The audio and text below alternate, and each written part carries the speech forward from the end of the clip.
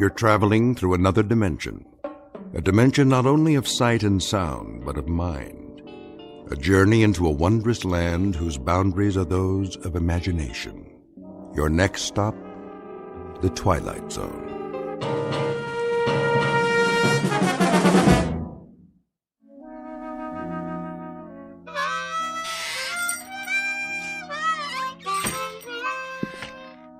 Oh, hi there, Pete. Didn't hear you come in. Why don't you join us? Set a spell. That's all right. I wouldn't want to interrupt you. Well, all right then. Where was I? General Pershing. Oh, yeah. So I said to Jack Pershing, General, I said there ain't gonna be no artillery support. They're dug in too deep. When was this now? First World War, of course. The Great War, we called it. Yes, sir. So I says to General Pershing, Jack, what we gotta do is we gotta enfilade. Know what I mean? Do what? Enfilade 'em. That's what we're gonna do. Ha ha! Enfilade 'em to beat the band. Frisby, when are you going to put that mouth organ of yours out of its misery? How's that? Or at least learn how to play it. Helps me relax. Well, sir, old Blackjack knew who he was dealing with. And that was? They didn't call me old Enfilade Frisby for nothing. Horseradish? Huh? Where do you keep the horseradish, Frisby? Right where it always was, Pete. Third shelf down. Down where? On your left there, next to the pickles. You got catsup? Underneath the cash register, behind the beans. What's your hurry? Come on over. I got another chair. No thanks. I'll put a new log in the stove. If it's all the same to you, Frisby, I'll just collect my goods and get on home while it's still daylight. Suit yourself. Oh, well, where was I? Oh, yeah. Well, sir, the following morning, we attacked up and down the line, and the rest is history. Smashed them to bits, we did. And then we went on to Paris to celebrate. Exactly 4.5 hours it took us. We had frogs' legs and cold duck till we couldn't eat no more. An hour later, we was in Berlin. Shall I say it, or do you want to? Be my guest. Frisby. Yeah? You not only got a pot belly big as that stove, you're the biggest liar who ever sat in that chair. You're doubting my word? You can start with that. Beyond just doubting your word, I'm calling you a liar flat out. How can you go from Paris to Berlin in 1 hour? Find the radishes, Pete? Yep. What about celery? All out. Getting some fresh ones in the morning. We're waiting, Frisby. How do you go from Paris to Berlin in 1 hour? Oh, hold your horses now. I'm coming to that. It's what made the whole operation so fantastic. I was doing some reconnoitering, and I found me a back route. That's very interesting, Frisby, except last week you sat right there, big as life, and told us you were in the Balloon Corps. You sure did. And that over the Battle of Marne, you shot down 3 German Fokkers with a pistol and personally directed the artillery so the Marines could win. Oh, I did that too. Only it was a year later. It was, let's see now, April of 1917. That's it. I heard enough. More than enough. I'm getting out of here. Well, now you might want to give that some thought, boys. Looks like rain to me. Rain? Sure enough, gonna be some rain. Tell by the clouds. You can always tell by the clouds, you know.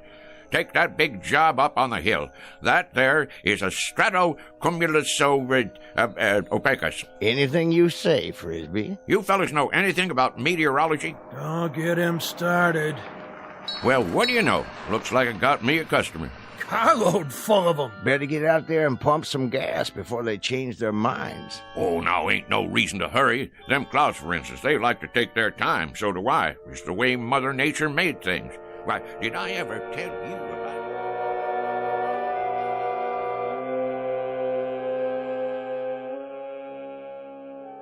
The slow-moving gentleman with the sizable mouth is Mr. Frisby, proprietor of Frisby's General Store, the local version of Gimbel's and Macy's.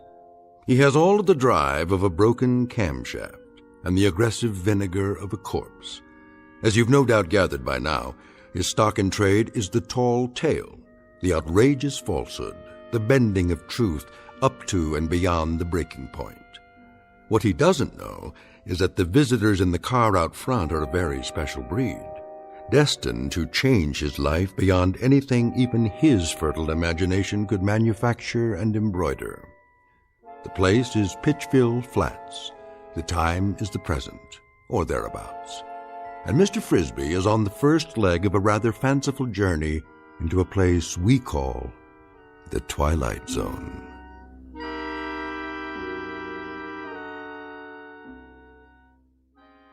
And now, The Twilight Zone, and our story, Hocus Pocus and Frisby, starring Shelley Berman, with Stacy Keach as your narrator.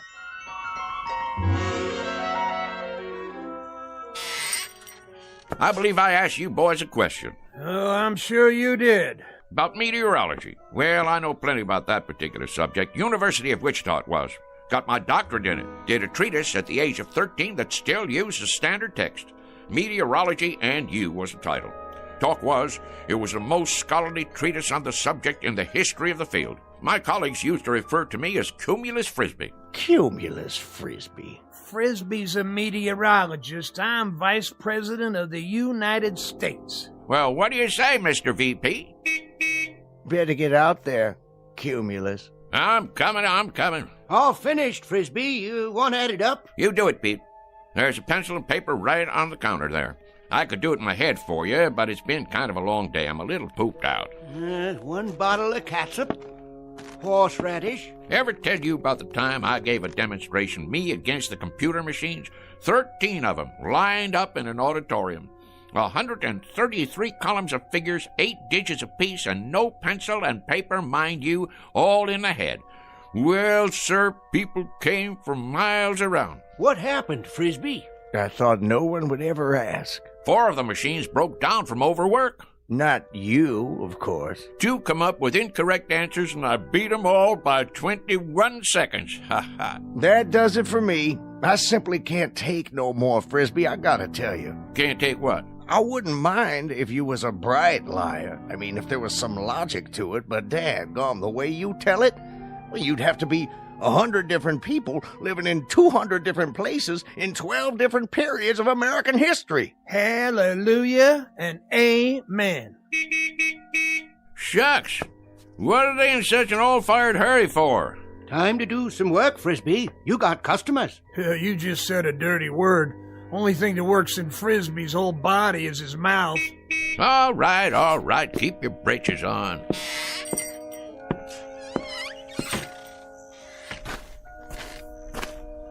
Howdy, gents. Hello. Want gas or something? Gas. Oh, yes. Sorry I had to wait. Not at all. You know, if you gotta be someplace in a hurry, you could have pumped it yourself. We could. Didn't you hear me yelling? Oh, we heard you. Definitely.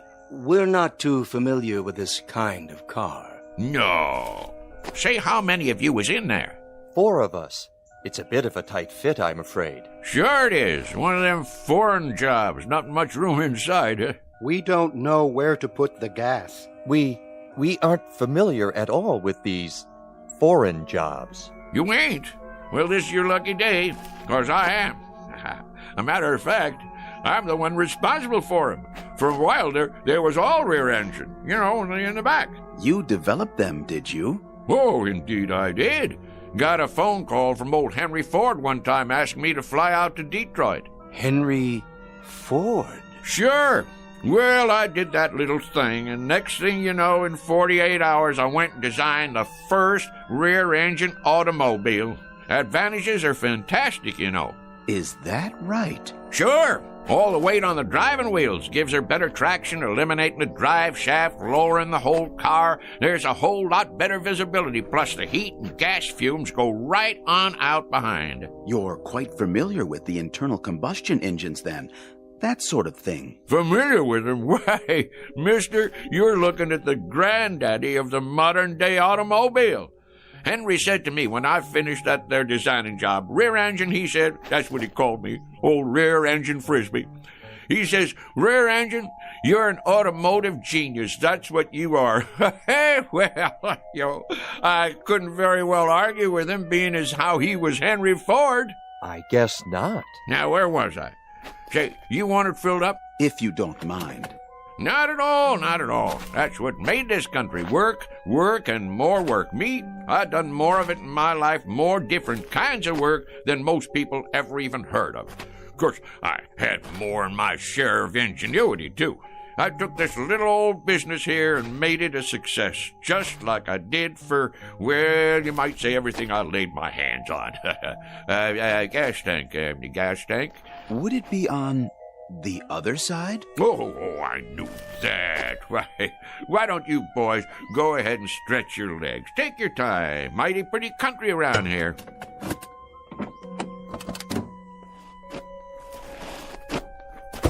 Yes, pretty. Of course, it wasn't very pretty when I moved in. First thing I did was plant all these trees, hundreds of them. I had to import them from my old friend Luther Burbank. You gotta give them just the right amount of water and a special kind of plant food I cooked up. This is the man. Without doubt, Frisby, is that it? Not a common name. He must be the one. Frisby. An incredible specimen. Done it all, knows everything, and everyone. All the greats. Then what we've heard is true. All of it. Absolutely. He studied at most of the major universities, holds a doctorate in at least 8 disciplines. A key man, obviously. Water and oil okay? I believe they are, but I'd feel better if you checked them. Might as well, long as I'm out here. I'll just open the hood and let me see now. Where's the latch now? In the front, maybe. Front! Where? Oh, no, what am I thinking? In back? Of course, where the engine is. Engine. You're a big help, Mr. Frisby. You don't know how much we value your personal attention. Oh, that's okay, boys. Look here. Ain't that something? They got the dipstick and all hidden away so's nobody can go messing with them. But I can see from here that they're just fine. They're just fine. And yep, that's fine and dandy. Well, that ought to do it. How much do we owe you? Looks like $5 and a couple of cents. Make it 5 even. Did you bring a supply of local currency? Right here. Which one? Will this do? This here's $20. That what it is? Yes, of course. 20. I think I got some change. Change? In my pocket. Hold on now. Did we give you enough? Oh, sure, but you got 3 5s coming back. That's not necessary, Mr. Frisby. You keep it. Huh? For your trouble. We have no need of it. That's mighty decent of you. You folks from around here? No, we're from quite a ways off. Well, if you're planning to drive a spell, I'd check in someplace first if I was you. And why is that? Those are dangerous-looking clouds. dangerous. Yes, sir. We're going to have some rain shortly. You can tell when it's going to rain? Rain? Mister, I can tell when the humidity drops 0.5%. I can predict fog, smog, hail, sleet, snow, dew, and freezing 24 hours before it happens. Really? Well, I was working on a perpetual motion machine in Sioux City, Iowa, back in 1921, when I got a call from President Harding. He was begging me to fly to Washington, D.C. and help him set up their meteorology department. Is that a fact? Not only is it a fact, but I'm giving it to you oversimplified, kinda. 'Cause I'm too modest to say what they put on the medal they gave me after I got 'em on the right track. That's how come you have weather predictions on the news. Mr. Frisby, we were wondering if... Not yet. We'll see you later, Mr. Frisby. You will? You may rely on it. Well, that'd be real nice. Stop on back and we'll sit around and talk some more. But mind what I told you about the weather. Best check into a motel or something till she blows over. We'll do something like that. Thank you so much, Mr. Frisby. Into the car now, gentlemen. Well, you take care now. Oh, we will. We will.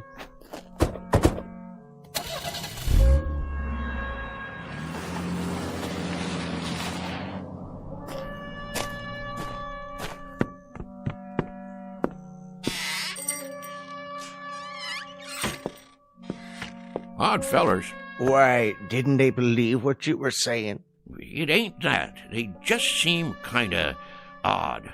Wearing suits like business fellows from the city. Handed me a $20 bill like they didn't know what it was. Well, how come you didn't tell them you was Andrew Jackson and that was your picture on it? That's one of the few things I ain't heard 'em claim. Wait around here long enough and you will. Well, we'll see you tomorrow, Frisby. Yep, see you tomorrow. Sure enough, boys. I'll be here. Same as always.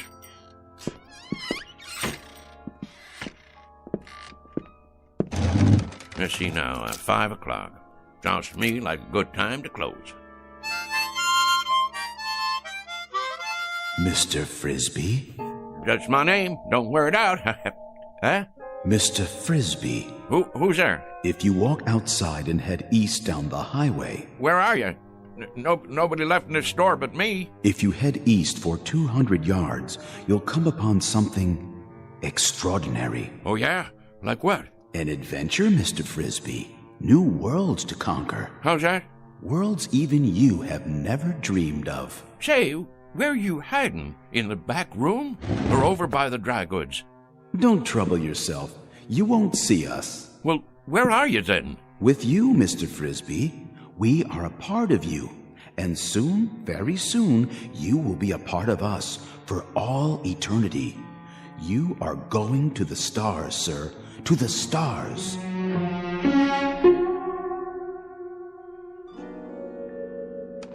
What do you mean, the stars? You talking about going to Hollywood? The stars in the heavens.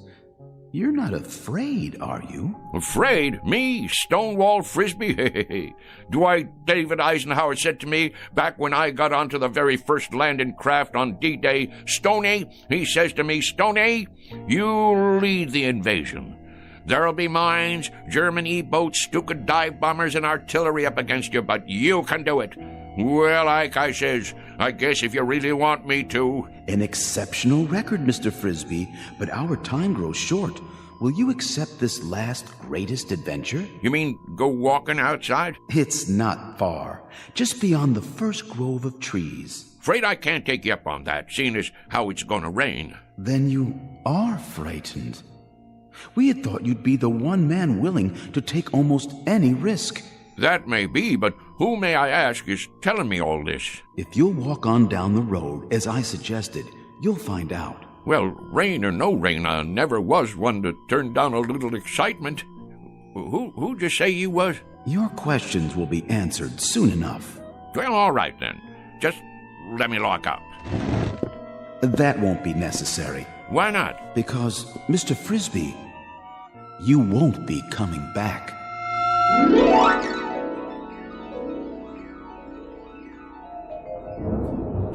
Well, will you look at that? I sure was right. Gonna be a big old storm tonight. Hurry, Mr. Frisby. I'm coming. Don't get your long johns in a twist. Straight ahead.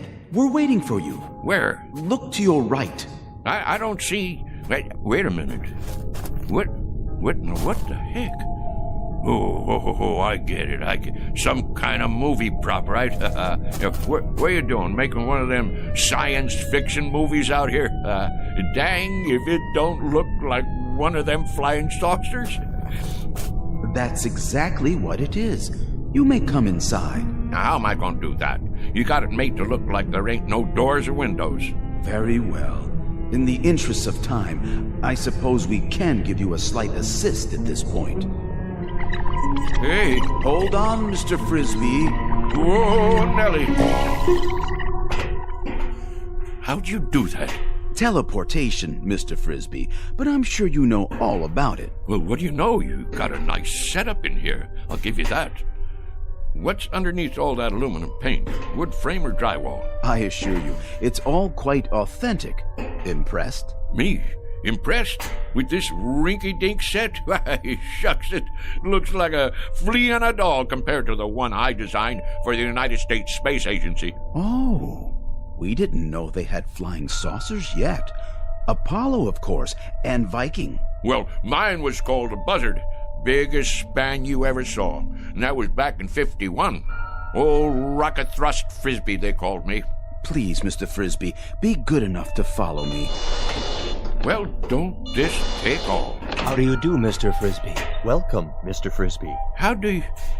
So this is part of that movie prop. That's it, ain't it? Some kind of Hollywood thing. Advertising a flying saucer picture, huh? In a word, Mr. Frisby, no. This is an actual spacecraft. Go on now. And we, my colleagues and I, have come here from another planet. We have indeed. All this way across the interstellar darkness to meet you. Well, in that case, I'm leaving. Correction, Mr. Frisby. You are staying. Wait, let me loose. I can't even wiggle my toes. I suggest you stop struggling against the force field and relax. After all, you're going to be here a while. A very long while in Earth terms. Why not make yourself comfortable while you prepare to meet the others? The others? That's right. The Intergalactic Council.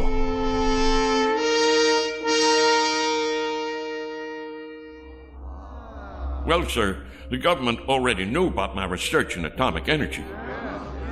Matter of fact, I suggested it to them as far back as 1923. Spent a whole summer one time with Al Einstein, during which time I gave him the preliminary stuff about that relativity theory of his. Smart as paint, that fella. Smart as paint. He had bad hair, though. Should have put some Brill cream on it. A little dab will do you. Anyhow, when I got this here call from New Mexico, I had to hightail it over there and show them how to make the bomb. Incredible. Fantastic. What a specimen. Now, let's see. That covers atomic energy. What was the next thing you fellows asked me about? If you wouldn't mind, sir. Go on, speak your mind. You're entitled, son. Your research in liquid propellants. Oh, yes, liquid propellants. Well, now, the main thing I gotta say about that is there ain't no liquid in the world that'll propel me faster than a dry martini on the rocks. We were referring to liquid propellants as applied to space travel, Mr. Frisby. Oh, them liquid propellants. I get your drift. Yeah, I developed the first ones used by the Air Force in that old whack Corporal rocket, remember? Used to have a model of it out in front of Disneyland.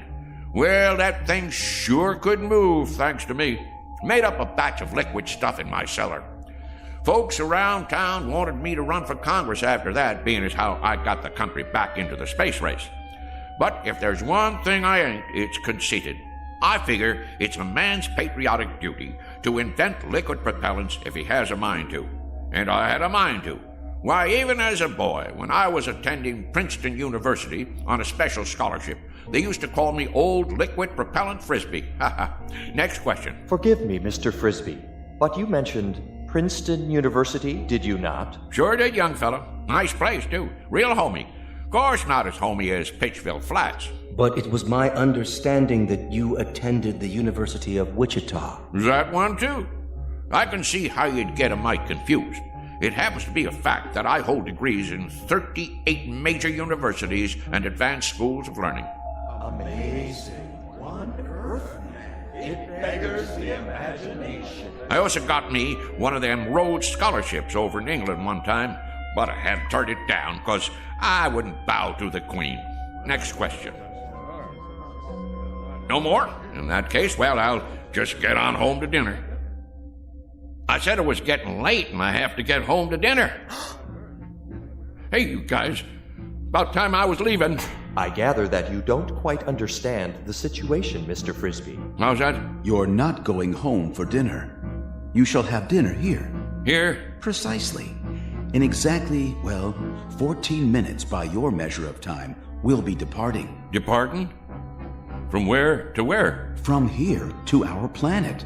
You see, Mr. Frisby, our assignment here was to secure a representative Earth species, the most brilliant we could find.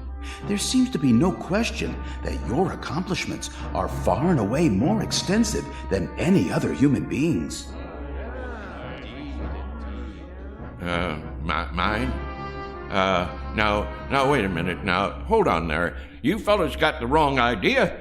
Why, I'm just a plain old country boy, a bumpkin. I'm a bumpkin. That's what I am. Just a rube with a big mouth. Come now, Mr. Frisby. You do yourself a terrible injustice. We know all about you and your accomplishments. My accomplishments. Mister, the one accomplishment you fellas didn't pick up on is the fact that I am the gall-darndest liar that ever walked the pike. I spin the longest yarn west of the Rockies, and I'm not talking about exaggerating. I'm talking about lies. I mean lies. Mr. Frisby. Don't you get it? I'm a liar. I ain't got enough truth in me to raise a bump on a bee. There are some terms that have no equivalent in our language. This word, lie, that you mentioned. Dang right, lie. That there is the opposite of the truth. Don't you have that on your planet? Have what, Mr. Frisby? Have a fella that runs around talking the bull off a nickel? I'm afraid not. We have no concept of this term. You mean whatever somebody says goes without saying? That is the truth? So everything I told you, every doggone piece of harebrained guff I've been throwing at you, you believe it? And now you're taking me up to your planet so you can stick me in a cage? Oh, hardly that, Mr. Frisby. It won't be a cage. We'll naturally have to keep you confined, much as we do the other specimens we've collected. We've got a marvelously entertaining Venusian. He sings simultaneously in 8 different octaves, and he accompanies himself on percussion with his tail. Now, you listen to me. I'm a bona fide American citizen, and I got my rights. And furthermore... Please contain yourself, Mr. Frisby. Since we'll be departing very shortly, you have your choice of dinner now or later. Perhaps you'd prefer waiting. What is your pleasure? I'll tell you what my pleasure is. My pleasure is to punch you right smack dab on the jaw. What the... Don't be alarmed, Mr. Frisby. That was only a mask, a disguise we use to pass among Earthlings. This is my real face underneath. I hope its appearance doesn't unduly disturb you. Mr. Frisby? Whoa, whoa, whoa. Mr. Frisby!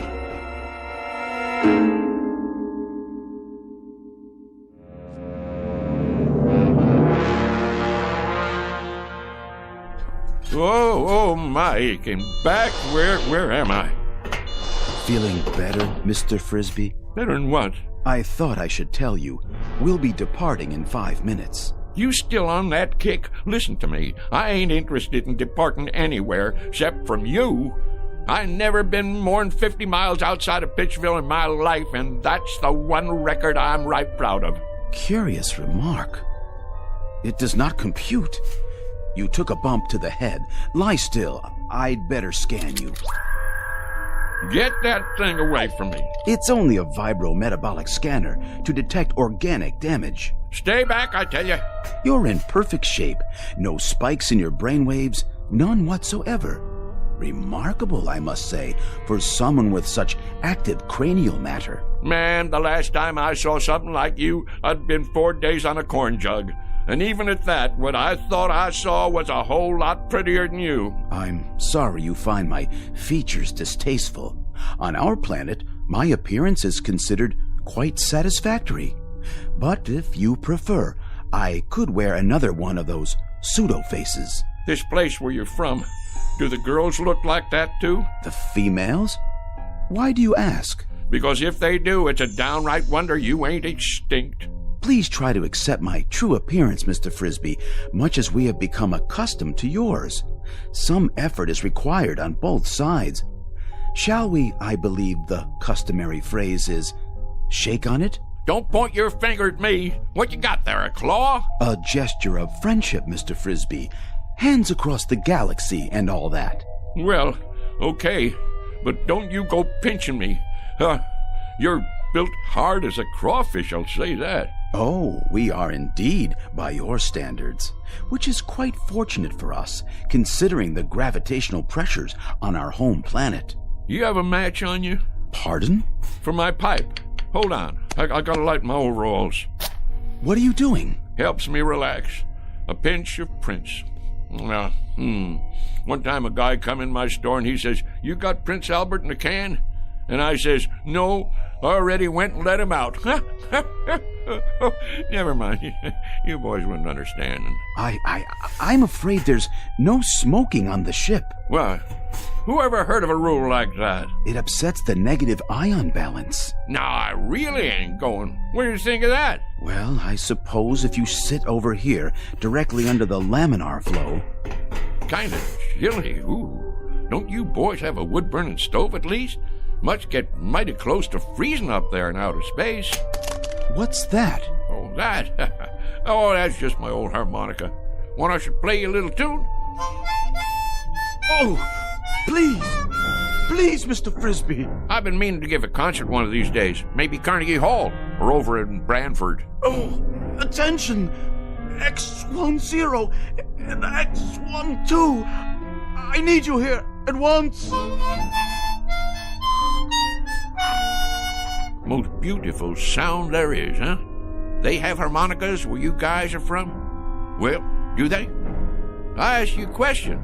Do you have harmonicas up there where you Help! Help! You don't look so good. Kinda green. Whoa, well, let me play some more for you. Ain't nothing like a little tune before dinner. That's what I always say. What's that horrible sound? It's that object. I've got to get it away from him before it's too late. Back. It's dangerous. Stay away from it. Save yourselves.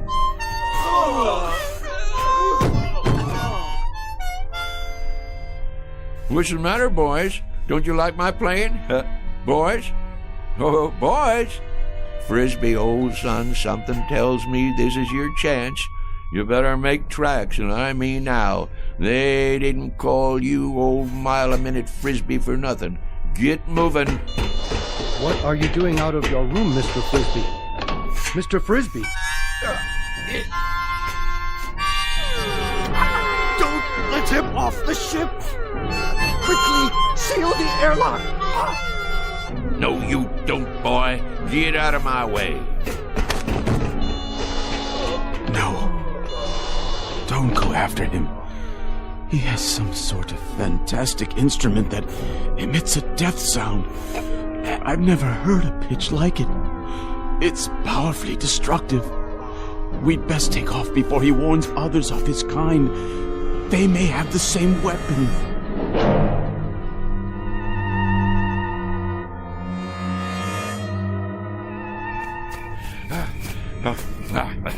Can't catch this old boy, can you? Go on, get out of here. Get on back where you come from. That's it. Scat.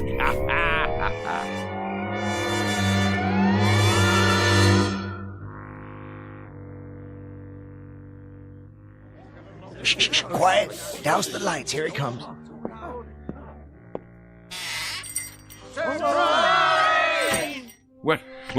What's going on here? Will somebody tell me what's happening here? What do you mean, what's happening? It's your birthday, ain't it? As if you didn't know. And this here is a surprise party. As if you didn't know that either. Congratulations, Frisby. Put her there, old buddy. Well, I sure didn't expect nothing like this. The heck you didn't. The present. Give him the present, dadgummit. I've been waiting all day for this. Got it right here. What are you waiting for? Go on, Frisby, open it up. Well, you folks sure sprung one on me. Want me to help you get the paper off? No, I can get it. Go ahead, read it. What is it, some kind of trophy? It's what they call a lovin' cup. Went into town and ordered it special. Go on, read it out loud. For the first time, Frisby is at a loss for words. I'll read it for him. World's greatest liar, Mr. Somerset Frisby, presented by his friends on the occasion of his 63rd birthday. Folks, all I can think to say is, mighty nice of you all. Mighty nice. Ain't you gonna make a speech? Yeah, Frisby. Tell us one of them real whoppers. Like where you been the last couple of hours? Was you inventing something? Or maybe you just took a quick trip to the moon? Well, you ain't far wrong, and that's a fact. I knowed it. I've been waiting for this all day. First off, you know who them fellas was in that car? Which car? That little foreign job come in here for gas, remember? The President of the United States and the Secret Service. Well, I'll tell you who them fellas was. They was from outer space. Oh, isn't he the living end?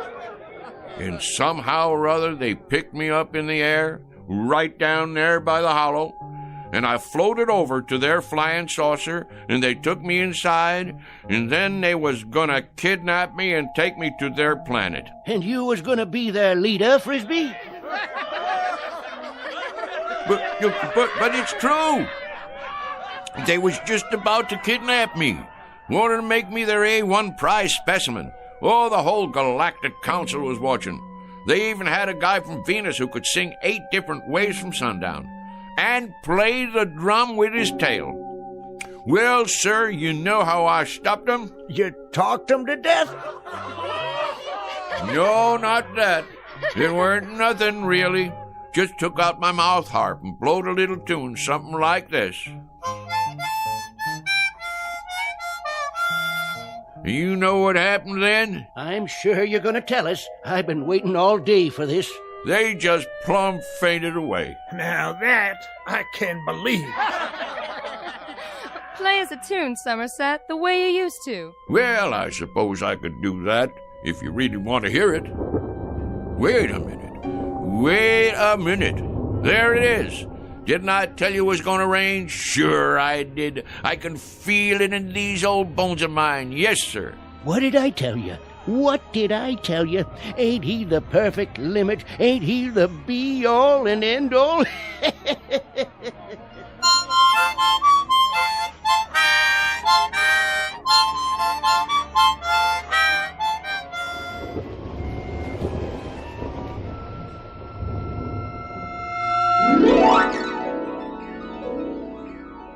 Mr. Somerset Frisby, who might have profited by reading an Aesop fable, the one about the boy who cried wolf. For now, consider this one more tall tale from the timberlands of the Twilight Zone.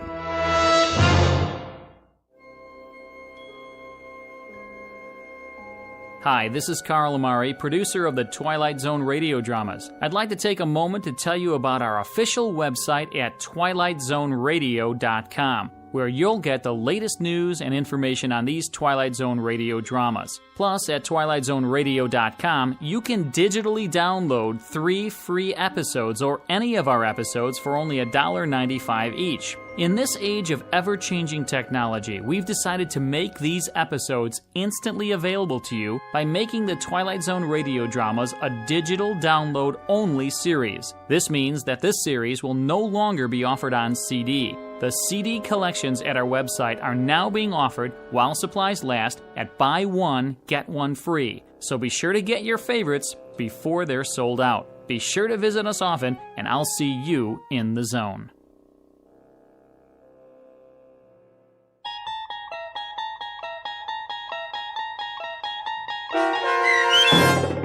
Hocus Pocus and Frisby, starring Shelley Berman, with Stacy Keach as your narrator, was written for the Twilight Zone by Rod Serling, from a story by Frederick Lewis Fox, and adapted for radio by Dennis Etchison. Heard in the cast were Mike Novak, Richard Hensel, Turk Muller, Sarah Marks, Jeff Lupetin, Christian Stolte, and Doug James. To learn more about the Twilight Zone radio dramas and to obtain audio cassettes and CDs of these programs, visit our website at twilightzoneradio.com.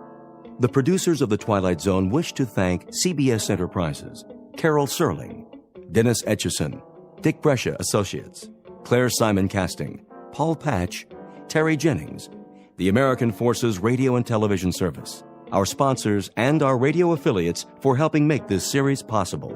This copyrighted radio series is produced and directed by Carl Amari and Roger Wolski for Falcon Picture Group. Doug James speaking.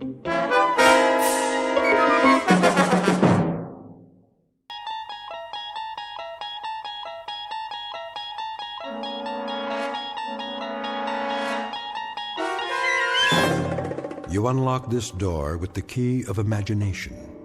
Beyond it is another dimension, a dimension of sound, a dimension of sight, a dimension of mind. You're moving into a land of both shadow and substance, of things and ideas. You've just crossed over into the Twilight Zone.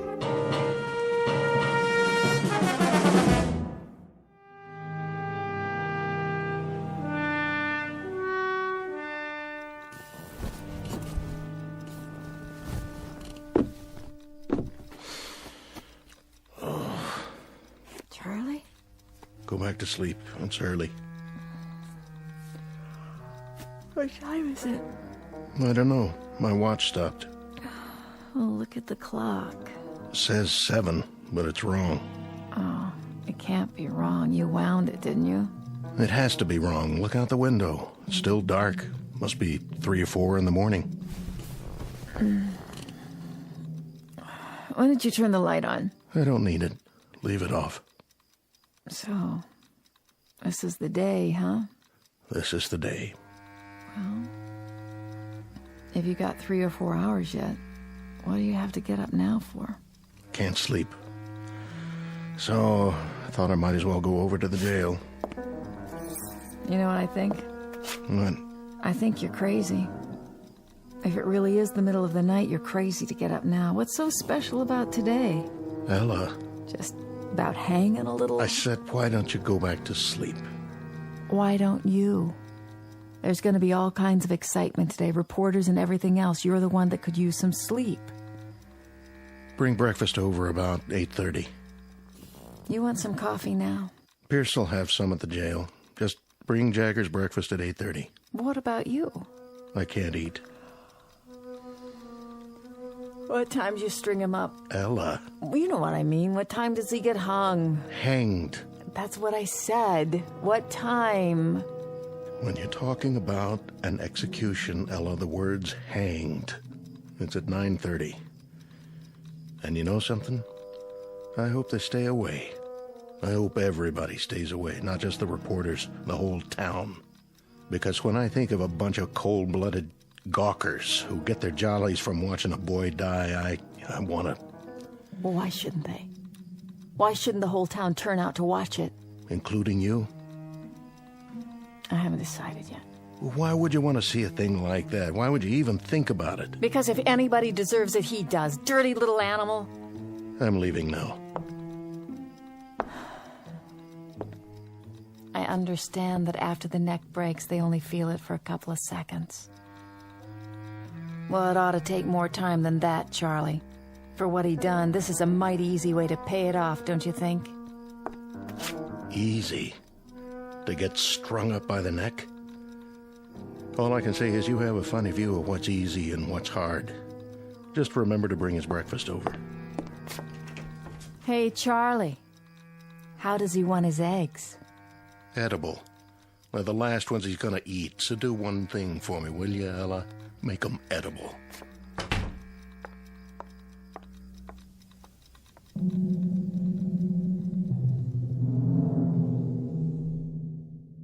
Sheriff Charlie Koch on the morning of an execution. For the record, and as a matter of absolute fact, it is a little after 7 a.m. Now, logic and natural laws dictate that at this hour there should indeed be daylight. It is a simple rule of physical science that the sun should rise at a certain moment and take away the darkness. But at this given moment, Sheriff Charlie Koch, his wife Ella, a condemned man named Jagger, and everyone else in this small, inconsequential town are about to find out that there are some causes and effects that have no precedent, except in the Twilight Zone. And now, back to our story from the Twilight Zone. I Am the Night, Color Me Black, starring John Ratzenberger with Stacy Keach as your narrator.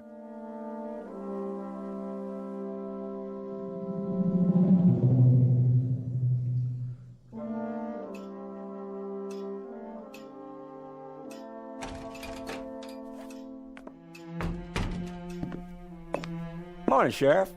Pierce, anything doing? Nothing much. You sure? Yep. Take your feet off the desk. Sure thing, Sheriff. Glad you finally made it. This ain't the day to be oversleeping. You tell me all about sleeping, Pierce. You're the expert on that. Hey, don't get me wrong. I mean, I ain't complaining. You ain't complaining, but at 2 or 3 in the morning, you've had a 4-hour shift. And, buddy, that doesn't break anybody's back. 2 or 3 in the morning? What have you been drinking? It's 7:30. Then why is it pitch black outside? What are you talking about? Take a look.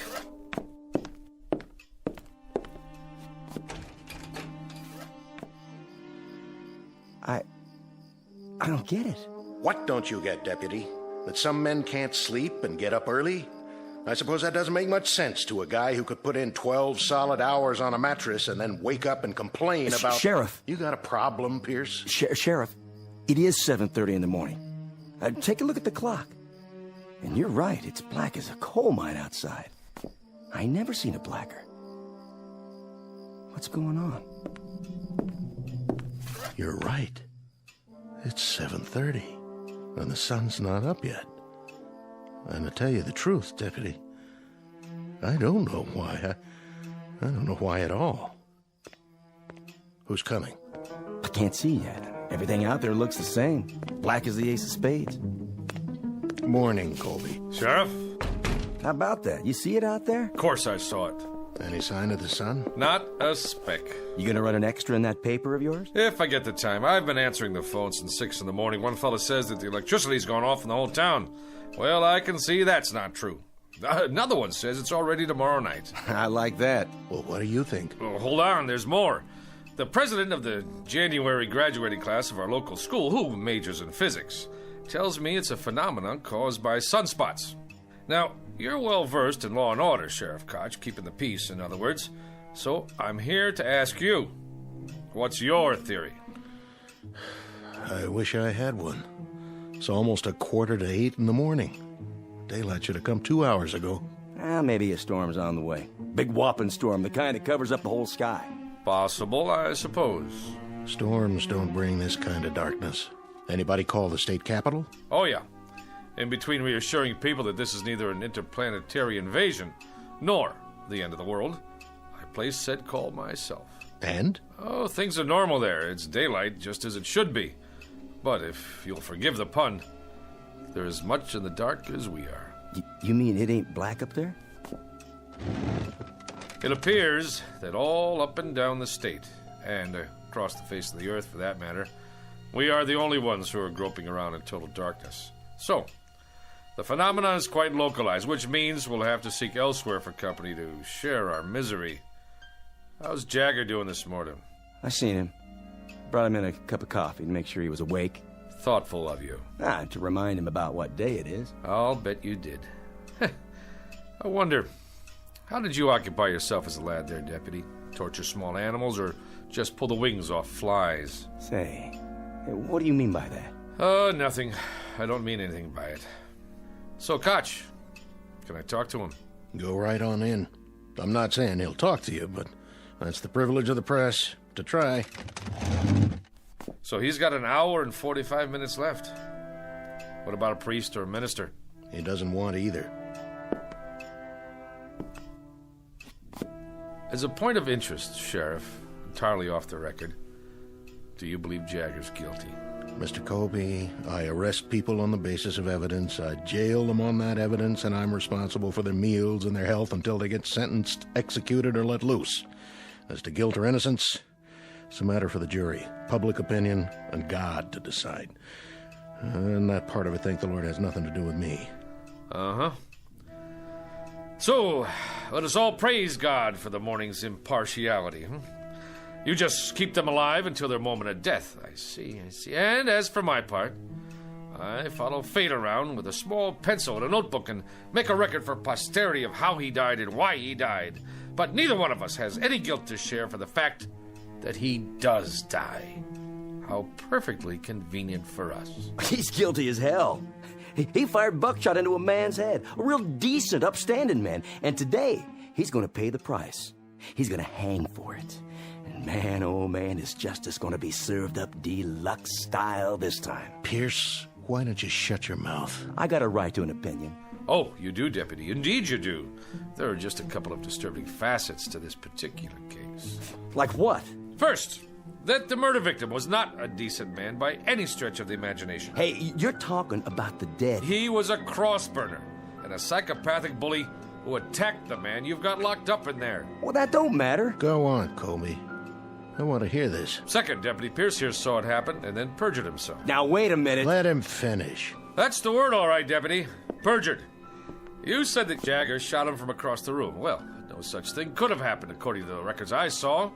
The murdered man had powder burns all over him. So what? Oh, you tell me how a man can get shot from 10 feet away and still have powder burns on his skin. And by itself, that might not have proved self-defense, but it would have supported Jagger's story. It would have at least raised some doubts in the jury room. If they had heard it. I wondered about that myself. Did you, Sheriff Koch? Well, you saw the body, didn't you? I saw it. But I didn't hear any comment on those powder burns when you gave your testimony, or did I miss that? I answered the questions they asked me. Oh, don't feel singled out now, because your courageous editor who covered the trial from start to finish, he just didn't see fit to include that insignificant little detail in any of his news stories either, now did he? Even though for some reason he knew at the time that he was being very, very selective about what he wrote and what he didn't write, about the truth, in other words.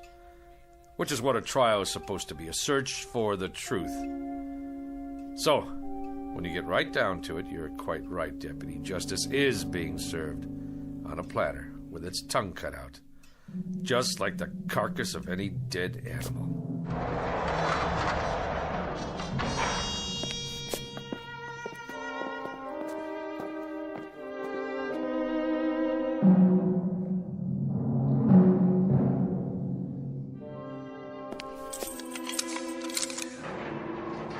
Call me when you're ready.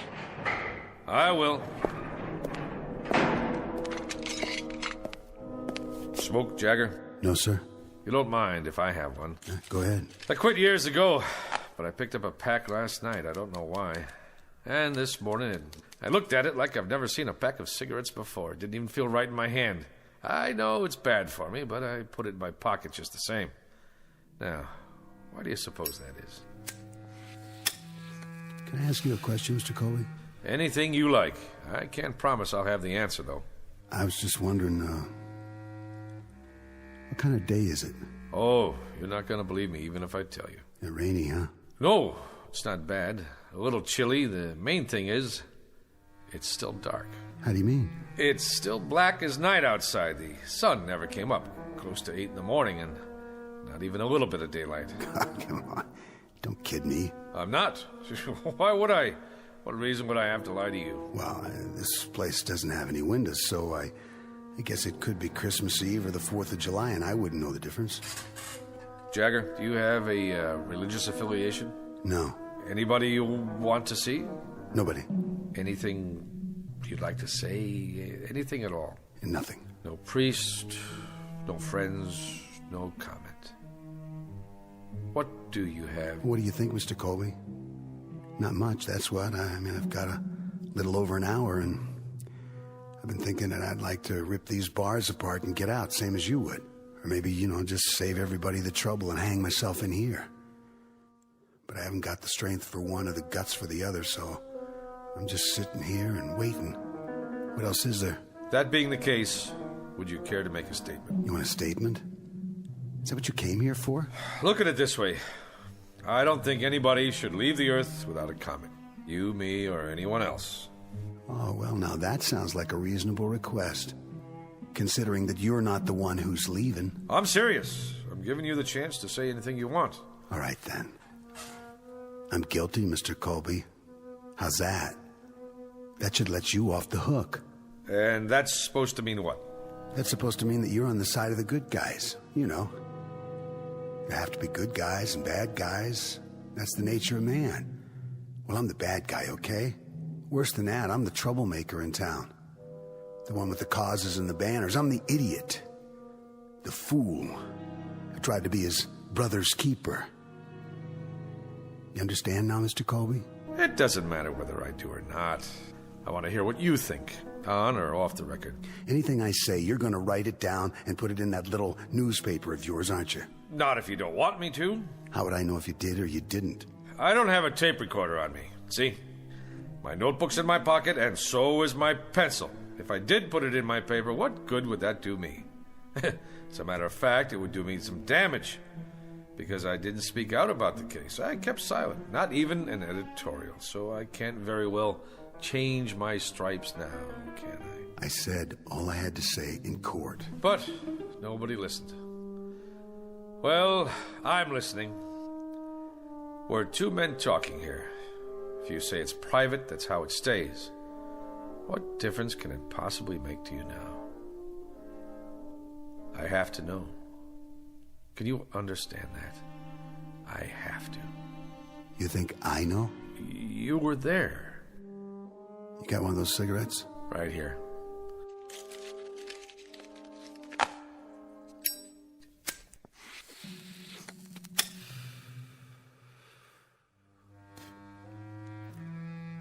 There was a shotgun. It wasn't mine, it was his. Everybody knows that, but they convicted me on premeditated murder, even though I'm the one who tried to take it away from him before he could go out and use it. So you fought with him? I either loaded the gun and put it in his hands, or I tried to get it away from him. Take your pick. All I remember is the gun going off, and that's what counts, isn't it? Not motives, not what's in your head. You know what road is paved with good intentions. Good, bad, it doesn't matter. I'd say there's a big difference. A huge one. Except that the man I killed, he was the White Knight. I wouldn't say that. Well, I would. The things he did, other people only thought about. What they wanted to see happen but didn't dare do. He was the cross burner, the bomb thrower. He did their dirty work for them, like whipping some poor, scared guy just for being black, when nobody else had the guts to pick up a stick or a rock to do it themselves. So the White Knight ended up with his brains spattered all over the place. And I was the cause of that, one way or the other. There's no way the people around here were gonna pin a medal on me. You don't think much of this town, do you? Do you? The man wasn't a saint, but he died. And what the jury said was that regardless of how it happened, we cannot dispense life or death because someone offends us. That's the distinction between men and animals. And that's well said, Mr. Colby. You tell it to the man who fixes up the rope, okay? You tell it to the sheriff and his deputy out there. You tell that to the town while they stand around and watch my eyes bulge out and my tongue swell up and I choke and do my little dance for them. You tell them all about the difference between men and animals. But you better draw pictures. Because this kind of language they just don't get. Catch! You ready, Mr. Colby? I'm ready.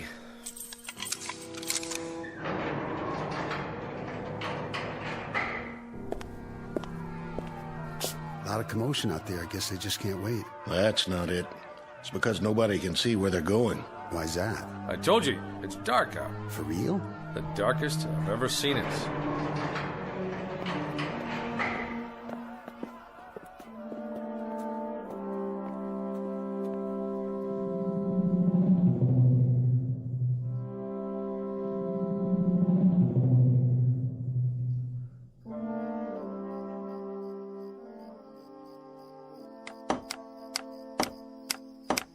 Get the crossbar on there real good. I got it, officer. And the rope. Make sure it's fixed right. Don't want it to break now, would we? No, sir. Could you point your flashlight up here one more time? You got it. How's that? Looks A-okay from here. You done real good, boys. Boss? What? Well, sir, you had us add cleats to the support, and then you wanted a bigger crossbar, and now you ordered a new rope, but just for today? Well, the old setup was just fine the way it was, as far as I could tell. So how come you went and spent all that extra money? Because this one's gonna go off without a hitch. Right, boys? Well, if it don't, it sure won't be your fault. That's the truth. All right. I guess you can come on down. We gotta test it one time. Sure thing, boss. Now, when I say pull, you drop the sandbag. Yo. All right, then. Pull! That got her. That got her good, didn't it, boys? Yeah, boss. It sure did. Who's there? Easy, Pierce. Looks like everything's in working order. Yep, that'll take care of him. Sure it will. But I'm still worried about one thing. And what's that? Exactly who or what is going to take care of us. There it goes, 9 bells. Why is it so dark then? Is it an eclipse? Can't be. I've been listening on the radio. This ain't no eclipse. It's weird. It's just plain weird. Word of the darkness that has suddenly and inexplicably engulfed this remote Midwestern town. Turn up that radio so we can hear. It is now 9 a.m. Eastern Standard Time, but latest reports indicate that the darkness blanketing the specific location is virtually total. So far, there is no sign whatever of any daylight on the horizon. A spokesman for the Meteorological Service says that the event is without precedent, according to records covering the past 150 years. Who's that? Turn on your headlights.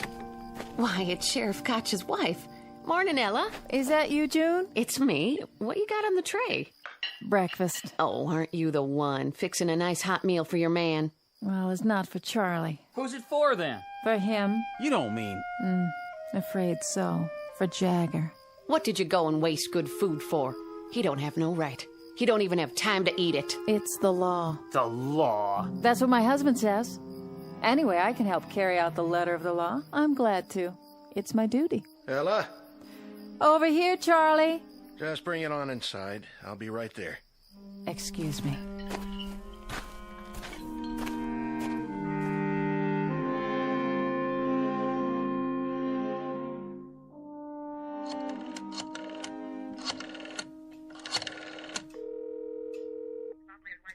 The governor, please.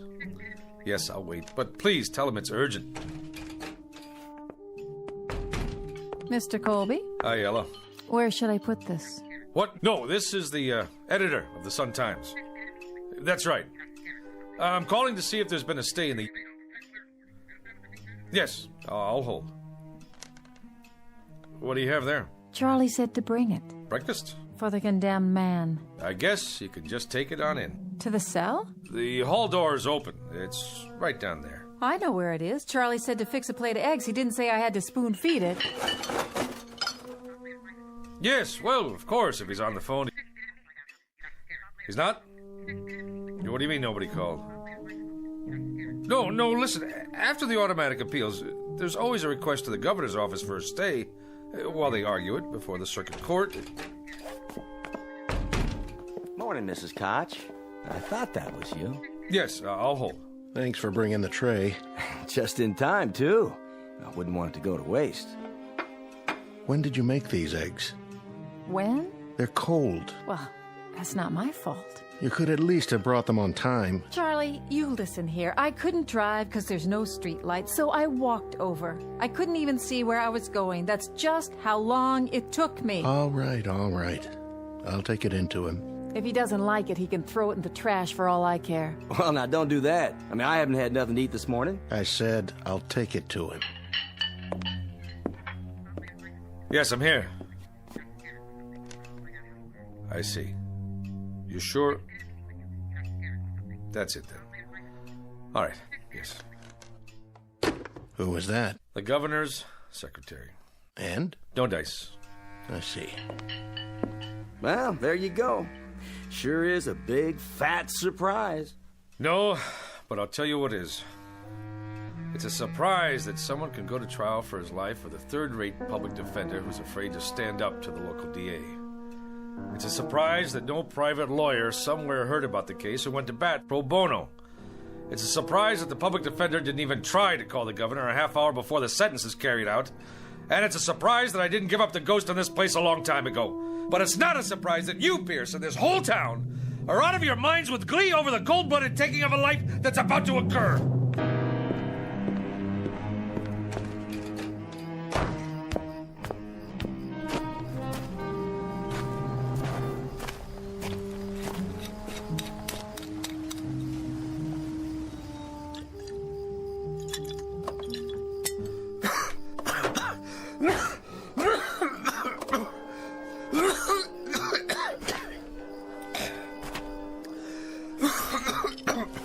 I think you dropped this. It's all right, Reverend Anderson. It's empty.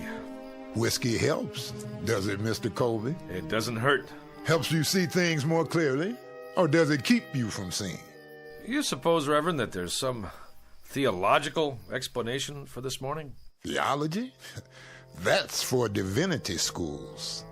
This is a time for faith. Faith in death or in darkness? Maybe if we thought there was a divine act going on here, we could find a way to live with it. God is always with us, whether we know it or not. Is he? Even now. This isn't the first gallows ever built, Reverend, or the last. Won't be the first man to lose his life at an untimely age, and we won't be the last mourners on this earth either. Did you see him? Did you talk to him? Briefly. He wouldn't see me. Wouldn't even let me in his cell. That's a pity. He's a lonely boy. But at least he won't be lonely for much longer. That's the truth.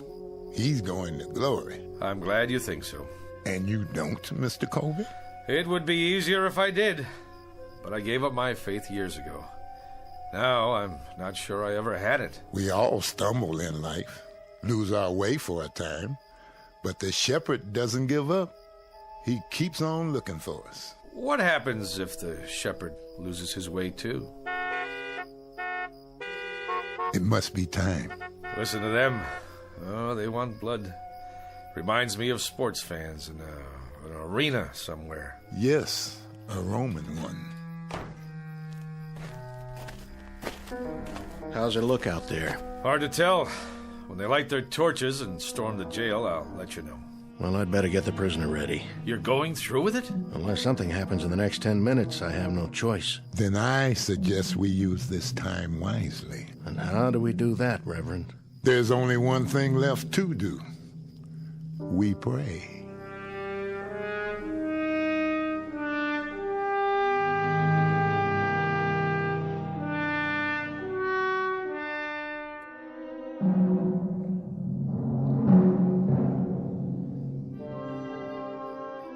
No time to pray now. It's 9:25. That's right, ain't it? 9:25? 5 more minutes. I can't believe Koch's doing this.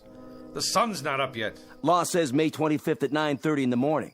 Well, that's what it is. May 25th, and it's pretty near 9:30 already. Quite apart from the fact, Mr. Pierce, that you're not the most sensitive of men, doesn't this morning suggest to you that there's something odd going on, and that perhaps we'd better dispense with business as usual until we find out exactly what it is? You know something? I've taken an awful lot of crap from you. And just who are you, anyway? A little shot editor of a crummy little paper? That's right, a crummy little paper that crawls along on its hands and knees from one edition to another. The way I figure it, you got more creditors than you got readers. That'll do it, Pierce. That won't do it by a long shot. And maybe you feel like turning your cheek to this bum, but there ain't no rule book says I gotta. He says I perjured myself, says I lied.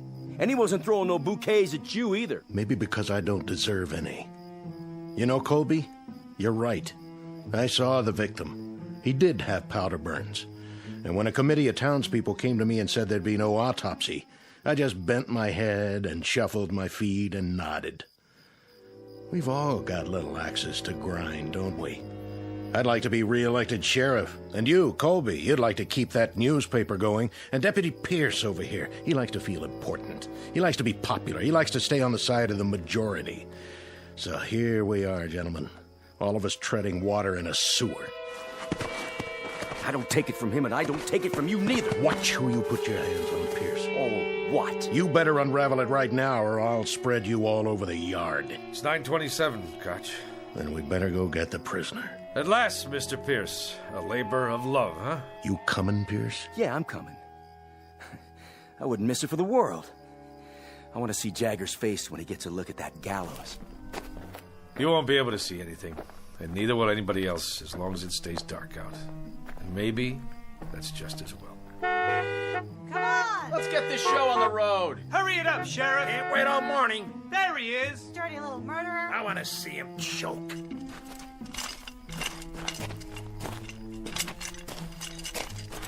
You don't need the chains. I'm not going anywhere. He has some minutes, doesn't he? He's used them already. We're behind schedule. You can talk to him now, Reverend. Take your time. It's my time. And I got nothing to talk about. Then let's go. Let's get on with it. Don't waste your last minutes, Jagger. We're a different color, and I know we have different faiths, but you've stood up for me and mine. You've spoken for us. And God help you, you've killed for us. I think we owe you some peace, and I'd like to try to give you some. That rope over there give me peace. I don't need any words, Reverend. No quotations, nothing in the Bible or any other book. Get it over with! Yeah, let's go! Yeah! Patience, everybody! I'm gonna give you what y'all came here for. I'll dance at the end of the rope, and I'll choke, and I'll swing back and forth like a rag doll. Yeah, you'll see. You'll get your money's worth. I promise. This way. I told you, I'll do this myself.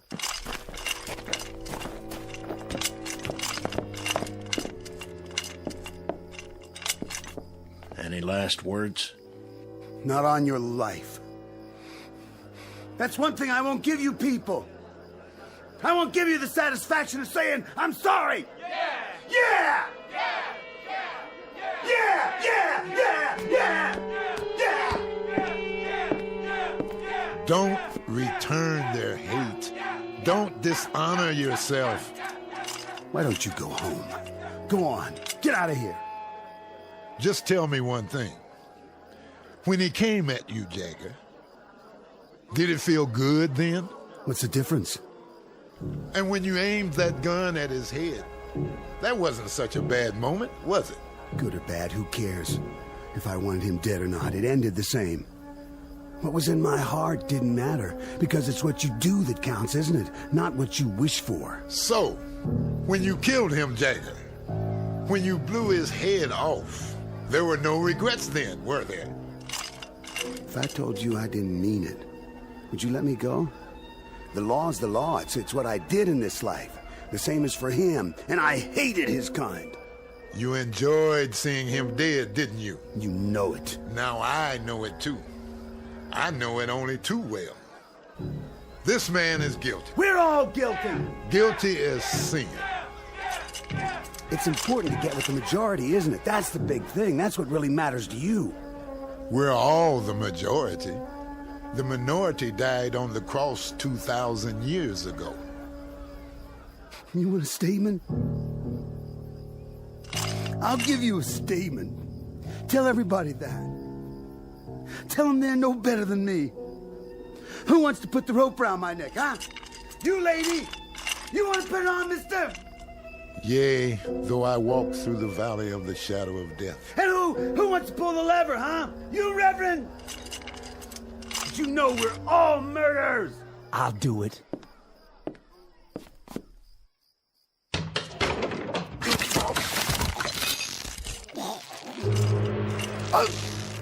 Hey!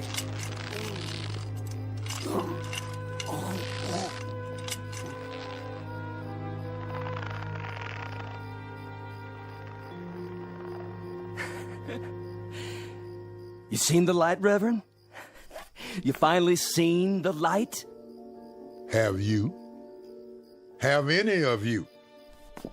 In all this darkness, can anyone make out the truth? Look at what's hanging from that gallows. He hated. He killed. Now he dies. You hated. You killed. And not one of you isn't doomed. Not one. Do you know why it's dark? Do you know why there's night all around us? Do you know now what the blackness really is? It's the hate he felt. The hate you've felt. The hate all of us felt. There was too much. There was way too much, and we had to vomit it up, and now it's surrounding us and choking us. So much hate. So much miserable hate.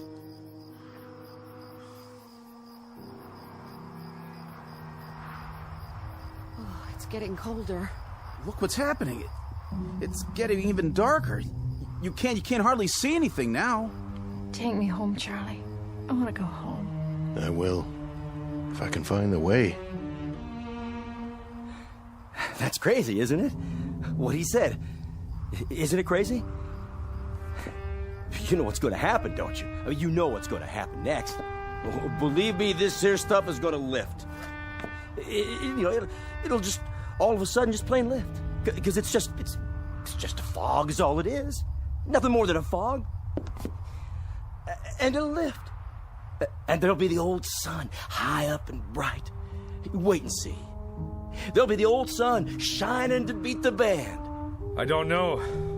I don't know if there'll ever be daylight again. Only God knows. And I'm not even sure about that. Reports now coming in of similar occurrences here in the United States and abroad. At 9 o'clock this morning, a dark cloud suddenly appeared over several widely separated U.S. cities. The government of Israel has verified the fact that a rectangular area over the West Bank appears to have gone dark. In China, correspondents just filed a news item about several square blocks, including a political prison, thrown into darkness early this morning. In Iran, an area in Southeast Asia, in Central and South America, the African continent, the darkness continues to spread.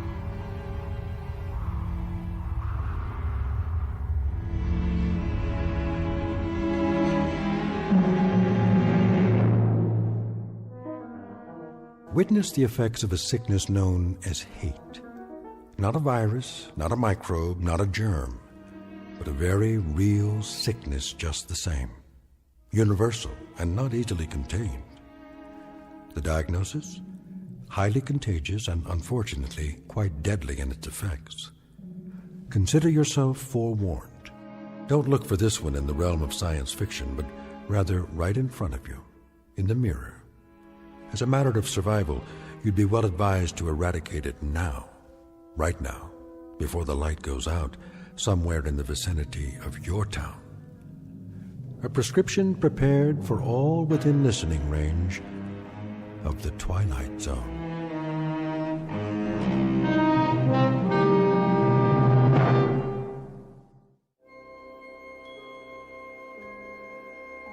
Hi, this is Carl Amari, producer of the Twilight Zone radio dramas. I'd like to take a moment to tell you about our official website at twilightzoneradio.com, where you'll get the latest news and information on these Twilight Zone radio dramas. Plus, at twilightzoneradio.com, you can digitally download 3 free episodes or any of our episodes for only $1.95 each. In this age of ever-changing technology, we've decided to make these episodes instantly available to you by making the Twilight Zone radio dramas a digital download-only series. This means that this series will no longer be offered on CD. The CD collections at our website are now being offered while supplies last at buy one, get one free. So be sure to get your favorites before they're sold out. Be sure to visit us often, and I'll see you in the zone.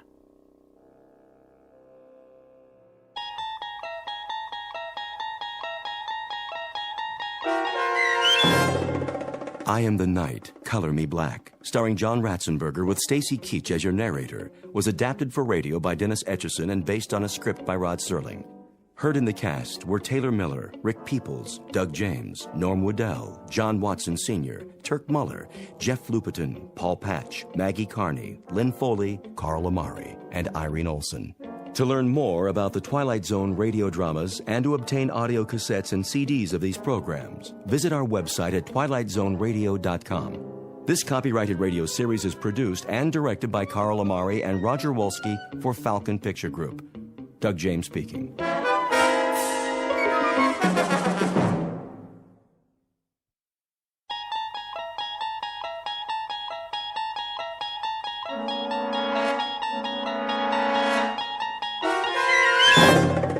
You unlock this door with the key of imagination.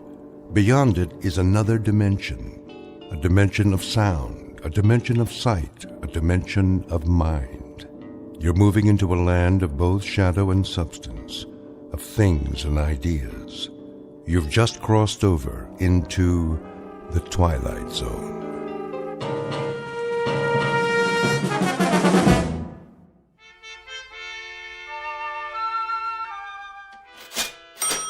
You're quite sure this is a genuine Tiffany? Quite. The provenance dates back to 1922. Very well, then. Kindly have it delivered. Of course, madam. Will that be cash or charge? Put it on my account. Very good. I can deliver it to your home by, let me see, Thursday at the latest. But I simply must have it tonight. I've invited the girls over for bridge. The girls. I see. Oh, Robert. Yeah? See that Mrs. Gunt receives her lamp this afternoon.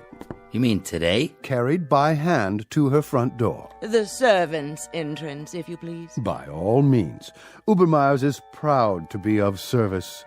If there's anything else we can provide, don't hesitate to... That will be all. Very good, ma'am.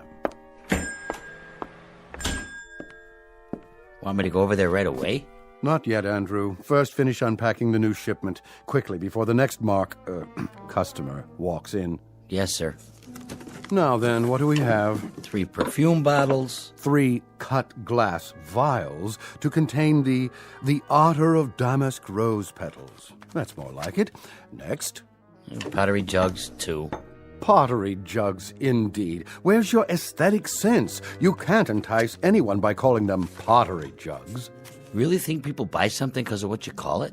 People don't come to buy anything in a gift emporium. They come because they don't know what they want. Then I sell them something. So what are you going to call these pottery jugs? Something exquisite.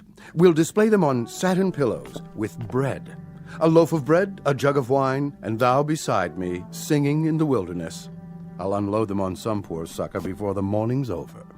Okay, what about this? When we buy a shipment from Morocco, sight unseen, I suppose we take what we can get. But to sell that will require some creativity. Now, clean this up at once. May I help you? I hope so. I'm not sure. What's this? That would be an authentic voodoo mask. Oh. What about the pajamas? These are not pajamas, sir. They are a genuine imported harem girl's costume in 100% hand-sewn silk. Well, I don't know. It has to be something special. Very special. Suppose you describe the occasion and leave it to me. A personal gift? Not too personal. See, there's this girl in my office. Ah, a young lady. She's like a goddess. I wouldn't want her to think that I was implying, Of course not, sir. I understand. But for a beautiful young lady, what is her occupation, may I ask? She's a secretary. Oh. I have it. Something for her desk. Well, she's already got a computer and a lot of pencils. Something to remind her of you throughout the day. Subliminally, shall we say. Now, as to price, would $100 be too extravagant? 100? But of course she mustn't feel bought. Romanced is more like it. Aha! Perfect. What is? It's ideal. Romantic, but subtle. Not forward. No. You mean this old? This magnificent antique. Truly distinguished. Fit for a goddess. I can't make up my mind. A perpetual reminder of your taste, your flair for romance. Fill this with fresh flowers, and she won't be able to pluck you from her thoughts. Between 9 and 5, at least. After that, it's up to you. It's kind of tarnished, isn't it? That's not tarnish, sir. It's a patina. A testament to its authenticity. And only a mere $20. Well, that is more reasonable, I guess. Put this in a gift box, will you, Robert? For a most discriminating gentleman. Sure thing. Thank you, sir, for making such a wise choice. I hope you'll allow us to serve you again when it's time for the engagement. Don't mention it. Cash, I presume.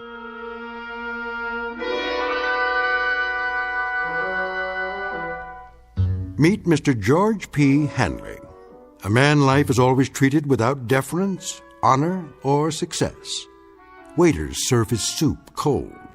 Elevator operators close doors in his face. And mothers never bother to wait up for the daughters he dates. For George is a creature of humble habits and tame dreams, a square peg in a square rut, and the living embodiment of what's commonly referred to as some poor sucker. He is, in short, an ordinary man, but at this moment the accidental possessor of a very special gift, one that measures men not against their accomplishments, but against their deepest desires. The kind of gift most of us might ask for, then learn to regret. If, like Mr. George P. Hanley, we were about to plunge headfirst into our own personal Twilight Zone. And now, The Twilight Zone and our story, I Dream of Genie, starring Hal Sparks, with Stacy Keach as your narrator.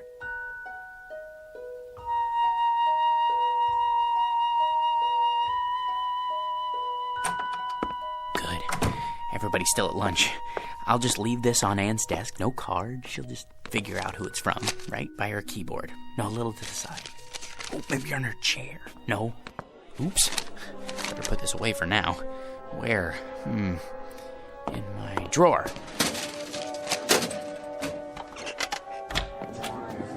Hey, Georgie Porgy, what happened to you? I had some errands. Well, you missed the worst chili con carne ever offered for human consumption. It set a new low, even for the greasy spoon Nick calls a diner. Fill my stomach, like a bag of rocks. I don't care much for chili. Georgie, witness a solemn vow for me, will you? I have to enter these municipal bonds. I, Roger Hackett, do solemnly swear never again to commit gastronomic harry-carry at Nick's, starting on the day I get my promotion at this office. Your promotion? Yep. I thought everyone with equal seniority had the same chance. Mr. Watson said... That's correct, Georgie old Porgy. We're all equal, but some of us are a little bit more equal than others. Especially me.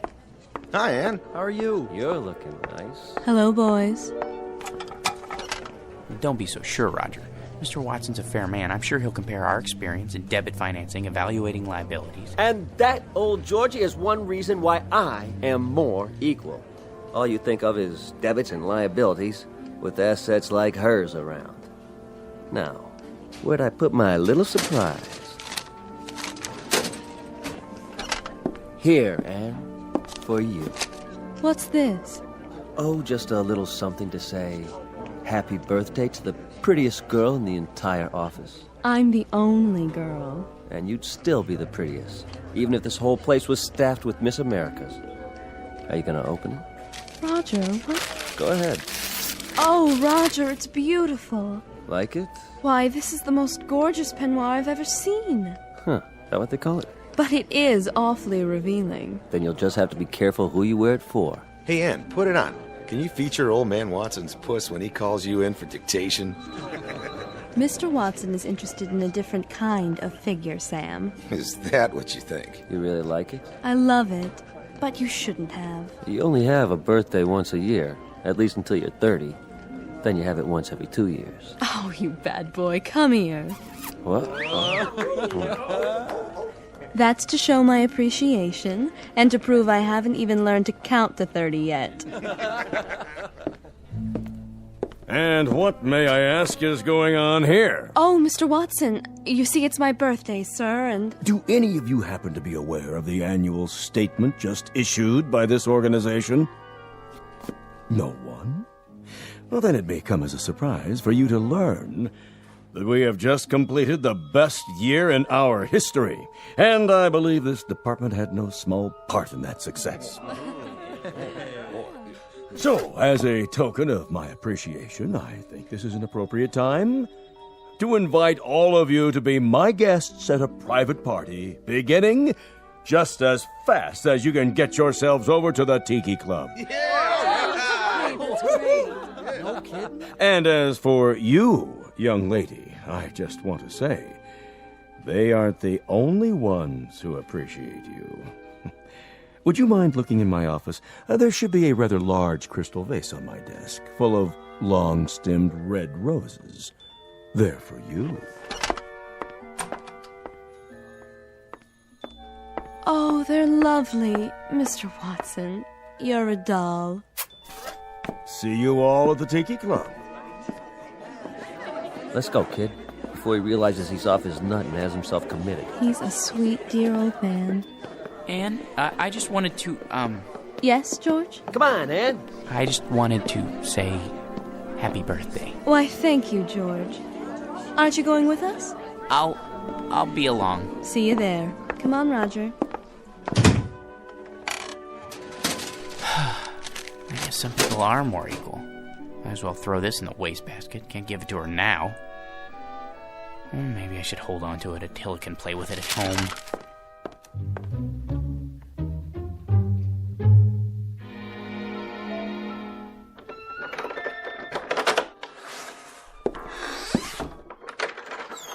Hello, boy. Have a good day. Yeah, mine was lousy too. You know what they all think I am, Attila? A #1 jerk. And they're right. What a job title, huh? George P. Hanley. Jerk. Take it easy. There's nothing to worry about in the package. Come on, I'll show you. See? It's only a box with a beaten up old lamp in it. A magnificent antique. Yeah, right. Probably came from a junkyard. Well, if being a jerk is my calling in life, at least I'm good at it. Look, it's so tarnished it's almost black. That's telling him. Well, let's clean it up and see what it looks like. I'll just use my necktie. It needs to be dry cleaned anyway. What in the... Easy, Attila.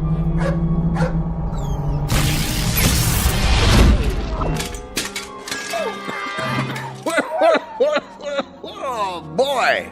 Some special effects, huh? That smoke's hard on the old mucous membranes. You wouldn't have some Visine on you, would you, buddy? Who are you? Who am I? You were expecting Rex Ingram. I'm the genie of the lamp, that's who. You know, Aladdin, the whole bit. Don't you watch The Late Show? A genie? You don't look like a genie. Where'd you get that plaid suit? What difference does it make? The routine's the same. A couple thousand years ago, I had to wear those crazy balloon long johns and a real wild turban. But let me tell you, that headgear ain't as light as it looks. Give you a real crook in the neck, know what I mean, Jack? George. My name's George. Jack, George, whatever. What I was gonna say is, nowadays we dress hip. Except for these velvet slippers with the curly toes, my one concession to Squaresville. Now, where was I? What do you mean? Sports coats like that went out in the 60s. They did, huh? Well, what do you expect? Know how long I've been in there waiting for somebody to call me? Better pick up some new threads. You got a Ziedler and Ziedler around here, maybe a side of or, someplace happening? But if you're the genie, that means I'm the master of the lamp. So you're the master of the lamp. Big deal. Give me a match so I can light this cigar before I give you your free wish. I thought there were 3 wishes. There's the rub. There used to be 3, but let me tell you something, Jack. George. The scene used to include 3 wishes, but people started abusing the privilege, so we had to cut back. You get enough headaches with 1 wish, let alone 3. So, think it over and give me a call. But do me a favor, sleep on it. Why? You know the routine. The wish comes true, blah, blah, blah. But once you make the wish, that's what you gotta live with. Could you make yourself available for consultation? Look, Jackson, how am I supposed to know what you want? You and me just met. Well, at least tell me, what is it that people usually wish for? Listen, Herbie, whatever your name is, it's enough to make you blush, some of the stuff they ask for. Money, precious jewels. That's not so bad. Not so bad? Think about it. So they get a lot of dough. There's the IRS, long-lost relatives beating on the door. It's enough to flip you out of your gourd. So not wealth? Forget about it. Maybe love, then? Love? You gotta be some kind of a kook. You call me after all this time and you wish for love? You don't wish for love, Chief. You make it. Then I don't know what it is I do want. If it isn't wealth or love... Like I told you, Johnson, think it over. Drop it down the well and see if it splashes. But don't go rubbing the lamp every time you get ants in your pants. That puff of smoke tears up my sinuses. And the next time I make the scene for nothing, you've had it. Now hold on to this cigar for me. It's too close to smoke in there. No cross-ventilation, know what I mean? No, but I can imagine. Till we meet again, Bubby. Like later. If it's all the same to you, make it much later. Just once I'd like someone to amplify.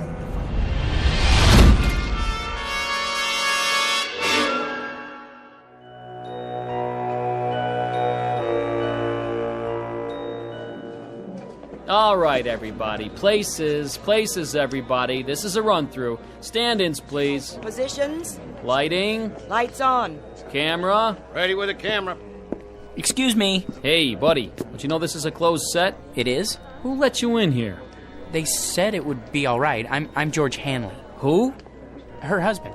Miss Alexander's, I mean. Oh, yeah. Haven't seen you around here in a while. It's been months, actually. Well, this is the big one, huh? I beg your pardon? The last shot of the picture. Once we get this one in the can, it's a wrap. It is? Say, can I ask you a question? What's that? What's it like being married to her? Well, I don't really know. That is, Man, I sure wish I was you. You do? You lucky stiff.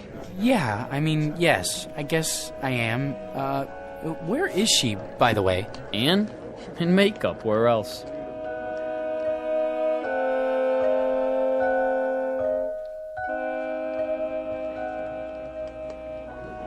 There. Here's the mirror, Miss Alexander. Well? I suppose it'll have to do. I blended the MAC lip gloss with the NARS shadow for an ultra-moist look. Isn't it ravishing? Can't you do something with this hair? My bangs are drooping. Certainly, Miss Alexander. Where's my blow dryer?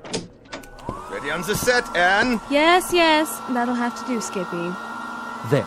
Perfection. Leave us, please. Of course, Miss Alexander. Which scene is this? Well, this is your entrance into the city on the shoulders of Nubian slaves. Just the close-up where you wink. What's my motivation? Oh, to rule, my dear, with him at your side. Got it? Just remember, you love this guy so much, your guts do a loop-de-loop every time he creeps up on you. He's big. He's manly. He wears a leather skirt. Well, tell him to oil it, will you? He screws up my lines every time he moves. Not a problem. Props! Get me some WD-40 now! Anne? Darling! Hello, dear. My, you look lovely. Good enough to kiss. Not now, Georgie. You'll smear my lipstick. This is the final scene, isn't it? It's been such a long grind. It sure has. They said you could take a few weeks off, but that was 6 months ago. We can still take our honeymoon. That is, if you want to. Do I? Careful with the hair, Georgie. Sorry.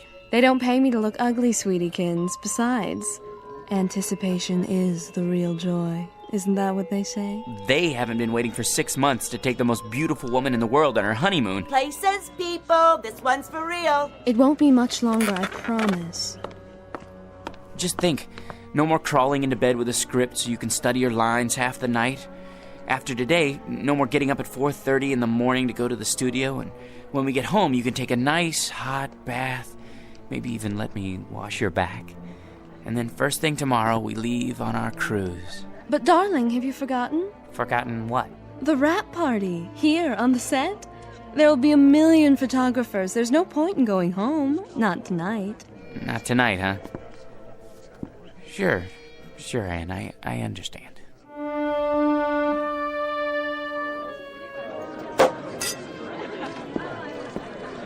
Hi, hello there. No champagne, thank you. Excuse me, has anyone seen... George boy! Hiya, Mr. Watson. Call me Eli. Hey, listen, George, I want to talk to you. Anne said something about your needing a vacation. Not me, her, both of us together. I'm not going to mince words. I want Anne to star in my next picture right away. It's a guaranteed smash. Not a chance. What's the matter? Money? Okay. I'll double her salary. It's not the money, Mr. Watson. Eli, you see, it's our honeymoon. Great! I'm shooting on location. Make a great honeymoon trip. First-class hotel, all the trimmings. Some honeymoon. Out of bed before the sun comes up, work all day, study her lines all night. In the last 6 months, the only times I've seen her when she wasn't asleep, she was either covered with makeup or she had so much cold cream on she would have squeezed right out of my hands and stuck to the ceiling. Listen, boy, she's a star. How would you like to see her with bags under her eyes? I'll take her any way I can get her. My boy, you want the world's most beautiful woman. You've got to share her with the world. I've been doing that. Now I want the world to share her with me. Son, it's not for myself. But no Anne, no movie. You know how many good people will hit the unemployment line? Actors, grips, prop men. They've got wives and sweethearts, too. They've got little ones. They've got mortgages and sports cars to pay for. Can't you get another star? Not like Anne. Millions of plain folks all over the world wait for her pictures. Little kids count their pennies. Mothers go without lunch. Brave men sacrifice the tiny luxury of a cigarette just so they can buy a ticket and escape the drab drudgery of an uncaring world. Just by watching Anne up there on the silver screen. Really? For them, George, the salt of the earth. Can't you find it in your heart to make this one little sacrifice? Oh, Mr. Watson, if you put it that way, I'll tell her she can do the picture. It'll be tough, but we'll get through it together. Good. You tell her. She's right over there. Roger, good news. Ladies and gentlemen, I'd like to make an announcement and a toast to the brightest star, the most exciting leading lady, the loveliest woman in the world who has just agreed to star with me in Eli Watson's new film, Beowulf, the greatest epic ever made. News sure travels fast. Oh, there you are, George. How about a photo, Miss Alexander? Miss? Look this way. Smile, please. How about one more? I'm her husband. Oh, the two of you this time. Put your arm around me. How about a kiss? A kiss? Sure. Watch my hair, darling. Move right in, Roger. Put your arm around her. Excuse me, George. You don't mind, do you, old boy? I think I need a drink. Champagne? Hors d'oeuvres? Right here. Of course, sir. Hit me again. Twice. 2 more champagne, sir? Yeah, this one's for my wife. I'll take them to go. Excuse me, if I could just get through here. Anne, don't you think it's time to go home? Anne, where are you? She went that way. I don't think they want to be disturbed, though. What? Anne? Aren't you glad you stayed tonight? Don't be so egotistical. I had to be here. Sometimes I don't understand you. You're not supposed to. That's a woman's prerogative. I know, but why? What's his name? George? He's the perfect husband. That absurd little mouse? Why do you keep him around? A handy excuse when I need one, and when I don't, no problem. I'll spoil your makeup. Oh, who cares? Anne, your lipstick. George? Are you still here? Sorry, old boy. Just congratulating my co-star. I think we'd better be going. You go ahead. You should be home anyway to feed Attila. Attila? Yes, George, and he needs his walkies. Do be a dear. You want me to go home because of Attila? Be a good boy and run along. Roger will drive me home later. Won't you, Roger? With pleasure. But Attila's a dog. Aren't I more important to you than Attila? I mean, Attila? Attila? What? Attila, is that you? Oh, phew. What a dream. Oh, boy. Yeah. You know something, Attila? That's the trouble with a guy like me. Having something I want that much only means that it hurt that much more when I lose it. If I had a wife like that, well, I would lose her. Might as well face it. You still love me, don't you? Thanks, boy. Well, at least this makes the choice a little easier. Now I've only got to choose between the two other things I've always wanted. Money and power.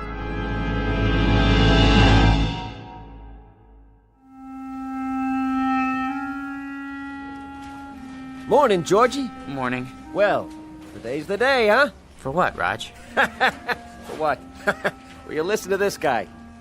Watson.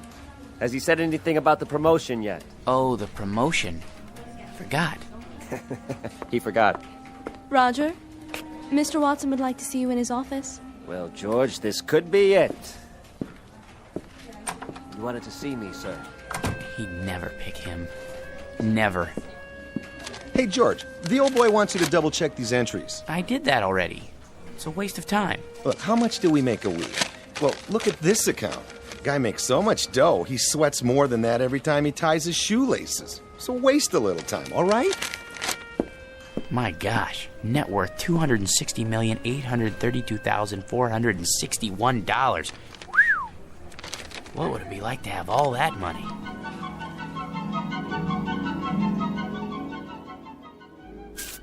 Here we are, sir. The George P. Hanley building. Thank you, Roger. Will you be wanting me for lunch, sir? I can't say. Wait just in case. Of course, sir. Not now, Attila. I've no time to play. Sorry, Mr. Hanley, I couldn't hold him. Take him over to 21. Have the chef pick him out a nice prime rib. Not too fatty. Yes, sir. Then trot him around the block a few times. Keep up the pace. Right away. Here, boy.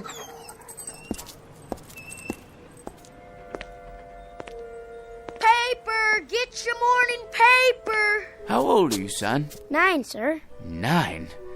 I see you every morning. Aren't you missing school? Oh, no, sir. I wouldn't miss school. I get up at 5 for my papers, and then I go over to PS 31 for the afternoon session. Incredible. What about your parents? My mom is dead. My old man had a store, but it went broke. Sorry to hear that. I'll have a paper. Golly, I can't change a $100 bill. I didn't expect you to, son. Gee, thanks.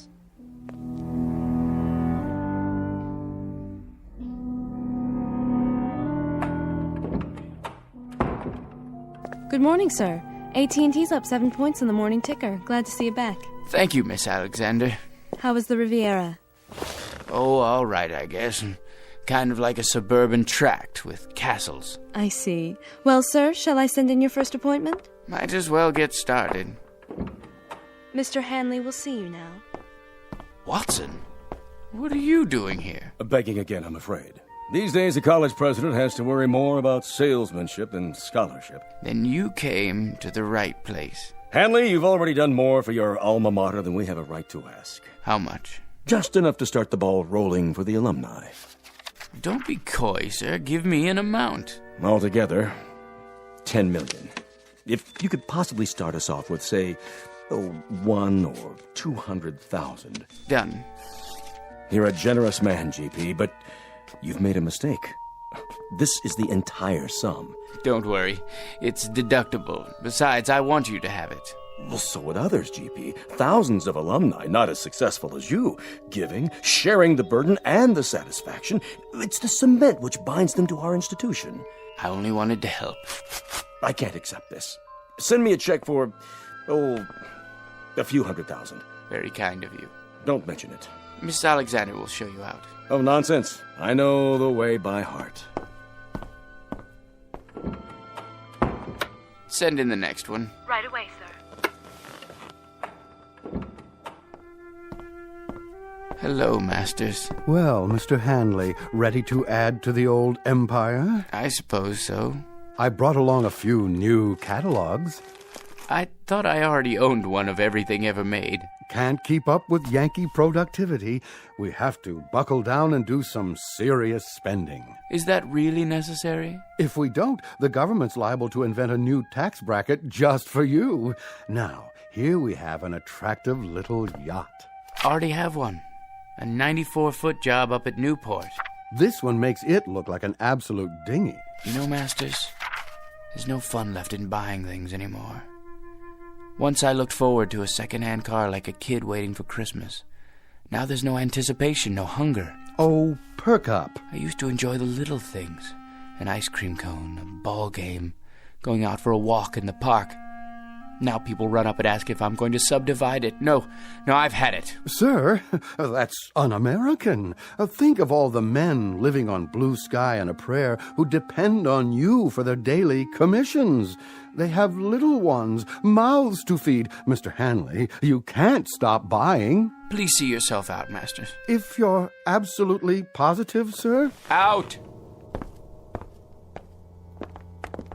I don't know who let them in, Mr. Hanley. That's all right, Ann. Why, hello, son. Is this the man? Yes. Here's the C note. Awful sorry. What else did he lift? I don't know what you're talking about. I told you, Pop. He gave it to me. You gave my boy a $100 bill? He's a fine lad. Listen, you fathead. Know where I found him? Trying to lay the whole 100 on a 2-horse parlay. Herbie Boy and War Biscuit. But what about the newspapers? 5 o'clock in the morning. How can I teach the kid the value of a buck if you toss C-notes around like they grow on trees? I was only trying to help. If I ever catch you giving dough like that to my kid again, I'll bust you right in the chops. Millions or no millions. You're a man of integrity, sir. I congratulate you. Congratulate you. Congratulate me. George, I said congratulate. Congratulate? You're looking at the new head bookkeeper. Hey, way to go, Raj. Speech. Thank you. But the first thing I want to tell you guys is I intend to keep my vow. From now on, no more lousy lunches at Nick's. Can't believe it. He wasn't even a good chauffeur.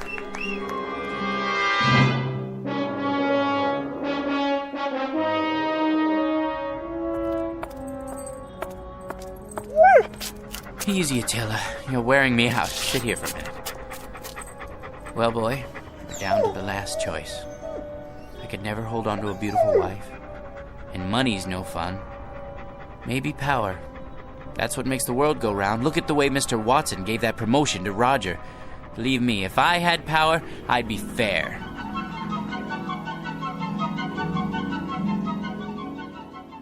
Here, sir. This copy and this. Just your initials on that page.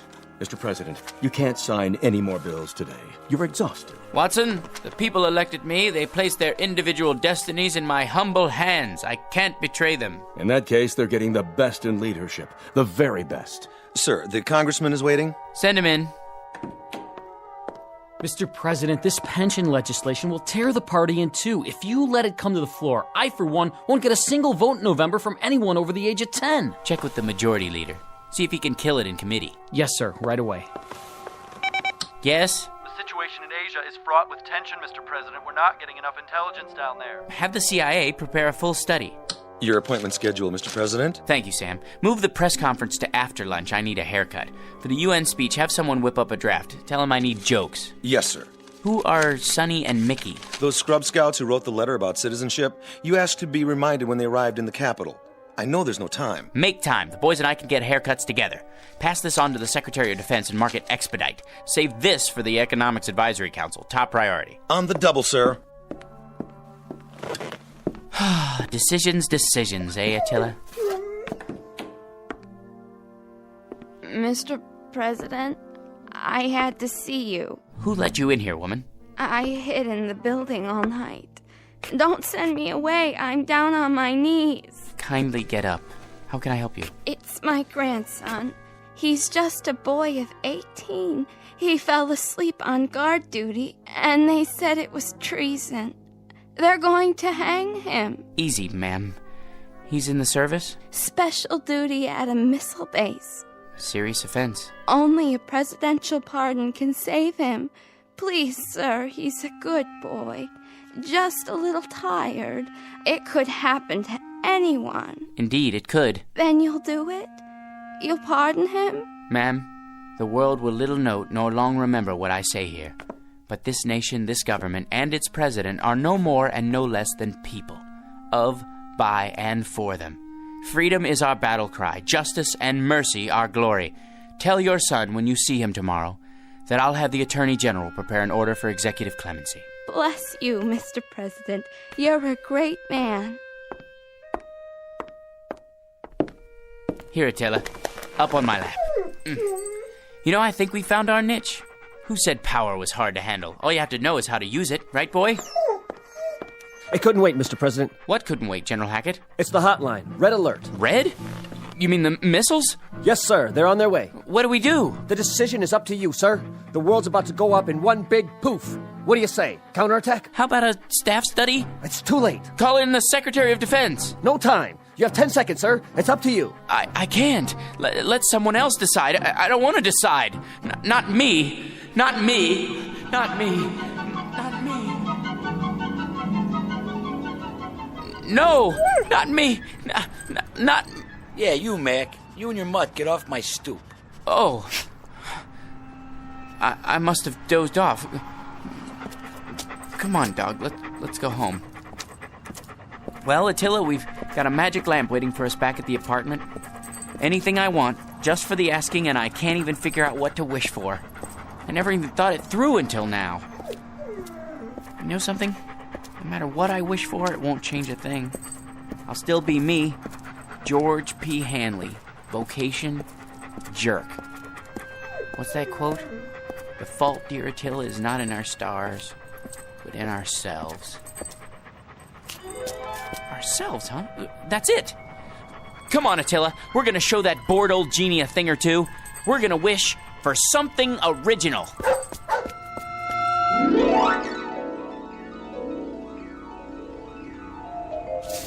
I'm tired, and I wanna go to bed. I had a little drink about an hour ago. Hold on, let's see. What's in the dumpster? Let's see. Except for this. It's a kind of round metal thing. It looks like a spittoon. Gold? Ah, brass probably. Let me shine it up. Hey, it's glowing. What the?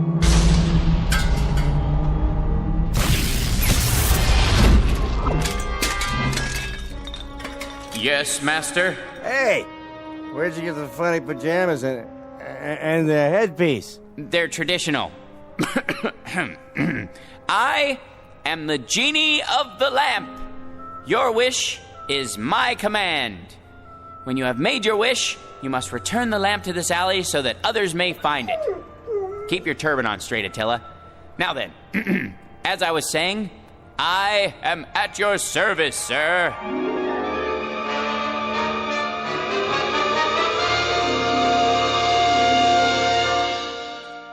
Mr. George P. Hanley.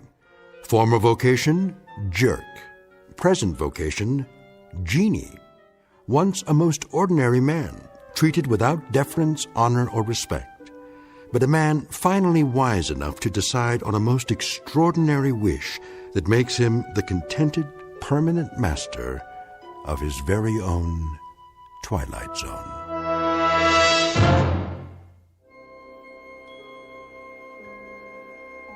Hi, this is Carl Amari, producer of the Twilight Zone radio dramas. I'd like to take a moment to tell you about our official website at twilightzoneradio.com, where you'll get the latest news and information on these Twilight Zone radio dramas. Plus, at twilightzoneradio.com, you can digitally download 3 free episodes or any of our episodes for only $1.95 each. In this age of ever-changing technology, we've decided to make these episodes instantly available to you by making the Twilight Zone radio dramas a digital download-only series. This means that this series will no longer be offered on CD. The CD collections at our website are now being offered while supplies last at buy one, get one free. So be sure to get your favorites before they're sold out. Be sure to visit us often, and I'll see you in the zone.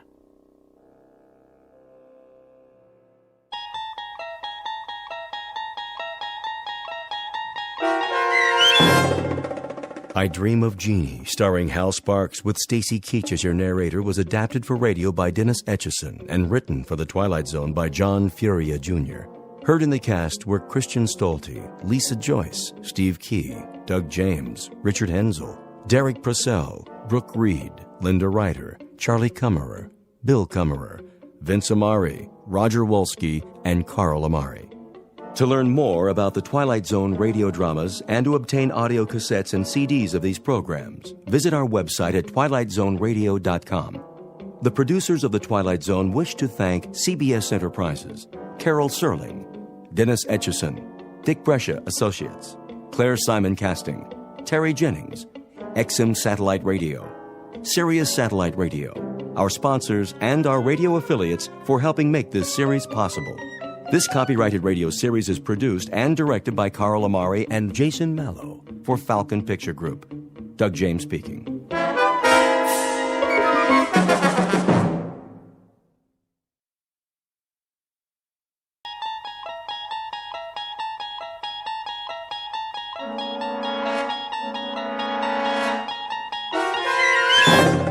There is a fifth dimension beyond that which is known to man.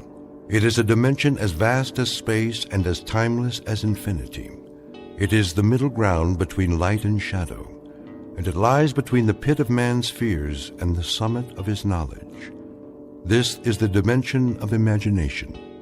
It is an area which we call the Twilight Zone.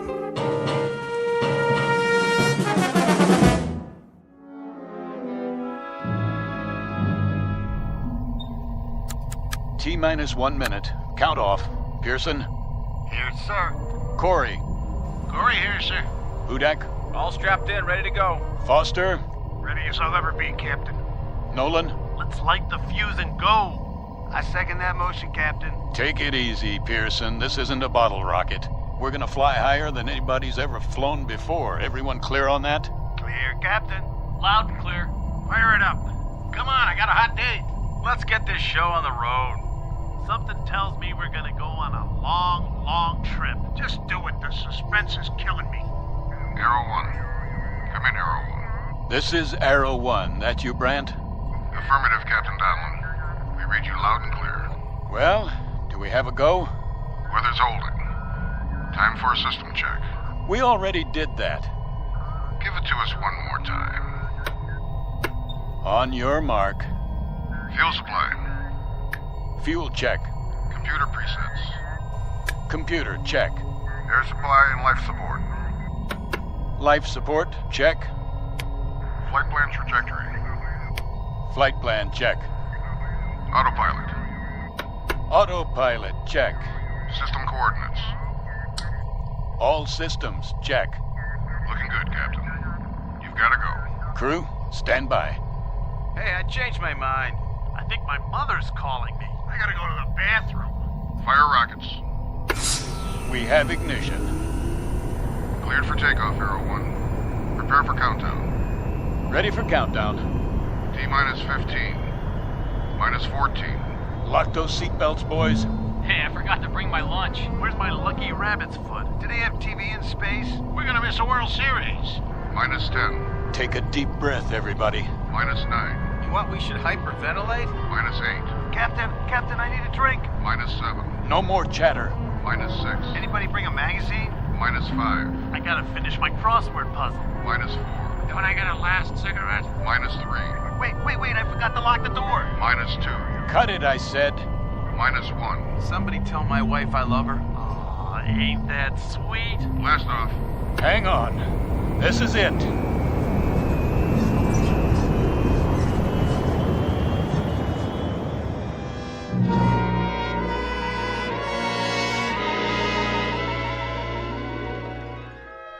Her name is the Arrow 1.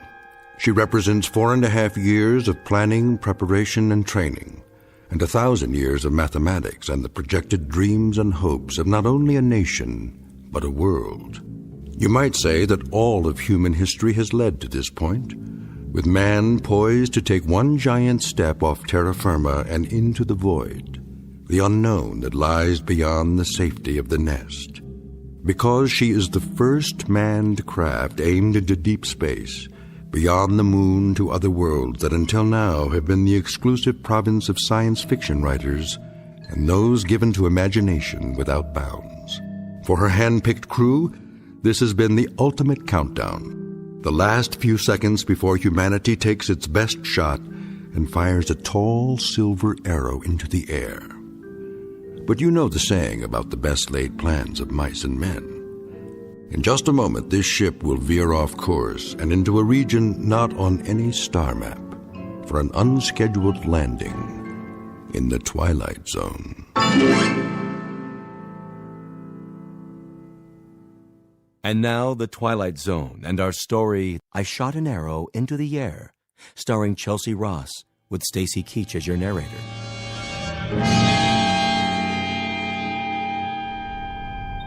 All right, roll call. Sound off. Nolan here. Pearson, anybody got an Alka-Seltzer? Foster, make it a bromo. Corey here. Hudak, look at me, I'm flying. How you doing, Colonel? I am A-OK. We all are, and so's the ship. Are we there yet? We're leaving the Earth's gravitational field. Instruments all in the safety zone. Pearson, give me a visual scan. Yes, sir. Everything's on the money, Captain, as far as I can see. Cabin pressure? 1.19, sir. Disengage restraints. You can remove your helmets now. We're free to move around.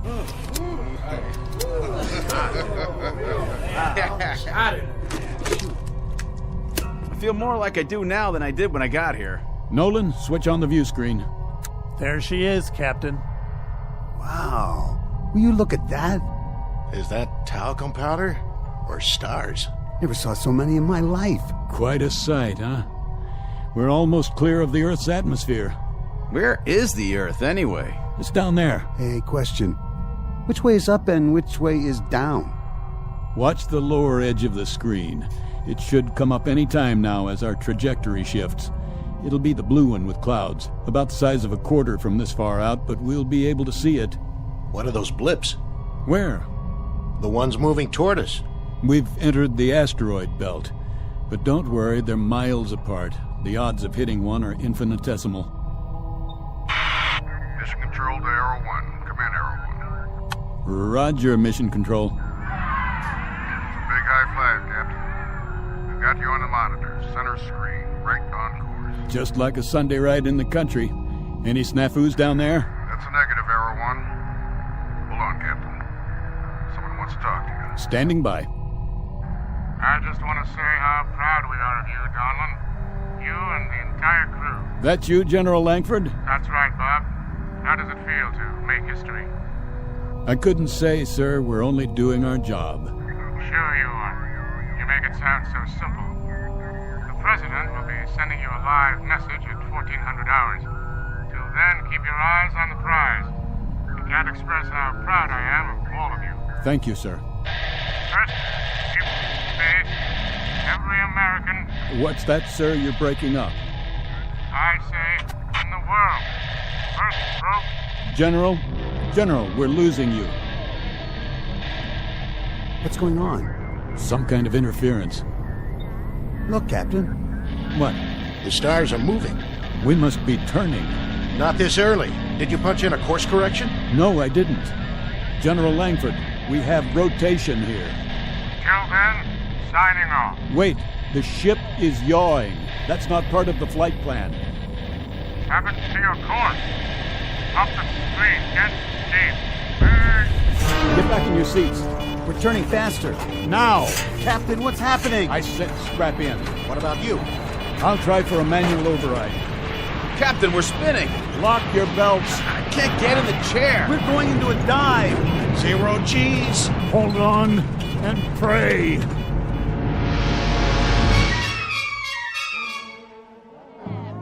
Vector 19. Triangulate with Sydney, Australia, and South Africa. We have no signal. We've lost it. Well, what do you mean we've lost it? See for yourself, General. Good Lord, with 15 monitors going. We could have 15,000 monitors, but the situation would be the same. We've lost contact. Visual and radio? How is that possible? Don't ask me. She's off her vector path, clean off the radar screen. Just gone. Completely gone. When did you first lose contact? A few minutes ago. There was a short period of heavy interference. What kind of interference? Probably solar. Some kind of sunspot activity. We haven't been able to identify it yet. In any case, when it was over, the contact was broken. Couldn't a change in their course account for that? The course was preset. The captain wouldn't change it without notifying us. Bob Donlin's a solid officer. And even if he did change course, the automatic tracking system would have been activated.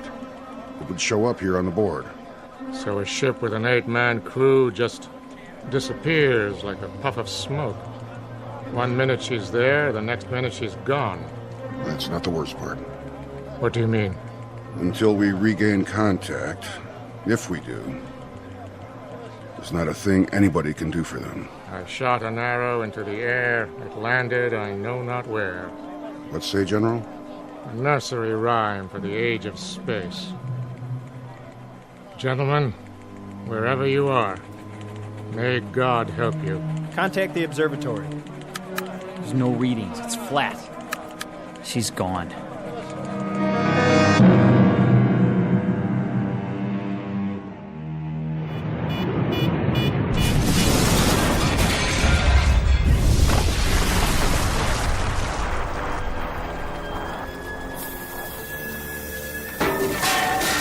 Captain Donlin. Go on, get out of here. I can't find my helmet. Forget your helmet. Go. My God, look at Grimes. Anderson and Nolan and Foster. Help me. It's Hudak. He's still alive. Here, take his legs. Now lift his head. What are you doing, Captain? Gotta drag the bodies out. But the fuel tanks are gonna blow. Hold on, we'll give you a hand. Somebody, please. Get him out, I said. That's an order.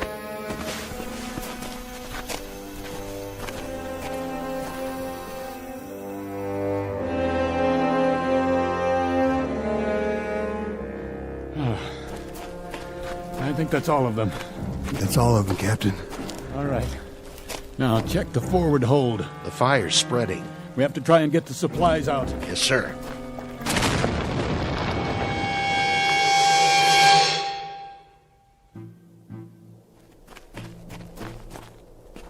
The others are all dead, sir. Except Hudak. How bad? He's still conscious. He keeps drifting in and out. We should have gotten the supplies out. We did the best we could. We should have done that first. We knew the ship might go up. So now, instead of food and water, we've got 4 dead men and another one dying. We didn't know they were dead, Corey. Well, knock it off, Pearson. Maybe when your tongue starts swelling up, you'll realize where we are. We're on a rock here. We blew it. We wasted all that time playing Undertaker instead of going in there and getting supplies. Let's cover them up. Pull something over their faces. Why bother? What's the point? You heard me. We'll take 15 or 20 minutes, and then we'll bury them. Yes, sir. First entry, log, Arrow 1, Captain R.G. Donlin commanding. The first leg of the flight went off without incident. Now we have crash-landed on what appears to be an uncharted asteroid. Cause of malfunction and ultimate crash, unknown. We lost our course, the electrical system went out, and there was an explosion. That's all any of us can remember. Any of us, being Flight Officers Corey and Pearson, and Navigator Hudak, who has been seriously hurt, and myself. The rest of the crew are dead. There's very little left of the ship. The radio is gone, the bulk of the supplies were destroyed in the crash, and as of this moment, there is little certainty that we have been tracked and our whereabouts known. Begging the captain's pardon. What do you think you're doing? This is no time to write your memoirs. Stand down. Listen to me, Corey. We're in bad shape, but we're still a crew. As long as we're a crew, there'll be discipline and there'll be protocol. And until I'm lying in a hole like the rest of those poor devils, we'll operate from the book. Got it? I got it. Now give me the recorder. Go over there by the rock and sit down. Continuing this log entry. Commander Donlin, it's hot, see? It's very hot. Thank you for the information, Corey. And that makes it hard to think. So if you're going to expend all that energy, use it to figure a way out of here. A way to get back home. A way to let them know where we are. Corey, you stay out of this. You heard him. Go over there and sit down. You've got a bad cut on your forehead. Make a bandage and tie something around it. Okay. Something's wrong with Corey, sir. The bump on his head or whatever it was, he's not acting right. He's not the one I'm worried about just now. Hudak? Hudak, can you hear me? Sir? How about some water? Water, please, sir.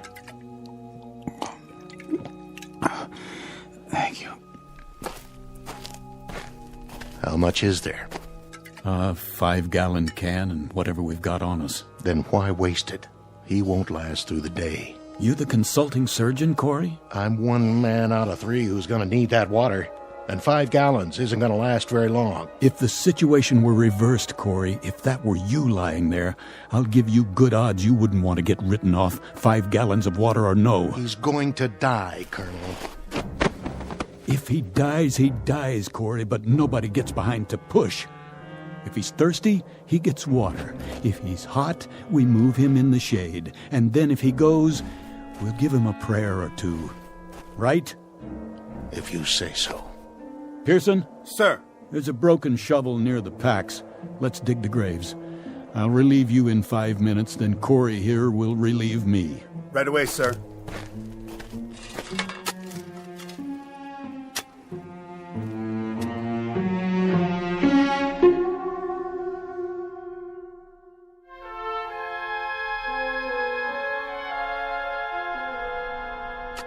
Captain?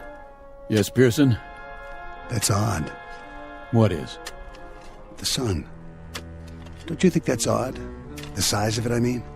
What, the size of the sun? It's hardly any different than we knew it on Earth. Same kind of star and almost exactly the same distance. Which means that whatever asteroid we've landed on is close to the Earth. How close? Huh. Pick a number. That's how it is, huh? 100,000 miles, 200,000, maybe more. A lot more. Who knows? Hard to say after we've blacked out. But wherever we are, it's a cinch it isn't heaven. We can count on that. Yeah, I guess we can. Unless it's the other place. We can count on this, too. We've got maybe 6-7 gallons of water and food concentrates for about 4 days. And that's it. So we'd better make our plans with that in mind. What kind of plans? We have to get our bearings and see what's here. Any water, plant life. We'll use this as a base and spread out in 2-man patrols, 1 man to stay behind and watch Hudak. You think we'll find anything but rocks out there? At least we'll see what's on the other side of the rise. Look at it this way. We've got several things in our favor. The air is breathable, so we don't need suits and helmets. The gravity's close to Earth's, so moving around's no problem. No signs of animal life, friendly or unfriendly. And there's no radiation to speak of. You checked? The Geiger counter still works. I have to hand it to you, Colonel. That's what I call positive thinking. We don't have much of a choice. No, sir, I guess we don't. It took 4.5 years to build that ship. There wasn't any prototype. Just the one, the only ship of its kind. So, if they know where we are and want to come get us, they've got to build another one, and that'll take another 4.5 years. So I suggest we dig in and get comfortable, because any way you look at it, we've got a devil of a long wait ahead of us. Pearson, your turn.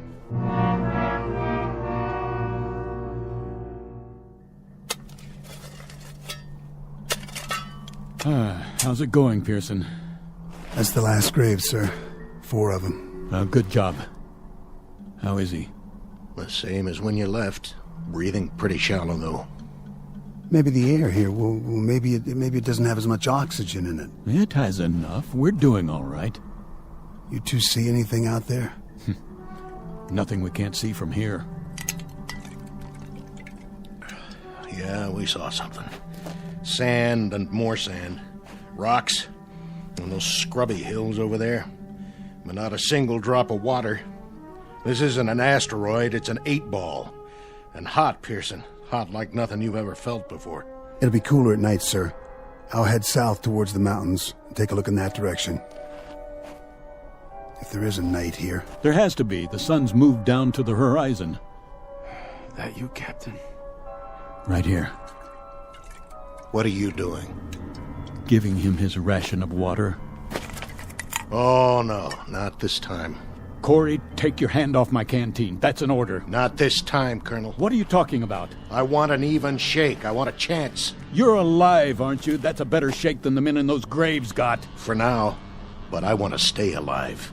So don't give him any of my water. Your water? That's right. It's ours now. Stand down, Corey. You heard him. How are you doing, Hudak? Hot. So hot. Yeah. Here, take a sip of this. Let go of that. Get off me. I said leave it. Don't you ever raise your hand to me. I'm still the commanding officer here. Do you understand? Captain Donlan? What is it, Pearson? See for yourself, sir. I think he's stopped breathing. You'll be pleased to hear, Corey, that he won't be drinking any more of your water. Pearson, get something to cover his face. Yes, sir. You died a long way from home, boy. A long, long way. Rest in peace. Wait till dark, then we'll make some treks over the hills and down to the flats in all 4 directions.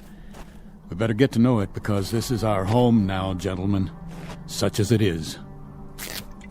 Corey, what are you doing? What does it look like? I'm taking his canteen off his belt. He can't use it. For the record, Corey, there's just 3 of us now. And the big problem is going to be staying alive. You hear me? The 3 of us! I'll carry the extra canteen. Something's wrong with you, Corey. I was gonna share it. Sure you were. Something's very wrong with you. Something happened to you when you hit your head in the crash. Okay, so you're not responsible for your actions anymore, but if I catch you filching just once, Corey... Let it go. This dirty little grave robbing... I said forget it. Yes, sir. Now, let's all find a place in the shade and sit tight. For how long? Till the sun goes down.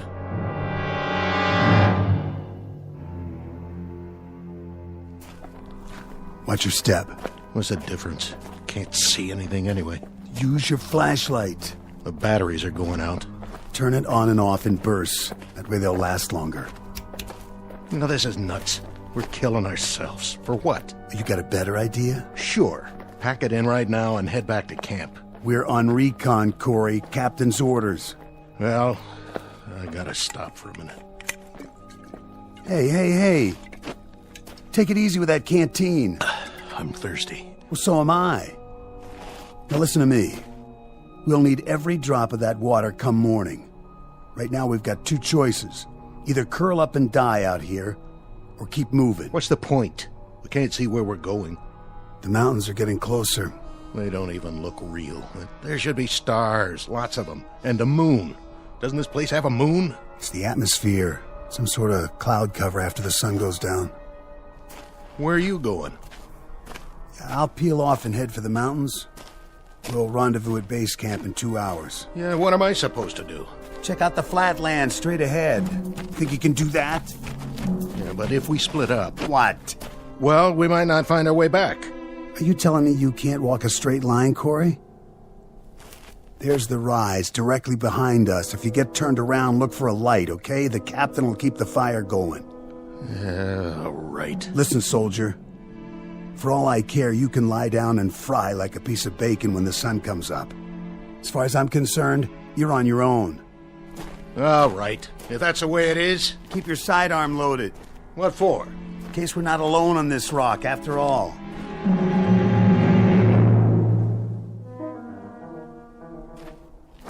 Corey? Are you following me? Corey? If you're out there, something's very, very wrong with you.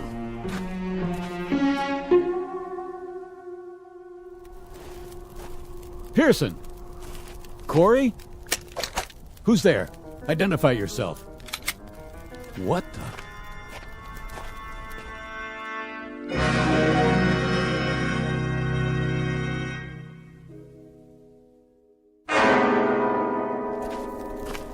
Corey? Hello, Captain. Well? I must have walked 12, 15 miles. Yes, and? Nothing. Not a thing. Sand flats. That's all there was. Just sand. One stretch after another. I thought I could get some kind of a fix from the stars, but it's overcast. I know. What about Pearson? What about him?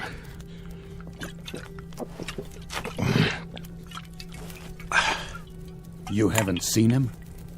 Not for hours. You didn't pass him coming back? He went south to the mountains, and I went west toward nothing. What time is it? Oh, 3 o'clock in the morning, or it would be on Earth. You kept the fire going. This is what's left of the flight chairs. There are some plastic panels scattered around. When that's gone, the only thing left to burn will be our suits. Fine with me. Not like we're going anywhere. He's been gone 6 hours. He should have been back by now.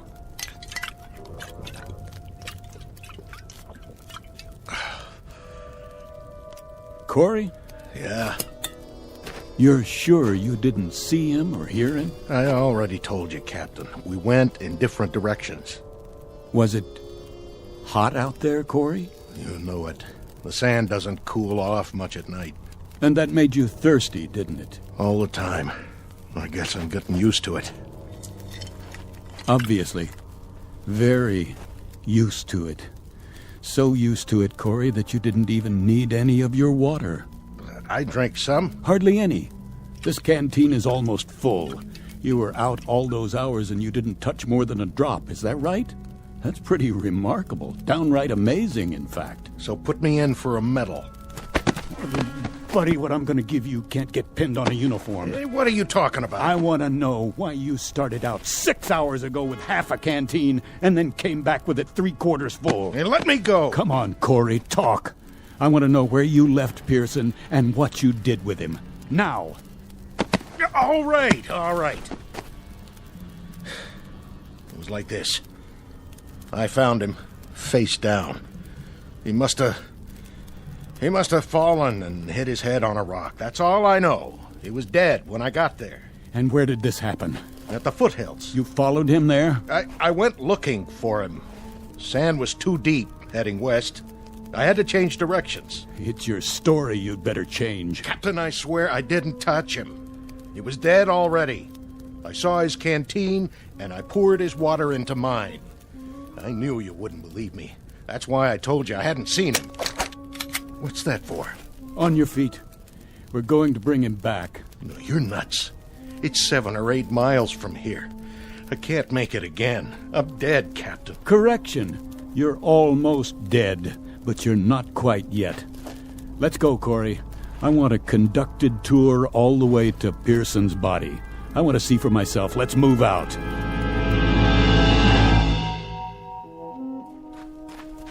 I don't see him.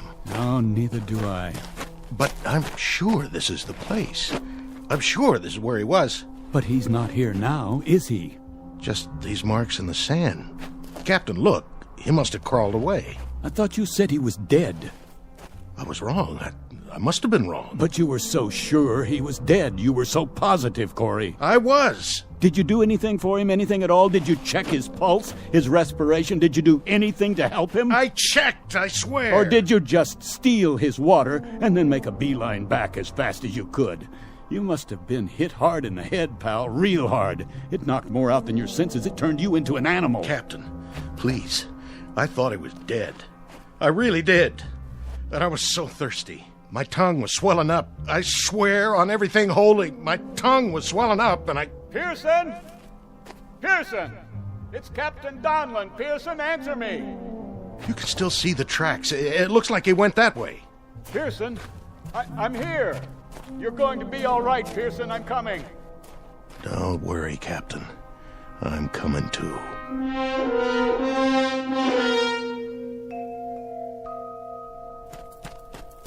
Pearson. Captain? Pearson, thank God you're alive. Water. I lost my canteen. Yeah, here. Take some of mine. Can't sit up.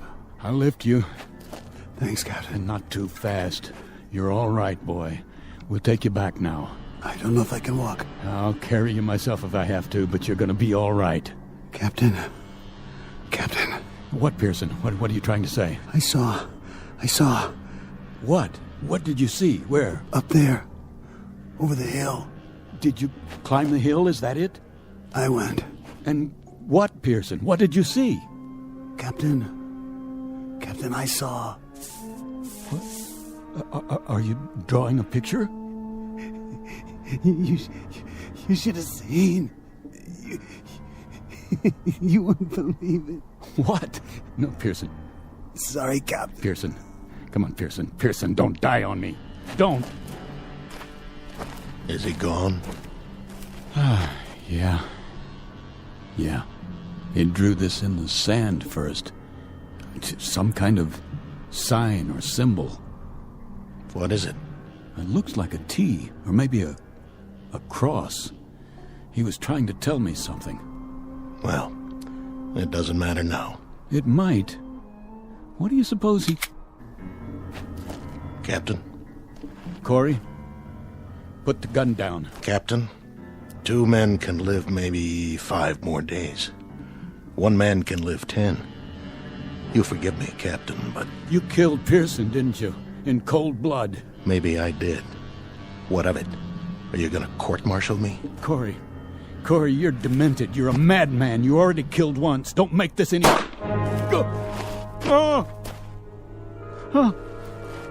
Corey,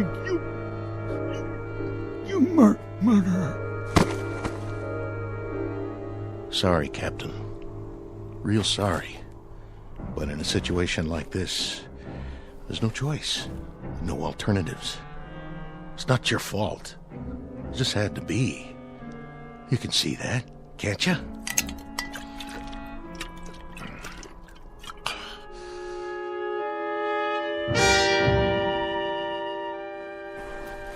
What? Morning. That blasted sun already. Gotta get a move on. Goodbye, Captain Donlin.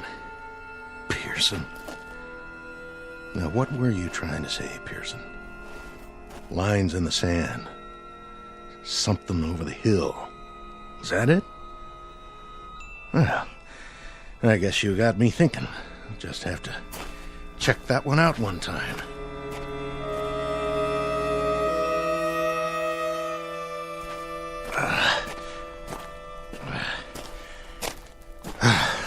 There. Now we'll see what you... What? What in the...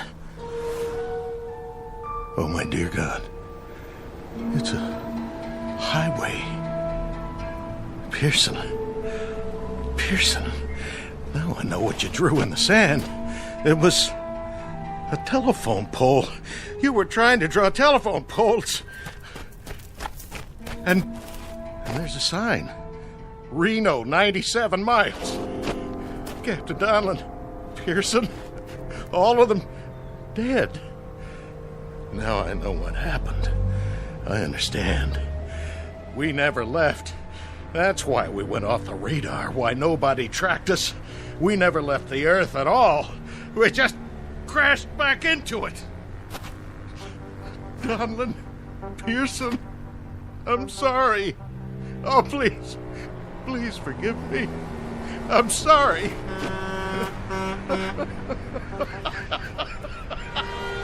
Oh, stop! Please! Stop! Somebody! Anybody! Please! Stop!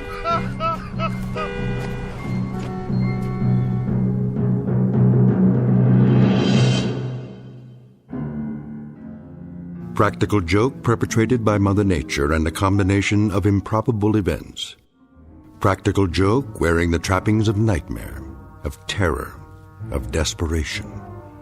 Small human drama played out in a desert less than 100 miles from Reno, Nevada, USA. Continent of North America, the Earth, the solar system, the galaxy, and of course, the Twilight Zone. We'll be back to the Twilight Zone in a moment. Hi, this is Carl Amari, producer of the Twilight Zone radio dramas. I'd like to take a moment to tell you about our official website at twilightzoneradio.com, where you'll get the latest news and information on these Twilight Zone radio dramas. Plus, at twilightzoneradio.com, you can digitally download 3 free episodes or any of our episodes for only $1.95 each. In this age of ever-changing technology, we've decided to make these episodes instantly available to you by making the Twilight Zone radio dramas a digital download-only series. This means that this series will no longer be offered on CD. The CD collections at our website are now being offered while supplies last at buy one, get one free. So be sure to get your favorites before they're sold out. Be sure to visit us often, and I'll see you in the zone.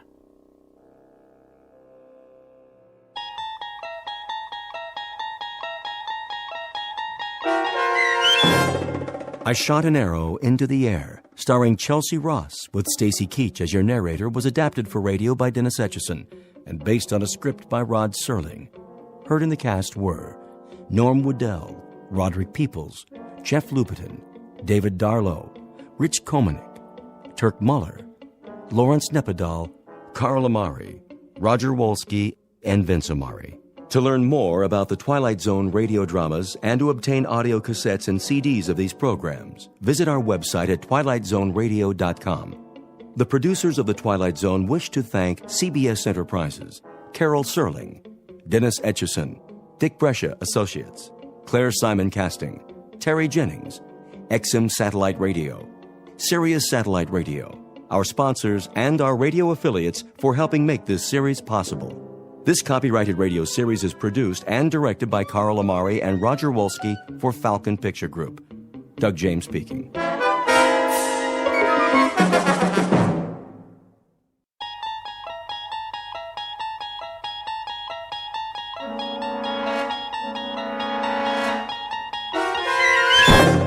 You're traveling through another dimension. A dimension not only of sight and sound, but of mind. A journey into a wondrous land whose boundaries are those of imagination. Your next stop, the Twilight Zone.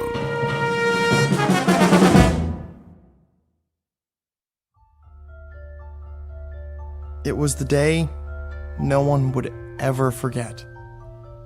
Not next week, next year, or the year after. Not for the rest of their lives. No matter how hard they tried. All in? Yes.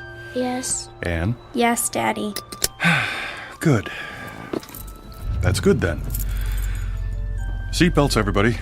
Where are we going now? Home. Oh. Unless anyone wants to stop for ice cream. Can we? If you like. I think your mother would approve. Don't you? Well, I guess so. What about you, Anne? I want to go home. I'm kind of tired. Me too. Very well then. Some other time. Dad? Yes? I was wondering. What, Tom? Well, when they closed the casket? Are you sure they closed it real tight? So she would never be wet or cold or anything? You don't have to worry, son. She's resting now. In a much better place. I promise.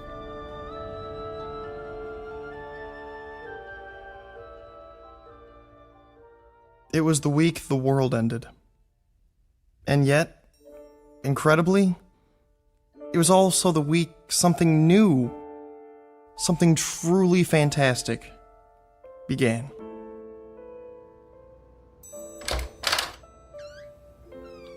Anne, are you in here? You're supposed to knock. This is my room, too. I'm going to bed. In the middle of the day? It's cold. Tell Daddy to turn on the heater. It is on. It's warmer downstairs. Who's that? Thank you for stopping by.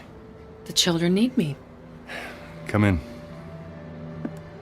Nice of you to take the time. It's Aunt Clara. We know. Is she here to take us away? Let's go listen. I'll see about a sitter first thing tomorrow. They need more than that. A maid as well. And when you work late? They'll be in school most of the day. And what about after school? And who will see that they're dressed and fed every morning? A live-in maid, then.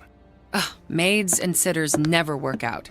Beyond intolerable, everyone. I'll do everything I can for them, Clara. It's not enough. They need a woman's touch.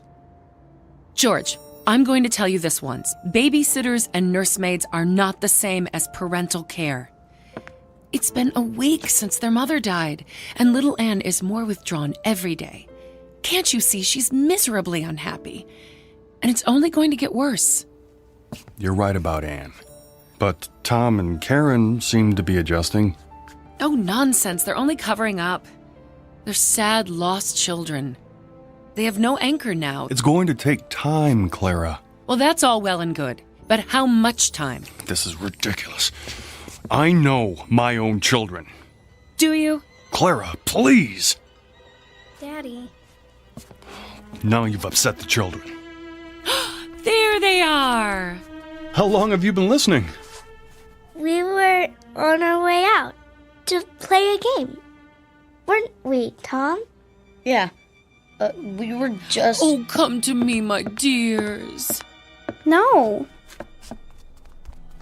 Anne, please don't run away. I should explain. Your father and I were having a talk. A very important one. And I told him I'm not pleased with the way things have been in this house since your mother died. But I have some good news. How would you like to come and live with me for a while?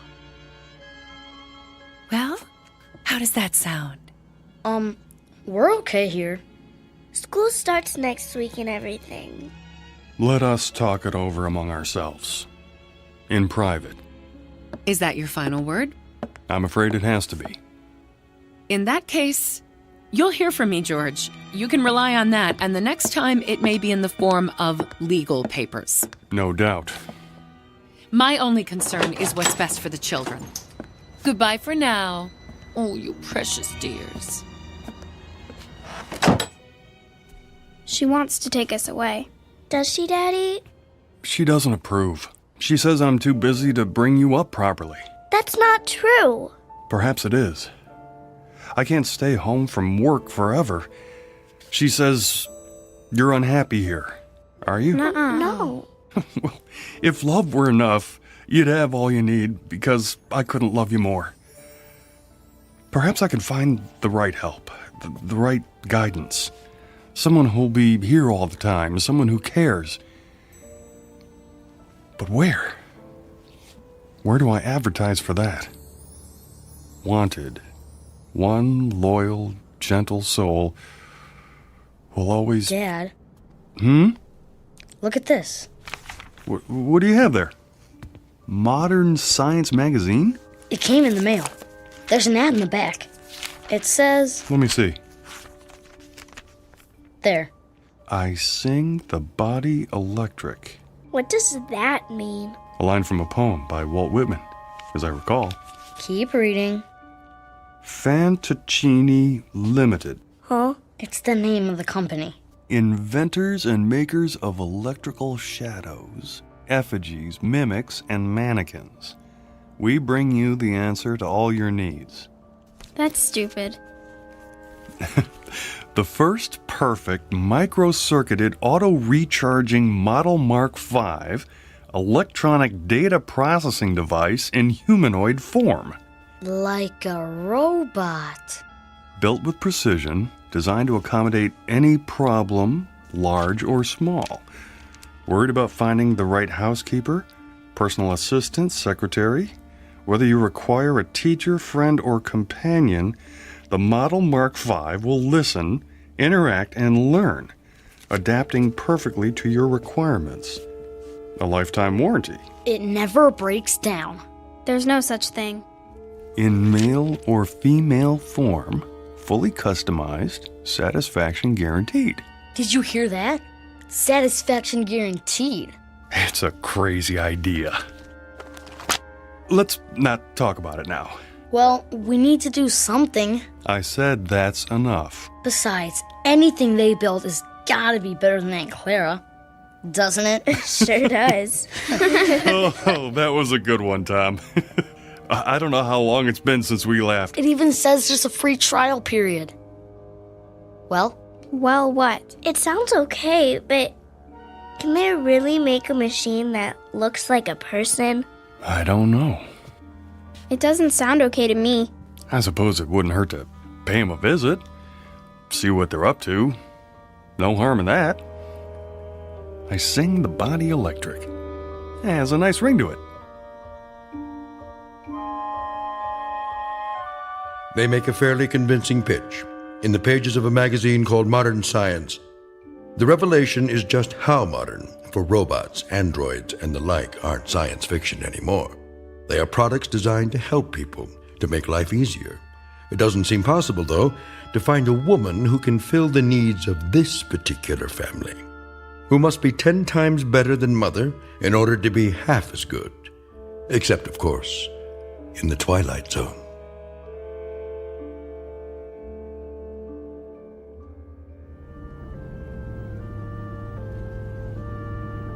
There's the sign. Fantoccini. Why do they call it that? Who cares? We'll have to ask. As soon as I find a parking space.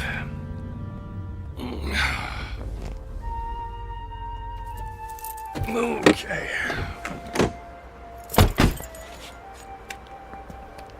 Can I ring the doorbell? You always get to do everything. Now, your brother found the ad. Wow, some bell, huh? Won't you come in, Mr. Simmons? We've been expecting you. You have? I called ahead for an appointment. Feel free to browse the showroom. I'll be right with you. Wow, this is incredible. Look. What's that supposed to be? A whole table full of marbles? I don't think so, son. More like glass eyes. Wow. Blue and brown and hazel and green. I want her to have eyes like this. Well, careful, just don't touch them. Oh, please do. Guido Fantoccini at your service. An unusual name. It's Italian. It means, roughly, dream people. Or, as I prefer, shadow puppets. This is my daughter, Karen. Hello. And, Don't tell me. Tom. And you must be Miss Anne Simmons. Age 11? Or is it 12? She's only... I'm going to be 11 next month. In that case, allow me to present you with this golden key. It's awful big. What's it for? To wind her up, of course. To wind what up? Why, your new, let me guess, nanny? Tutor? Oh, that and more, I'm afraid. The children lost their mother recently, and without anyone else at home... Nobody can take her place. Nobody. In that case, might I suggest our grandmother model? It's very popular. Do we have to wind her up every day? The key is symbolic, a way of introducing our product line. What sort of product are we talking about? If you can be more specific. As specific as you like. The end result is entirely your choice. First, you'll select the eyes, any color at all. This color's perfect. Then you'll move on to the hair salon. Our wigs are of the finest quality. Blonde, brunette, brown, red, white, and every shade in between. I want her to have long hair, like this one. Ears, with or without earrings. Arms, slender or sturdy, graceful or strong. Hands, fingers, lips, full or thin. As for body type, the choice is again yours. Tall, short, the height you prefer to the millimeter. Very impressive. But they're just pieces. Until we put them all together at the factory. Then they'll become something else, something new. They'll move and walk and talk. Machines don't talk. Grandmothers do. Listen. I sing the body electric. I celebrate myself and sing myself. Who's that? One voice out of many possibilities. Try another. Myself and sing myself. I sing the body electric. I sing the body celebrate electric. myself. Or another. Sing myself and sing myself. I sing the body electric. I sing the body electric. I celebrate myself. I sing the body electric. Myself. I celebrate myself. I sing and the sing body myself. electric. I sing the body electric. I celebrate myself. Pick one. I sing the body electric. I celebrate myself and sing myself. I sing the body electric. That's not right.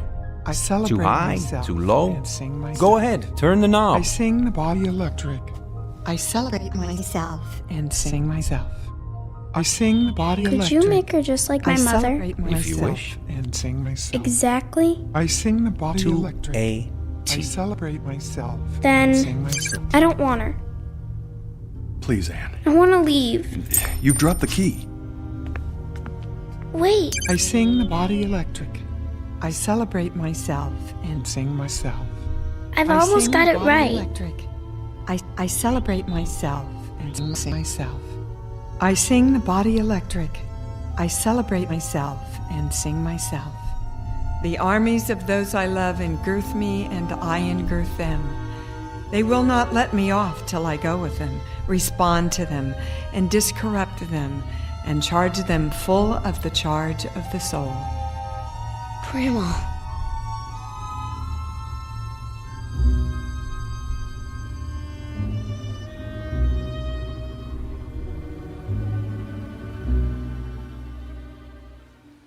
Hey, Ann, you want to help me fly my kite? I'm reading. Where'd you get that? Dad bought it for me. Here, hold the string. I'll run till it gets up in the air and... What's wrong? Hear that? So? Somebody's coming. Maybe it's the mailman.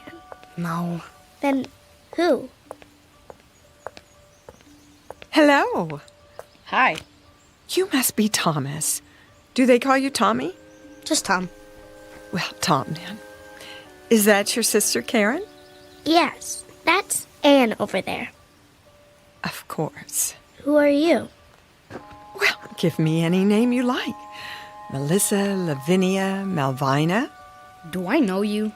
Well, don't you? I think I saw those eyes before. So did I. You must be... Yes? Grandma? Say it a few times.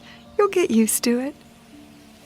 But I thought you were going to come in a big box, all wrapped up, like a... Mummy. Yeah.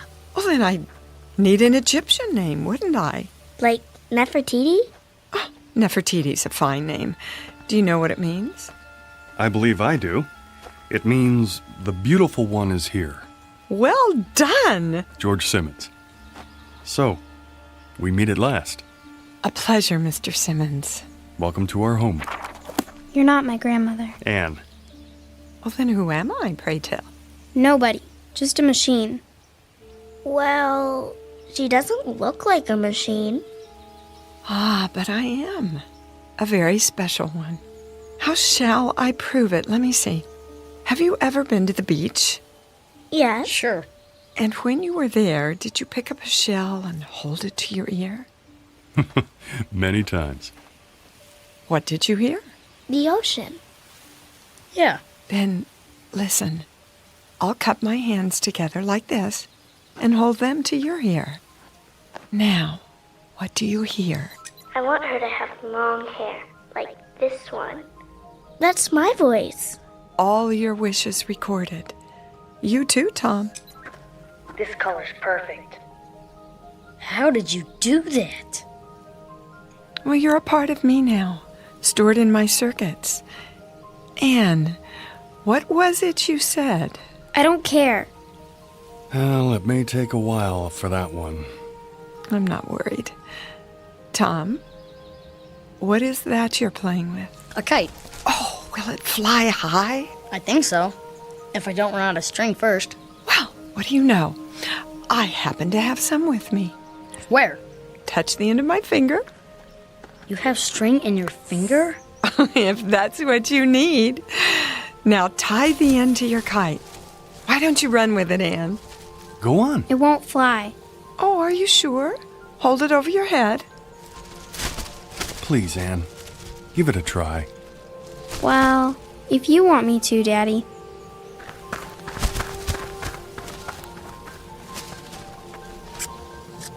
Hey, look at that!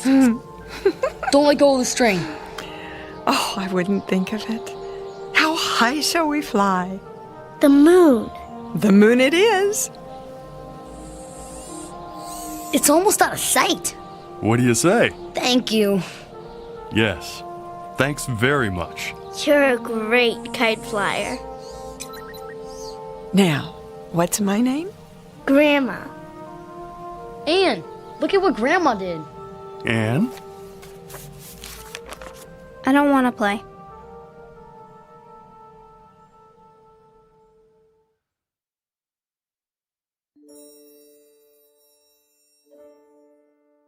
There was a second day, of course, and a third, and a fourth, with Grandma busy every minute, cleaning and cooking, opening the drapes wide, filling the vases with fresh-cut flowers, baking cookies and pies, and leading long walks into town. But the most beautiful and special thing was the way she paid attention to everyone.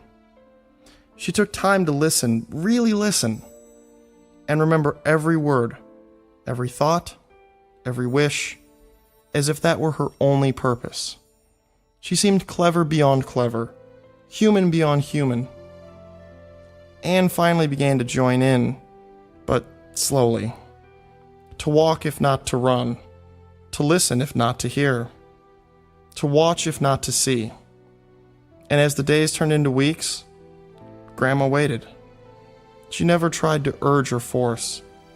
Sometimes, when Anne didn't come to the table, Grandma left dinner on a tray by her door. Big spoons first, then the little spoons. Is that right, Grandma? Perfect, Karen, dear. Is that your father home already? Yeah. You heard him before he got here. Daddy! Hello, sweetie. How was your day? Grandma taught me how to sew. Did she now? Good evening, Mr. Simmons. Dinner is almost ready. Well, looks like you have a helper. I made the mashed potatoes. Indeed, she did. I'm proud of you, Karen. Where's Anne? She's upstairs doing her lessons. Anne! Come down and help your grandmother! Oh, it's all right. I can handle the rest. That's not the point. Dad, whose car is that out front? Which one? The new one. Oh, well, let me see. Oh, yes. It's ours. It is? I came home early to surprise you. Can we go for a ride? All of us? I don't see why not. We'll take a run to the ice cream parlor after dinner. How's that? Now, go and wash your hands and tell your sister dinner's ready. Okay. Yeah. Thank you for being so good to us. Good for us. And that includes me. I'm sorry about Anne. I'll have a talk with her. Now, don't you worry about Anne. She'll accept me eventually. You seem very sure. Mr. Simmons, children are the most complicated creatures in the world. I could be the greatest cook, the finest, most exciting playmate, the most interesting companion, but those are very small accomplishments. It's the heart I have to enter. A child's heart. It's a deep place, difficult to reach. But that, too, will come. Anne, darling. Are you hungry, dear? Not very. We're, going for a ride after dinner. In our new car. It's beautiful. Wait till you see it. I'd like you to go with us. Is she going? Oh, please, Grandma. I want to ride in the back seat with you. Me too. Then I'll stay home. But why, Anne? I don't like her. You mustn't say that. I don't want her here. Dear child. I never wanted you here. It was them, Father and Tom and Karen. They wanted you. They needed you. But I didn't. Anne, stop it. It's true. You sit and you talk to her and you eat the food she makes and you make believe, Father. That's what you do. You make believe, as if she's real, but she's not. She's a machine. Nothing but an old machine. Anne, listen to me. Machines are neither bad nor good. Some kill, and some make war, and some guide people through the darkness like a lamp. Believe me when I tell you, I cannot lie, or sin, or be greedy or jealous. I don't seek power or riches. I've been programmed for other things. You'd be surprised at how much a machine can do. This one, for example. This machine can love. Love who? Oh, you, Anne. I can love you. And I do. I love you more than tongue can tell. You don't love me. You can't. She said she loved me. She? My mother. She said I love you, but she lied. She lied. You're just like her. I hate you.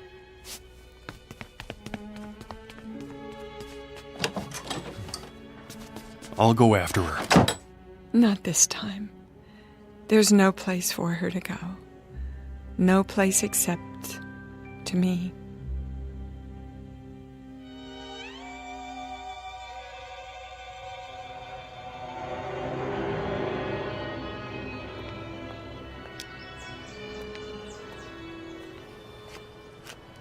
Anne, come home with me now. No, you're just old junk. Wow, is that what you think? Is that why you hate me? You're just like her. Your mother. I hate her too. Because? Because she lied. She said she loved me. And didn't she? She ran away. Oh. Is that what you think? She did. Well, that's not true. It is. No. Death left her no choice. But she let herself die. She shouldn't have done that to me. She shouldn't. She left me. And do you think I'm like her? You are. You're only trying to trick me. Oh, it's not a trick. It is. I don't give you permission to love me. There she is.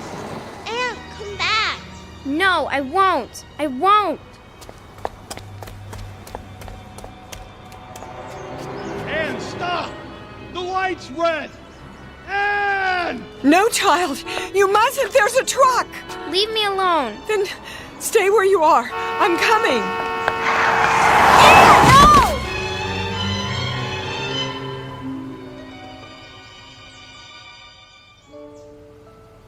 They're not moving. Either one of them.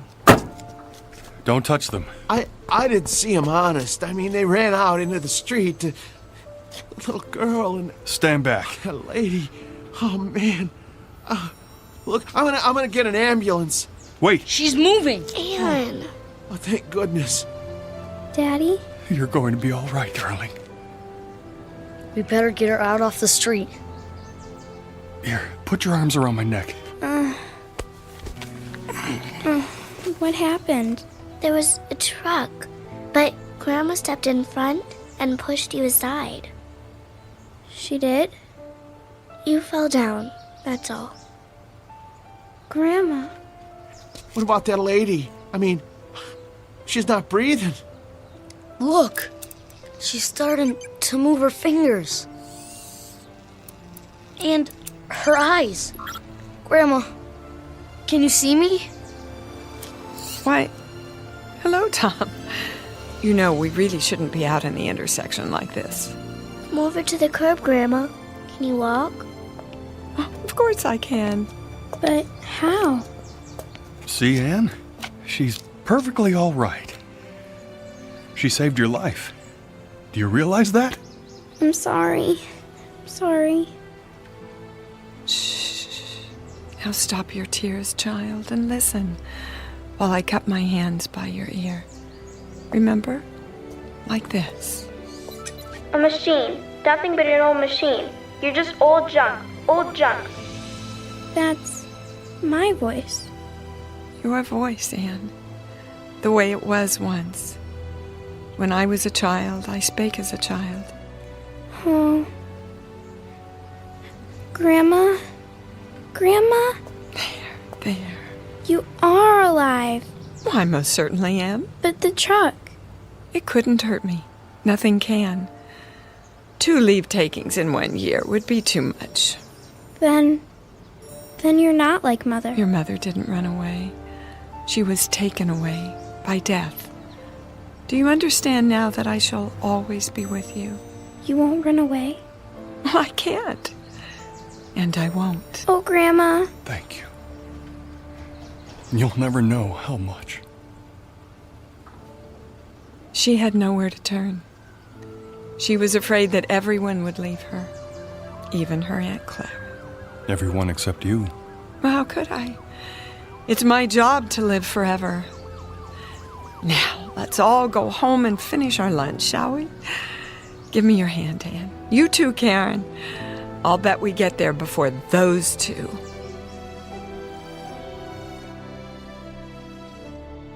As of that moment, Grandmother became an irreplaceable member of the family, an integral part of their lives. She was more than important. She was vital, the very essence, the most crucial part of being alive. And she shared it all with them, without effort, as if it were what she was born to do.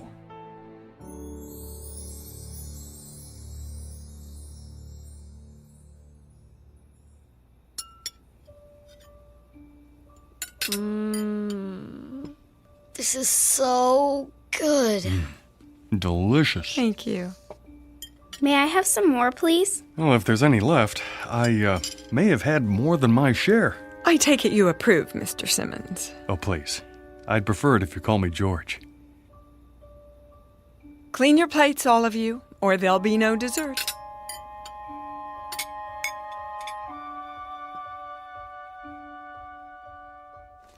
That's enough for tonight. Tomorrow we'll read another chapter from Moby Dick by, what's the author's name? Herman Melville. That's correct, Anne. Now, there's just enough time for your language lesson. Who can conjugate the verb to love in Latin? Me! I can. Me! She taught them better than any flesh and blood teacher, in a manner perfectly suited to their expanding minds, until learning became a hunger that would never be quenched. Grandma, are you asleep? Oh, you know better than that. Do you need something? Hot chocolate? A plate of cookies? It's the storm. They're scared of thunder. And you, Tom? Heck no. Oh, well, come over here just the same. Everybody crawl into my bed. That's it. We'll weather this old storm together. They would never see lightning, never hear poetry, never listen to foreign tongues without thinking of her. Everything they would ever see, hear, taste, smell, and touch would remind them of her. She was all life to them, the source of the Nile. And all life became wondrous, quick and electric, like her. And one day, it came time for the inevitable, the unthinkable, the day of saying goodbye. Thank you for carrying my suitcase, Tom. Such a fine gentleman. It's the least I can do. The same suitcase you brought with you, how many years ago? Now, let's not get maudlin. Grandma, do you have to leave today? Oh, yes, Karen. It's time. We're going to miss you. And I you, Anne. But why do you have to leave at all? You're going off to college now, and you won't need me. That's the way it should be. But you've been our world. I'm not the world. The world's out there, and it needs you. What happens to you now, Grandma? Oh, back to Mr. Fantaccini and the rest of the Pinocchios. He should have called himself Geppetto. Don't joke about it. Oh, but it's true. You've been my family here, and now I must go back to my first family. My brothers, sisters, aunts, cousins, all the other robots. And do what? Some stay at the factory. They're taken apart and recycled. Not you. Or perhaps I'll be returned and sent out to help another family like yours. They can't destroy you. I won't let them. Nor will I. Destroyed? Oh, what a silly expression. I'll go for a while to the room of voices. The room of what? Oh, a great dim room. A kind of parlor where all the other mechanical grandmothers are brought and stored for, a month or a year. And in that room we'll sit and rock and murmur and whisper to each other. And we'll listen and tell what we learned from the world and from the families we lived with. I'll share what I learned from Anne and Karen and Tom and even you, George. You didn't learn anything from me. Oh, didn't I? Don't be so sure. But you taught us. Is that what you think? Foolish lad, why now I have so much to share in the room of voices. Everything you ever said or did, everything you ever laughed or cried about. And someday... Someday what, Grandma? For reasonable creatures, we have an unreasonable dream. Someday, if we're very wise and very good, perhaps we'll gain the greatest gift of all. Oh, Grandma, you don't have to wait. You're alive now. You've always been alive to us. Well, there's my cab. I'll get your case. Oh, no, I wouldn't hear of it. Grandma, am I never going to see you again? Well, the world holds many surprises. Someday, when you're very old, with childish ways again, in need of help, send for me. The old nurse, teacher, companion. And I'll come back. Hard to imagine. Oh, we'll never be old.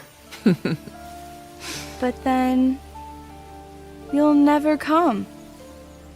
I mean, if we don't, we won't ever... Do me a favor, would you? Anything.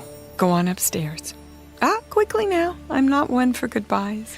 Grandma! There. Mind your grandmother. Quickly!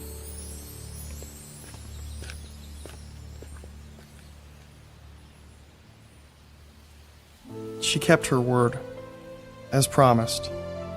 She has remained with us always, to this day. I've saved the key, the golden key, in a special place. Sometimes when lightning rends the sky, I see her face flash before me in the dark. And sometimes I still hear her ticking and humming above our beds in the night, keeping watch. She passes like a clockwork ghost in the long halls of memory. The sound of bees swarming after the spirit of summers lost. I remember the day no one will ever forget. Not for the rest of our lives. It was the week the world ended. And, incredibly, it was also the week that something new, something utterly fantastic, was about to begin.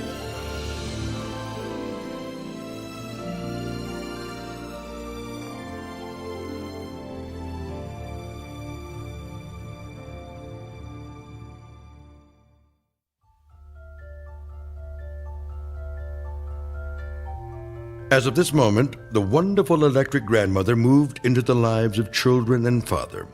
She became integral, important. She became of the essence. As of this moment, they would never see lightning, never hear poetry, never listen to foreign tongues spoken without thinking of her. Everything they would ever see, hear, taste, feel would remind them of her. She was all life, and all life was wondrous, quick, magical, and electrical. Like Grandma. A fable, most assuredly, but who's to say that at some distant moment there might not be an assembly line, producing a gentle product in the form of a grandmother, whose stock in trade is love. A fable, sure, but who's to say what's possible in the Twilight Zone?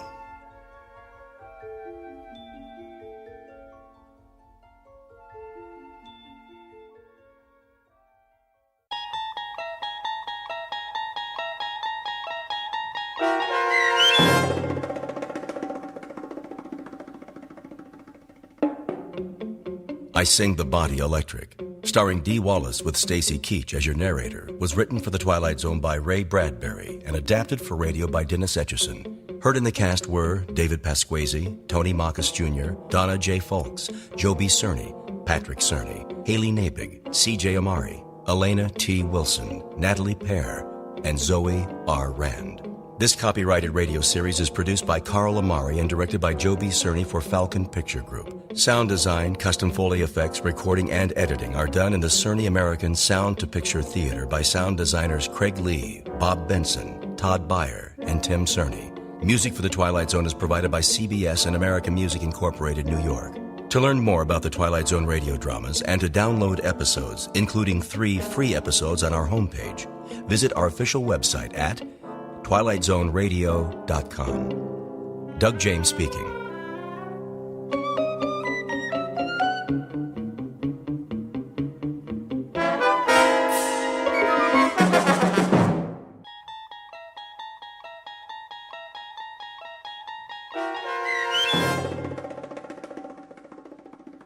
Miniature, starring Lou Diamond Phillips with Stacy Keach as your narrator, was adapted for radio by Dennis Etchison and written for The Twilight Zone by Charles Beaumont. Heard in the cast were Ellie Weingart, Alyssa Fraden, Jeff Lupetin, Joby Cerny, Roger Mueller, Elizabeth Lido, Christian Stolte, Doug James, Kurt Nabig, and C.J. Amari.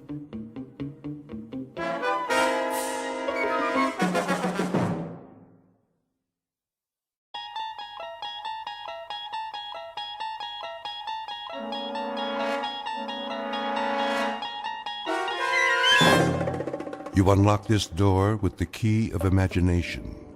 Beyond it is another dimension, a dimension of sound, a dimension of sight, a dimension of mind. You're moving into a land of both shadow and substance, of things and ideas. You've just crossed over into the Twilight Zone.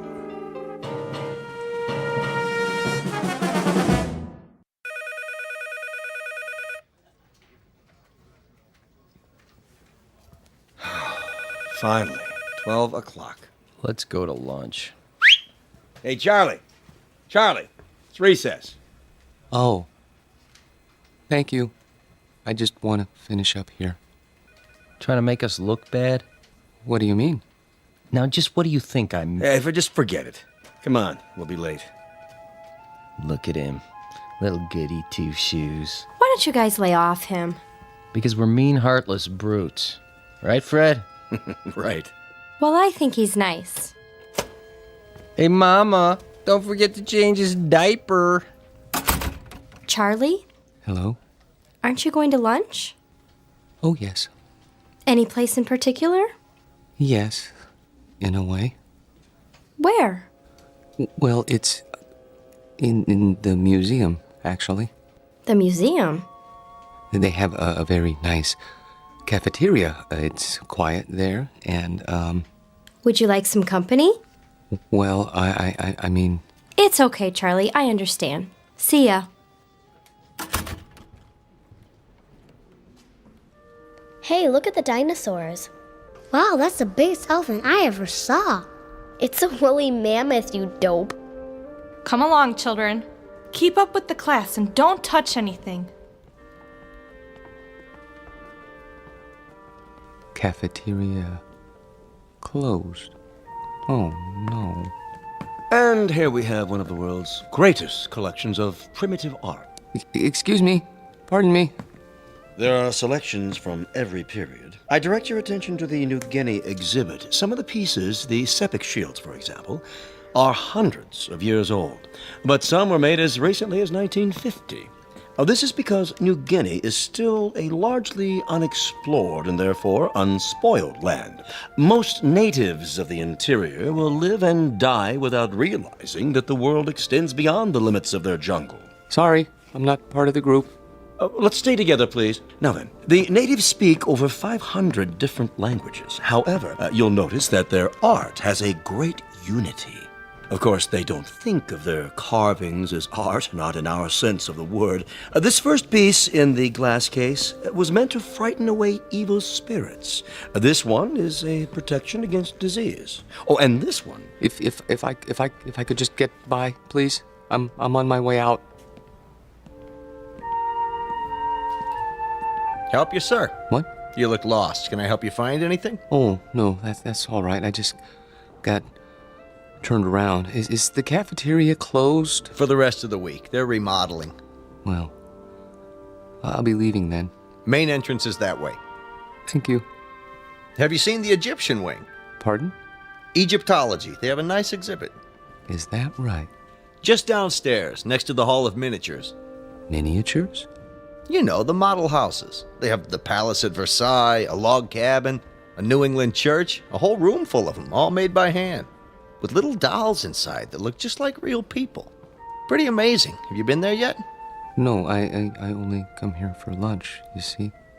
Well, you might as well take it in now that you're here. Not many people go there, but it's really something. All right. I think I will. Turn left at the bottom of the stairs. You can't miss it. Thank you for the suggestion. I'll have a look.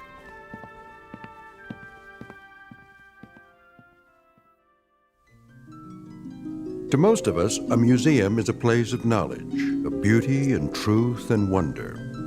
Some people come to study, others to contemplate, others to look for the sheer joy of looking. Charlie Parks has his own reasons. He comes to the museum to get away. It isn't really the low-priced cafeteria meal that draws him in here every day. It's the fact that in these cool, inviting halls, he can be alone for a while, really and truly alone, away from his work and from people who don't understand, which includes almost everyone in the world. But Charlie should be careful. He doesn't know it, but there's always a chance he might wander too far and get lost in the Twilight Zone.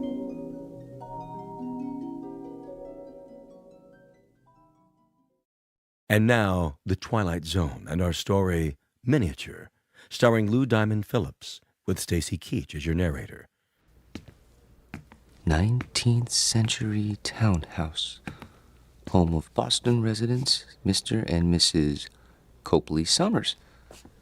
The figure represents their daughter, Alice, and was carved in wood taken from the original balcony. Will you look at that? What in the... Found it okay, huh? Excuse me, but... Yes, sir? I guess this will sound silly to you, but how do they manage that? How do they manage what? In there, in the glass case? Oh, well, I couldn't say exactly. I know they use magnifying glasses, little tiny tools, single hair brushes, that kind of thing. Must go blind making them so small. But the girl, she's so realistic. Isn't she, though? Long black hair, lace dress. Look at her fingers. They didn't miss a thing. Little rug, chair's got teeny tiny doilies on it. But how do they get the girl to move? Servo motors? Microchips? How's that? The girl playing the piano, it's stopped now. I don't think I... There, see her sitting at the piano? She was playing just a few seconds ago. It was, I don't know, something like this?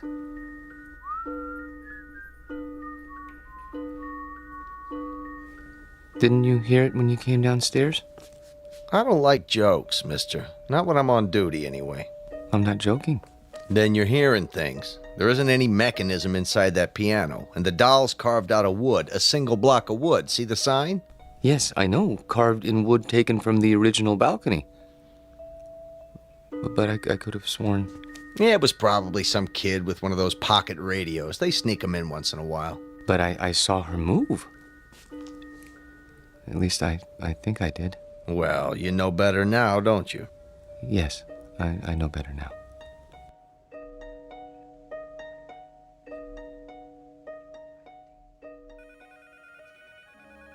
Here he comes. Finally. Where do you think he's been? At the zoo. Visiting his relatives. Charlie, Yes? there's a note on your desk. Mr. Demo wants to see you. How do you do, Mr. Dimmel? Yeah, sit down, Parks. I'm sorry I'm late getting back from lunch, sir. Well, I'm sure you have a good excuse. No, sir, I don't. I just let the time slip away. I don't know how it happened. You know, Parks, that's the first sign of humanity you've shown in almost 4 years. I beg pardon? Up to now, you've come and gone like some kind of wind-up toy. Never early, never late, always keeping to yourself. What, don't you like us, Parks? I've never thought about it, sir. Well, think about it now. Do you like your co-workers? I suppose so. Oh, you suppose so? I mean, that is, I don't dislike them. I'm afraid that isn't good enough, Parks. An office is like a team or a platoon. Either it works together or it doesn't. And here, it doesn't. And the reason is you. I knew you were a square peg when I hired you, but you were bright and... Well, I thought we'd wear those edges off. We haven't. No, not at all. You're still a square peg. You understand me? Yes, sir. I think I do. I'm going to use the excuse of your being late, but I can't. The fact is, I'm letting you go because you just don't fit in. I understand, sir. Parks. Yes, sir? No, this isn't any of my business, but how old are you now? 37, 38? 35. 35. Don't you think it's about time you gave up living with your mother? She needs me. Oh, why? Is she ill? Not actually ill, but my father died some time ago, and my sister is married, and, well, she needs me. I see. Look, you're welcome to stay on a few weeks if... No. That's very nice of you, sir, but I'll manage. Well, you can pick up your check tomorrow. Thank you.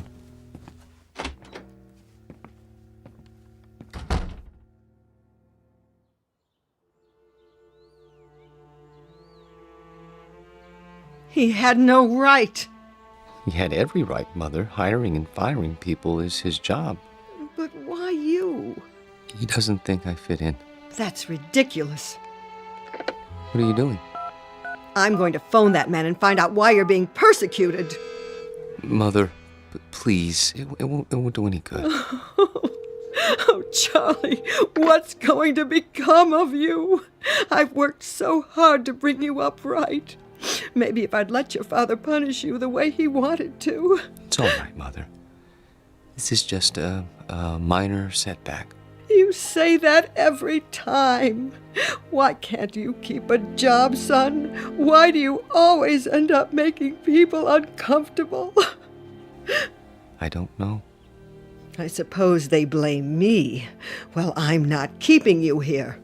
I know that, Mother. Nothing in the world would make me happier than to see you settle down with a nice girl, raise a family, live a normal life. Please, don't cry. I can't help it. I hate to see you hurt, son. I'm not hurt. Well, you should be.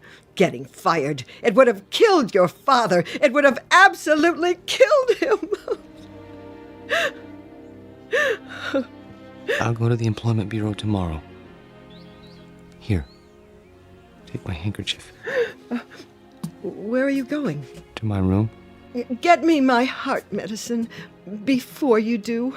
Yes, Mother. Charlie? Why were you late getting back to the office? I was detained. What's that supposed to mean? Nothing. I was detained. That's all. Open your mouth. Charlie, do you feel all right? Yes, Mother. I'll go to my room now.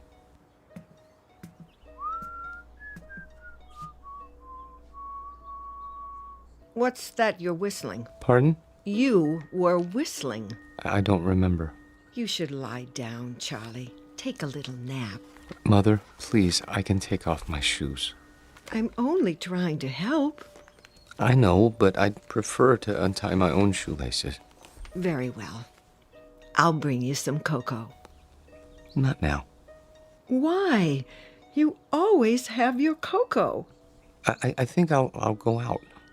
At this time of day, we'll be having dinner soon. I want to get a head start with the Employment Bureau, see if there are any jobs. But they must be closed by now. There's still time. I think I'll walk over. It isn't far. Are you sure you should? Why not wait till tomorrow? Get a fresh start. Do you want anything at the store? Not that I can think of. But... Sit in your chair in the living room. Put your feet up. Are you sure? Try not to worry, Mother. I'll be back in an hour.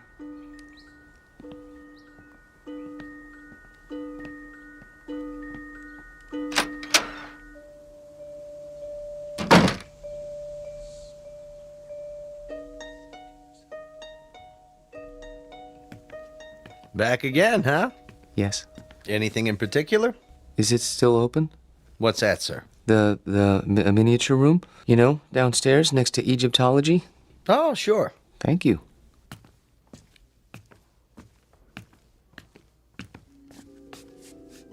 I came back. Wait. Where? Hello? Hello? There. I was afraid you wouldn't be here. Oh, no, you've changed your dress. That's a lovely gown. Very lovely. Are you going out? Who's that? Oh, you are going out. That's why he's wearing a cape and a top hat. Your gentleman caller. Hmm. Does he have a carriage waiting? I hope so. I wonder where you're going. To dinner? No, something grand. The opera, that must be it. Hi. Oh, hi. Be closing soon. I see. What time do you open in the morning? 9 o'clock, Monday through Saturday. I'll be here. What's that? Nothing. I'll be along in a moment. I want to study this dollhouse a while longer, if you don't mind. Okay, sir. Just a few minutes, though. It's almost time. I see. Thank you. Have a nice evening. I have to go now. I won't be here when you come back. But I hope you have a nice evening, Alice.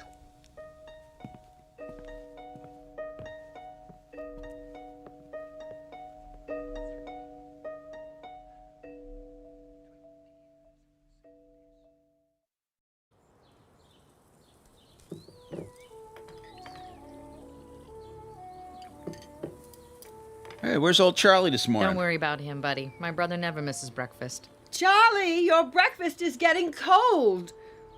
You see, late for his meals, awake every night, tossing and turning. I tell you, I'm half dead with worry. Mother. He's sick. I know he is. Sounds to me like he's got a girl. Don't be silly. What's silly about it? He's not a bad-looking guy. A little peculiar, maybe, but, he's not... If he had a girlfriend, he'd tell me. He hasn't told me, so it isn't possible. Okay. Nothing would make me happier than to see Charlie settle down. He knows that. I'm not one of those mothers who won't let go of their children. Ask Myra. Pass the butter. Charlie! I'm here. Your breakfast is on the table. Sorry. Hey, Charlie boy. Hello, buddy. How are you? Couldn't be better, Charlie boy. Couldn't be better. Good morning, Myra. You're looking nice. I wish I could say the same for you. I haven't been sleeping very well. Because of the job? Yes, I suppose so. It's been terribly hard on him, pounding the pavement every day. Boy, that can get you down. Charlie. Yes? We've got a surprise for you. Tell him, bud. Well, it's like this. I heard they gave you the pink slip, and see, I know the dispatcher pretty well over where I work, and, I told him about you, and, he said... He said he'd give you a job. Yeah. Isn't that wonderful? Oh. Yes, I guess so. Charlie! It's very nice of you, buddy. Really. You have experience in billing, don't you? Yes. Then what? Well, you see, I don't know if I'd want to travel that far. It's out of the city, isn't it? Buddy could pick you up. Sure, till you get yourself a car. Charlie, for heaven's sake, Buddy's offering you a job. I'm sorry. I appreciate it, really. But I'm afraid. You got something better, Charlie? Excuse me, I have an appointment. Charlie! Charlie! Oh, I don't recognize him anymore. My own son. Does he have something better, Mother? No, he doesn't have anything. He isn't even looking. How do you know? The employment agency called. They sent him on 2 interviews, and he never showed up. Well, then where does he go? I don't know. Like I said, he's got himself a girl. Oh, shut up, will you?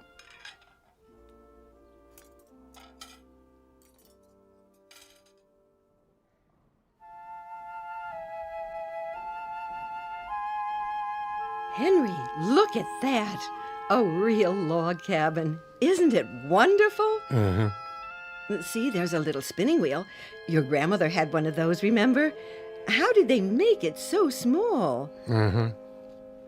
Oh, 19th century townhouse, Boston. Isn't that something? I've never seen anything so perfect, have you?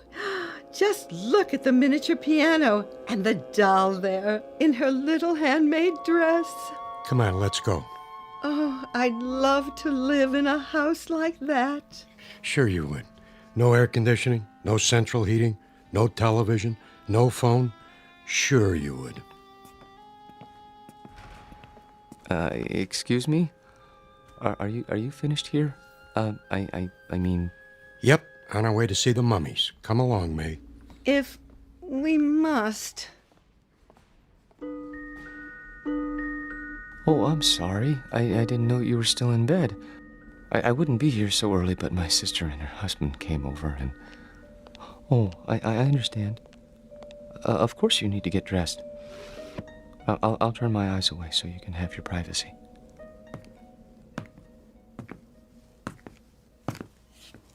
Hi. A little early today, aren't you? Am I? I guess you must get a real kick out of these displays. Yes. This one in particular. What do you see in there, mister? Nothing.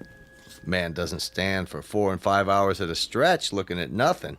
I'm not breaking any rules, am I? No. Then leave me alone, please. Suit yourself. Forgive me, it won't happen again. Oh, I see you're having breakfast.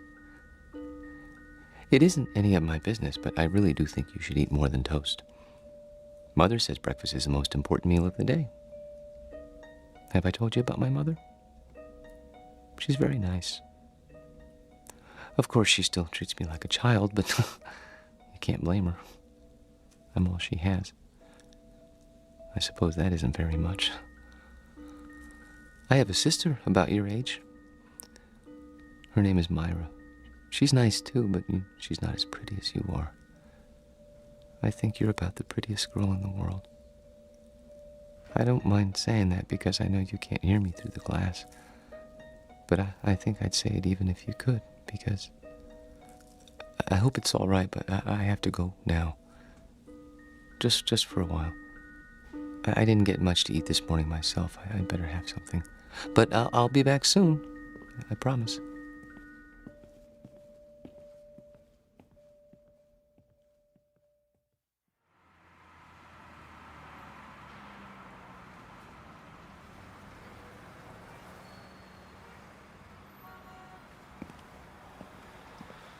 Charlie?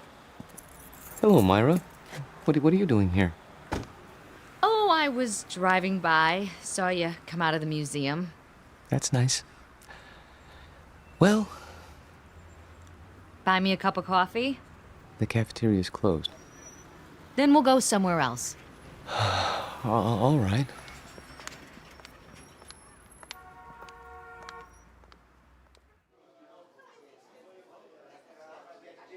Here you go, folks. Thank you. Charlie, I'm gonna be honest. I didn't just happen to see you today. I followed you. You did? Why? Because Mother asked me to. She's worried, and so am I. You haven't been yourself. No? You go to that place every day? I thought it might be a good idea to improve my mind. That isn't why. I'm your sister, Charlie. I grew up with you, and I know you. You go there because it gives you a chance to be alone. And you want to be alone because you're scared. Myra? Listen to me. This is important. You're over 30 years old, Charlie, but you're living the same way you did when you were 14. Some of it's Mother's fault, some of it's yours. But it isn't natural. It's sick, Charlie, and you know it's sick. And that's why you're scared. You're probably right. Stop agreeing with me. I could say you were a blue monkey and you'd agree. But Look, I don't know about psychology or anything like that, but I think I know what's wrong with you. You need a girl, Charlie. You're at that time in your life. You know what I mean? Not exactly. Well, it's hard to explain, but you've never had a girl, have you? Not as such? That's what I thought. Well, we're gonna change that. How? I'll introduce you to Harriet Gunderson. She works at my office, and she's a lot of fun. You'll like her. Myra, please. Charlie, please. This one time try. For me. If you do, I promise I won't bother you anymore. All right. Here's her address. You don't even have to phone. Just stop by, say around 7. And you don't have to buy her dinner. Take her for a walk in the park. She'll like that, okay? Okay. Word of honor? Word of honor.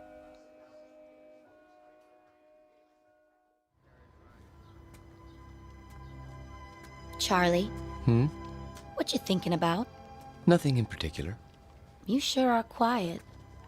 That means you're the dangerous kind. You can't trust the quiet ones. You can trust me. Who said I wanted to? I only meant...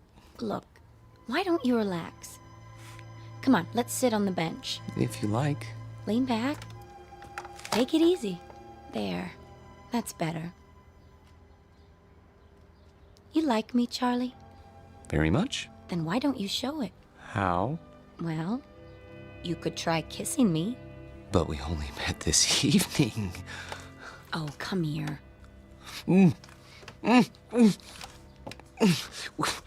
We hardly know each other. Quiet, you man, you. Oh! I didn't mean to push you off the bench. It's just that you surprised me. Sorry, I'll help you up. Forget it, Buster. Just forget it. Tell your sister you don't need a girl. You need a doctor. Wait, please.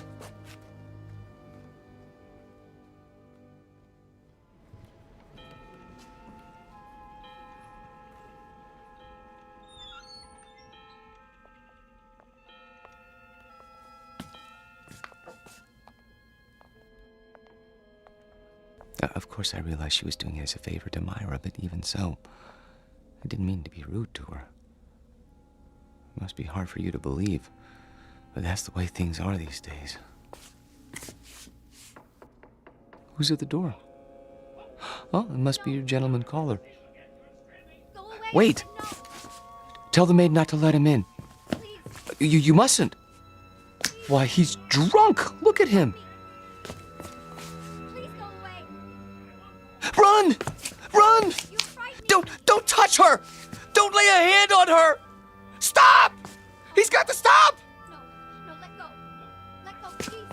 I can't help you! The glass is too thick! I need something to break it! Hold on! No! There's a fire extinguisher on the wall! Stop it.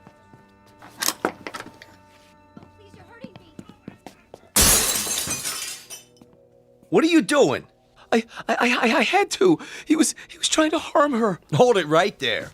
He tried to kiss her last night, but she wouldn't let him, so he came back. Don't move. I'm calling for backup. But I had to.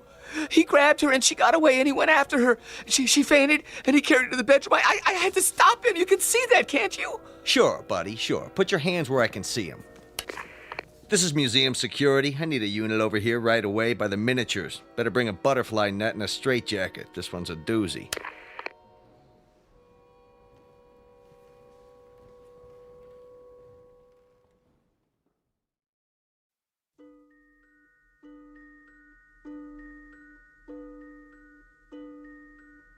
Now, Mr. Parks, I want you to understand that no one is saying you didn't see these things. There's no doubt that you did. But you saw them in your mind. They were real, Doctor. To you, they were. That's the way it is with hallucinations. Ordinarily, the eye sees and transmits a picture to the brain, but sometimes that's reversed. In certain cases, the brain sees and transmits a message to the eye. Do you follow? They were real. Then others would have seen them too. Isn't that so? But no one else did see them. How would you explain that? I can't. Think about it. Mr. Parks? I don't know why nobody else saw them. Maybe they weren't looking. You say there were 3 figures. A young girl, her maid, and a man. He had a big black mustache. All right. Now let's reason it out. According to the museum officials, there was only one figure, the girl. Where did the others come from? Well, the maid always comes from the kitchen, and that fellow... Yes. Where did he come from? Outside. Outside the case? No, outside the house. Mr. Parks, there was nothing outside the house but glass. And beyond that, other displays. Isn't that true? Yes. But he came to the front door, and they went out together once. To the opera or something, I don't know. She didn't realize what he was like then. I could have told her. You only had to look at him to see what kind of person he was. But she's so innocent and trusting and helpless. Not like other women. No, not at all. Have you seen her? Yes, I have. Is she all right? Would you like to see her now? Yes! She's here. In a box in the drawer of my desk. Careful! You are holding a piece of wood in your hands. A beautifully carved piece of wood. About 6 inches tall. Do you have to take her back? I'm afraid so. It's museum property. Now I want you to go back to your room and think about what I've said. Will you do that? And remember, what you saw isn't the important thing. Our job is to find out why. Once we accomplish that, you won't have any more hallucinations.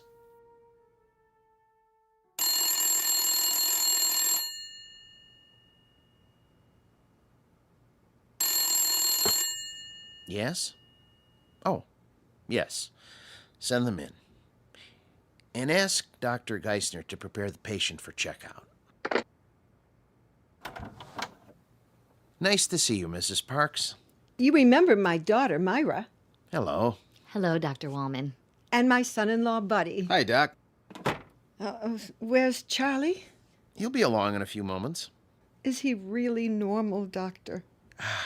That's a word we try not to use. Why not?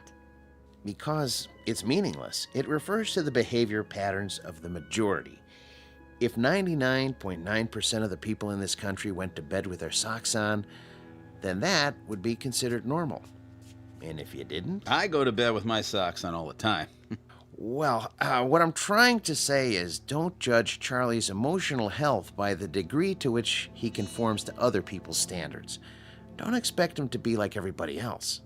Then you don't think he's sick? Not now. No. He was when he came here. The constant pressure to be something he wasn't, to act and think and feel the way you wanted him to, instead of the way he wanted to, he was unable to cope with this world. So he created another world. But he knew it was false, so he destroyed it, and with that act, he made his first step toward mental health. Of course, he insisted it was real for a long time, but that's standard with hallucinations. Charlie! Hello, Mother. Myra? Buddy? How are you feeling, Charlie? Wonderful, Doctor. Really, wonderful. No more dreams? I've been sleeping like a baby. Not worried about the girl in the glass case? There was no girl. Just a doll. I know that. And I know what made me think I saw what I saw. Thanks to you. Thanks to you, Charlie. You figured it out, remember? I didn't tell you anything after that first day a few weeks ago. Oh, Charlie, I was so worried. No, Mother. I know you were, but I'm fine now. I'll find a job and everything will be the way it was. You'll see.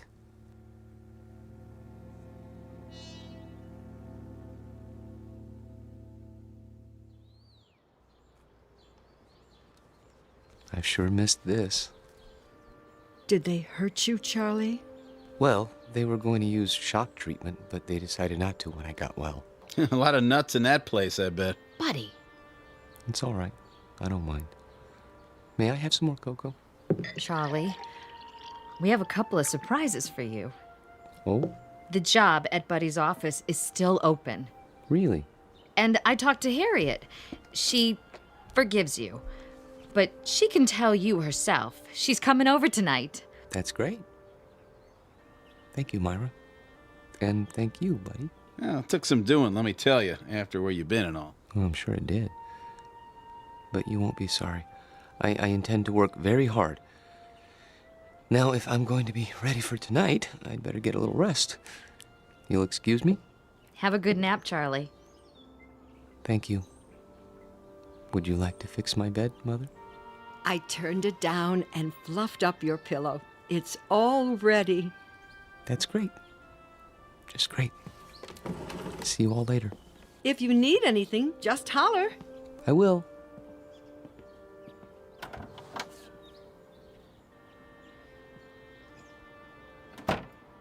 All right, I gotta go by the house. Be back in a while. Okay, honey. You want me to pick up some chow? That's not necessary. We're all going out tonight. We are. Okay, then. See ya. Take your time. Drive carefully, buddy. Sure. No problem.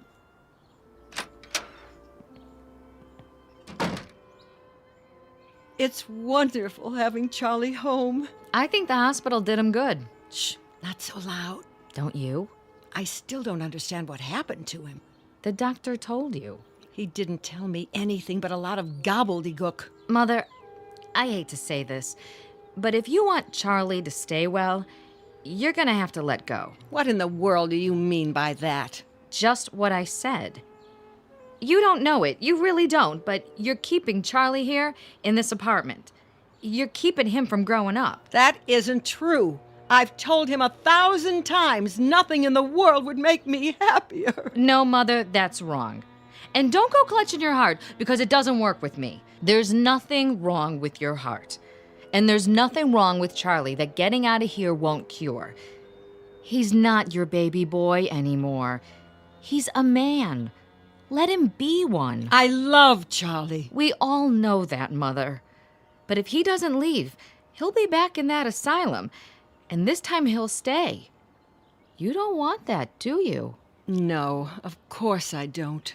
Then you help me tonight, when Harriet comes over. How? By going out to a movie with Bud and me and leaving them alone.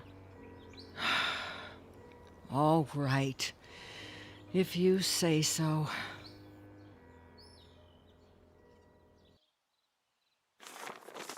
Pass the sports page, would you? Here. You should check the movies. Oh, yeah, sure. There's Harriet. Already? You better tell Charlie to get ready. Charlie? Hi, I made it. Ooh, new dress? Yeah, cost me something too. Hi, Bud. Hey, Harriet. Charlie, your company is here. Charlie? Charlie! What's the matter? Can't wake him up? He must be tired. It's locked. Charlie never locks his door. Hey, Charlie boy! Up and at him, pal! Maybe he doesn't want to be disturbed. Nobody could sleep through that. Break it down, Bud. Gee, I don't know. Break it down. Okay. The window's open! Take it easy, Mother. He must have crawled out. Why would he do a thing like that? I don't know. He's your son. Oh, what did I ever do? Mother, be quiet. Hello, operator? Could you give me the number of the City Museum? The main one downtown. Thank you. He couldn't have gone there. The doctor said he was well. Hello?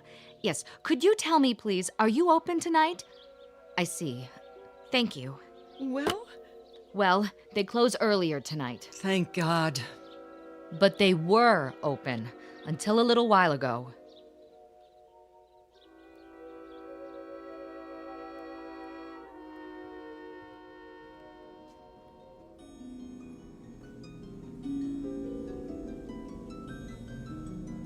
Hello. I see they got your glass case repaired. I'm so glad. They tried to tell me you weren't real. Of course I knew better. But I had to pretend. Otherwise, I never would have seen you again. I love you, Alice. Maybe if I keep telling you, you'll believe me. Your world isn't simple, is it? No world with people in it ever is.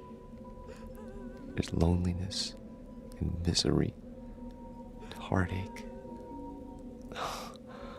Oh, look at you, crying because you're alone. I've been alone all my life. People try to understand, but they can't. You could. We could understand each other and help each other and love each other, if only. Wait! Someone's here. I have to hide. But where?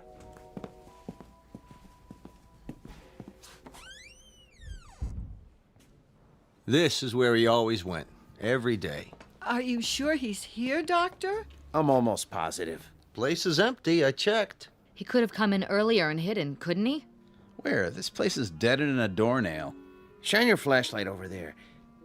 What about those Egyptian mummy cases? Say, that one isn't supposed to be open. Could a man hide in there? I guess. Nobody's allowed to touch him. It's against the rules. Mrs. Parks, would you do something? Anything for poor Charlie. I'm sure he can hear you, wherever he is. Are you going to take him back to the hospital? I think it would be wise, don't you? Before anything else happens, call him. Ask him to come out. Charlie? Louder. Command him. Charlie, this is your mother. Come here. Again. Charlie Parks, you come here this second, young man. You hear me? It's too late. He's not going to listen to you now, Mother. Hey, Charlie boy, let's go. What do you say, huh? Can you turn on the lights? Yeah, at the main switchboard. Do it. We're gonna have to search the whole place. Hey, is this the doll house? That's the one. And the doll, is that her? Yep. Say. What? There's two of them now. A man and a woman sitting on the piano bench. I don't remember that. All right, let's start looking. Yeah.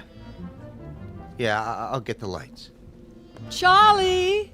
Charlie, please. This isn't funny. Yo, Charlie! Come on, Charlie!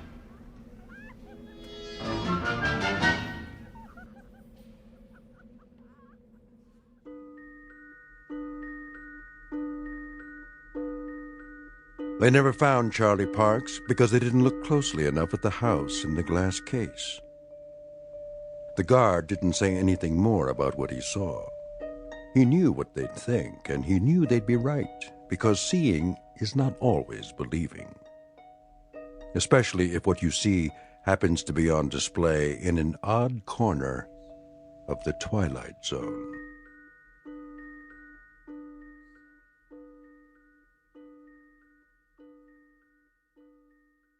We'll return to the Twilight Zone in just a moment.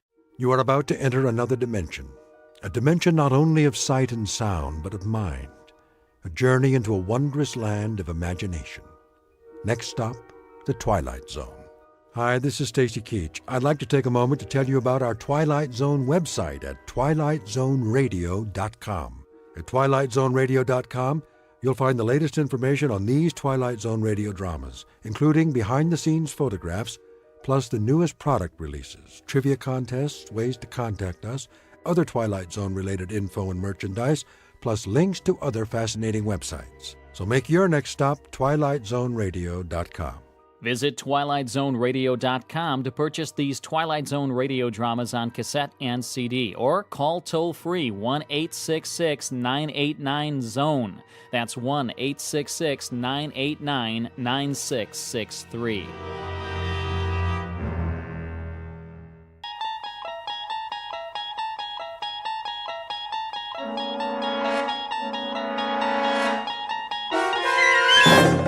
There is a fifth dimension beyond that which is known to man. It is a dimension as vast as space and as timeless as infinity.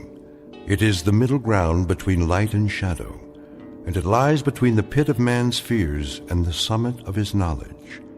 This is the dimension of imagination. It is an area which we call the Twilight Zone.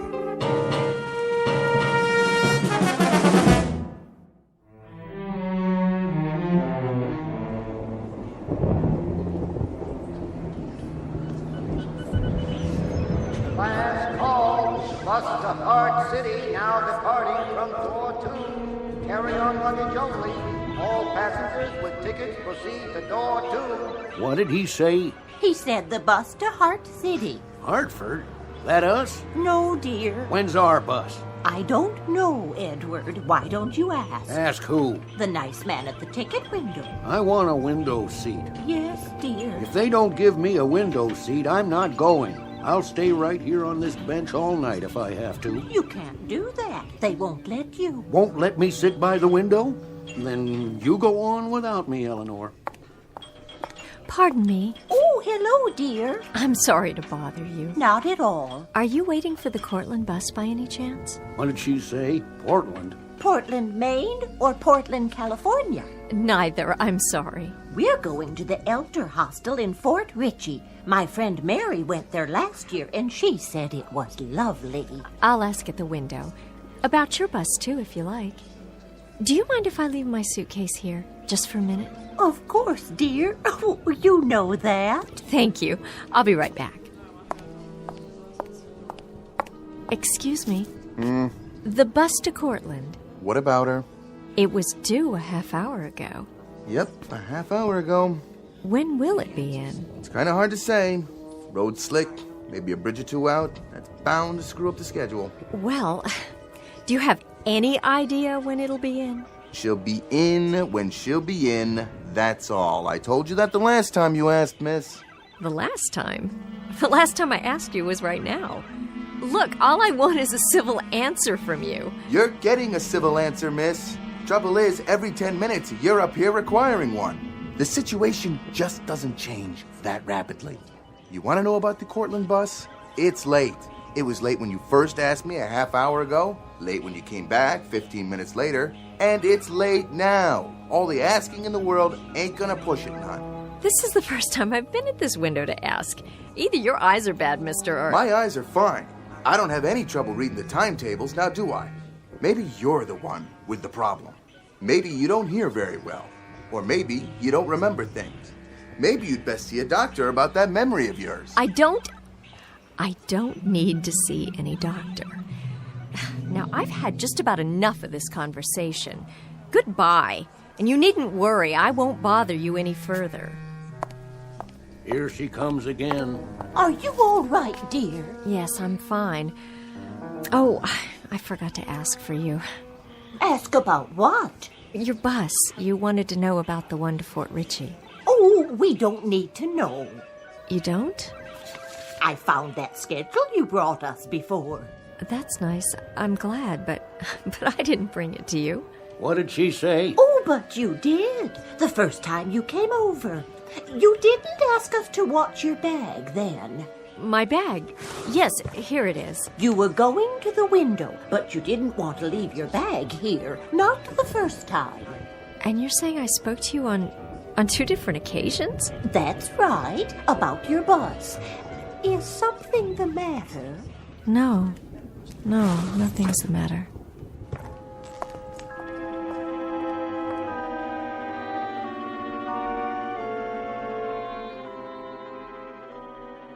Millicent Barnes, age 25, young woman waiting for a bus on a rainy November night. Not a very imaginative type is Miss Barnes, not given to undue anxiety or fears, or for that matter, even the most temporal flights of fancy. Like most young career women, she has a generic classification as, quote, someone with a head on her shoulders, end of quote. All of which is mentioned now because in just a moment, the head on Miss Barnes's shoulders will be put to a test. Circumstances will assault her sense of reality, and a chain of nightmares will put her sanity on the block. Millicent Barnes, who in 1 minute will wonder whether she's going mad or whether she's just stumbled into the Twilight Zone. And now, The Twilight Zone, and our story, Mirror Image, starring Morgan Brittany and Frank John Hughes, with Stacy Keach as your narrator.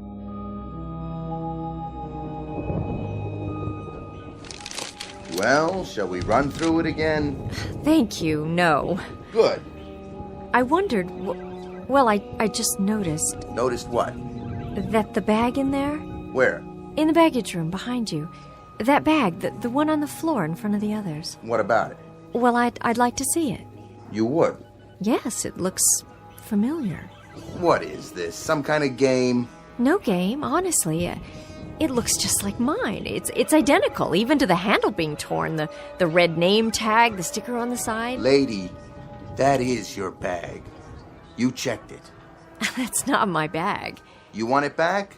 It looks just like mine, but it's not. It can't be. That's my bag over there by the bench. Is it? The bench against the wall, at the end where I was sitting. Oh. Uh-huh. My bag was there, but it's not now. That's because you checked it. Well, how did... Then I'd like to uncheck it, if it's mine, as you say. Claim check, please. What? All you have to do is show me a claim check. The one I gave you when you checked the bag. I don't have one. Here's my bus ticket, my wallet, my keys, and the rest. See, that's all I have in my purse. No claim check, no suitcase. But that's absurd. You just said it's mine. Nothing I can do about that. State law. When I saw it in the baggage room just now, I'd swear that was the first time I... Why don't you just go over there and sit down, miss? You're either walking in your sleep or you're hungover or something. Just go back there and sit down and breathe through your nose and let me read my magazine. When the Cortland bus comes, there'll be a loud noise, a door opening, and people will come in here. And then you'll know the bus has arrived. But I never checked my bag. I don't feel very well. Where's the ladies' room? Straight across the lobby, other wall. There goes that girl again. I see her, Edward. Can't make up her mind, can she? Must be on some kind of drug. Oh, you hush now. I'll be finished cleaning the floor in a minute, honey. You go right ahead. Thank you. Are you all right? Yes, I'm all right. I'm perfectly all right.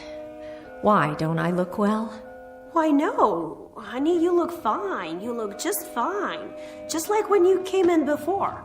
What do you mean, before? You were in here just a few minutes ago, remember? That wasn't me. Sure was, honey. Same coat, same little rain hat. That was you, for sure. Not that many people in the station this time of night. Plus, I never forget a face. Look, I don't know what's going on around here. Somebody takes my bag, somebody says I'm always asking questions about the bus. Now you tell me I've been in here before and... Just take it easy now. Everything's going to be all right. Well, of course it is. There's nothing wrong to begin with. There isn't a thing wrong. I think the only problem around here is that you people need some sleep or something. You say I came in the ladies' room. Big as life. And then I suppose I walked back out into the waiting room, right into this very door. So far, yeah. Here, want to try? Oh, thank you. This guy's easy, though. Let me get you a cold cloth, honey. I don't think you're well. I don't need one. Thank you. I must be overtired. That's it. But I'm going to be fine. Now, let's just do a quick reality check. Look out there. What for? Tell me what you see. Okay. Now, tell me about the woman. Tell me if... No woman. Are you sure? All I can see is a kid playing a video game. Hi. Oh, hi. I'm on level 13 again. That's nice. Whoa. I wanted to ask you, who were you talking to just now? Who do you think? Want to play, huh? Play? There goes. I lost. Oh, well. I might have another quarter in my purse. Nah, 4's enough. Is it? That's what you gave me already. I still got 2 left. Of course. And that was just a minute ago, wasn't it? Yeah, when you're coming out of, you know. The ladies' room? That guy at the window. He won't give me change, but you did. 4 quarters for $1. Thanks. You're welcome. So you want to play? You mean like before? You didn't play me before. You said some other time. Well, want to now? This game, it's called Tomb Raider. Cool, huh? There's the graveyard. When the dead people come out of the ground, you have to shoot them before they get you. Or a tombstone pops up with your name on it. See? After I was standing here talking to you, where did I go? Did you see exactly? How come? Oh, I'm trying to retrace my steps. I think I lost something. Same place you were sitting before. Over there on the bench. Where the suitcase is. The suitcase? Yes, of course. It has to be mine. Right where I left it. On the floor. Last chance. For what? Last game of the night. Before they shut off the machine. Some other time. I gotta go home anyway. Home. Yes, you do that. Time to go home. Here. Right here. And the tag with my name on it. How can that be? Miss? Yes, what do you want? Your wallet. I think it fell out of your purse. Oh, thank you. I must have dropped it over there somewhere. You did. I saw it, so I brought it over. Person can't get very far without a wallet now, can they? Thank you again. Thank you. You mind if I share your bench? No, I don't mind. Bus is late, isn't it? It seems to be. It's over half an hour late now. You mean the Cortland bus, don't you? That's the one. I was supposed to be in Syracuse by 10. Planes were all grounded. Took a cab from Binghamton. Darn thing skidded and ran into a tree just a few miles outside of town. Had to walk back to the bus station there. That's quite a story. You look awfully wet. No kidding. I'm about 4 hours from Binghamton and about 5 minutes away from pneumonia. Is that right? Forgive me, miss, but you're not ill, are you? I don't know what's wrong with me. I really truly don't. Well, is there anything I can do? I don't know how to answer that. It's just that a whole bunch of odd things have been happening. Odd? I've been seeing things. What sort of things? Oh, I don't think I should tell you. I think you'll want to move to another part of the room if I do. Or call the police or an ambulance or something. Why don't you take a chance and tell me? You never know. I might be able to help. I don't even know you. Oh, sorry. Paul Grinston. I'm from Binghamton. Millicent Barnes. At least I was. And what does Millicent Barnes do? I'm a private secretary. I quit my job here on Thursday, and I got another job in Buffalo, and that's where I'm going tonight. Well, trying to go to Buffalo. But everything I do, people keep telling me I've done it before. The man who sells the tickets, he said I kept asking him where the bus was, and the woman in the restroom, she said I'd been in there before, and I hadn't been. And my bag here. My bag! Where? Right there, by the edge of the bench. Oh, for a second there I thought it was starting all over again. I think you'd better tell me the whole story. Well, that couple over there, the man and the woman and the ticket man, they said I'd checked it, and there was a bag almost identical to mine in the baggage room. I saw it. Then when I looked again... Go on. Please. Well, it doesn't make any sense, but when I was in the ladies' room, there was a voice from out here, and I thought I heard... What did you hear? My own voice. I thought I heard myself talking to someone. Who? That boy. Where? Oh, he must have gone home. You don't believe me, do you? Well, I wasn't there. It has to be some kind of a delusion. Do people have delusions that they can hear? I don't know. I guess they could. That's what they are, I'm sure. Some kind of delusions. But it isn't just hearing things and seeing things that don't exist. It isn't just that. Why did the old man selling tickets and that woman in the powder room and the couple on the bench and the boy playing the video machine, why did they all say they'd seen me before? I can't say. That's a tough one. What is happening? What on earth is happening to me?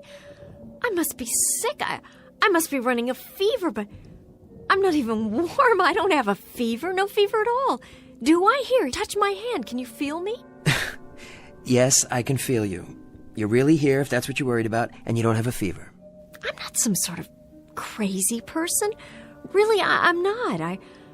I've never had any problem like this. I mean a problem with my mind or anything like that. Of course you haven't. And there is an explanation someplace. There's a reason. Maybe... Maybe what? Maybe there's someone here in this building who resembles you. Could be that, you know? Or maybe somebody playing a joke or something. Is that possible? No, that's too fantastic, and that doesn't explain the bags or anything. If there was someone, where is she now? This is a small bus station. Where is that person? When you get to Buffalo, will someone be there to meet you? Why, yes, I think so. I'm sure of it. A friend of mine. She's supposed to pick me up at the station. Maybe you should call ahead since we're running late. Let your friend know you won't be getting in for a while. Yes, that's a good idea. There's a payphone over there. Good. Oh, but I only have $1.25, and that man at the window... Here, this ought to be enough. I can give you this dollar bill. Forget it. Oh, you're very kind. I'll be over there. I'll watch your bag for you. Thank you so much. Good luck. Would you do one thing for me? Sure. What do you need? I need you to ask the man at the ticket window something. Would you mind? Not at all. Ask him if... But you don't have to ask him. Just look over his shoulder into the storage room where they keep the bags and see if there's one that looks like mine. The same handle, the same kind of tag hanging off it exactly. And if there is, tell me. Would you do that? No problem. I'll be right back.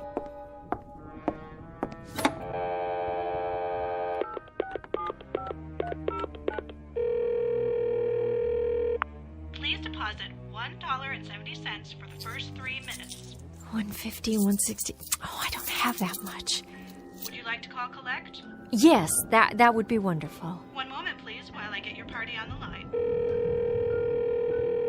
Hello? Judy? It's me. Where are you? Did you make your bus all right? Yes, I made it, but now the connection is late, the one to Cortland. Good thing you caught me. I was just on my way out the door. It'll be a while yet. I guess it's the rain. So when should I meet you? That's just it. I don't know. Tell you what, I'll call the bus station here and ask them what time it's due. As soon as I find out, I'll get in the car. I'm so sorry to do this to you. It's not your fault. Don't worry about it. I'll be there. Thank you so much. See you in a little bit. Number 17 to Cortland, Syracuse, and Buffalo. Now arriving at Gate 2. All passengers, Gate 2. That's it. Judy, are you still there? Judy?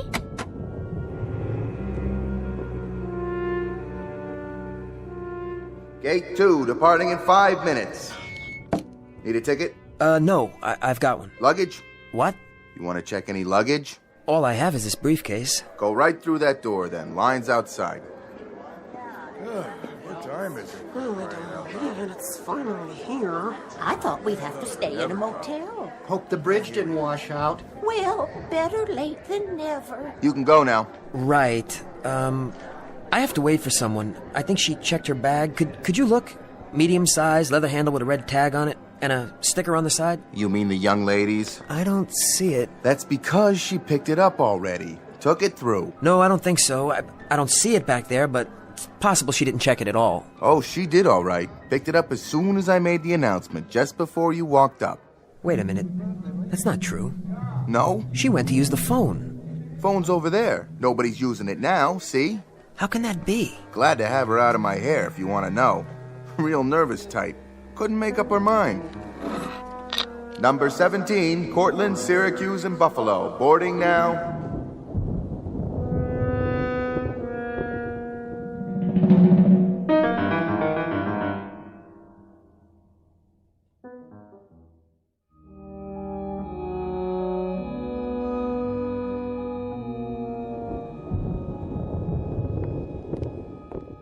Hi. Oh, you are here. Where did you think I'd gone? To make a phone call, but... I did, and now the bus is here, at last. I guess we better get going. Let me get my bag. You're... Right here where I left it. Thanks for watching over it for me. Let me get that for you. Looks heavy. Oh, thank you. You're very nice. No problem. Really, you're being very kind to me. Oh, forget it. You're easy to be kind to. More than just kind. I mean... Come on. We don't want to miss it. Just set her down right there, ma'am. I'll put her in with the rest. Be careful now. It's got all my prescriptions. Don't you lose it. I won't lose it, ma'am. What goes in comes out. I'll even give you a claim check for it, okay? There you go. What did he say? Come along, Edward. Hello, sir. Hi. Want that in here? Yes, just this suitcase. Give the claim tag to the young lady. Oh, Something the matter, miss? look! What? That's my bag. He's got it. Not that one, the other one. The one that looks just like it. Where? In the luggage compartment, you see it? It's already been loaded on the bus. Who gave you that suitcase? Which one? With the red name tag on the handle, right there. Some woman? I don't remember. Try. What did she look like? Well, it's hard to say. Half a dozen people lined up all at once. Miss Barnes! Millicent, wait!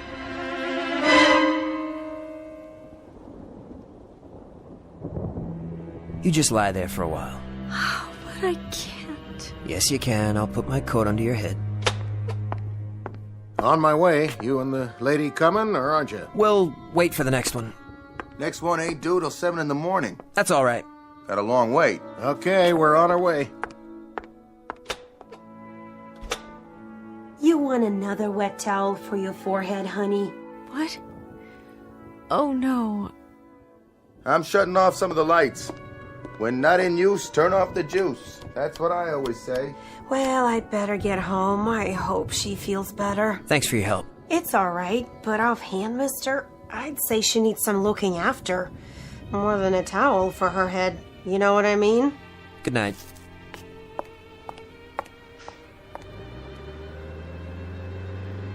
How are you doing? The bus. It couldn't wait, but there'll be another one. You didn't get on. I don't care. I'm this late already. A few more hours won't make any difference. It's quiet now. Nice and restful. So you can just take it easy on this bench here. Keep your feet up. Where are you going? Nowhere. I'll sit on the other end. Stay here. I wanted to tell you Yes? what I've been thinking about. Go ahead. Something. It's very odd, but I've been remembering something I heard or read a long time ago. I don't know where. About different planes of existence. Different worlds that exist side by side. How do you mean? Parallel planes. That's what they call them. And each of us has a counterpart in this other world. And sometimes through some sort of freak occurrence, there's a break, and the two worlds converge. The counterpart steps outside into our plane, and to survive, it has to take over. Take over how? Replace us. Move us out so it can live. That's a little metaphysical for me.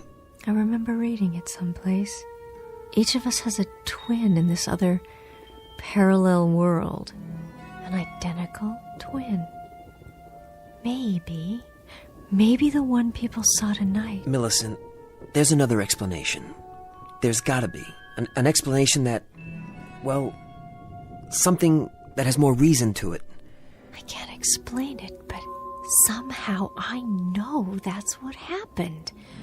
My counterpart, this other woman. Forget about it, please. Look, I just thought of something. I've got a good friend who lives in Tully. I'll call him and see if he can't bring his car down here for us. He could probably run us into Syracuse. I'll call him, all right, Millicent? Shall I call my friend? I guess so. Excuse me. I'll tell you what I think. I think she's got a leak in her attic.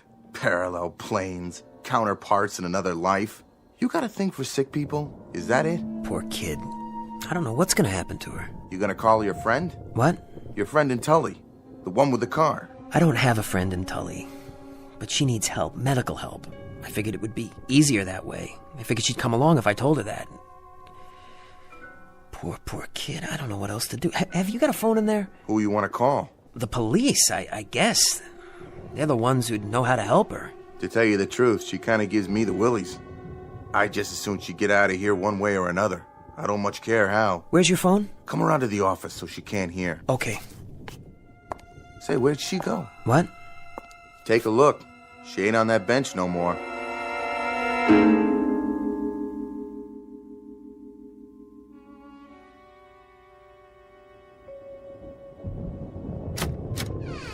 Is anybody in there? Where are you? Where did you go? I know you're in here. Unless you really did get on that bus, but you didn't, did you? You're too clever for that. I only want to ask you a question. Then I'll go. Who are you really? And what do you want? Millicent, are you in there? Yes? Oh, good. You had me worried there for a minute. I'm fine. I made the call. I just thought, it's let up outside. How about a breath of fresh air while we're waiting? All right. It's late. Yes. Yes, it is. You know, sometimes, on a bad night, a person could use some help. Sometimes we all could. You've been really nice. I don't know what to say. Neither do I. Except that I do want to help you. Sometimes talking to someone can make all the difference. I may not have the answers you need, but there are people who do. Why is that police car here? Is there trouble? No trouble. We'd better go inside. Mr. Grinstead. Yes. You the one who called? No, he didn't call you. Why would he call you? Easy now, miss. What are you doing? Get your hands off of me! You know a place to take her? Paul? I think it's best if you go with them. No one's going to hurt you. Paul! Relax, lady. Come over to the car. No! No, I won't! What are you doing? Be careful with her. She's kind of fragile, a little confused, that's all. Paul, don't let them take me! Why are you doing this? I told you, be careful with her. She's not a criminal or anything. Don't worry, Mr. Grinstead. We'll hold her for observation, get her some help. You did the right thing. Stop! Let me go! All right, come on. Get right. Okay, here we go.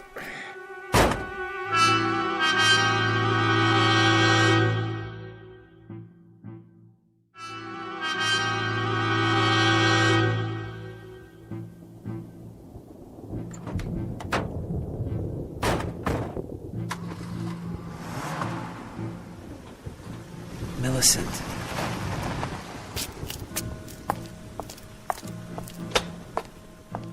Get it all squared away? Yeah, they're gonna take her to the hospital for observation. What was she talking about anyway? All that business about another life? I don't know. Part of her illness, I guess. We've been driving for quite a while. Miss? Where are you taking me? Don't worry. You're not going to jail. This is all a misunderstanding. The doctors will figure that out. But I'm not sick. Then you'll go on home. I don't want to go home. No? I'm on my way to Buffalo. I have a new job there. Would you like to see the letter? It's in my purse. Got your ID, too? Certainly. Let's have a look. What happened back there, Miss Barnes? Nothing. Must have been something. Mr. Grinstead said you were upset, behaving irrationally. Did he? Said you had some wild story about people out to get you in the bus station? Oh? Well, there were a couple of pretty unsavory characters hanging around. Haven't you ever been in a bus station? He a friend of yours, Grinstead? Not at all.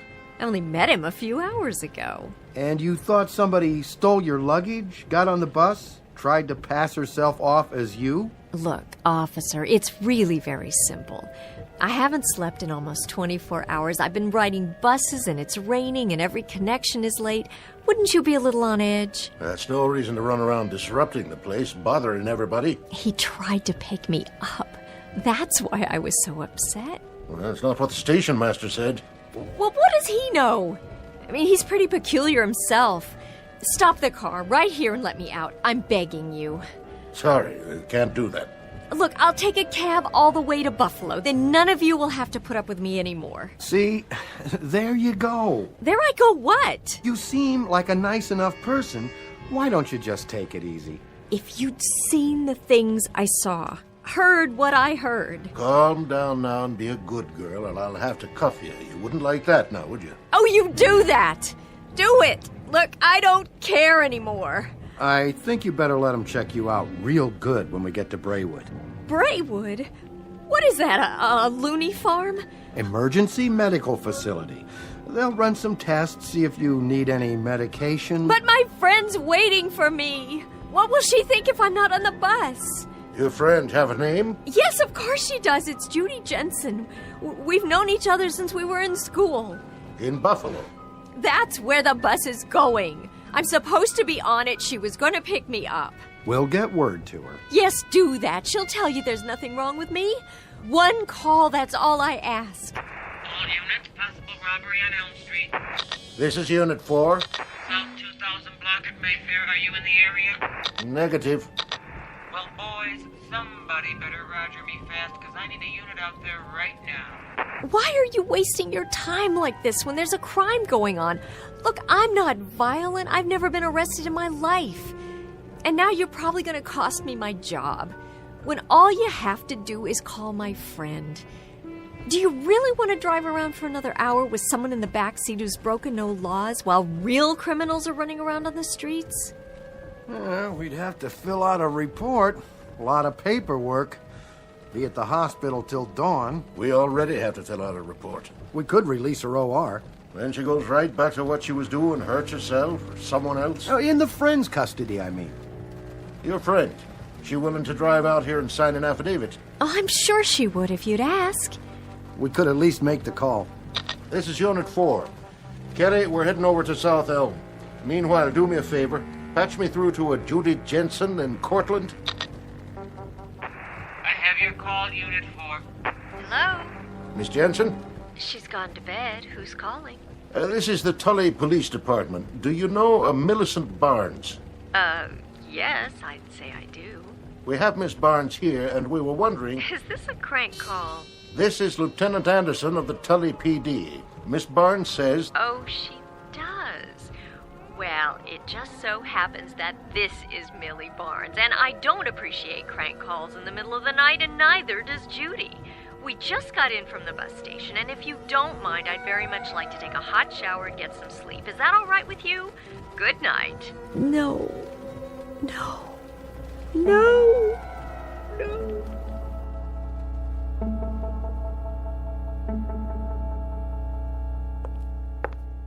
You have any coffee? Vending machine, other side. When's the next bus? 7 o'clock? You got 4.5 hours. Take a snooze on the bench there if you want. You'll be all alone. No noise. I even shut off the video machine. This place is like a tomb between now and morning. Thanks.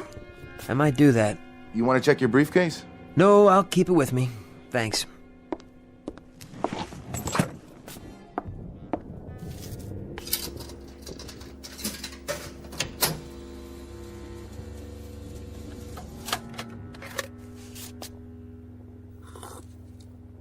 What the... Hey! What's going on? Nothing's going on. Thought you were going to take a nap. I was about to, but I walk a few feet to the machine, turn around, and my briefcase is gone. Well, sure it is. What does that mean? Oh, dear Lord, she was right. And you're the one. It was you all along. Hey, simmer down. You're playing tricks, aren't you? Stupid, hick-town tricks. Does that keep you from getting bored? Stealing people's luggage, moving it around, putting it back when they're looking the other way? Is that what all this is about? The briefcase isn't there because you picked it up and brought it over here and walked out onto the platform. I did that? You saw me? Sure did. Same coat, same shoes, same everything. Didn't say a word. Only question is, how did you get back through that door without me seeing you? Of course, I was reading my magazine, so I guess I wouldn't have noticed. Hey, who's out there? Hey, that's my briefcase! You, stop! Who are you? Where are you going? Please, what are you doing here? Tell me, I have to know! What do you want?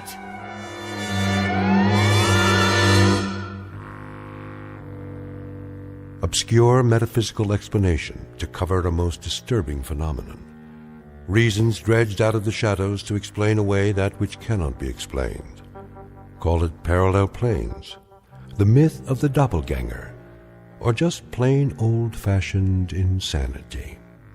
But whatever you call it, you'll probably find more where that came from if you take a good look around the next time you're forced to spend a cold, wet, particularly inhospitable night at a bus station or some similar out-of-the-way place, one that's located just over the borderlines of the Twilight Zone.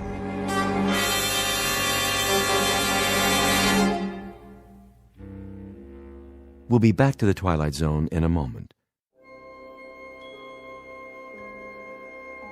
Hi, this is Carl Amari, producer of the Twilight Zone radio dramas. I'd like to take a moment to tell you about our official website at twilightzoneradio.com, where you'll get the latest news and information on these Twilight Zone radio dramas. Plus, at twilightzoneradio.com, you can digitally download 3 free episodes or any of our episodes for only $1.95 each. In this age of ever-changing technology, we've decided to make these episodes instantly available to you by making the Twilight Zone radio dramas a digital download-only series. This means that this series will no longer be offered on CD. The CD collections at our website are now being offered while supplies last at buy one, get one free. So be sure to get your favorites before they're sold out. Be sure to visit us often, and I'll see you in the zone.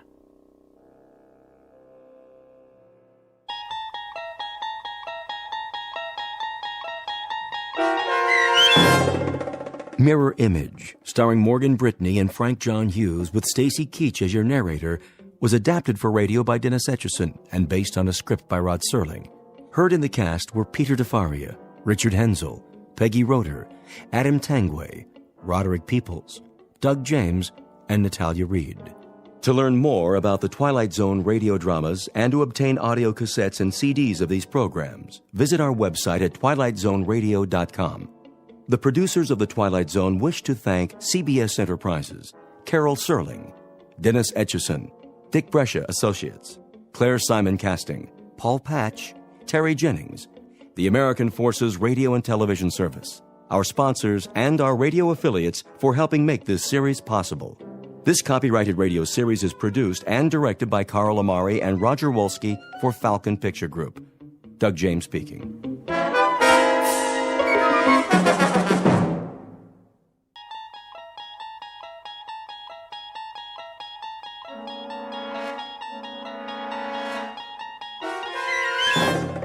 You're entering another dimension, beyond any limits known to man. This is the universe of imagination, a wondrous land of brave new stories from the far reaches of space and time. So fasten your seatbelt. There's the signpost up ahead. Your next stop, the Twilight Zone.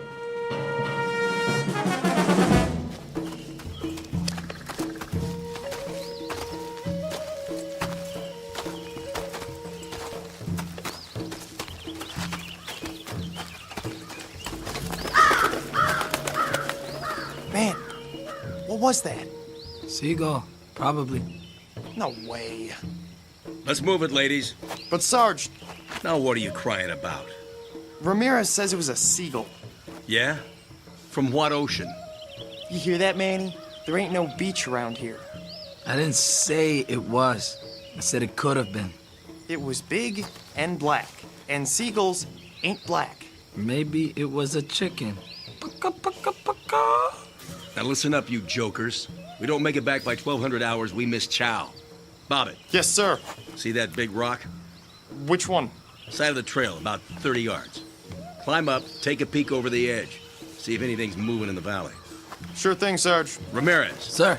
Go around the turn to the trees. If Cemetery Road's all clear, give me the high sign. You got it, sir. I'll watch your back. Now move.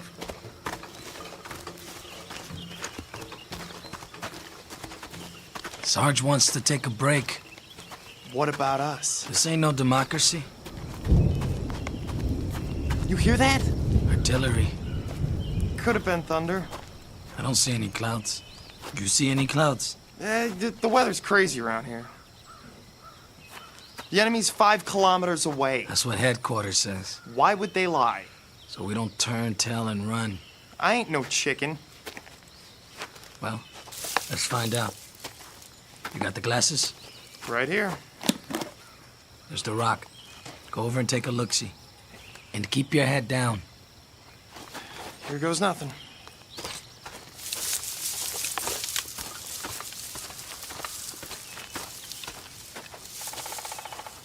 What do you see?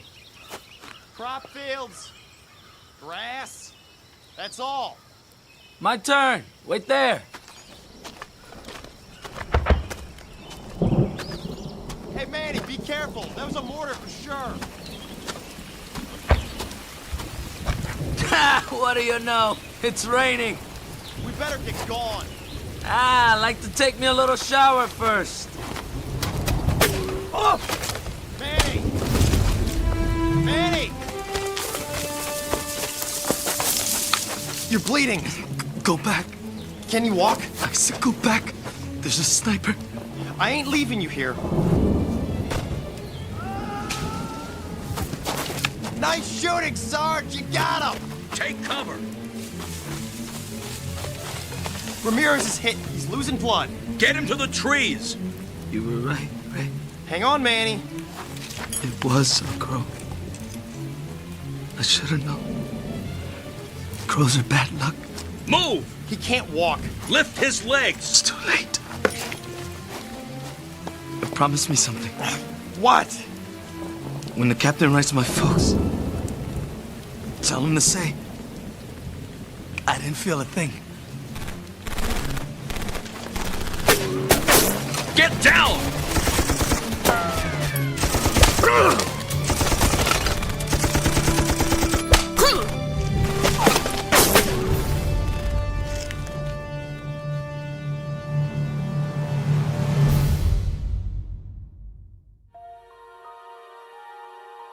3 men on patrol, a mile from camp. A simple reconnaissance mission. Or it should have been. The year? Take your pick. The place? It might be any on a very long list. This army happens to be American, but there are a lot of uniforms out there. The men, though, never change. Their job is always the same, to stop the enemy. The question is, at what price? And what of those who wait, for whom their lives are beyond price? They can only pray that every man comes back alive. Some, however, never come back. This, then, is their story. Tale of those who fight and those who wait in the Twilight Zone. Company, attention! One! Squad 1! One! Squad 2! Two! Squad 3!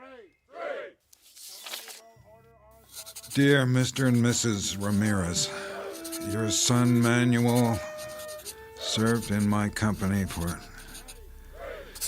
that's no good. Your son, Private First Class Manuel Ramirez, served under my command for the past 12 months. During that time, he exhibited courage and... Sir?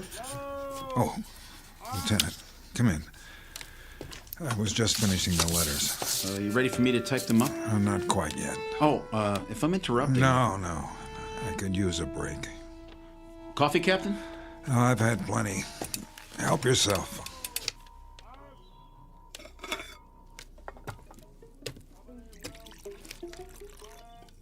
How many is it now? What? The letters. Too many. One for every man we've lost. I always thought... What's that, Eddings? Isn't it the Pentagon's job to... Officially, yes. Then why... They were under my command. That makes it my responsibility. I see. Every one was somebody's son, or husband, or brother. They deserve more than a form letter. Frankly, sir, I don't know how you do it. Sitting here, writing? That's the easy part. Just the same time, I've been meaning to thank you. For what? I'm only the typist. Something I was never very good at. How many to go this morning? I've written Miller's family, Bobbitt's, rough drafts at least. That leaves Ramirez. I'd hope to have them done before the truck gets here. Well, you can always dictate. That wouldn't work. Why not? I'm pretty fast. I know you are, but I seem to be running out of words. At least the kind that mean anything. Well, let's give it a shot, sir. If you draw a blank, I'll make suggestions, and then I'll read it back. You have final say, of course. I'm afraid I'd drive you crazy. I tell you, we can do it. Just sit me down, give me some paper. You don't know what you're in for. All right. Okay. Ready when you are, sir. This is what I have so far. Dear Mr. and Mrs. Ramirez, your son, Private First Class Manuel Ramirez, served under my command for the past 12 months. During that time, he exhibited courage and, dedication? Good. It was not a tip of your tongue, sir. I don't know what's wrong with me.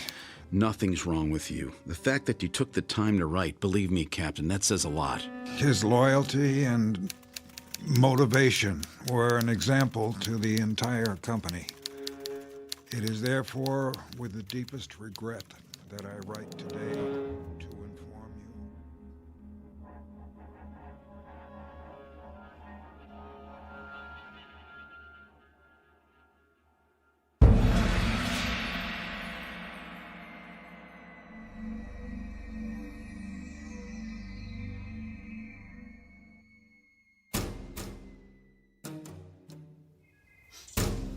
Present!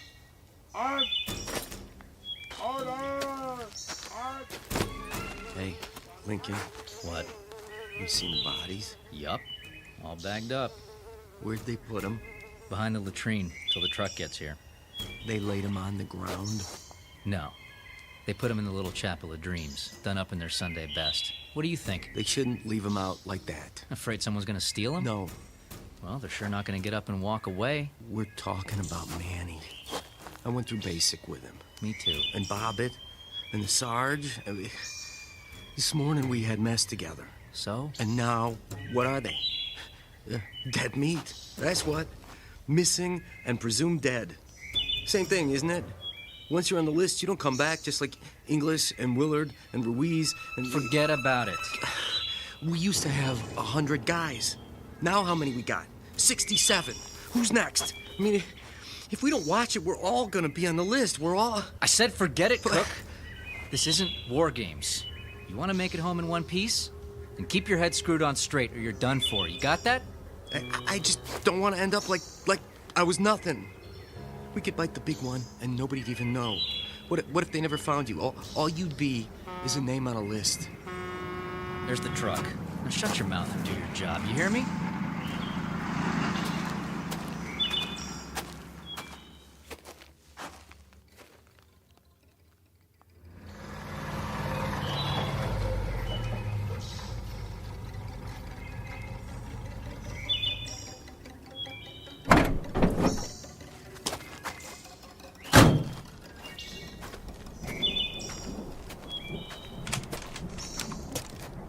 Gorman?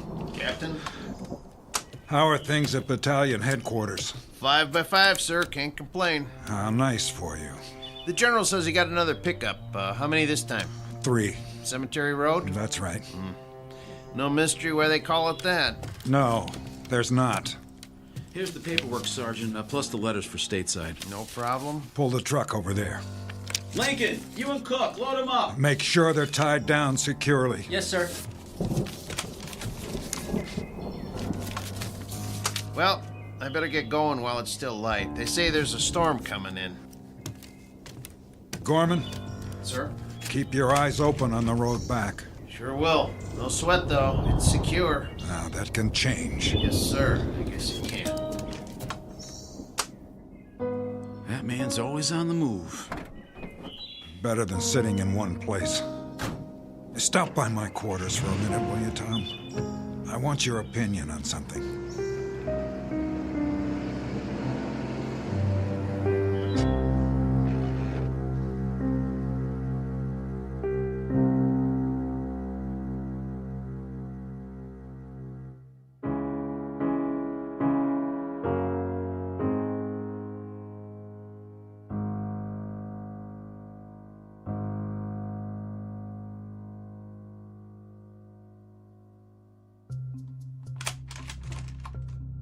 What is it, sir? Take a look at this. Map of the mountain? And the surrounding area. Now, here's our position. The black circle to the north belongs to the enemy. Roughly everything from there to there. How roughly? The last flyover was 8 days ago. When's the chopper go up again? It's hard to say. According to command, it's too risky. The weather? The pilot would have to come in low because of the cloud cover and then pull up before he hits the peak. There's no room for error. You could call in a blanket airstrike. On what? Everything inside the black circle. We don't know their present location. If they've moved, the locals may have come back. Headquarters doesn't want to bomb civilians, and neither do I. So until the weather lifts, all you can do is send out more recon. And keep adding names to the list. Missing, presumed dead. A terrible, terrible waste. It doesn't make sense. It does to the general. But Cemetery Road is a shooting gallery. Give me an alternative. Pull back for now, until we know more. Somebody has to hold this side. What if all they have is a few snipers up there? Then we better pray someone makes it far enough to find out. I don't like it. You think I do?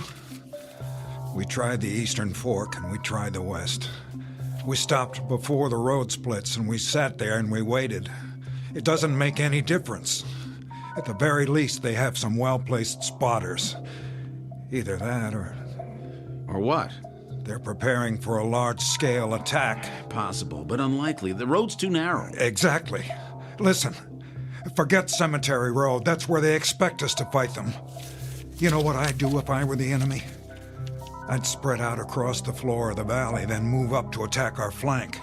That would cut off our supply line. They'd have us right where they want us, like sitting ducks. That would also put them out in the open. It's too dangerous. They love that it's dangerous. They don't care about casualties. But we're not sure they're in the valley. How can we be sure if they only come out at night? It's so dense they have all the cover they need. There's one way to know, absolutely. All it would take is one man. One. Say he climbs straight down from the camp, away from the mountain, with a night vision scope and a camera. Then Command will have all the proof they need, because if I'm right, you know what he'll see?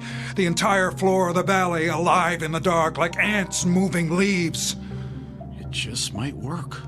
Of course it would. Can you imagine how many lives that would save? It's not worth wasting any more. My men aren't pawns, they're flesh and blood. Oh, forgive me, Tom. For what, sir? I'm just spinning my wheels. We both know that that's not the way the Army thinks. Forget I said any of it. I guess I just had to blow off some steam.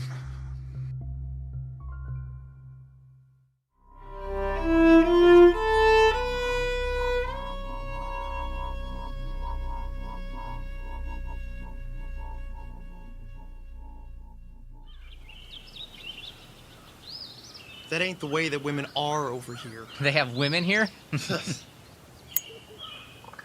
Hey, Sarge? What? Can I get some fresh coffee? What's the matter with what you got? It's kinda cold. Well, I'll tell the waitress to make some special just for you. Where's Lincoln? In the latrine, I bet. Maybe he locked himself in. Maybe he fell in.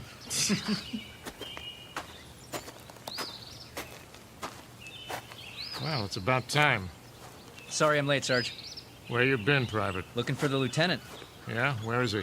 Search me. Sit down, Jack, before you fall down. Any of you guys seen him? Not me. Me neither. Captain wants to know. Well, I thought... You thought what, Cook? Oh, nothing. The captain asked you a question. Well, it's like this. Last night I was trying to get some shut-eye, but I kept hearing a noise. So I looked around and... And what? I might have seen him. Where? Edge of camp, had his pack on, like he was heading out. But I know he wasn't on watch, and then all of a sudden he just disappeared. What do you mean? Well, he walked over to the rim, and that was it. He climbed down toward the valley? He must have. We're talking about Lieutenant Eddings. Yes, sir. You saw him do that? It sure looked like him. Why wasn't I informed? First I heard about it, Captain. You did a head count this morning? All here, except for the lieutenant. I thought he was helping you. The valley's off limits. You knew that, didn't you, Private? I I figured he was gonna do some stargazing. Why would you think that? He was carrying his night vision scope, which was funny, because there weren't no stars. You know how the clouds are, so thick you can't see the moon. Sergeant Lowe. Sir. I want you to put together a search party. Right away. And don't show your faces back here until you've found him. Are we clear? Redmond, Trulick, Hernandez, you heard the captain. Grab your gear. Yes, sir. All right. Come on, boys.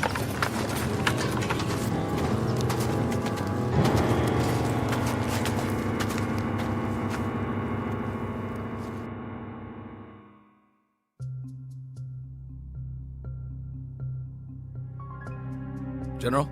Captain? No, sir. This is Second Lieutenant Reber. The captain's right here. Hold on. General Hostler on the line. Thank you, Reber. General? Captain? What's your status? Repeat, please. What's that? It's the weather. It bounces the signal around. Update your status. We're still holding position. Any further losses? No, sir. Well done. Prepare to break camp. Say again? I'm pulling you off the mountain. You can't do that, General. I want you back at battalion before the rainy season. Not now, sir. What? I thought you wanted Blue Company out of there. Not yet. If we retreat now, there'll be nothing to stop them. I'll lay down artillery fire once you're out. But, sir, I still have a squad in the field. What's the mission? One last recon. We're about to pinpoint the enemy. I'm sure of it. How much longer? As long as it takes, General. For now, I could use some support on the supply road so I can get everyone out if they cut us off. How much support? How much have you got? I can spare a platoon, but only till your men are accounted for. Roger that, General. Sir. What is it, Reber? Did you say recon? That's a term the old man understands. It's been 4 days since the search party went out. Longer than that for Eddings. What's your point? Well, shouldn't they be considered... Missing, presumed dead? After so long, I thought... You thought wrong. Yes, sir. The next step is always a regret to inform letter. That seals it. I don't want to write any more of those, not ever. Do you understand? I suppose I do. With a little luck, maybe just this once, I can buy them enough time for a second chance.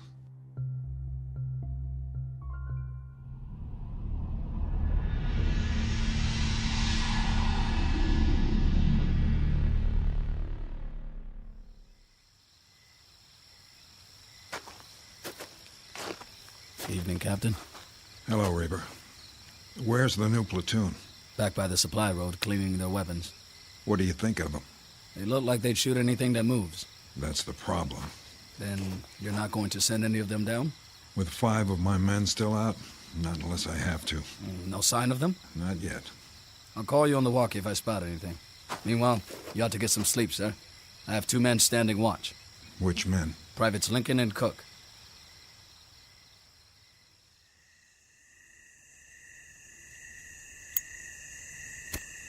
Hey, watch it. What's the matter? Somebody might see you. Like who? Somebody out there. Oh yeah, I forgot. The boogeyman? You want one? Nope. Might help calm you down. I don't need to calm down. Maybe you do, boy. All I need to do is fast forward my butt out of here before... What was that? The wind. There ain't no wind tonight. Well, maybe you're hearing things. Douse the cigarette, soldier. Evening, Captain. You know better than to light up out in the open. Sir, yes, sir. Anything to report? Nothing, sir. No movement down below? Not as such. You seem uncertain. Well, sir, you know how your eyes can play tricks on you. If you're scared of the dark. Are you? Heck no. I always said the nighttime was the bright time. You know, Draco the Dragon. I don't believe I've had the pleasure. Oh, well, I used to look at the stars when I was a kid. Had me a map that showed the constellations. Big Dipper, Little Dipper, Belt of Orion. I know them all. Plus, the meteor showers, where they was gonna be. I just lay out in the backyard and wait. Zip, there goes another one. Sometimes I'd make a wish. Of course, the stars look different here. Art? Yeah. The captain doesn't want to hear your life story. Quiet. Huh? What was that? I didn't hear anything. Let's have a look with the glasses. see something? I'm not sure. What was it? Some sort of movement in the tall grass. Yeah? Reber? Yes, sir. I'm going down the side for a look around. Wait, sir. It may be nothing. I'll send some men. Negative. But, Captain... No one else. Not this time. Stand by. We'll go with you. No. Maybe the captain's right. He can't go alone. Cover me from here. But, Captain... And don't shoot any uniform that might be one of ours. Here. Use my glasses.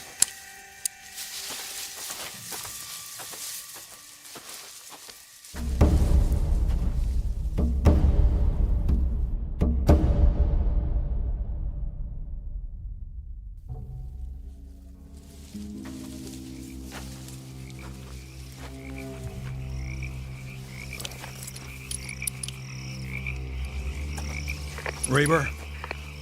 Where are you, sir? About 300 yards.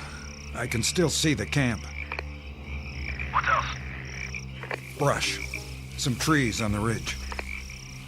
Sir, we can do a sweep in the morning. Not on your life, or anyone else's. Captain, please. Hold on.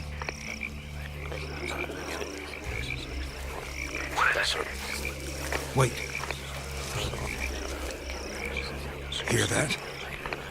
You're breaking up. The storm's coming.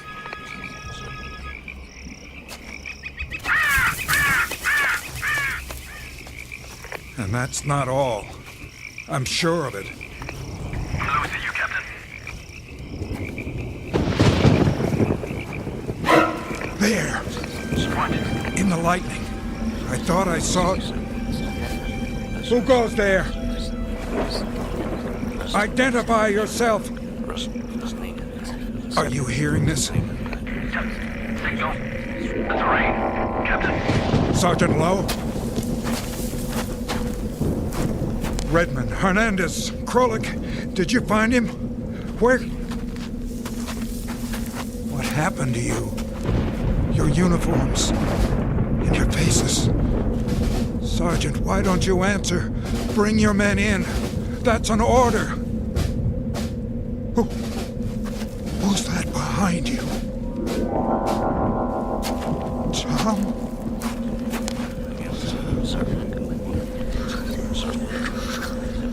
Yes. Yes, I understand. Did you get that? Get what? The enemy's coming from the north. A massive troop movement. We have 72 hours at most. Tell headquarters, Reber. Tell them now.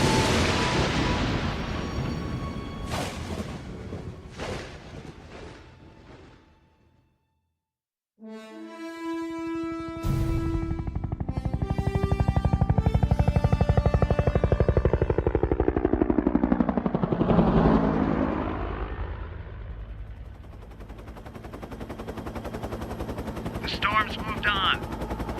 About time. Visibility good, sir. The mountain's straight ahead. Take it higher. You sure? Yeah, today we're flying over the peak. Well, I guess it's okay if we can see it.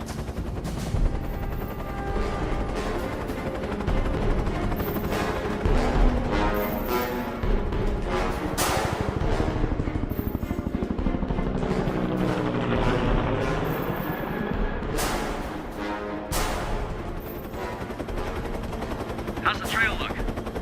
West side's clear. The valley, too. You think the enemy pulled out? They must have. Their kind don't usually give up. Well, they could have reinforcements on the way. No ground troops in sight. And the boys will be glad to hear it. There's Blue Company down below. Take her back now, Major? Maintain course. How far? North. A few kilometers. General's orders. How come? You think there's more coming? That's what we're going to find out. Increase altitude.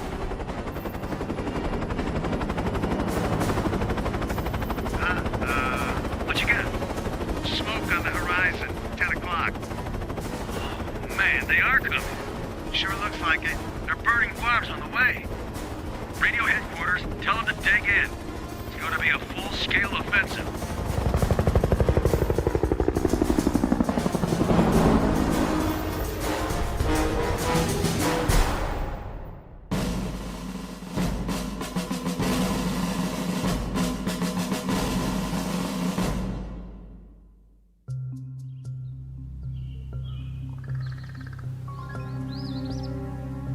Jack, Yeah, you seen the captain? he'll be along. You can set your watch by it. That's the truth. Every 15 minutes. That's all he does, walking back and forth, checking the valley. Sentries ain't good enough for him. Still nothing down there. Then why aren't we moving out? Ask him yourself. Here he comes. Private Cook. Yes, sir? Report. Big fat 0. You're positive? Stone dead, Captain. What are we supposed to be? Be quiet. But, sir... Quiet. What is it? I thought I heard them. Who? Don't play dumb with me, Private. I'm not, sir. I mean... You know Sergeant Lowe, don't you? Know him? Why, sure. And Private Redmond? Yeah? And Hernandez and Krolik and Lieutenant Eddings? We know all of them, sir. Or we did. Then you should have no trouble recognizing them. Huh? They may have trouble getting up the side. It's still muddy. Let me know at the first sign. Yes, sir. He's losing it. Big time. Don't he know they're dead meat by now?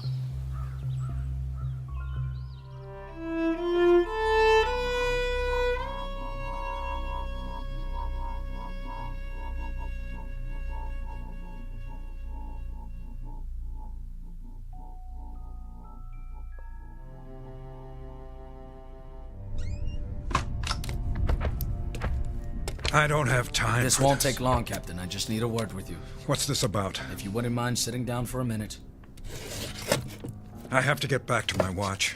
With all due respect, sir, we're running out of time. There's a big push coming from the north. We have aerial confirmation. Yeah, just as they said. Who? The men in the field. You heard them yourself. Sorry. I didn't. Afraid all I could hear was static. But you saw them. I don't know what I saw. Went in the grass. Does wind have the ability to speak? Captain, all I know is we have to break camp now, before sundown. The trucks from battalion are on the way. It's too soon. The order comes from the general himself. I'm still in command. Sir, you don't have a choice. We need to hold the perimeter. In a few hours, there'll be infantry here, plus heavy artillery. They won't need us. I can't leave. My men. There are 62 other men whose lives depend on it. 67. 5 of whom are now missing and presumed dead. Isn't that true? I saw them. What did you see? Shadows? It was too dark. There was lightning. You saw what you wanted to see. How long since you've slept? They were there, I tell you. Lowe, Hernandez, Redmond, Krolik, and Eddings. You saw their faces? Some of them didn't have much left, rotting away like their uniforms. But in the lightning, I saw burned skin and wounds, horrible wounds. They could barely walk. They were trying to get back. They must have lost their way. Some of us went down, sir, to the place where you were. We searched every inch of it with flashlights. There was nothing. Not even a mark in the grass. In that case, yes, sir? Borrow men from the platoon.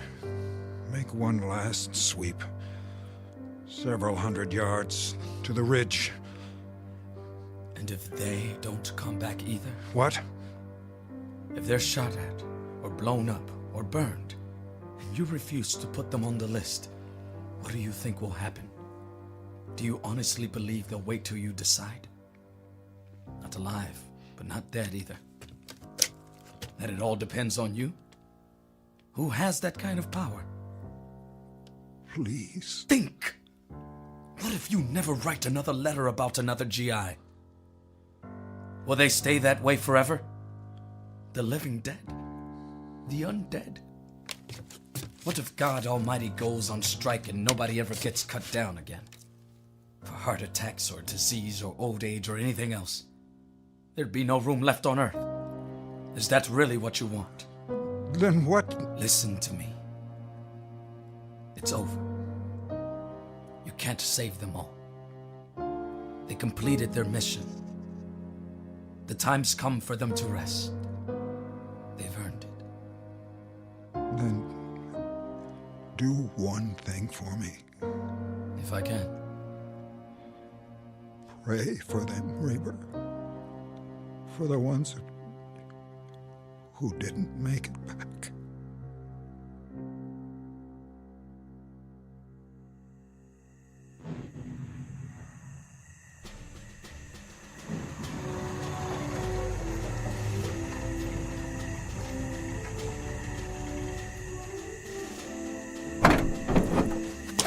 Okay, everybody out. Unload the trucks. Sir, yes, sir. Yes. Okay. On the double. Let's go, let's go, let's go. Move, move. Gorman? Hi, Lieutenant. Bet you're glad to see me. Am I happy? New company's packed up and ready to roll. We'll turn around and head back as soon as I get everybody emptied out. We didn't leave them much. It's all right. We're gonna camp out under the stars tonight. Tell them to make a wish. Sir, you're in the first vehicle, front seat. Thank you, Sergeant. How many men? 62. Exactly. See you at headquarters, Captain. Reber? Yes? I'd like you to ride with me.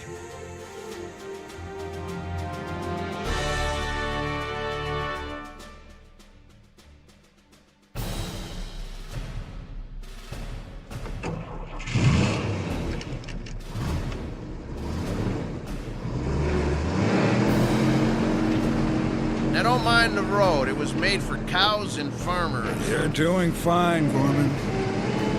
I got a thermos full of coffee if you want. No, thank you. Maybe just a drop. Knock yourself out.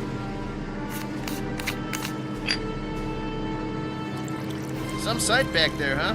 What's that? The truck's on our tail. Check the side mirror. Heads bobbing under the tarp every time they hit a bump. Somehow, I don't think they'd mind. Those drivers don't know the way like I do. Ever been to Chinatown, Sergeant? Which one? It doesn't matter. I was just thinking about Chinese New Year's. Yeah?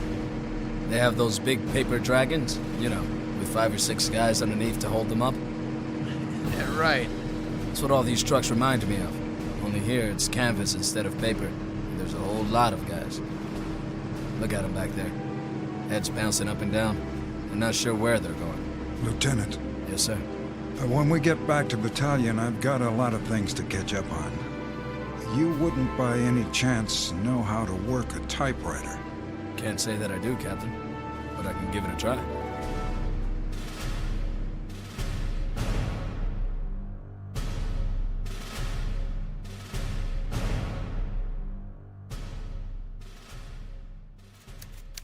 Dear Mrs. Eddings, in the course of my military career, I never had the privilege of serving with so promising an officer as your husband. Such intelligence, bravery, and commitment are rarely encountered in the Army, or indeed anywhere else. I considered Tom Eddings a fine man and an outstanding first lieutenant. It is therefore with profound regret that I write today to inform you of his last selfless act of courage during an incident under my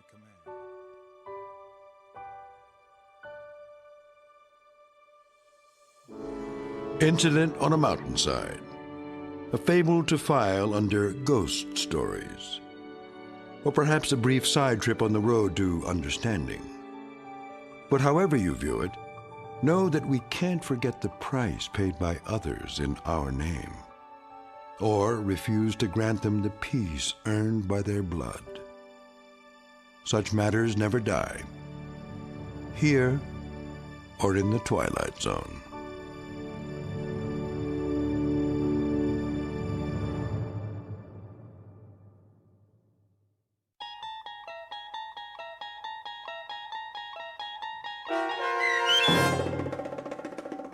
Missing, Presumed Dead, starring Danny Goldring, with Stacy Keach as your narrator, was written for The Twilight Zone by Dennis Etchison. Heard in the cast were Jeff Lupetin, Edgar Miguel Sanchez, Gary Tiedemann, Kurt Nabik, Patrick Cerny, Doug James, David Darlow, Joby Cerny, and Norm Woodell. The producers of The Twilight Zone wish to thank CBS Enterprises and the Rod Serling Estate for making this series possible. This copyrighted radio series is produced and directed by Carl Amari for Falcon Picture Group. Sound design, custom Foley effects, recording, and editing are produced in the Cerny American Sound to Picture Theater by sound designers Craig Lee, Bob Benson, and Tim Cerny. Music for The Twilight Zone is provided by CBS and American Music Incorporated, New York. To learn more about the Twilight Zone radio dramas and to download episodes, including 6 free episodes on our homepage, visit our official website at twilightzoneradio.com. Doug James speaking.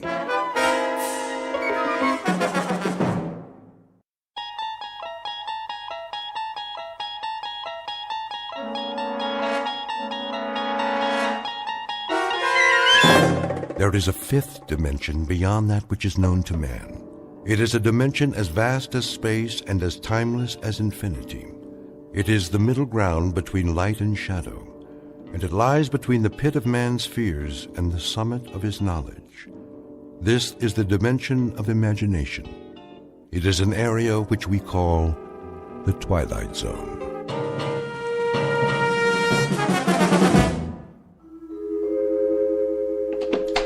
Good morning, Mr. Stasiak. How are you today? Morning, Mrs. Ricciardo.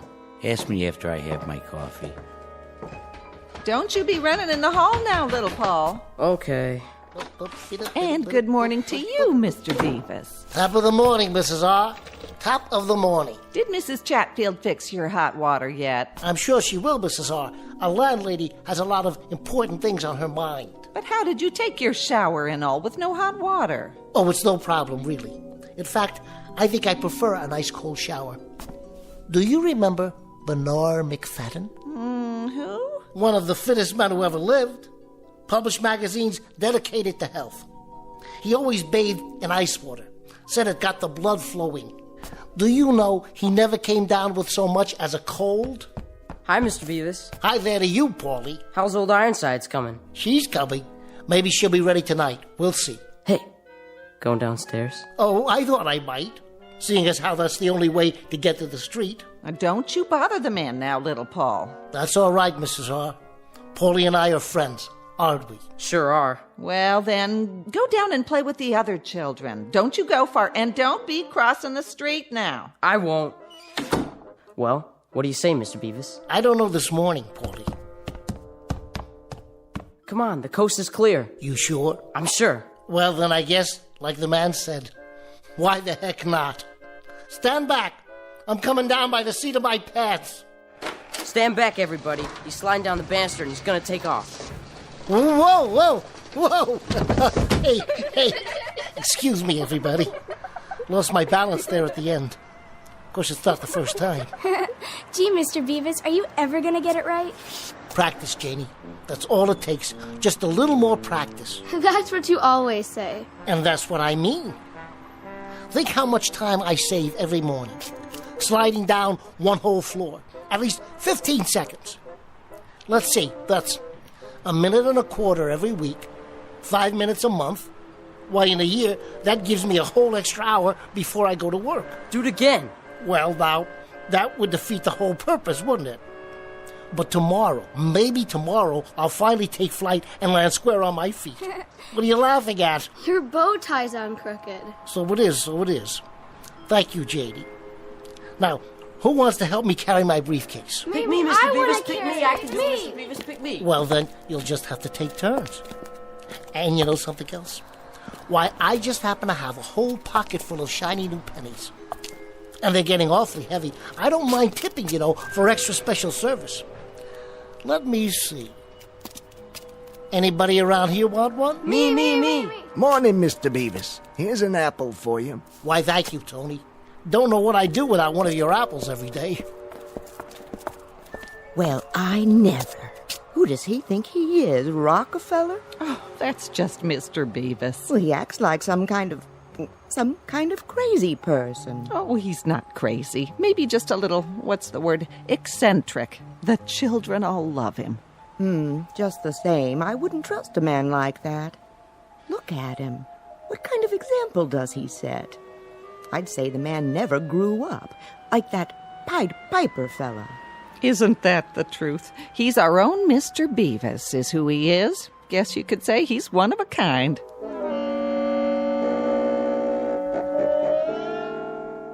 Species of the modern American male, or perhaps not so modern after all. Name, James B.W. Bevis. He has a penchant for animals, children, attractive women, aged women, in fact, people in general. He also likes zither music, all things old-fashioned, professional football, at least as a spectator sport, as well as polkas, Major League Baseball, and Charles Dickens. Should it not be obvious by now, James Bevis is a fixture in his own private, optimistic, hopeful little world. A world which has long since ceased being surprised by him. Mr. Bevis, on whom Dame Fortune will very shortly turn her back, but not before giving him a paste in the mouth. Mr. James B.W. Bevis, who lives just one block into the Twilight Zone. And now, The Twilight Zone and our story, Mr. Bevis, starring Bruno Kirby, with Stacy Keach as your narrator.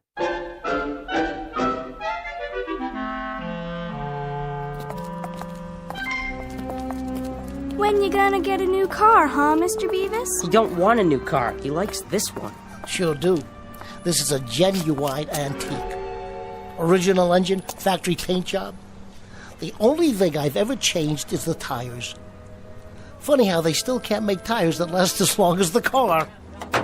What's that on the windshield? Oh, you got another parking ticket. Keep it safe for me, will you, Paulie?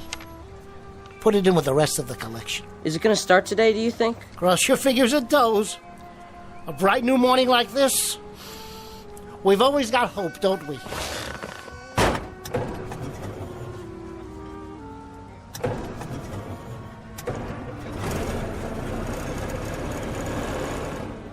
Okay, do you kids know what to do? Yeah, we sure do. That's right. Get behind it and push. All right, she's moving. Let her go. Everybody stand back. You can pop the clutch now, Mr. Bevis. Go, yeah, We gotta go. Thanks, kids. See you after work.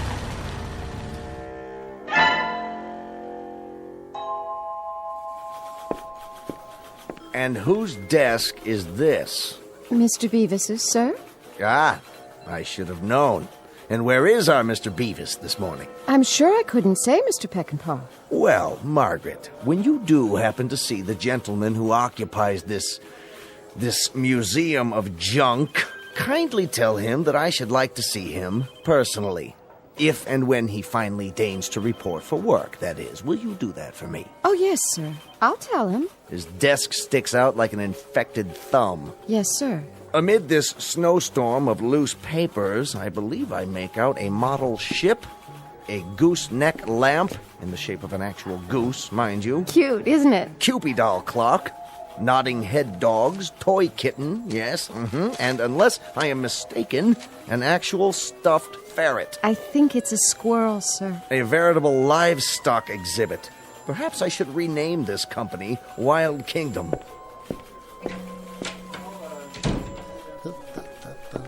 Morning, Mr. Bevis. How you doing? Is everything okay? Everything's dandy. Perfectly swell. Marvelous and fabulous, as always. And good morning to you, Midnight the cat. Spike the dog. And you, Mr. Rocket J. Squirrel. Been a good boy while I was gone? Mr. Bevis. You're looking nice too, Margaret. Pert and chipper as usual. Thanks. Mr. Peckinpah wants to see you. He does? Afraid so. I'm just delivering the message. Message received, loud and clear. Just as soon as I water my potted plant. I think he wants to see you now. Right away. Must be something special. All right, then. Into the breach. Good luck. Oh, Margaret. Yes? One thing while I'm gone. What's that? Pet Midnight for me, would you please? She needs human contact.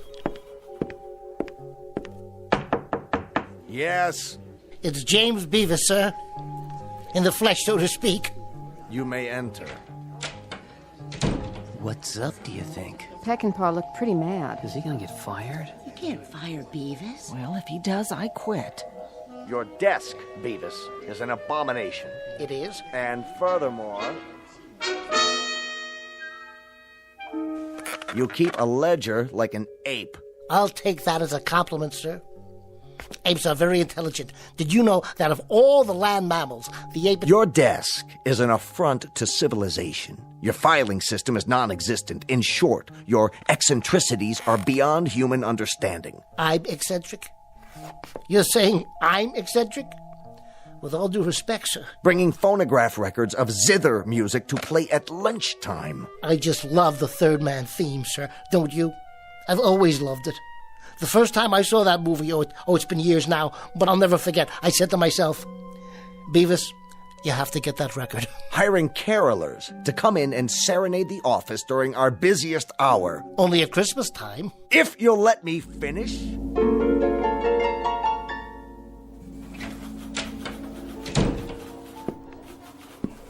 Was it the sack, Mr. Bevis? Yep. The old sackaroonie. Oh, I'm so sorry. This is the 6th job I've lost this year, Margaret. The best laid plans of mice and men, huh? And Bevis. Oh, don't worry about it, Bevis. There's better jobs than this. Lots better. We're sure gonna miss you. Here's a box for your stuff. Thanks, everybody. My chessboard. My collection of old Mirashan pipes. My books. My pictures. And old Ironsides. Is that what it's called? Sure is. The USS Constitution. I was building this ship for one of the kids.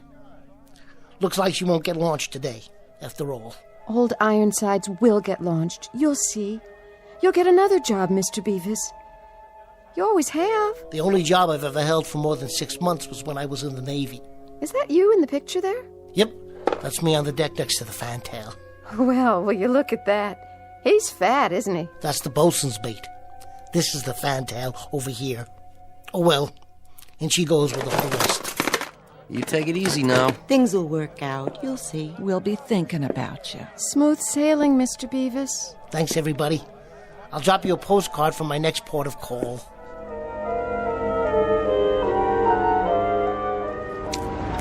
Oh, Mr. Truck Driver. Mr. Truck Driver, you don't have to double park. No, what am I supposed to do? Park it on the sidewalk? Park behind me. I'm leaving anyway. Which one? Oh, let me guess. The old rattle trap, right? Anybody get hurt in that wreck? You can have both spaces as soon as I put my stuff in the back. Can you hurry it up? Let me get the door open here. First, set the box down. Then get the keys out. Hey, Mac. I ain't got all day. Just one more minute. If you ain't moving in 5 seconds, I'm pulling in behind you. Be careful, would you please?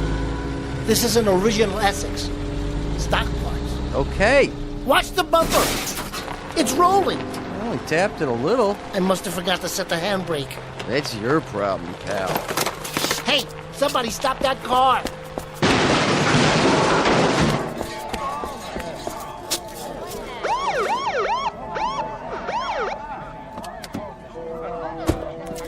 Yours? Mine. Does it do this often? Never has before. Now it looks like it never will again. Too bad. It's been kind of like an old friend to me. Stand back, everybody. Show's over. I'll phone for a tow truck. You do that. You wouldn't be interested in purchasing an original Essex, would you? For parts, I mean, they're kind of scarce. No thanks, pal. Me? I've kind of got my heart set on a 1924 Maxwell. Or maybe a 25. Thought I'd wait till the new models come out so I can make me a better deal. Sure. I understand, officer. Ever have one of those days? All the time, son. All the time. The difference between me and you is I get paid for it.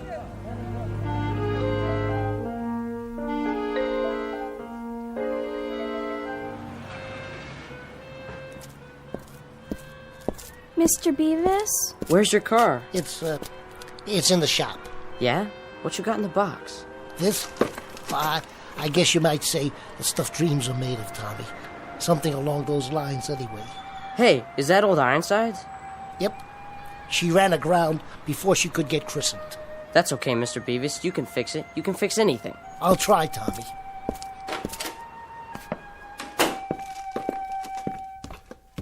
Afternoon, Mrs. Chatfield. You'll find all your things in the hall, Mr. Bevis. My things? Your Victrola, your stuffed animals, all of it. Your clothes, too. Okay, I give up. What are they doing in the hall? You're being evicted, Mr. Bevis. I'm not sure I catch your meaning. Evicted. 6 weeks in arrears on your rent. That's it as far as I'm concerned. Mr. Bevis, you're still going to finish old Ironsides, aren't you? Well, there may be a slight delay. I'm going to have to change shipyards. But we'll get her launched. Yes, we will. That's a promise. We'll get her launched somehow. Yeah, but how? I don't suppose you've ever had one of those days, have you, Tommy? Not yet, but I think you're having one. You know what else I think, Mr. Bevis? What's that? I think you better say your prayers and be real good. Because right about now, you need a miracle.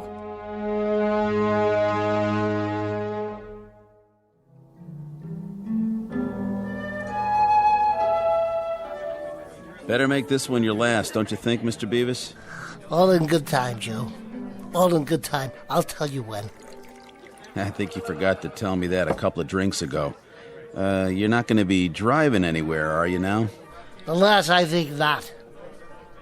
Today I am, as they say, hoofing it. Once I am sufficiently fortified. There's that word again. Which word? You said you wanted something that'd fortify a man in his darkest hour, so I guess you must be feeling pretty fortified by now. Them are it, huh? Your fortifications? Those are. Are what? Those are it. You can't use them in a nominative case. No kidding. Live and learn. Yeah. Live and learn. Who's that? Who's who? The old gentleman in the blue suit. Where? Behind me. At the table. I can see him in the mirror. I don't see nobody. Right over... Wait a minute. Where'd he go? Search me. Perhaps you can explain to me, Pete, what you put in those drinks that made me see somebody in the mirror, but not in the booth. See who? Whom? Quite right, Mr. Bevis. Whom? Objective case. Wait a minute. Now, where are you hiding? Nowhere, Mr. Bevis. I'm right here. Hey, how'd you do that? An exceedingly simple trick. You've heard the saying, now you see it, now you don't. Care for a cigar? They're Cuban, you know. Nothing but the best where I come from. You might say we get them duty-free. No, thanks. How do you know my name? Oh, I could say I overheard it from the bartender or some such. But if the truth be told, we do have our ways. And who exactly might you be? Ah, yes, a name. For purposes of identification, you may call me J. Hardy Hempstead. Hey, Pete. Yeah? This is Mr. Hempstead. It is, huh? See what he wants, will you please? Sure, Mr. Bevis. And a happy, fortified Thanksgiving to you, too. Cheers, Mr. Hempstead. Cheers. Hold on. Wait till Pete brings you a drink. But I've already got one. Where? Why, right here. Oh. To better days. I'll drink to that. And what do you do, Mr. Hempstead? I'm your guardian angel. Wouldn't that be something? But I am. Well, I guess we're all our brother's keeper, in a manner of speaking. Not in a manner of speaking. In actual fact. Mr. Bevis, here's the way the cookie crumbles. Several hundred years ago, one of your ancestors performed an act of great courage. Part of his reward was to have a guardian angel assigned to one of his descendants in each generation. Current subject, Mr. James B. W. Bevis. That's you, I take it? Guilty as charged. Good. I have your family history right here. Oh, no. You're not selling one of those books about how to look up your family tree, are you? They always say I had a relative who came over on the Mayflower. Hear me out, if you would. Now, in the past few generations, Mr. Bevis, I've handled some extremely solid citizens amongst your progenitors. Handled? Taken care of. Good care, I might add. For example, there was Magellan Bevis, an intrepid explorer of the 16th century. This is a woodcut of the gentleman in question. Nice costume.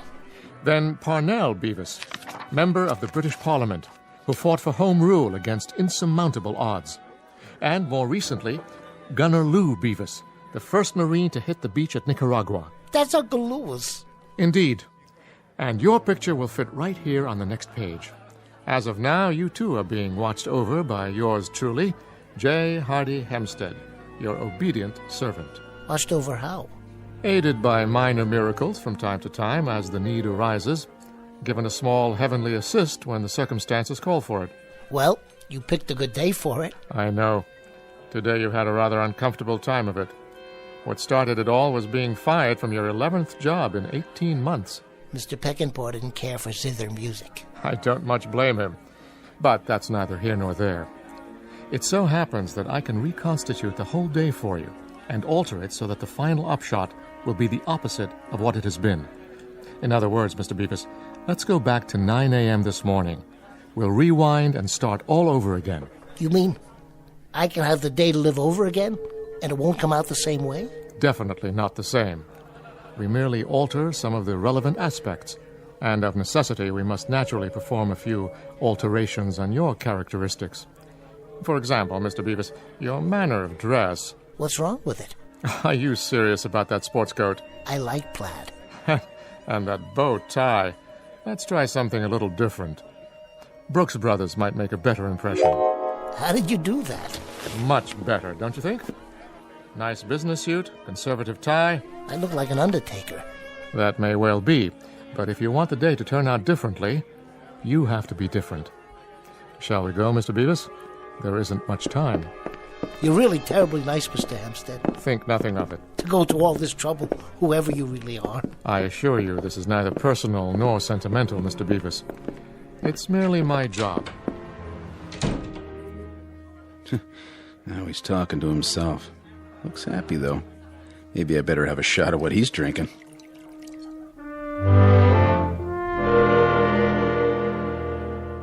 Good morning, Mr. Stasiak. How are you today? Morning, Mrs. Ricciardo. Ask me after I have my coffee. Don't be running in the hall now, little Paul. Okay. All right, here we are. Back where you started this morning. Yep, this is it. Everything's the same. First, I locked my apartment. Good morning, Mrs. R. Top of the morning. Hello. What's the matter with her? Why isn't she talking to me? Remember to keep your voice down. She can't see me. She can't? No one but you. Hi there, Paulie. Hi. Aren't you going to ask me about old Ironsides? Don't worry, she's coming along. What's old Ironsides? Don't you bother the man now, little Paul. That's all right, Mrs. R. We're friends. Aren't we, Paulie? Aren't we? Go down and play with the other children. Don't you go far, and don't be crossing the street now. I won't. Well, what do you say, Paulie? Looks like the coast is clear.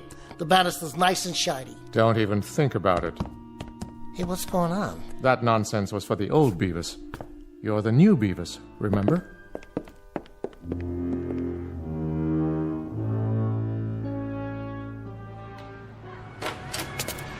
Morning, everybody. I don't know, Mr. Hampstead. Think about it. If I don't slide down the banister anymore, I'm losing a good 15 seconds. That's a minute and a quarter a week, 5 minutes a month. Straighten your tie. You're late. Who's going to carry my briefcase? You can do it. What about this pocket full of new pennies? Not in this suit. Morning, Tony. Where's my apple? You want an apple, mister? That'll be 25 cents. Let's go. Oh, Mrs. Chatfield. Oh, good morning, Mr. Bevis. I wanted to talk to you about the rent. Oh, I found it in the box. 3 weeks in advance. You're a wonderful, wonderful roomer, Mr. Bevis. That's a switch. This part I don't mind at all. Only, where are the kids? They're busy playing, I presume, as children are wont to do. But who's going to help me push start my car? That won't be necessary. I don't even see my Essex. Oh, no. Did somebody tow it away? Correction. You don't own an Essex. This is your car. But this is a sports car. A little foreign sports car. Red's your favorite color, isn't it? Yes, but do you think it fits? With everything else, I mean? Mr. Bevis, live it up, will you? But have you ever driven an Essex? My dear sir, I have driven a chariot with 11 horses. I'm the guy responsible for Ben-Hur winning the race. That Essex went out with the old Bevis. You're a different person now. No more zither music. No more Christmas carolers in the office. Though the latter idiosyncrasy met with some approval from the organization. Now, here are your new car keys. Go ahead, give it a spin. Hey, Paulie, look at this. Want to take it for a test drive? He acts like he doesn't even know me. Shall we go, Mr. Bevis? Yeah, okay. Better times are ahead, I promise. If you say so.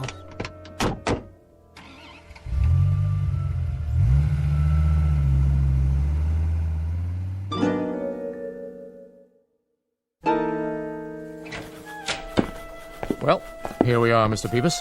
Looks like the office is already humming. Where's my desk? Same place it's always been. Right over there. But it doesn't look the same. Somebody's already cleaned it out. No such thing. Your workday hasn't started yet. Look at the clock. You're not even late. It's only 8:58. Morning, everybody. Good morning, Mr. Bevis. Where's my gooseneck lamp? And the clock I won at the carnival? And midnight? And Rocky? Where's the ship I was building? I don't know what you're talking about. Good morning, Bevis. Good morning, sir. Friends and associates, a moment, please. Everyone, I should like you to hear a bit of good news. As of this day, Mr. James B.W. Bevis is being given a raise in salary 10% a week. May I add, Bevis, your work is admirable, and since you've been with us for 11 months now, I think a raise is very much in order. A raise, Mr. Peckinpah? Quite right, Bevis, quite right. Thank you, sir. Think nothing of it. The least we could do, considering. Mr. Peckinpah, sir. Yes, Bevis? What about the... Yes? The zither music and the Christmas carolers. The zither music? The Christmas carolers? I'm afraid I don't know what you're talking about. Mr. Bevis, you no longer have an interest in any of that nonsense. Oh. Oh, what? Nothing, sir. Very well, then. See you later, Bevis, and keep up the good work. Why, this desk looks absolutely nude. It doesn't look decent somehow. Margaret, where is old Ironsides? Are you feeling all right, Mr. Bevis? I think I'd better get some air. Yes, that might be a good idea. I got a raise. Naturally. Where are you going now? You only just arrived. Outside for some air. Or I might go back to my place. So early in the day? I was thinking, maybe I'll play some stickball with the kids in the street. Mr. Bevis. Yeah? They won't play with you. Why not? You're not the same, Bevis. Not anymore. You mean everything's changed? Even that? It's only today that we can see the changes. Actually, they started some time ago. I'm beginning to understand. Good. Well, Mr. Bevis, still want to get on the elevator? Yes, I think I will. Why? Things seem to be going your way, don't they? I guess they are, Mr. Hempstead. Bevis, what do you say we level with one another? I mean, really, what is it you want? After all, for a person like yourself, 10% is the most even I can get for you. Frankly, I don't get you. I'm used to Bevises with big dreams, gigantic hopes, fantastic aspirations. Magellan Bevis sailing around the Horn. Parnell Bevis standing alone in Parliament booming out his convictions. Gunner Lou Bevis. Over the top men, Semper Fidelis, nobody lives forever, let's go, boys!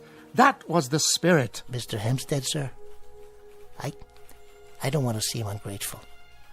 But the things I want, the things I believe in, I know they're odd. But they're worth considerably more than 10% a week. I take it then that you prefer your bow ties and plaid coat and old Ironsides. I'm afraid that's the case. And you realize things will be as they were. There'll be no job, no car, no place to live for a while. It's been that way before. I see. Complicated, is it? Hardly. Take a look out the window. Hey, there's my old Essex down at the curb. You'd best feast your eyes. It won't be around for very long. The truck will hit it as previously ordained. You'd better go back in for a minute and get it over with. Here comes old Peckinpah now. This time he won't be talking about a raise. You know something? It doesn't make a bit of difference. Not one bit.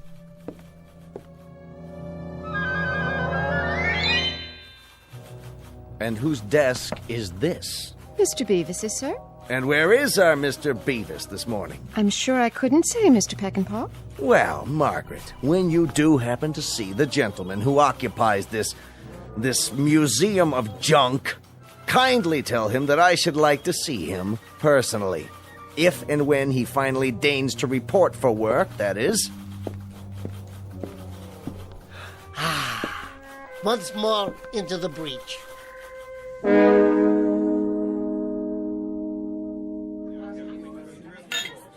How do you feel, bud? Fortified? I do indeed. Today I lost my job, my car, and I've been evicted, or I'm about to be all over again. But you know, I love zither music and model ships. And if I can't bring kids into an office at Christmas time to sing carols, then what's the point of being alive? Beats me. Well, there really is no point. There is no point at all. I'm going to try and find a job, an apartment, and then I'm going to finish Old Ironsides for a little boy 8 years old with a dirty face who happens to love model ships just the same as I do.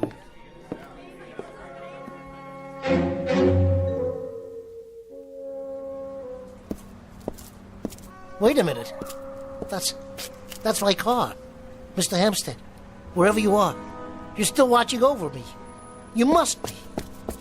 This your car, buddy? Yes, it most certainly is, officer. And you don't know. You can't imagine how glad I am to find it here. You see, a truck tapped the bumper and it rolled down the street because I didn't have the handbrake on. That was the first time, of course. But now, thanks I'm sure to Mr. Hempstead. Well, I don't know any Hempstead. And I don't care if it's the first time or the 100th time. What are you doing? Writing you a ticket. In this city, we kind of take a dim view of parking next to a hydrant. You mean a fire hydrant? Big and red, right there by your front fender. What hydrant is that, officer? Hey! Where'd it go? I think I have a pretty good idea.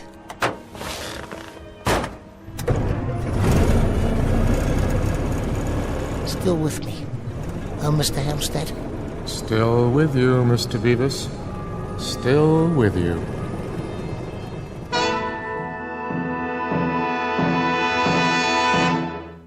Mr. James B.W. Bevis, who believes in magic.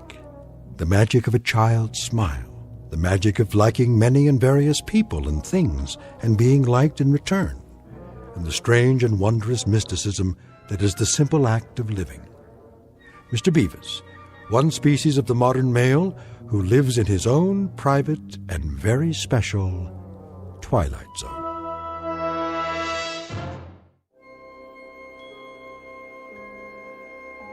Hi, this is Carl Amari, producer of the Twilight Zone radio dramas. I'd like to take a moment to tell you about our official website at twilightzoneradio.com, where you'll get the latest news and information on these Twilight Zone radio dramas. Plus, at twilightzoneradio.com, you can digitally download 3 free episodes or any of our episodes for only $1.95 each. In this age of ever-changing technology, we've decided to make these episodes instantly available to you by making the Twilight Zone radio dramas a digital download-only series. This means that this series will no longer be offered on CD. The CD collections at our website are now being offered while supplies last at buy one, get one free. So be sure to get your favorites before they're sold out. Be sure to visit us often, and I'll see you in the zone.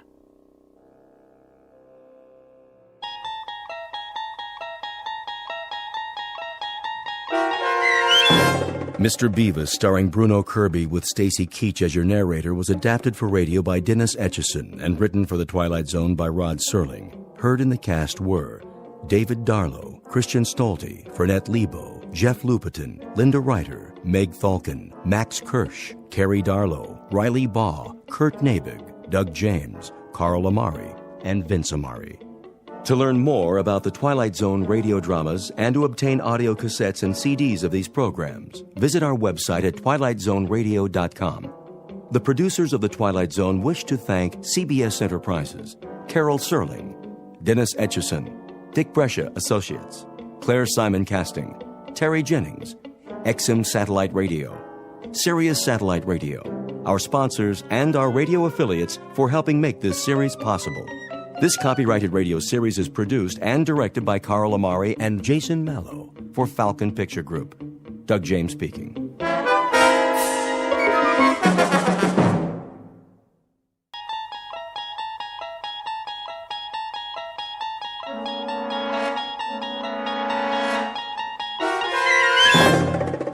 There is a fifth dimension beyond that which is known to man.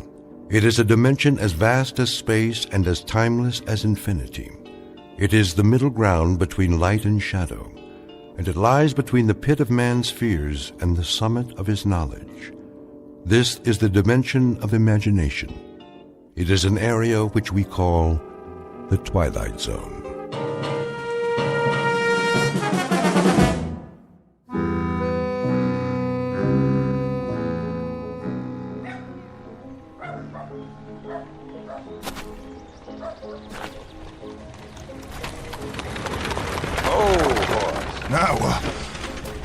What in the... Hey, Denton! Watch out for the traffic around here. That peddler's wagon like to run you down. You better keep your eyes open if you can. I'll try. Where you going, Denton? No place. That right. Let's see, to get yourself a haircut. Just let me pass. Or a shave, maybe. Yeah, that'd be a good idea, wouldn't it, boys? Please. Or a bath. Yeah, that's it. And some clothes that don't stink.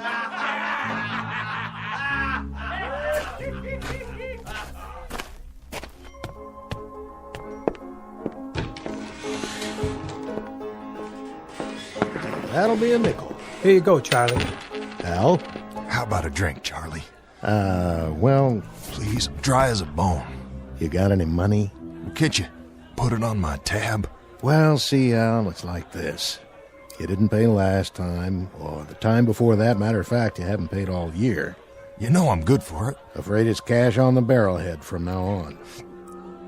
I need a drink, Charlie. Just one. Not today, Al. Who'll cover me for a shot of rye? Don't do this to yourself. Somebody?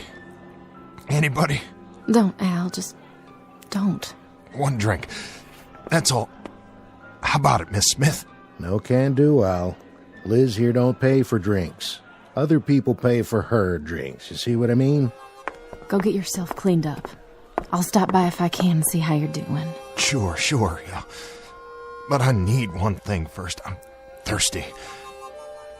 I can't make it if I'm thirsty. Just go. Do it for me. For old time's sake.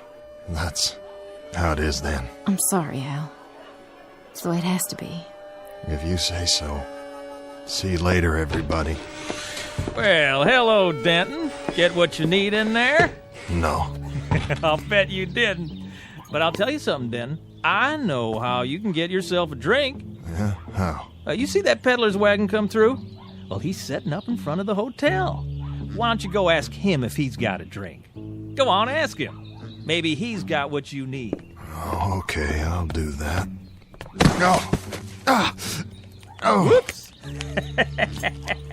Did you trip, Al? Ought to pay more attention.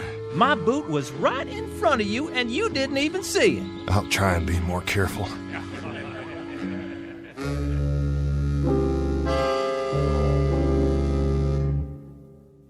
Portrait of a town drunk named Al Denton. This is a man who's begun his dying early, a long, agonizing route through a maze of bottles. What he really seeks is not another drink, but a fresh start. Al Denton would probably give an arm or a leg or a part of his soul to have that. The question is, where does a man turn when the last of his luck finally runs out? In a moment, Mr. Denton will make the acquaintance of a newcomer who just might be willing to help, along with the third principal character in our story. Its name, Colt.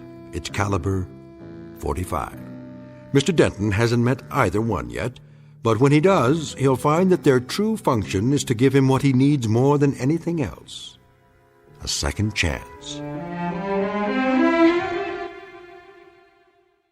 And now, The Twilight Zone and our story, Mr. Denton on Doomsday, starring Adam Baldwin, with Stacy Keach as your narrator. Hey, Al, I just thought of something. You want a drink so bad?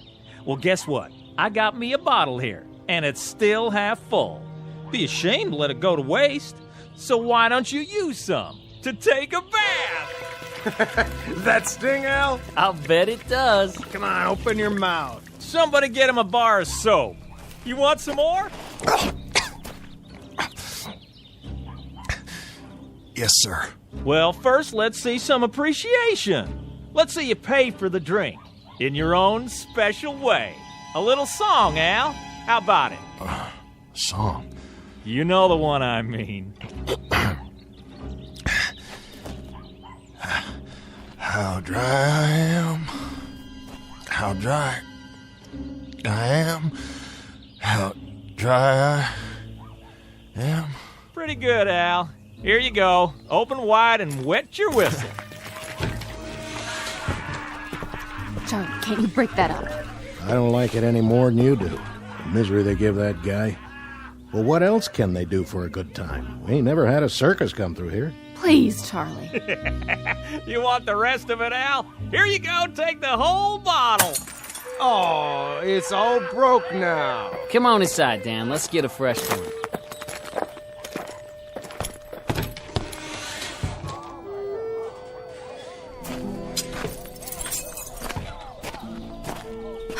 Please, Al, just leave it. There's nothing left. Here, can you stand up? Oh. Thank you, Miss Smith. What's that? Huh? On the ground. Oh. You mean this? That's a nice-looking gun. Colt 45 Peacemaker is what it is. You packing a gun now, Al? Oh, it's not mine. Well, whose is it? I don't know. Somebody must have dropped it in the street. You weren't so bad with a gun in your day, were you, Al? Well, that was a long time ago, Miss Smith. A very long time ago. Well, you know something? This is the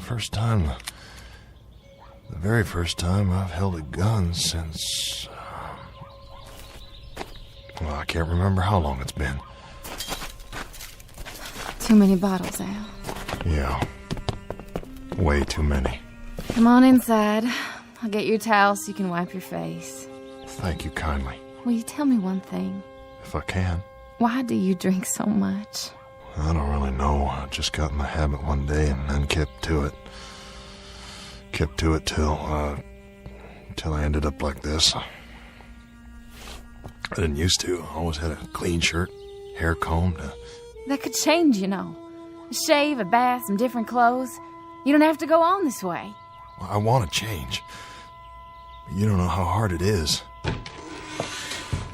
Here we go again, boys. Well, looky. He's still here. Got a girl to help him. No more trouble, fellas. Let's hear our little songbird one more time. Charlie, will you give me a hand? Hold on. Didn't you hear what the man said? Hey, Denton, I got a new bottle here, and it has your name on it. Only first, I want to hear 3 more choruses of How Dry I Am. Let's have it. No, Al. But if I do, he'll give me a drink, Miss Smith. The devil with him. I'll give you a drink. You won't have to do this for it. How dry... oh, how dry I... Al. Al. All right, Rummy. Now you can come in and get your drink. Tell Charlie to set one up. You've been a good boy. Thank you.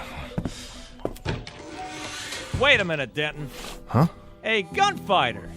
What do you... Where'd you get the gun? Oh, you mean this? I found it. I found it over there in the street. That a fact? Maybe it fell off the peddler's wagon. Looks good in his hand, don't it? Yeah, like it fits. Been a while since you used one of those, hasn't it, Rummy? Well, yes. Speak up, Rummy. I can hardly hear you. Been quite a while, hasn't it? Quite a while. What say?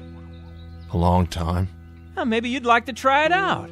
Maybe you think you could even outdraw me. That'll be the day. Sure will. No. Know what? No, I don't know how to use it anymore. But the time was you did.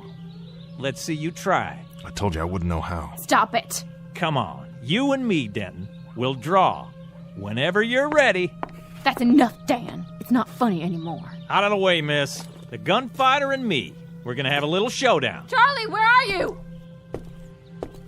Come on, Gunner, right here. Let's pull. I'll give you first chance.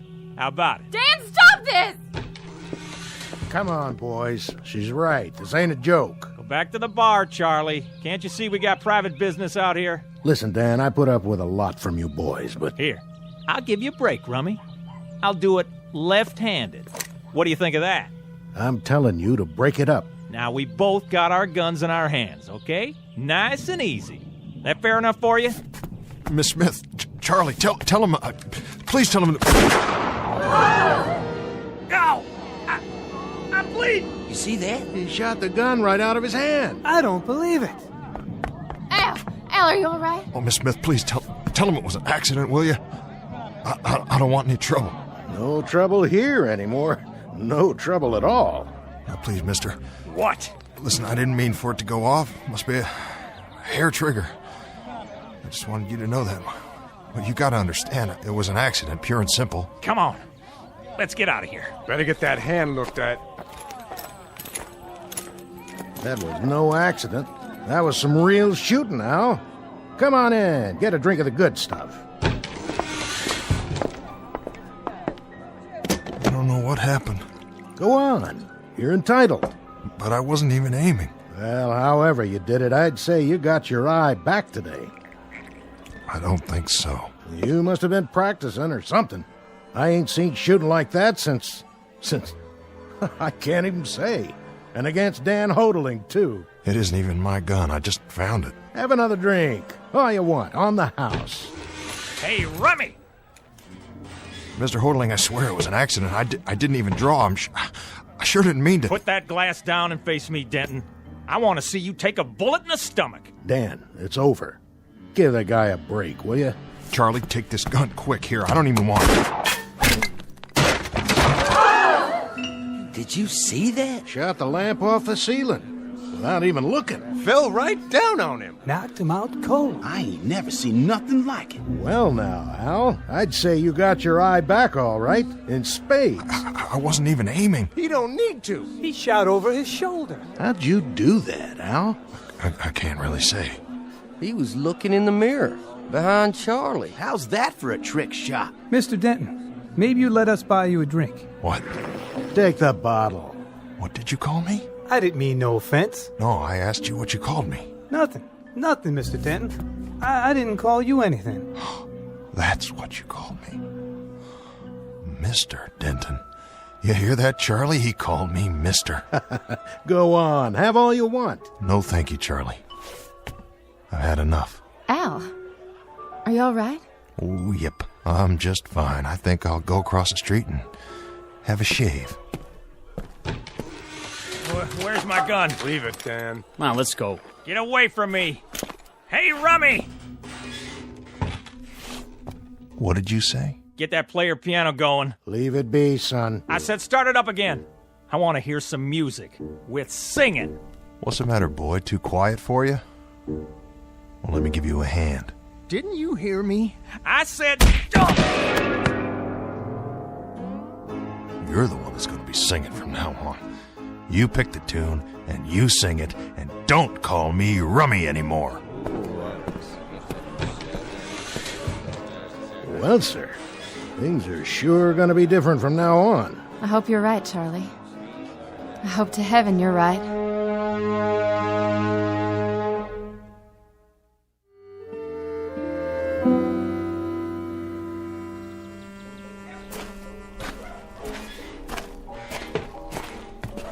Al! Oh, hello, Liz. I just wanted to tell you, I think things are going to be all right from now on. I believe that. What things? Don't you understand? You don't have to worry about bullies like that anymore. I heard what Charlie said. Charlie? You're as good with a gun now as you ever were. Well, that's what he says. I remember too, Al. And I think he's right. Oh, I was good. I was real good. I was so good that once a day somebody would ride into town and make me prove it. And every morning I'd start my drinking a few minutes earlier. Until one morning, the guy who asked me to prove it turned out to be 16 years old. I left him lying there on his face right in front of the saloon. I left him bleeding to death with my bullets in him, and he was 16 years old. It doesn't have to be that way. Oh, doesn't it? No, I've seen it before. It's gonna start all over again. Every fast and fancy man who owns a gun will come riding down this street. But you know something? This time it will be different. Afterwards, it'll be me lying there face down, bleeding to death. Oh, Al. I think I'll go in and get a shave now. I'd like to look proper on the day I die.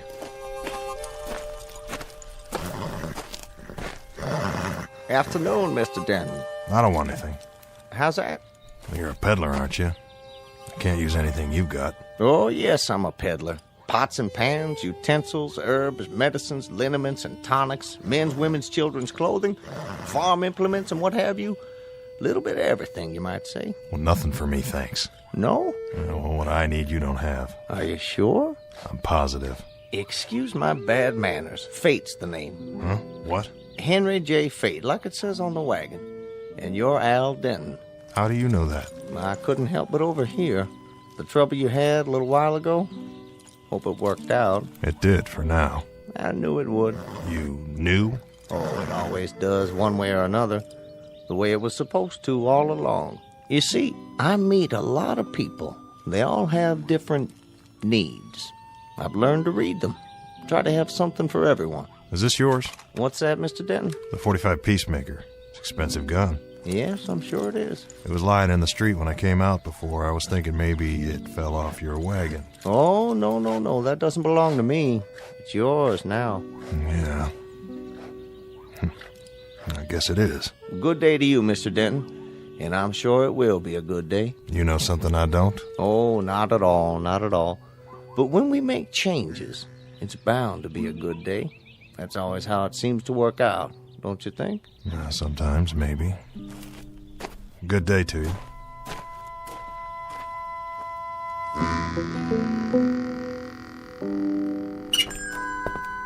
Well, hello there, stranger. Sorry to bother you, Ned. Bother me? Why, you couldn't bother me, Al.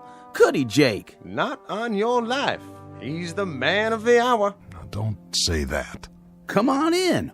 We were just talking about you. How we knew you way back when, though I'm the one who knew him the longest. Why, I knew him when he first rode into town. How many years ago was that, Al? Well, too many. So, what'll it be? Shave and haircut? I was thinking just a shave. If I could owe you, say, for a few hours... Nothing doing. It's on me. I'll, wait till you're finished. I'm done. Just slap a little of that bay rum on my face, Ned, and the chair's all yours. Here you go, Jake. Specialty of the house. 2 bits? 2 bits it is. And 1 for my friend Al Denton here. It's all the same to you. I'll pay my way from now on. Don't you worry about it. Why, it's all over town what you did to that no-account kid. We won't be seeing him for a while. You did us all a real service, I'd say. Now, why don't you just sit here in the chair, and I'll make a new man of you. That's very kind. Both of you. I won't forget it. Say, is that the gun? That's it. You want to take it out of your belt and set it down, Al? I can hold it for you. Oh, that's all right. Just the shave will be fine. And a haircut and a hot bath. Now, how would that feel? I got some water heating up in the back room. Then won't you be the man, all right?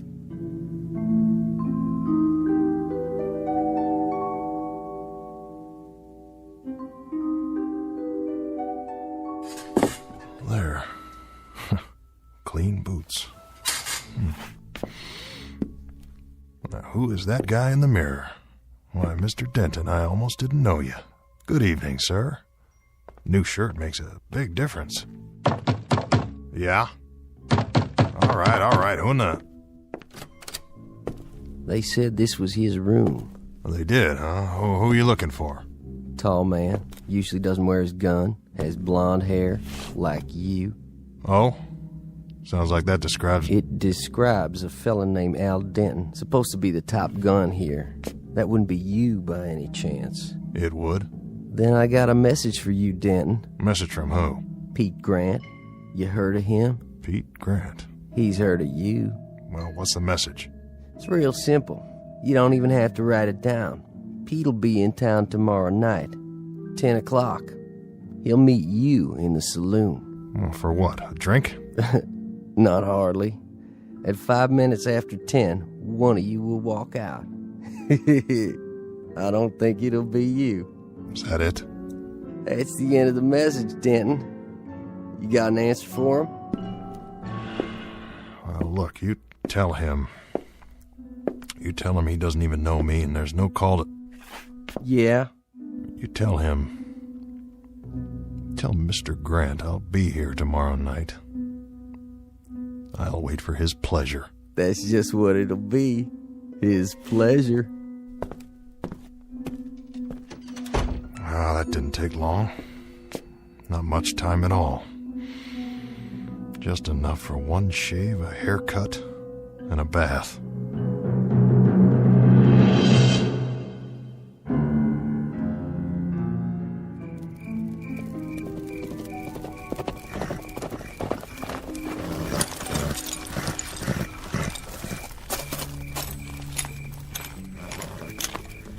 Back already? That's all it took. You deliver the message? That I did, Pete. How'd he look? What do you mean? Then they say he's as good as he ever was. Is that how he looked? I don't really know. It was night and, No, it was not. It was an hour ago, you dumb, thick-headed steer chasing... Easy, Pete. You're all riled up.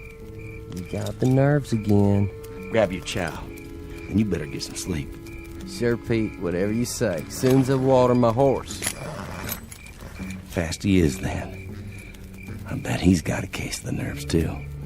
Nerves like a sickness. I'm glad I ain't him tonight.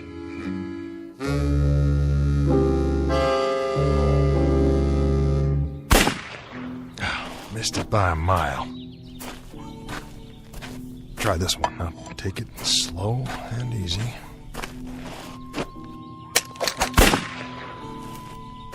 "10 feet off at least, if I could just stop my hand from shaking." Al, Oh, it's no good. you'll get it back. You just need to practice. It's too late for that. I should have known. It takes more than a shave and some new clothes. It takes more than a hot bath and a shine on my boots. That takes care of the outside, Miss Smith, not the inside. I don't believe that. You're sober now and your eyes are good. Yeah, well, look at my hand. It won't hold the gun steady, not long enough to get my aim. What are you doing? I want to get out while I still can. And go where? Away from here. Far away. Al, you can't run. Oh, no? Watch me. I gotta run before it's too late. Gotta run fast and run far. Al, come back.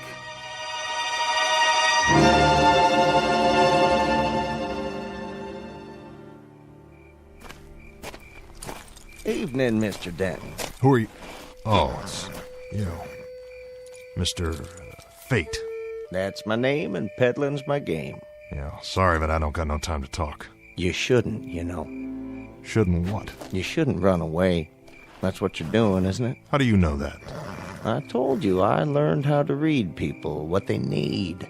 And you don't need to run. I don't.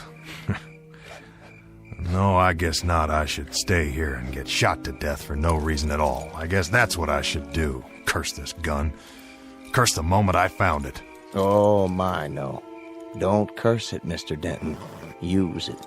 Well, I would if I could. And now, if you'll excuse me, I've got some packing to do. Now, hold on. I think I might have what you need. There. Yes, indeed, Mr. Denton. I'd say this is exactly what you need.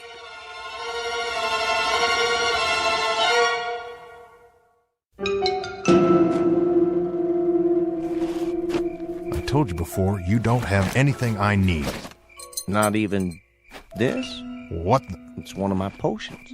You might call it that or an elixir. Either way, it'll help solve your latest problem, Mr. Denton. Oh, my, yes.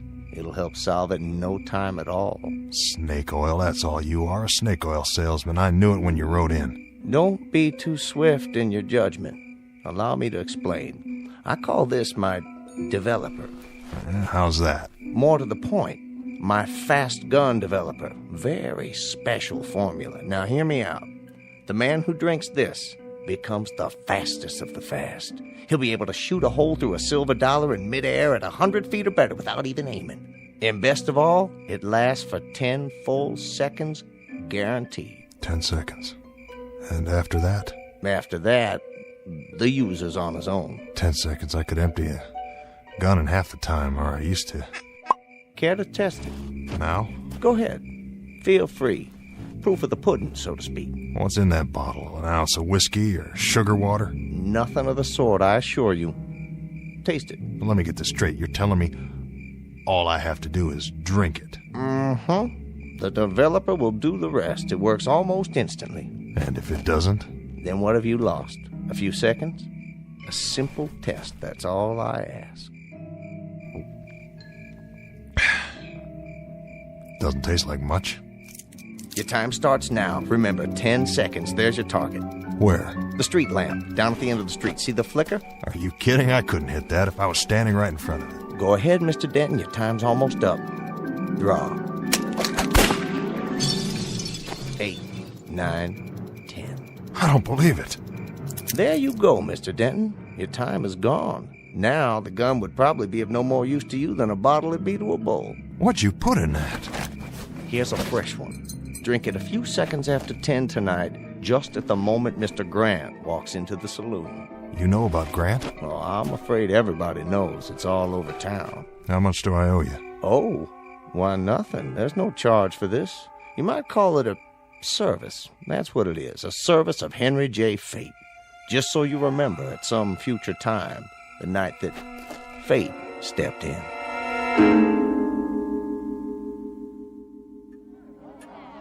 Look at the time. Coming up on 10 o'clock. I don't think that Grant fella's gonna show. Well, it'd sure be a whole lot easier that way. Save me from getting the place shot up. I tell you, Al don't miss. One shot is all it'll take. Yeah, you're right about that. You gonna fix that lamp on the ceiling? I might. Then I might not. Maybe I'll hang it on the wall like a trophy with a plaque underneath and Al Denton's name on it. You do that, Charlie, and I'll even pay for the engraving.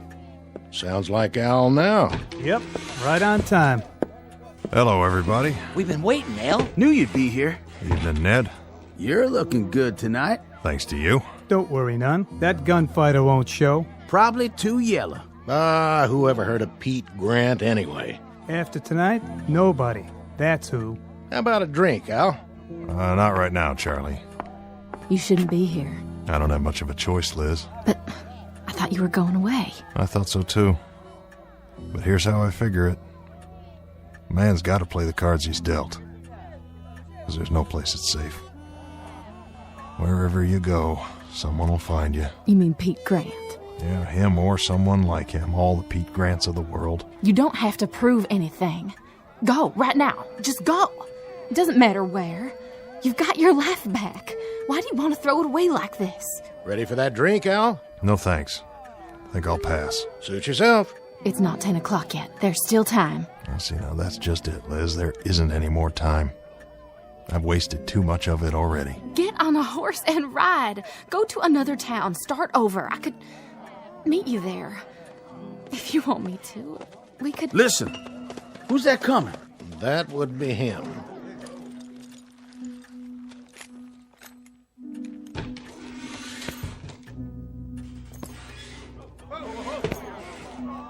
Liz, do one thing for me. What, Al? This little bottle, it's my medicine. What kind of medicine? Never mind.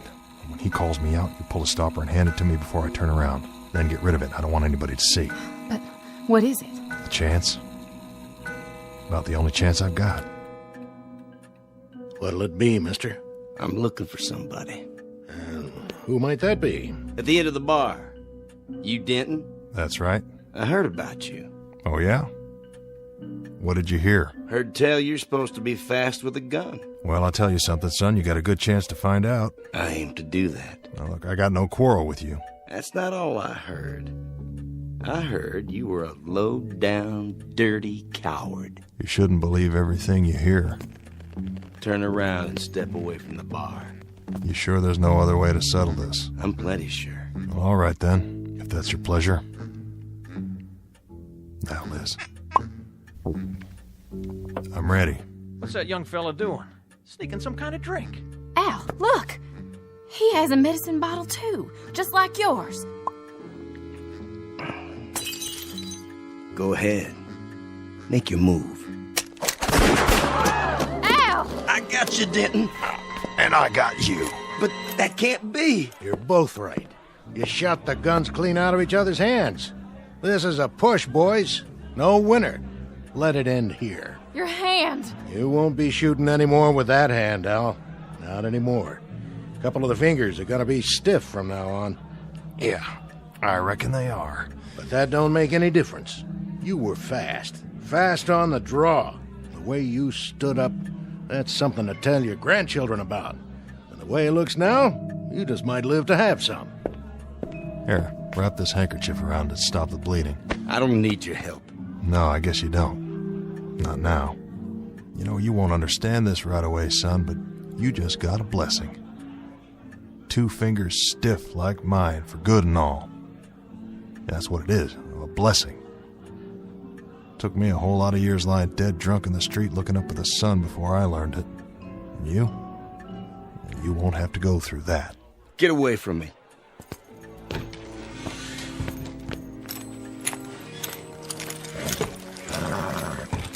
Get him, Pete? No more than he got me. Then it's over and done. Yeah. It's over and done. Let's ride.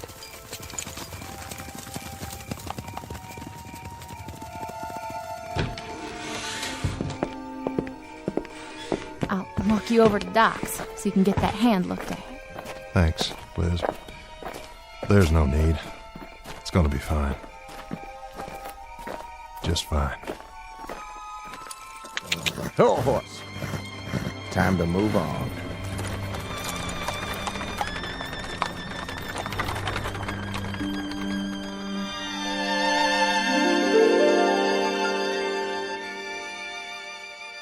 Mr. Henry Fate, like his wagon says, a dealer in everything. Utensils, pots and pans, liniments, and potions. A fanciful figure in a black frock coat, who also deals from time to time in second chances. And while there are some who say that he exists only in the dreams and imaginations of men, others say that he does exist because he must, even if it's only in the Twilight Zone. More from the Twilight Zone after this. Hi, this is Carl Amari, producer of the Twilight Zone radio dramas. I'd like to take a moment to tell you about our official website at twilightzoneradio.com, where you'll get the latest news and information on these Twilight Zone radio dramas. Plus, at twilightzoneradio.com, you can digitally download 3 free episodes or any of our episodes for only $1.95 each. In this age of ever-changing technology, we've decided to make these episodes instantly available to you by making the Twilight Zone radio dramas a digital download-only series. This means that this series will no longer be offered on CD. The CD collections at our website are now being offered while supplies last at buy one, get one free. So be sure to get your favorites before they're sold out. Be sure to visit us often, and I'll see you in the zone.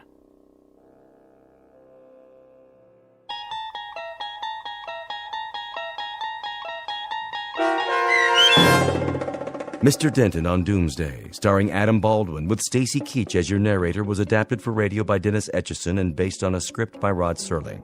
Heard in the cast were Christian Stolte, Jeff Lupetin, Richard Shavsden, Craig Brawley, Brooke Sanford, Kurt Nabig, Doug James, Roderick Peoples, Lynn Foley, Carl Amari, Roger Wolski, and Vince Amari. To learn more about the Twilight Zone radio dramas and to obtain audio cassettes and CDs of these programs, visit our website at twilightzoneradio.com. The producers of The Twilight Zone wish to thank CBS Enterprises, Carol Serling, Dennis Etchison, Dick Brescia Associates, Claire Simon Casting, Terry Jennings, XM Satellite Radio, Sirius Satellite Radio, our sponsors, and our radio affiliates for helping make this series possible. This copyrighted radio series is produced and directed by Carl Amari and Roger Wolski for Falcon Picture Group. Doug James speaking.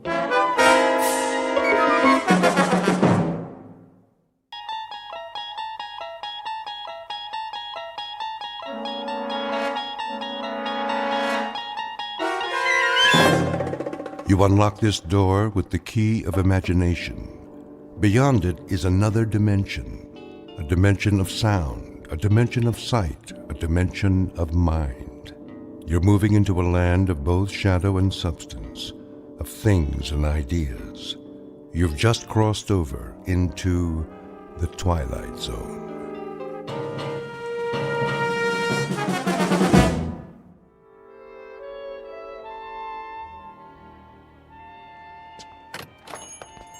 Yes, and will that be all then? No. What time is it? I thought you made an appointment. I did. Oh, come on, honey. You're not in that much of a hurry, are you? Yes. What about mad cow disease? Well, clear the room then. Tell them they're keeping the head of McClellan Enterprises waiting. Tell them that we... All right.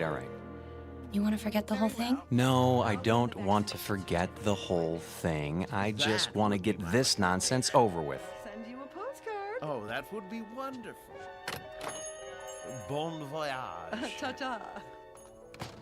Yes, ta-ta. Come on. Hello. May I help you? Mr. Spirito? I am he. We're the Ransoms. My wife called for an appointment.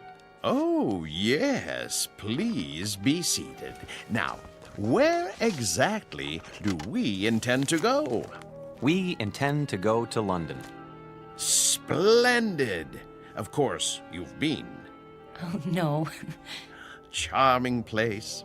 You have picked a rather bad time of year, though, but... Excuse me, we're kind of rushed today. I wondered if you'd... Certainly. Now, have we decided on an airline? No. Well then, if I may suggest... We're not going by plane. I beg your pardon? I said, we're not going by plane? Ooh, but you must, unless you're planning this for some time in the future. No, it has to be right away. Oh, then I'm afraid a ship would be out of the question. You see, it's the off-season, and the liners have all been booked up, or put on short runs. All of them? All the acceptable ones, yes. I hope you won't mind my saying this, Mrs. Ransom, but, you know, airplanes are perfectly safe nowadays. I realize that some people feel a certain trepidation, but there's absolutely no reason... Eileen, if it's the only way... May we see a list of boats that are running? If you wish. You promised. I know. It's important, Alan. We agreed on that. I'm afraid these are the only passenger-carrying vessels bound for England in the next 30 days. Some are freighters, but it's sometimes possible... What about this one? The Lady Anne? I don't think so. Why not? Well, it's very nearly the oldest ship in the water, and the slowest. 13 days to Le Havre. Another half day to Southampton. Forget it. No. Wait. This says it leaves on Thursday. We'll take it. Please, Mrs. Ransom, the Lady Anne is a veritable antique. Listen to the man, Eileen. We can relax when we get there if that's what you want. Don't make such a big deal out of it. It is a big deal to me, Alan. A very big deal. Give us 2 tickets. For this relic? Yes, that's right. The Lady Anne. Oh, very well. A few extra days won't matter, will they? I don't have anything better to do. Check okay? Of course, sir. But, Mrs. Ransom, the Caravan Travel Agency takes pride in its service. I beg you not to do this. Well, it isn't going to sink, is it? With a ship that old, you can't tell what might happen. Oh, give me that check. Here. We'll pick up the tickets. Come on, Alan. You can go back to work now. Thanks for your help, Mr. Spirito. Very well. Bon voyage.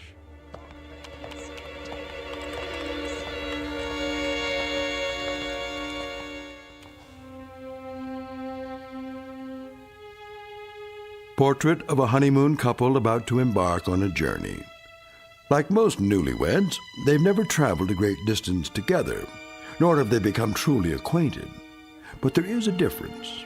These newlyweds have been married for 6 years, and they're taking this honeymoon not to start their life together, but to save it.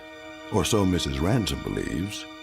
She's not sure why she insisted on an ocean liner, except that it will give them some much-needed time together, even if it is the Lady Anne. The tickets read New York to Southampton, but this old ship is bound for a very different port. Its final destination? The Twilight Zone.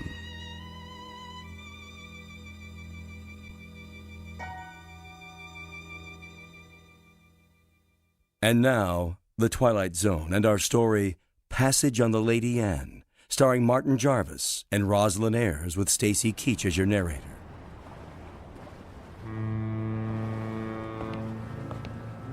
Perfect. A foggy night. Can't even see the ship. Where is everybody? Already on board. We're a few minutes late. I was ready. If you hadn't taken so long packing... There it is! Oh, Alan, isn't it beautiful? No, not it. She. The ship happens to be a lady. Sorry. She's beautiful. Indeed she is. Oh, yes. There's the gangplank, is that what they call it? Come on, Alan. I can hardly wait. You know, from the descriptions, we were expecting a cross between a kayak and the Flying Dutchman. You're seeing someone off? No, we're passengers. What? How's that? Passengers. Oh, no. No. I hardly think so. No, you see, this is the Lady Anne. Toby, please. You have no right to badger them. Yeah, be quiet, woman. Well... Now, young fellow, look here. If you'll consult your tickets, I think you'll find there's been a mistake. I repeat, this ship is the Lady Anne. And I repeat, there's no mistake. Show me your tickets. Why should I do that? Call it curiosity. Do you mind? Go ahead, Alan. All right. Let's see. Mr. and Mrs. Alan Ransom, New York to Southampton. You're not going to read the fine print, too, are you? Well, they seem to be in order. Thank you. It's good to know that. Well, there must be an error. This is a private passage, you might say. A mistake in booking. No, it's a terrible mistake. Come along, dear. But, Millie, I don't understand. I really don't. I said come along.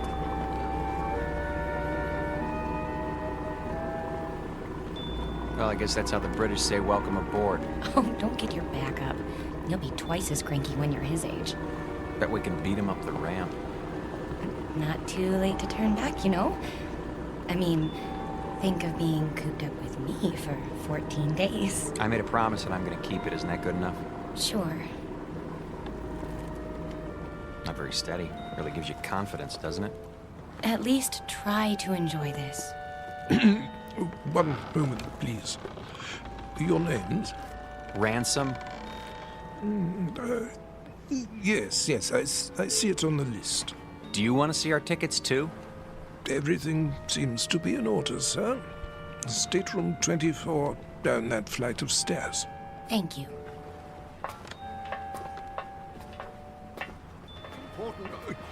Oh, here we are. Yes, here we are. Good evening. I say, you're not going to let them do this, are you? I'm afraid it's out of my hands. Out of your hands? Well, we'll see about that.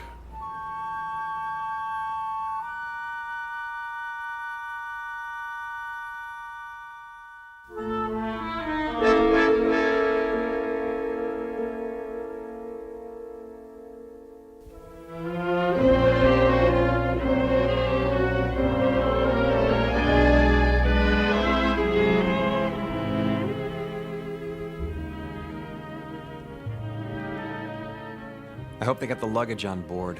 It'll be waiting in our room. You'll see. It better be. We're due to take off in 10 minutes. Take off? Sail. Disimport. I think it's disembark. Right.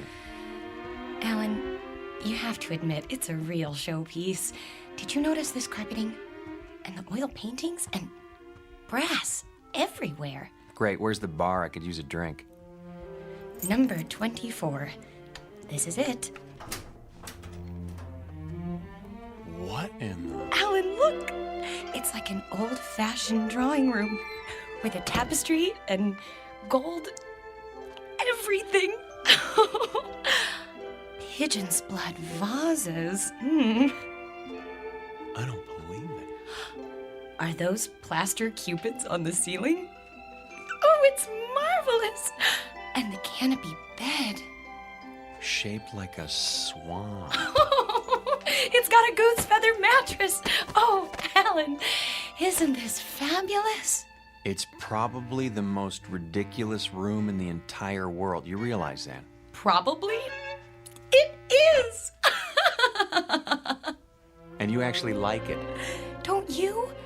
Look at this chest. It must be 100 years old. A bowl of fresh flowers on top. And even a box of candy, shaped like a heart. At least the luggage is here. No kidding. You think we can take it for 2 weeks? I mean, with all this... There's the whistle. Come on, let's go up on deck. Why? Why? That's what you do. Haven't you seen any movies? Hurry.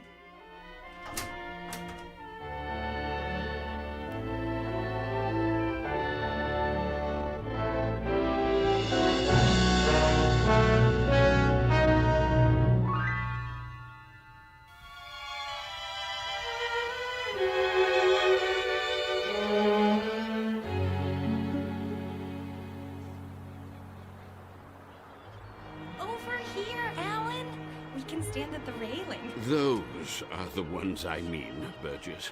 Not the ones going with us. Yes, I tell you. Nonsense. Obviously a silly blunder. No. They have tickets. Calm yourself, Mackenzie. This needs to be settled at once. Very well. Here they come. Hello. Hello. How do you do? Oh, very well, thank you. Now then, no doubt you young people aren't aware that this is a rather, well, how shall I say, private sort of cruise, you see. Very tight. Dear me, yes, unquestionably a slip-up on the part of the, Look, mister, we're getting a little tired of this routine. Try to understand. There hasn't been any slip-up. This is our ship, and we are sailing to England on it. Her. What did I tell you? They're determined. This is bad news, very bad indeed. Oh, really? For you or for us? Don't argue with them, Alan. See here. Please, this may seem odd to you, but we're actually trying to be of help. Yes, exactly so. You see, there are things you don't know about this ship. Yes. But what does that mean? Well, for example, it isn't common knowledge that... Burgess. No, Mackenzie. We've got to tell them. But... this vessel is over 50 years old. We knew that. Oh, but there are other things you couldn't possibly know, because you haven't had time to look. Such as? Well, she's falling apart everywhere. The deck chairs wouldn't support the weight of a baby. Yes, that's true. And the staircase is about to collapse at any moment. And the food, food, dreadful. It's positively poisonous. Ptomaine, you know. Yes. But the worst of it is the danger at sea. Those boilers, not to be trusted. They've been ready to burst for years. Oh, yes, for years. So you can see how impractical the whole idea is. There's just one thing. Yes? If it's such an awful, dangerous ship, what are you doing on it? What? Well, we're old and eccentric. Well, yes. Well, we're young and eccentric. We like impractical things, the challenge and all. Besides, we think it's an absolutely charming boat.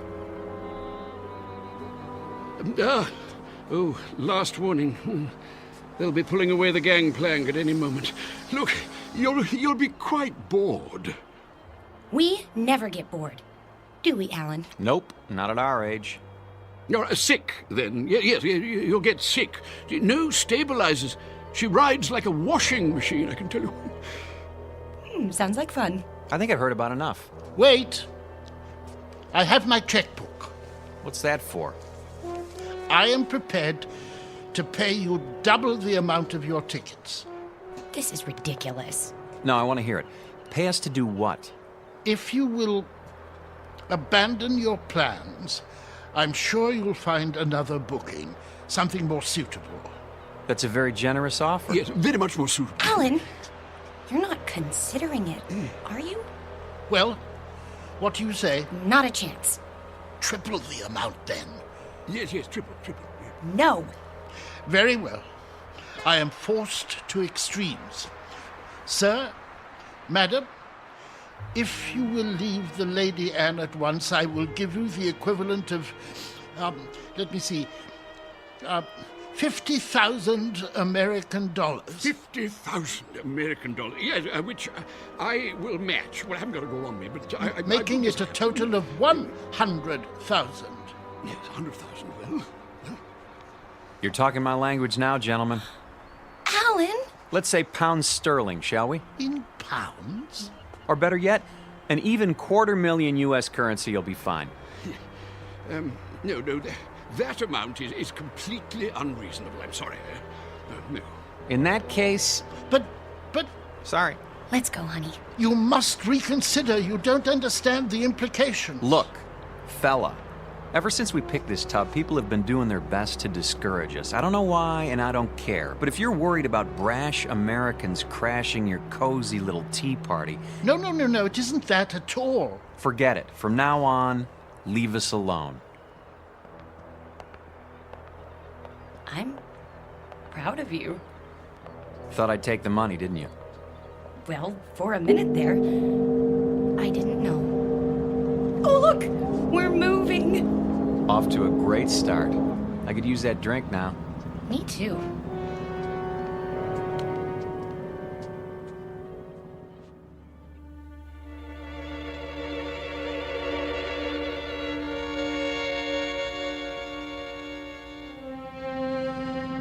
Too late. We did our best. We should have tried harder. But the funds he was demanding... highway robbery.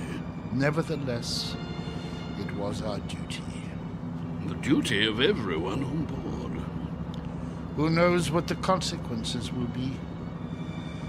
I fear we should have done whatever was necessary to keep them off this ship.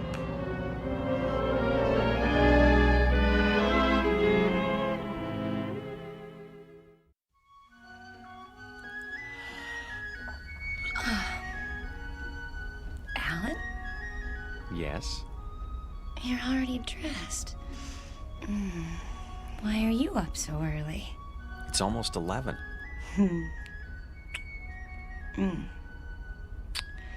Don't tell me you're nervous.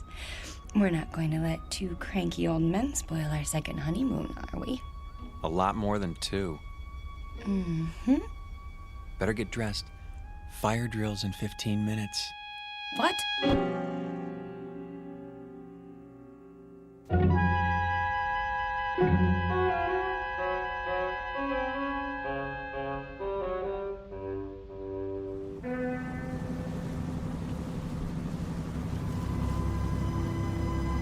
Honestly, you could at least tell me what this is all about.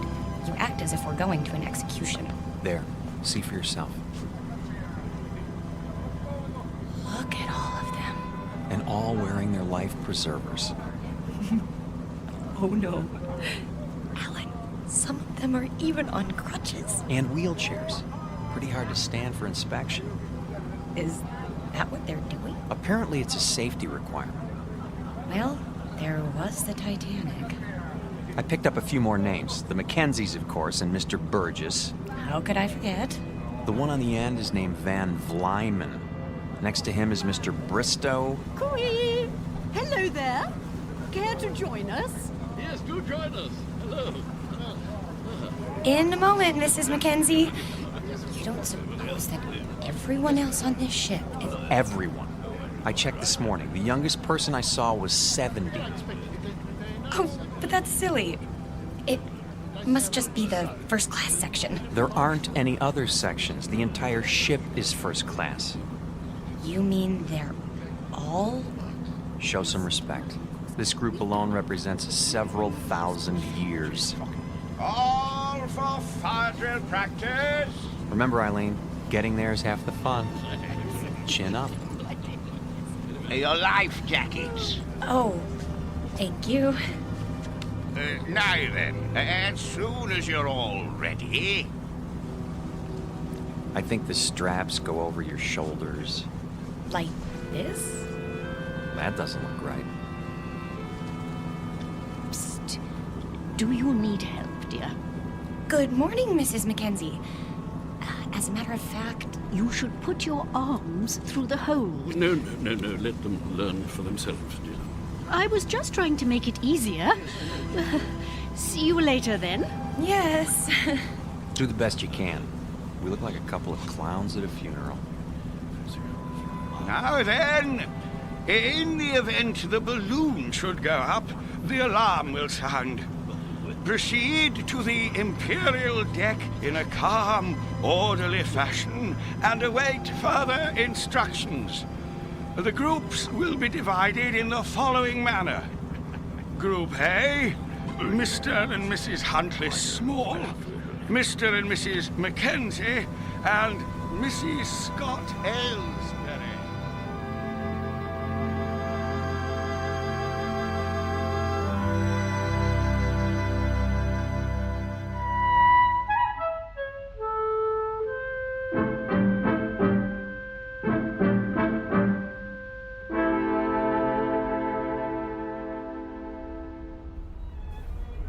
Here we are. The Imperial Lounge. Looks like we're in time for the noon orgy. Alan, I think it's elegant. Like a private club. That's the problem. We're not members. This isn't a ship. It's a floating rest home. Shh. You wish something from the bar? Do you suppose you could fix us up with 2 double martinis? Very dry? Yes, sir. Alan, I'm sorry. I didn't know it would be like this. But it doesn't matter that much, does it? We didn't want to mix with other people anyway. We wanted to... Stop saying we. If you'd listened to me, we'd be in London by now. And you'd be in a business meeting. Not necessarily. Yes. And it would be the same the next day and the next and... Oh, Alan, that's what this is all about. Don't you see? Your drinks. Thank you. Look, I know you've been unhappy, but do you think I enjoy working 28 hours a day? It comes down to the same thing, doesn't it? We never see each other. We never talk, or... I told you, after I close this deal, I'm going to start taking it easy. Which is what you said 2 years ago. You closed that deal, but it didn't make any difference. There were more deals. There'll always be more deals. Because that's all that matters to you now, isn't it? Bartender, another. Yes, ma'am. Try to control yourself. I have been controlling myself for 6 years, and I'm tired of it. I am tired of begging for little bits of your time. You're not interested in me anyway. You're interested in success. Fight your way to the top and then fight to stay there. Stop making a scene. Why? Does it take your mind off mergers and board meetings? No, it takes my mind off the fact that we're supposed to be on a trip together. Come off it, Alan. You're going to England on business. I happen to be along. That's all. Why? Because I insisted. If I hadn't, you'd have gone alone.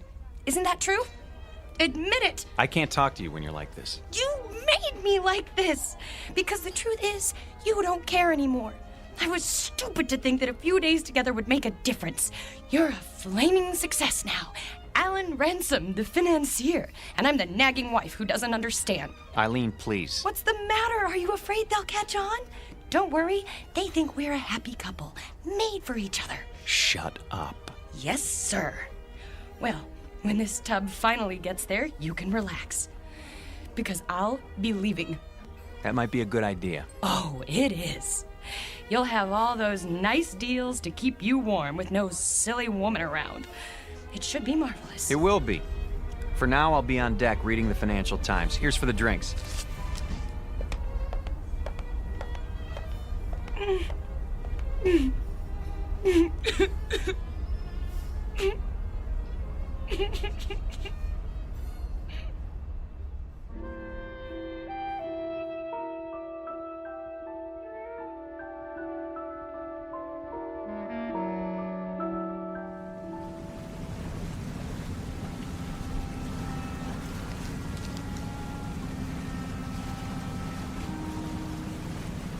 I say, you two, excuse us. Not you again. Well, yes. Not really. How do you do, dear? Nice to see you, Mrs. Mackenzie. If you don't mind, I'm trying to read the paper. My wife, Millie, yes. I say my wife, I mean we would very much like you to join us for tea, if you'd be so kind. Because I'm wearing my tweed jacket? Eh? Hmm? No, no. Tweed jacket, I see. That's a very, yeah, I see, we're very British. No, we simply want to chat. Is it a date, then? We'd be delighted. In about an hour? Yes, in the Imperial Lounge. We'll see you there. And thank you. Not at all. An hour, then. Jolly good. Looking forward. Why did you do that? Because you and I don't have anything more to say to each other. You know it's true. We're finished. But you said it yourself, we're stuck here. So we might as well call a truce for now and make the best of it. Agreed.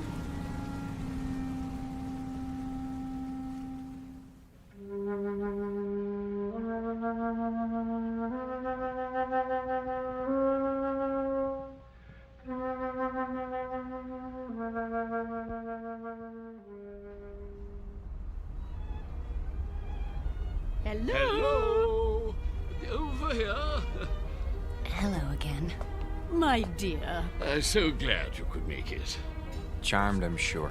Do sit down. Do sit down. Not at all. Nasty day. What? Now look. The reason for this meeting, apart from the pleasure of your company, is Go ahead, Toby. Yes, thank you. Millie, my wife, Millie pointed out that we've all been, something less than hospitable to you, if not rude. And so I expect I ought to apologize. And do you? Yes, most sincerely. But you see, there is something more important. Good news, in fact. Yes, we've been talking the whole thing over, and we've decided that you won't have to leave the ship after all. We won't? Say, that is good news. We were afraid we were going to have to swim back, and it's had us sick with worry. Really? No. I see. I see. Very good. No, I'm sorry about that, my boy. But we were quite concerned, all of us, as I dare say you gathered. You see, it simply hadn't occurred to us that an outsider would ever want to travel on the Lady. The last time she took on a new passenger was, well, according to Captain Prothero, was some 16 years ago. So you can understand. Yeah, but never mind that. It's all settled now. What's all settled, Mr. Mackenzie? Oh, no, we'll get to that in good time. You simply must forgive us. We can't have been very good company so far. Well, frankly. The point is, we spent a good many fine hours, Millie and I, my wife Millie, on this old, scow. And when we heard they were going to retire her, well, it seemed right somehow that we should join her on her last return voyage. Yeah, absolutely, and the same is true of the others. with the other people. And that's what accounts for the number of senior parties aboard. We didn't understand. No. And you still don't, really. More tea? It's quite bracing. Yeah, I go. Yes, one thing that hasn't changed. Yes, tea is still the best in the world. What about the others, Mr. Mackenzie? What, the others? Oh, yeah, yes, like us, as I said. Sentiment, you know. Of course they know, Toby. Why else would they have chosen the Lady Anne? Yes, that's true. Our story isn't so different, I guess. My husband and I had never really been alone in 6 years. Excuse me. I'm going to get us a drink. Scotch all around? Oh, yeah, well, splendid. Thank you. He's embarrassed, isn't he? I seem to be doing that to him all the time now. You were saying the two of you hadn't been alone? Well, he's a busy man. You get wrapped up in things if you want to be the best, and I don't know. When I heard he was going on a business trip to England, I made him promise to take me. But that doesn't explain the Lady Anne. No. No, I suppose it doesn't. Mostly it was the time. More days together. And, well, it just seemed kind of special. Oh, my dear, the Lady Anne is special. Very special. More special, I should say, than either you or your husband could imagine. You see, this is the ship Toby and I sailed on when we were married, which would be 53 years ago. 52. Yeah, she was a splendid thing then. Yeah, the ship, I mean. No. Toby, really? I thought you told us it was an old rust bucket. Not it. She, yes. Oh, I should have been struck down by lightning for such a fearful lie. Mrs. Ransom, mark this. The Lady Anne was the finest ship that ever crossed the sea. Queen of the fleet, she was. Oh, yes, indeed. Is, Mackenzie, is. No other ship can touch her. Quite right. Sit down, Burgess. This is an old companion of mine, Ian Burgess, Mrs. Ransom. Ah, yes. Congratulations. I don't follow. I hear there's been a decision made in your favor. Not now. Nonsense. Quite a relief, I must say. What is? Why, what else? My good lady, you are in luck. How so? Well, haven't you told them? It's about you and your husband. It seems you won't have to die after all. Oh, I'm so sorry.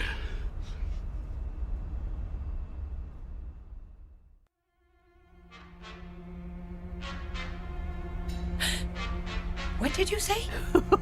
He said you won't have to die after all. Of boredom, he means. Well, don't stand there like a ninny, Ian, tea all over you. Yeah, but sit down, sit down. Yes, to be sure. Sorry, I seem to have spilled my tea. Well, you see, Mrs. R., she was the only one of her kind. Specialized in honeymooners. That was her freight then, yes. Oh, yes. Young people in love. Ah, marvelous. The drinks. Ah, yes. You see, that's what makes your presence so... Sweet? No. Well, it was that. It certainly was that. Young married couples, you see, that's all you'd ever see. Full of juice and the moon in their eyes. All those children trying to act grown up and worldly and used to it. And everyone as nervous as a mouse. Yes. But that sort of thing, it lasted for only a few days. The Lady Anne gave them time to know each other. Oh, she was a wise ship. Cheers. Cheers. Cheers. Everything was arranged for young people. Love has its own point of view, you know. It sees things larger than life. Nothing is too ornate or too fancy or too dramatic. If it is a good love, it demands the theatrical and then transfigures it, turns the grotesque into the lovely, as a child does. With it, we can see what we wish to see in people. Without it, we cannot see it all. We can search forever. How a shipping line ever found that vision, I cannot imagine. But they made the Lady Anne into an enchanted gondola and took that moment of happiness and pure sweet pain all lovers have and made the moment live for 2 unspeakably pleasant weeks. Well, they get the drift, my dear. There's no need to go gooey. But I feel gooey. The same is true for all of us, actually. Bolshia Jones and his wife over there, the bald chap. Engineer in his day, and a good one. The Whiteways. Next to them, Lord Bristow, with his cigar. Nice enough, but he's getting on. And there's old Champion. Innes Champion, the writer, adventure stories, that sort of thing. Quite a droll fellow, though you wouldn't guess it now. Widower, you know. Aye, and his wife. There was a wild thing. She passed on in... Oh, can't be sure of the date. What about you, Mr. Burgess? The same. We'd planned this trip together, but... Have you a picture? In my breast pocket, over my heart. She's very beautiful. Ah. Oh, my dear, please. This is purely temporary. I shall be with her soon. I'm so sorry. Oh, there, dear. It's all right. None of it really matters if you're in love. You are in love, aren't you, Mr. Ransom? Yes, of course. Well, that's the only thing that counts, you know. Everything else perishes. Now you've made her cry. Oh, perfectly all right. I cry all the time, don't I, Toby? All the time. Well, I don't. Why don't you two go out and get some fresh air? Do you good. Fog or no fog. That might be a good idea. Yes. We'll see you later. Of course you will.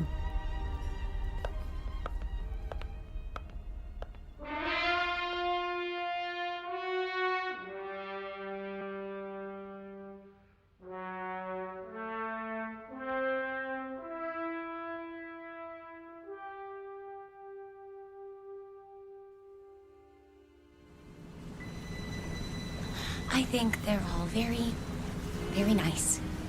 What is going on? The sun.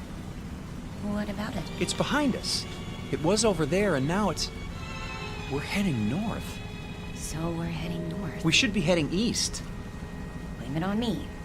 Everything else is my fault. Why not this? There you go. Starting again. I don't know what I'm doing here. Look at them down there playing shuffleboard. Or sitting, wrapped up in their blankets. Really, Eileen, this whole idea was ridiculous. Eileen? Eileen, where are you? Eileen? Eileen!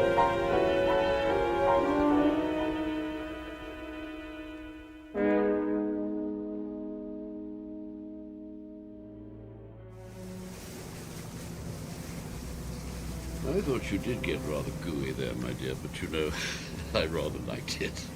Dory. No! Oh, Mr. Ransom! I say, is something the matter? I can't find my wife. We were standing over there at the rail. She was right behind me. You don't think anything could have happened to her, do you? Oh, no, I doubt that. It's rather difficult to fall overboard. Oh, yes, yes. Eileen! Eileen! Eileen! Eileen! Eileen? Stuart, have you seen my wife? No, sir, but I wouldn't worry. I want this ship searched. I'll take the liberty of alerting the crew. Have you tried the library?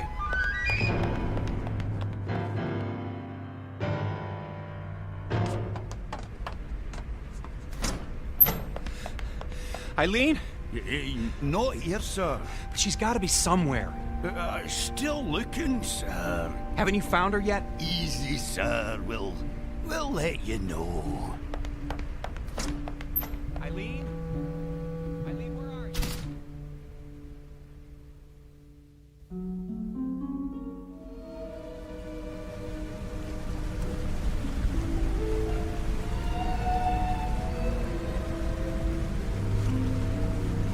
I say, not turned up yet? No, I searched everywhere. She'll turn up. Have a nip with me. Come on, boy. Let's go inside. Yeah, maybe she's inside. Come on. Let's go into the Imperial Lounge, what?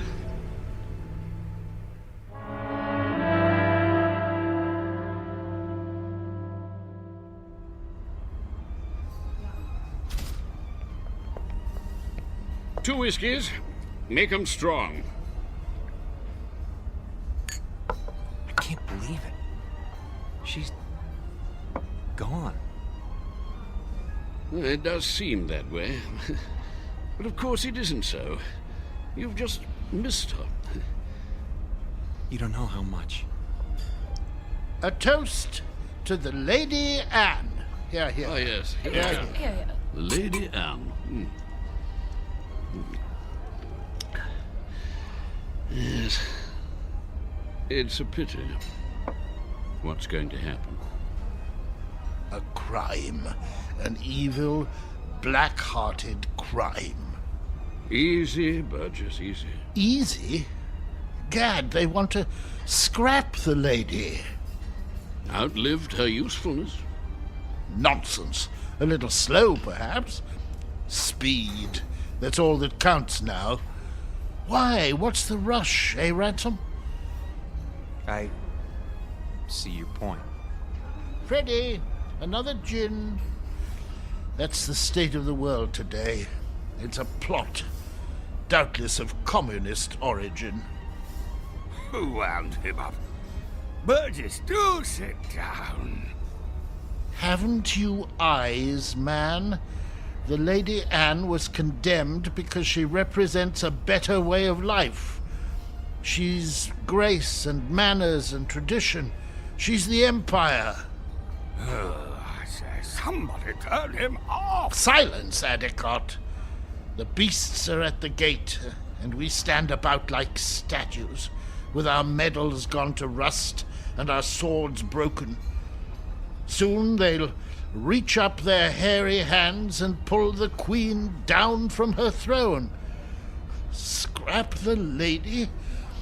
They'll scrap the world. Poor chap. He'll feel better later at the party. Another drink, Mr. Ransom. Mr. Ransom?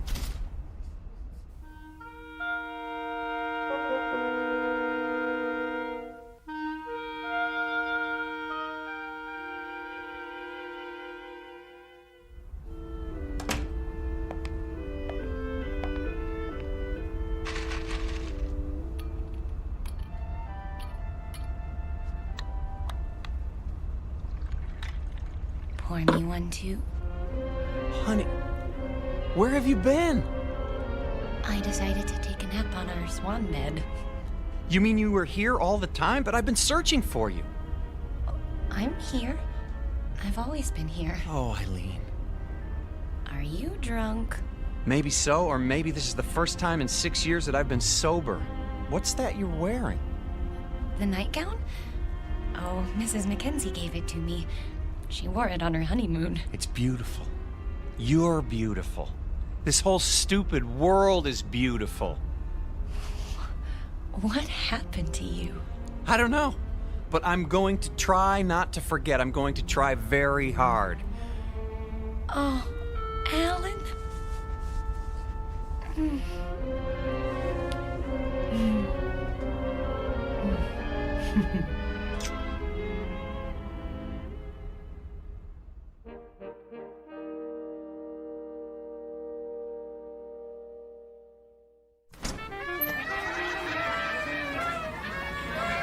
Will you look at all this? Balloons, ribbons. Over here! Join us, please. Mrs. Mackenzie! Come on, drink up. The champagne's getting warm. Well, you found her. Oh, you're as bad as Alan. I think we'd like you to meet Captain Prothero, Mr. and Mrs. Ransom. Happy to meet you, sir. My pleasure. You've had a pleasant voyage, I trust. Oh, yes. We're grateful to be a part of it. Indeed. Your presence has been good for us as well. You packed your things? Shh. They don't know yet. Oh, well, I suppose it doesn't matter. Know what? Nothing important. If you'll excuse me, I have to make some preparations. Be back shortly. You look positively radiant, my dear. The Lady Anne has worked her magic on you. She... and you. All of you. I'd forgotten some things. How to relax. I was so busy, I lost sight of what's important. It won't happen again. I say, let's drink to that.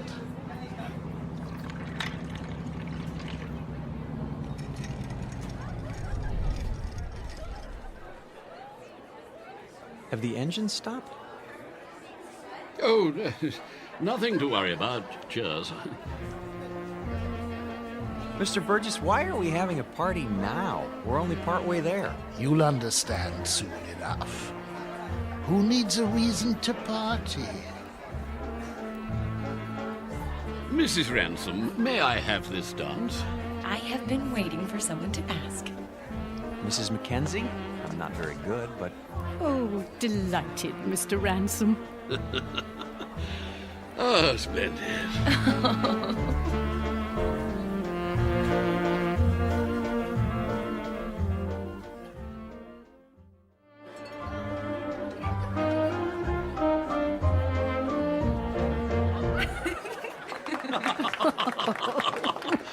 Oh, very nice. Well, I see they haven't gotten them fixed. What? The engines. The engines? Oh, there's nothing wrong with the engines. Ready now? Your luggage has been collected. Luggage?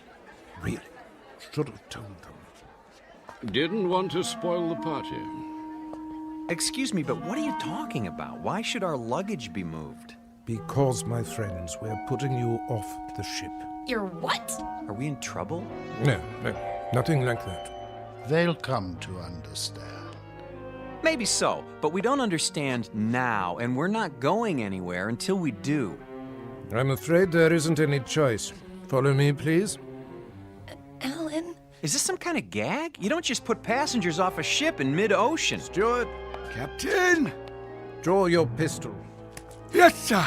You're kidding, aren't you? If you'll do as the captain says. This way. I tell you what, we'll all go. Alan, what's going on?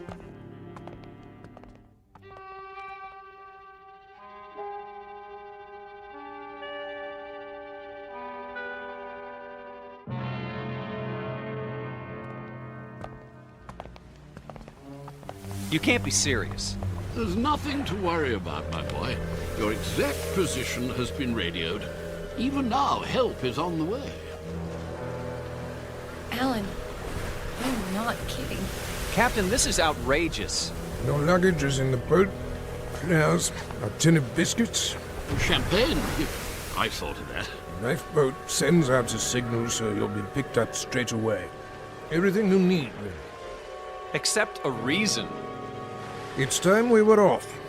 Into the boat with you! No, please, But why? Is it something we've done? Not a bit of it. Then tell us. You can't do this without a reason. Cause, my boy, you can't go with us. Not yet. Yes, come along. Not where we're going. No. Step carefully, please. We liked you people. We thought you liked us. They do, Alan. Don't you see? They do. Lower away. Don't forget the blankets. Alan, look. Everyone's at the rail. Goodbye. Bye. Goodbye. I say, what are those papers, dear? They're your letters, Toby. Don't you remember, dear? I've kept them for so long. You're throwing them overboard? They deserve a proper burial at sea. I won't be needing them now, will I? No, dear. Not anymore. Listen, the engines are starting again. They're moving. So are we.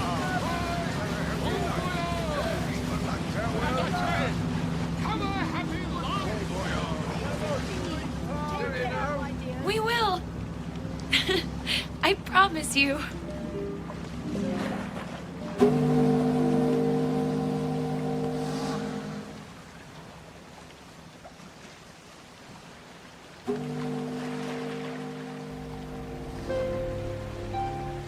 Here's a blanket.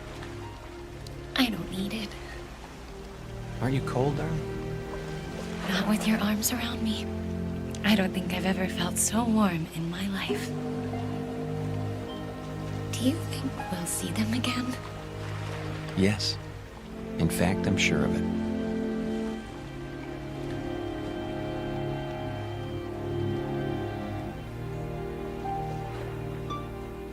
Lady Anne never reached port. The ransoms were picked up by a cutter a few hours later, just as the captain promised. They searched the newspapers but found no mention of the Lady Anne. The ship, with all its crew and passengers, went down in the mid-Atlantic, or so it was said. But Alan and Eileen knew better. They knew it had sailed on to a better port, its final destination on a distant shore called the Twilight Zone.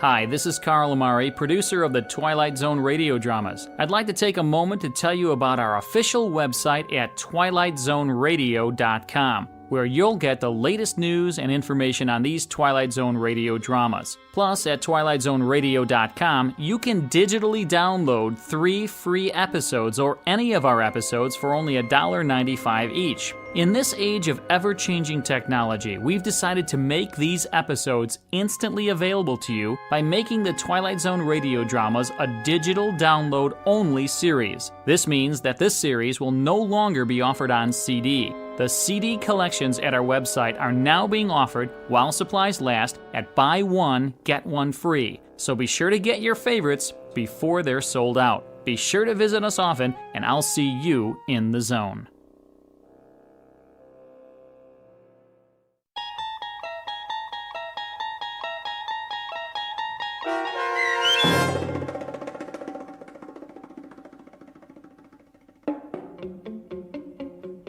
Passage on the Lady Anne, starring Martin Jarvis and Rosalind Ayres, with Stacy Keach as your narrator, was adapted for radio by Dennis Etchison and written for The Twilight Zone by Charles Beaumont. Heard in the cast were David Pasquesi, Anne Somerville, Jim McCants, Joby Cerny, Eleanor Weingart, Martin Astrop, and Nick Ruddle. The producers of The Twilight Zone wish to thank CBS Enterprises and the Rod Serling Estate for making this series possible. This copyrighted radio series is produced and directed by Carl Amari and Joby Cerny for Falcon Picture Group. Sound design and custom Foley effects for The Twilight Zone by Cerny American Creatives Bob Benson, Craig Lee, Matt Sorrow, Tim Cerny, and Todd Beyer. To learn more about the Twilight Zone radio dramas and to contact us, visit our official website at twilightzoneradio.com. This is Doug James speaking.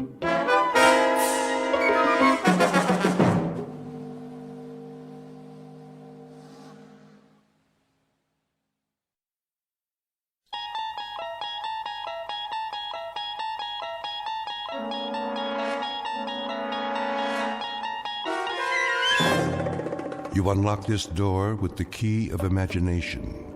Beyond it is another dimension, a dimension of sound, a dimension of sight, a dimension of mind. You're moving into a land of both shadow and substance, of things and ideas. You've just crossed over into the Twilight Zone.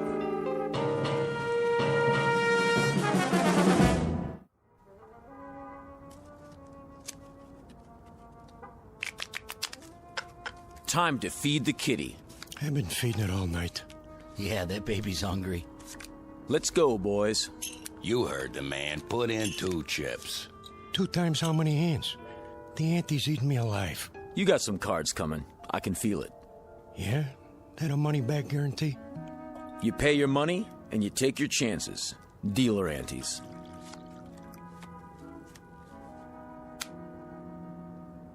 Let's go, Johnny. I gotta give it some thought. My stack's getting pretty low. Look at who's sitting this one out. That right, Johnny? I'm thinking.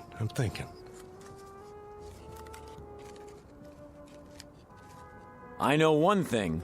Takes money to win money. Yeah. Listen to the man. Are you in or out? Give me 1 minute, all right? Take it easy, John. Hey, you don't look so good. Maybe you should kick back, watch some TV. Hey, hold on. I came here to play cards. Hand me that remote. Say, what are you... Just give it to me. The old fire hall is... There. You gonna let one lousy player hang up the game? Don't worry about it. Johnny here needs some time out. You know the old saying. What's that? Money talks, and suckers walk. Scientists are baffled as all communications in and out of Peaksville remain blocked.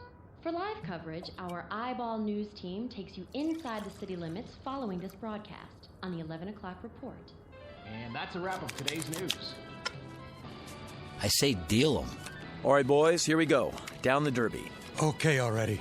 I'm all in. You ain't even looked at your cards. What's the difference? 1 more hand and I'm out. Sure, Johnny, maybe you'll double up. I got a good feeling this time. Me too. I'll see that and I'll raise you. Raise? Everything I got's in the pot. Separate side bet. I fold. Dealer raises again. Call. Cards, John? 3. Keeping a kicker, huh? All right, 4. Come on in! Who's that? A friend of mine. Said he'd stop by. Heck of a time for it. It's open! Jody Hallam? Who wants to know? Mr. Hallam, will you come with us? You got a warrant? No, sir, but... Then get out of my room. My associates and I are having a friendly game of cards. This is a federal matter. We have a car waiting downstairs. Oh, good for you. You see any money on this table? Because I sure don't. There's no time to lose, sir. If you'll just come with us. Hey, why the cuffs? Someone wants to see you in Washington. Be seeing you, Jody. I'll just hold on to my chips for now. Let me call my lawyer. No need for that. What's this all about? A matter of national security, sir. You might say a matter of life and death. Excuse me, gentlemen, if you don't mind. We'll just fast forward out of here. Hey, will somebody tell me what this is all about? Winning lottery numbers coming up, but first the news. In world news, the asteroid known as Wanderer continues on a path toward our solar system. But there's no cause for alarm. Scientists say it will miss Earth by several million miles. Repeat, despite rumors, there is no danger. Wanderer poses no threat to our world. And now, here's a handy household hint from our home economist. Portrait of a man who has just been granted a reprieve. Not from a card game, because it's a sure bet he would have won, given his considerable skill as a dealer. No, the two men in gray suits have saved him from almost certain deaths. His name? Jody Hallam, a gambler and con man who lives by his wits and wants above all else to go on living. At the moment, the odds still look good for Mr. Hallam, but he is about to discover that the laws of chance don't always apply in the Twilight Zone. And now, The Twilight Zone and our story, Pattern for Doomsday, starring Henry Rollins, with Stacy Keach as your narrator. And I can tell you that its progress has been closely watched for the past month, as is the case with all unidentified objects sighted in space. May we have the slide, please? Excuse me, General? Yes? The eighth man, he's here. Showman? Yes, sir. Has he been briefed? Just the basics on the way over. I'll handle it from here. Mr. Hallam, have a seat at the end of the table. Well, aren't you going to introduce me to everybody? After the presentation, General Sinclair has the floor. Sit, please. Okay. Now then, slide, please. This is a routine photo from the 200-inch Hale telescope on Mount Palomar. Must be some camera. Shh. I don't see anything. Let me use the pointer. That short white line in the star field is the first picture we have of Wanderer. May I ask a question? Dr. Conrad, is it? Yes. When exactly was this taken? A little over a month ago. October 3rd, to be exact. I see. Next slide. This photograph, taken only 3 weeks ago, indicates that Wanderer is indeed headed for our solar system. Next slide. And this shot conclusively establishes what astronomers feared, that Wanderer is on a collision course with Earth. What?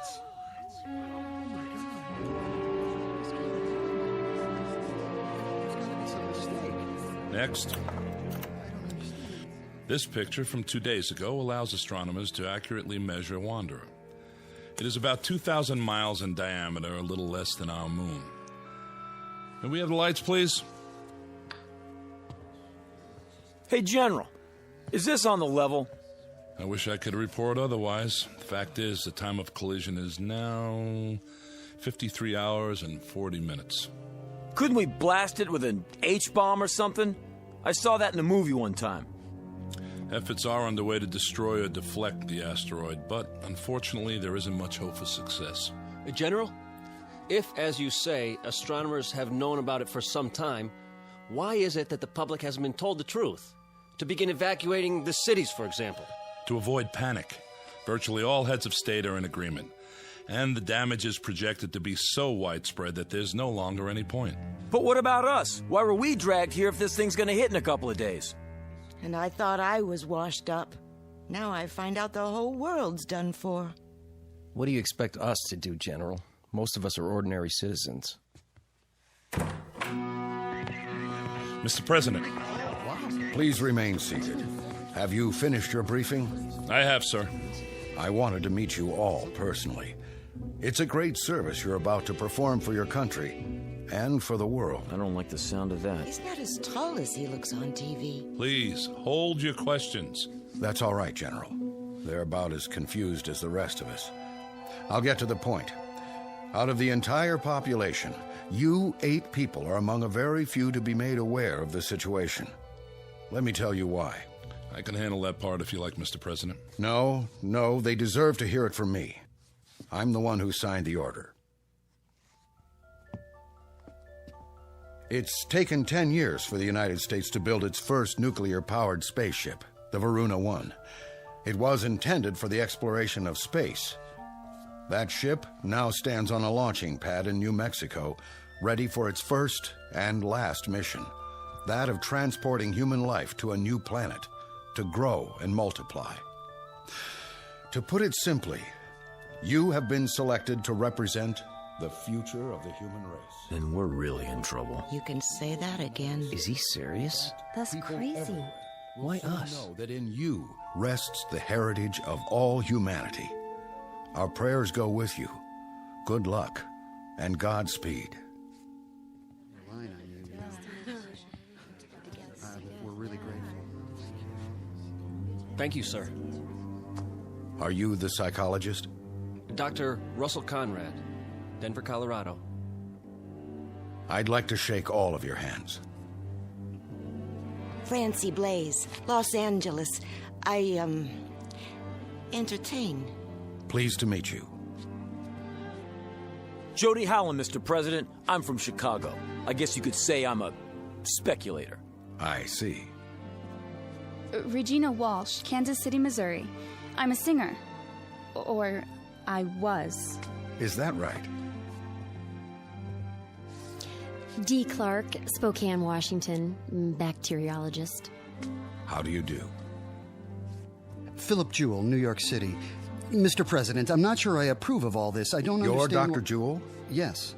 I've read several of your books on philosophy. Thank you.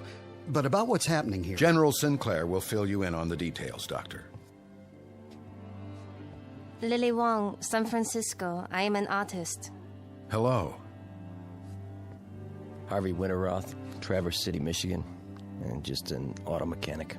Don't say that. You all have very valuable skills, chosen to complement each other.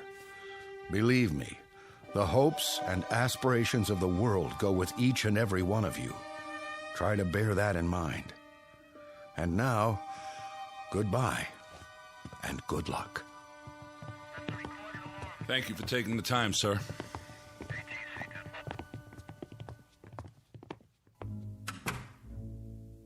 Never thought I'd get to meet the president, but there I was, shaking his hand and talking to him.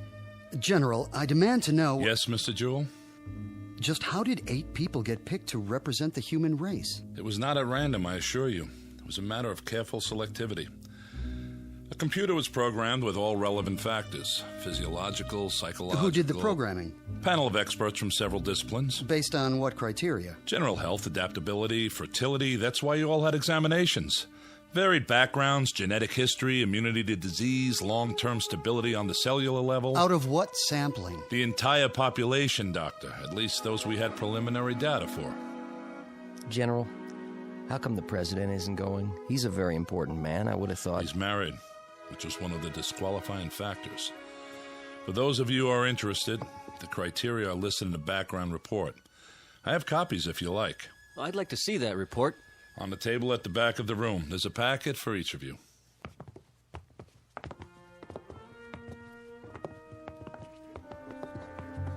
Look at me. What a mess. I better fix my face. You look fine. Don't kid me. We're not here because of our looks, that's for sure. Must be because we're in such good shape. Yeah, you're a regular bodybuilder. I'm serious. Other kids got the measles, but not me. I was always lucky that way. Goody for you. Oh, maybe not 100%. But when I lost, it was because someone else was dealing. Man, I sure wised up in a hurry. A dealer, huh? I can spot one a mile away. Fingers always twitching.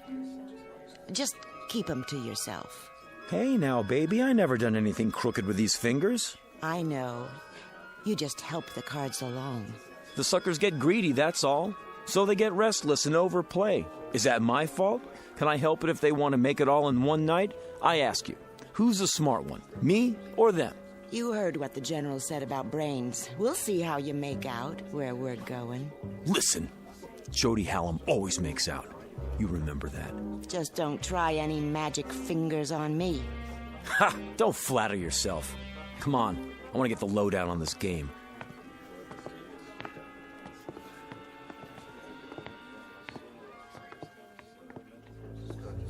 After that, it was all entered into the memory banks.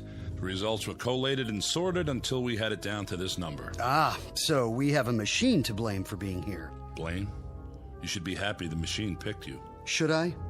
Then why do I feel as if I'm deserting humanity in its hour of need?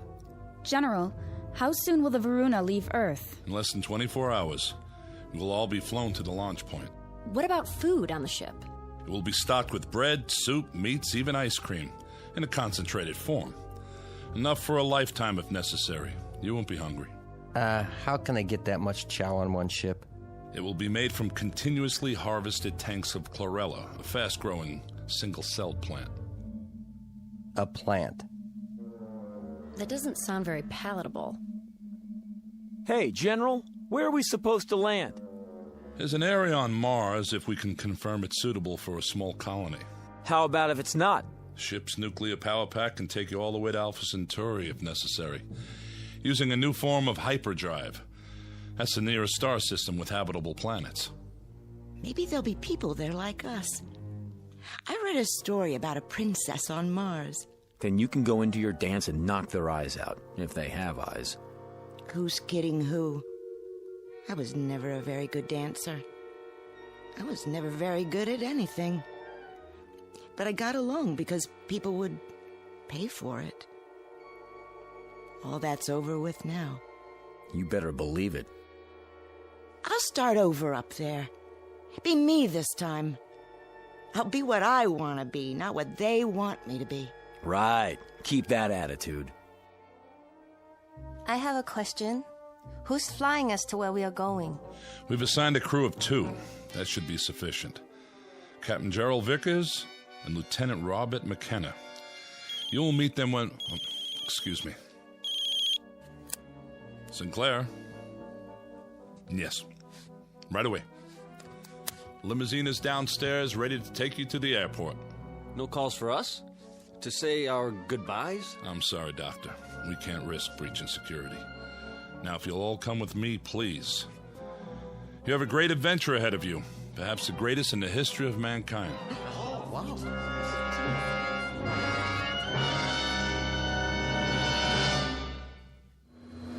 is air traffic control. You're cleared for takeoff. In position. Clear to start.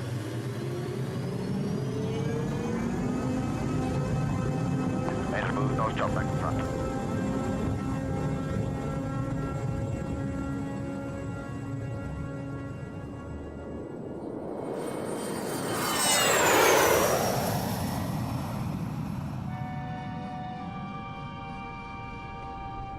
Ladies and gentlemen, although the fasten seatbelt sign has been switched off at this time, I hate that. I really do. Hate what?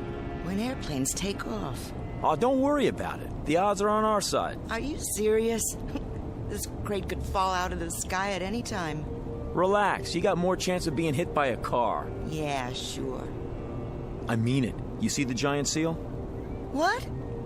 There ain't no animals. Are there? The seal of the United States of America. This is some kind of official plane. They're not going to take any chances. What if we get hijacked? Now you're really dreaming. We got searched. Nobody could bring a gun in here. Oh, yeah? What about them? Who? The guys up front. With Sinclair. Take a look. They both got pieces under their coats. How do you know? I know. You don't think I ever saw a shoulder holster before? Well, if they got him, it must be okay. Secret Service or something. A lot of good they can do us now. Easy, baby. Easy. Ladies and gentlemen, in a few moments we shall be landing. Thank you.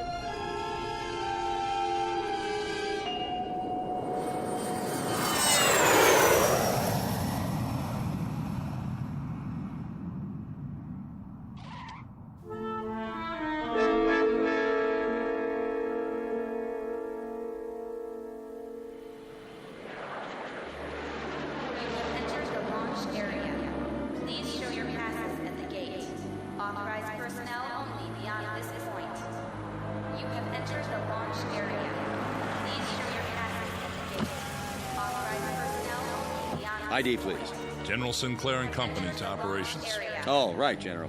Operations is the first building, straight ahead. I know where operations is, son. Yes, sir. Open the gate.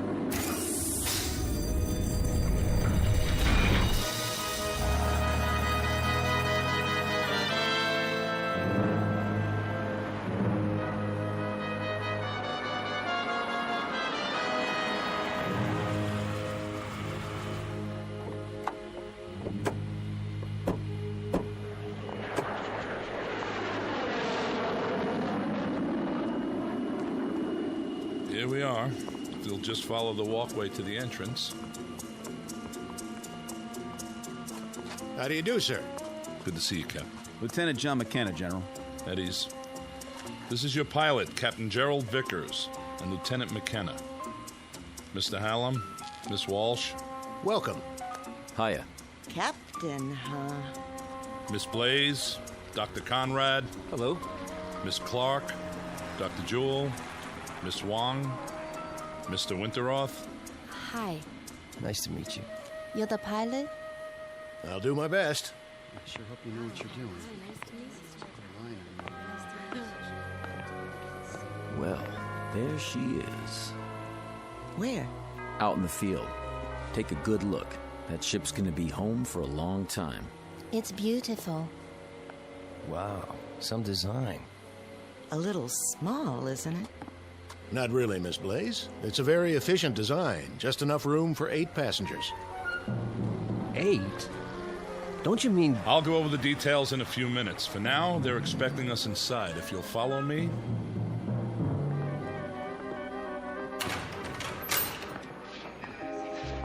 General Sinclair? What is it? General, I have a communication from the Pentagon. Priority A. Very well. That will be all. Yes, sir.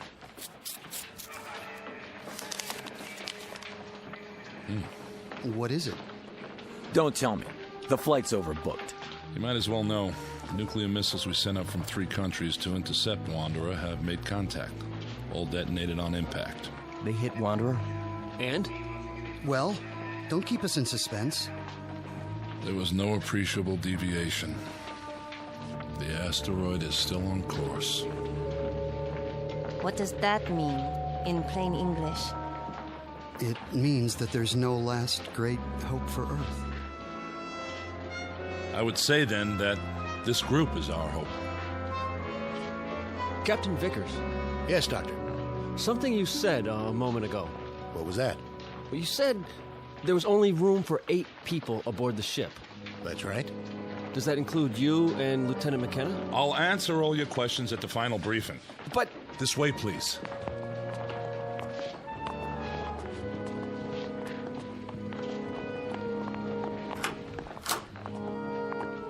Sit down, if you will.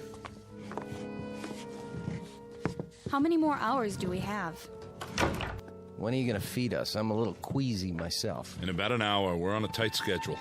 General, I asked a question outside. I think I deserve an answer. We're 8 people. The captain and the lieutenant make 10. But if the ship will only hold 8... I have an announcement in that regard. When this group was organized by presidential order, 2 reserves were included. Who? You mean we're not all going? Why didn't you tell us the truth? What are they arguing about? They got an angle. I knew it. There was no way of telling if you were all alive and well, or even if you could be located once the selection was made. The reserves were a way of preparing for any contingency. As it turns out, one that didn't occur. So who are the reserves? They were not specified. What? Then we don't know if we're on the list or not? In that case, I volunteer to stay behind. I'm afraid I can't accept your offer, Doctor. I'll give up my place. I have friends who are going to die. I'd rather spend my last hours with them. I sympathize with you, Miss Wong, but I can't accept your offer either. Then how... It was provided that in a case like this, the matter would be decided by chance. Leave it to me, General. Don't make me laugh. It just so happens I have a deck of cards with me. We'll cut for it. High cards go. Mr. Hallam. You want to be fair, don't you? This is the only way. Never fails. Aces and kings, sure winners. After that... I can't let you do this. Deuces and trays on the low end. Got it? Everybody, come up one by one and... We are not using cards, Mr. Hallam. I'm in command here. Then how? We flip a coin? Sometimes the old ways are best. We'll draw straws. Whatever you say, General. Makes it simpler. Watch me. I'm tearing out matches. I'll make 2 of them short. Sit down, Mr. Hallam. No matches? Well, in that case... I said sit down.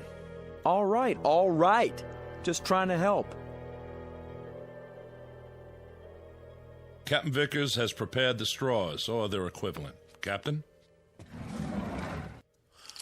Yes, sir. I have 8 pencils here. They've already been measured, so there can be no mistake. Who's first? Miss Blaze? Why me? The order won't make a difference. Go ahead, Captain. Anyone at all. If you say so. Here goes.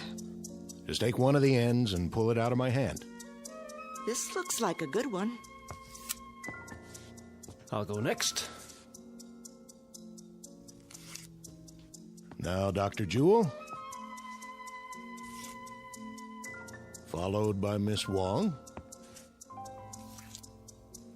Mr. Winterroth from Michigan. Miss Clark. Miss Walsh.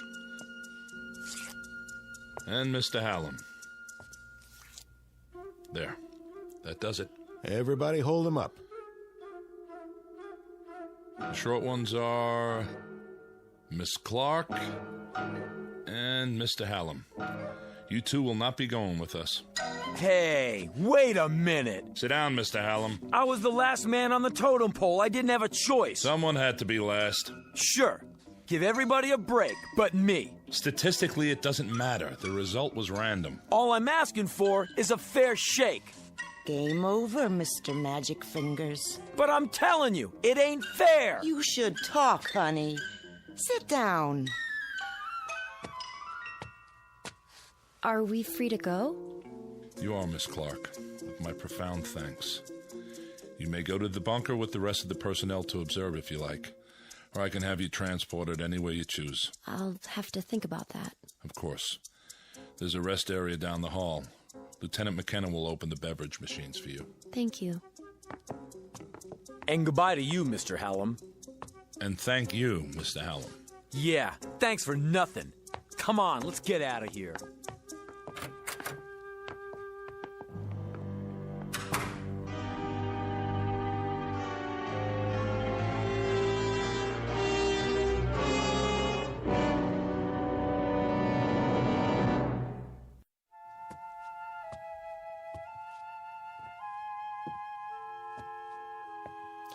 Why don't you sit down? You're making me nervous.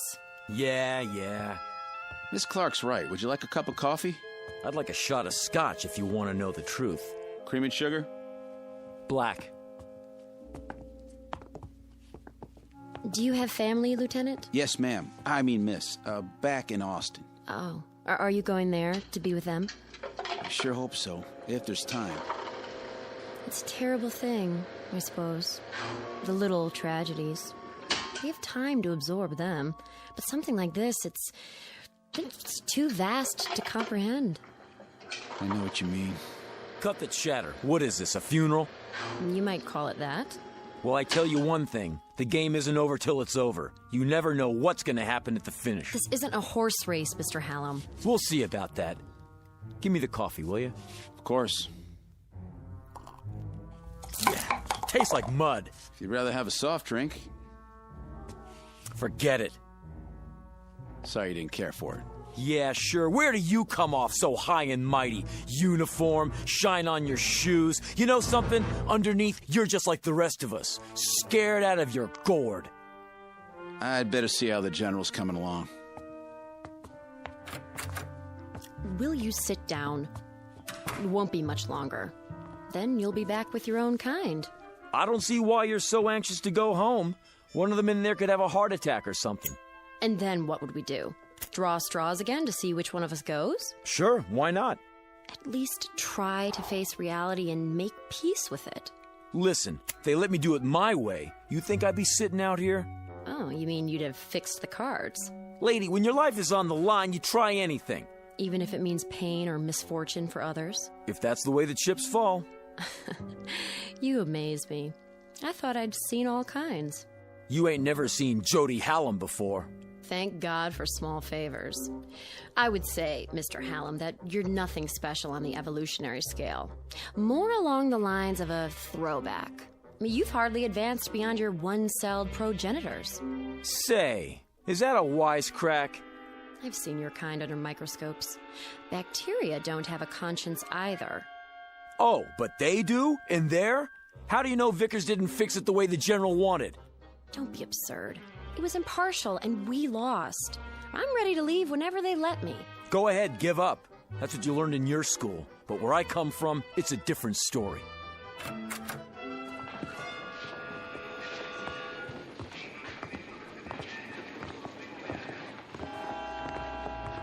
General? Yes?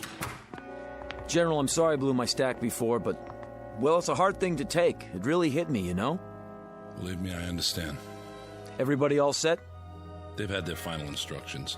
Everything worked out, huh? No hitches? Ladies and gentlemen, you'd better get ready for the pre-launch.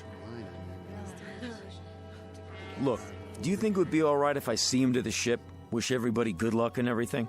I don't see why not. That doesn't sound like you, wishing everybody but yourself good luck. No? Why the change of heart? Can't win them all. You ought to know that.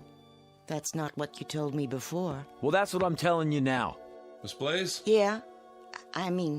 Yes, sir? We're going to the ship now. Follow me. Sure thing.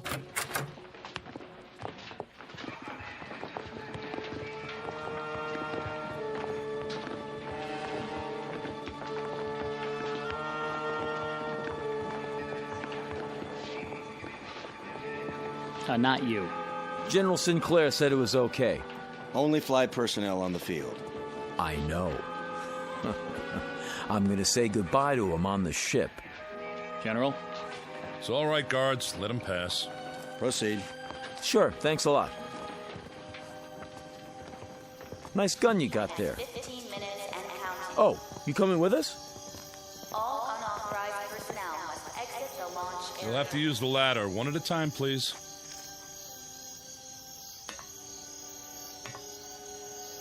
Well, this is it. So long to the good old U.S. of A. It was a rat race, but I think I'm gonna miss it. It just doesn't seem possible to think that all this will change in a few hours. How much time? Not long, by my watch. The Varuna 1 is now on internal power. Look at all those stars. Skies like this in Michigan.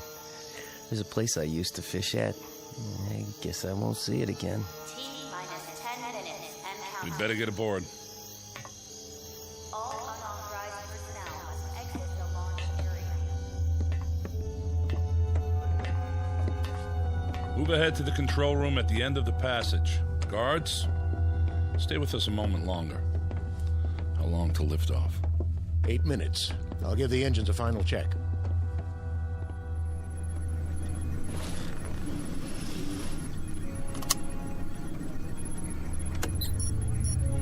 Main thrusters powered up. Retros all clear. Gyro stabilizer charged.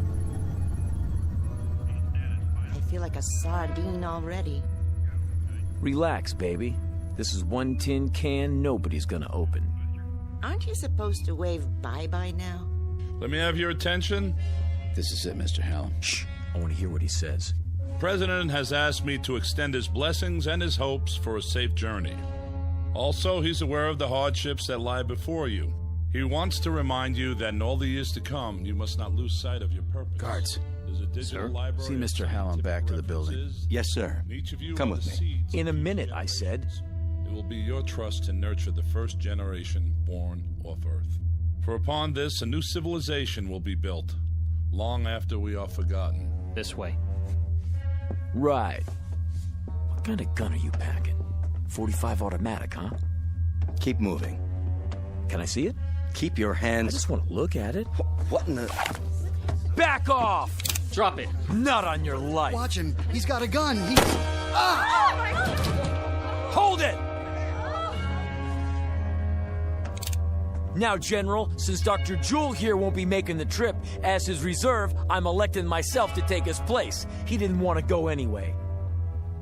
Do you think these people would have you after this? No more pretty speeches. You and the guards, make yourselves scarce, and drag the doctor with you. Something wrong with your hearing? General. Touch your holster, flyboy, and you're a dead man, too. Do as he says. That's better. Well, what do you know, honey? Looks like we're gonna get better acquainted after all. What do we call you now? Little Caesar? Just what do you expect to gain by this murder? Life, my friend, in the big blue up there like the rest of you. Oh, I know you're thinking you'll make me pay, but you won't. Not if there's only 8 people left. You're gonna need me.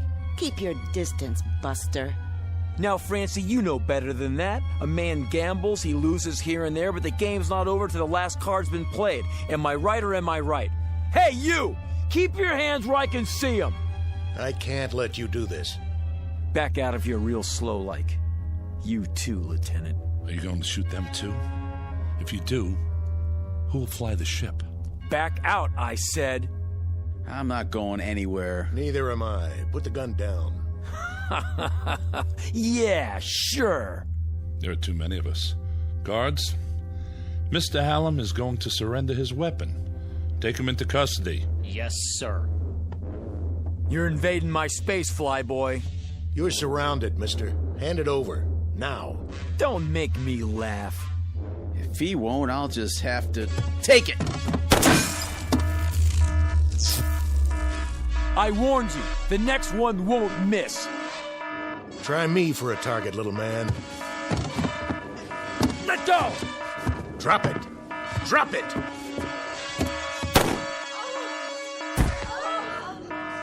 Now look what you've done. That ain't in the rules. Does he have a pulse? No, sir. Dr. Jewell, are you all right? It's just my shoulder. The bullet passed through. Guard, get the medical kit. Right, General. We won't be going anywhere, General. The second shot took out the control panel. Can it be repaired? Not the telemetry system. Then replace the module. There is no replacement. It would take days to assess the damage. He's right, General. Is that true?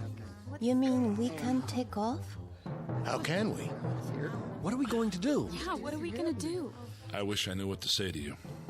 Damn him! Just because he wasn't going... He was right. What? He always said he was lucky. And maybe he was.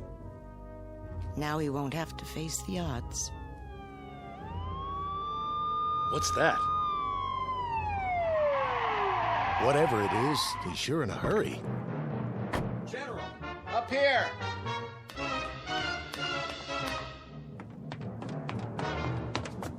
General, this just came in, sir, from the President.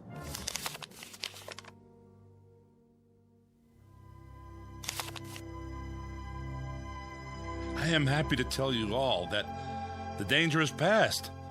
The President informs me that gravitational forces in the solar system have apparently torn Wanderer apart.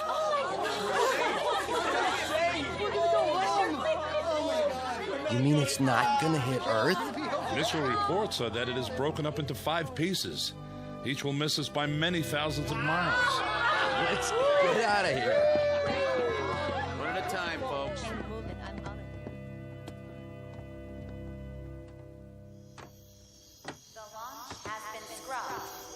Can I give you a hand, Miss Blaze? You can give me 2 hands if you want. A big, brave captain like you. Call me Francine. Okay. Francine, I'll help you down. What about him, Mr. Big-Time Gambler? There'll be an ambulance on the way. He doesn't need an ambulance. He needs a hearse. Jody Hallam from Chicago. I got 3 words for you. So long, sucker.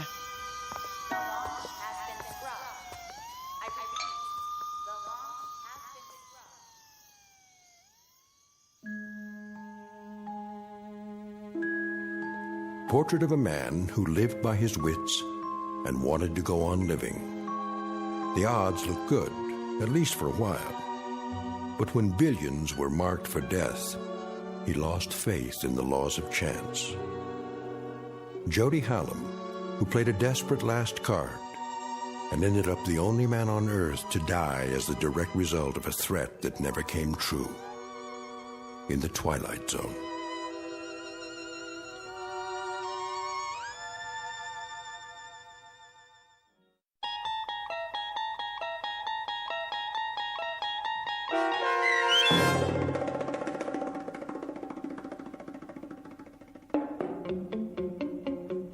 Pattern for Doomsday, starring Henry Rollins with Stacy Keach as your narrator, was adapted for radio by Dennis Etchison and written for The Twilight Zone by Jerry Soule. Heard in the cast were Mike Starr, Linda Ryder, Richard Hensel, Roderick Peoples, Jeff Lupetin, Jamie Barron, Steve Key, Nikki Lindgren, Elaine Robinson, Kurt Nabig, Jennifer Joy, Doug James, Carl Amari, Alex Sopener, and Vince Amari. The producers of The Twilight Zone wish to thank CBS Enterprises and the Rod Serling Estate for making this series possible. This copyrighted radio series is produced and directed by Carl Amari for Falcon Picture Group. Sound design and custom Foley effects for The Twilight Zone by Cerny American creatives Bob Benson, Craig Lee, Michael Slaybach, and Matt Sorrow. To learn more about the Twilight Zone radio dramas and to contact us, visit our official website at twilightzoneradio.com. Doug James speaking.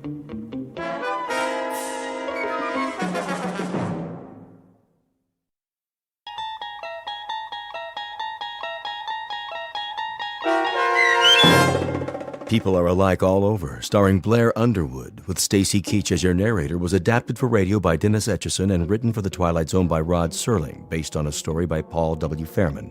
Heard in the cast were Christian Stolte, Lisa Joyce, Richard Hensel, Steve Key, Derek Purcell, Doug James, Linda Ryder, Brooke Reed, Charlie Kummerer, Amanda Amari, and C.J. Amari.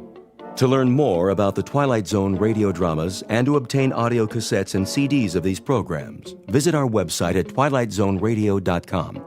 The producers of The Twilight Zone wish to thank CBS Enterprises, Carol Serling, Dennis Etchison, Dick Brescia Associates, Claire Simon Casting, Terry Jennings, XM Satellite Radio, Sirius Satellite Radio, our sponsors, and our radio affiliates for helping make this series possible. This copyrighted radio series is produced and directed by Carl Amari and Jason Mallow for Falcon Picture Group. Doug James speaking.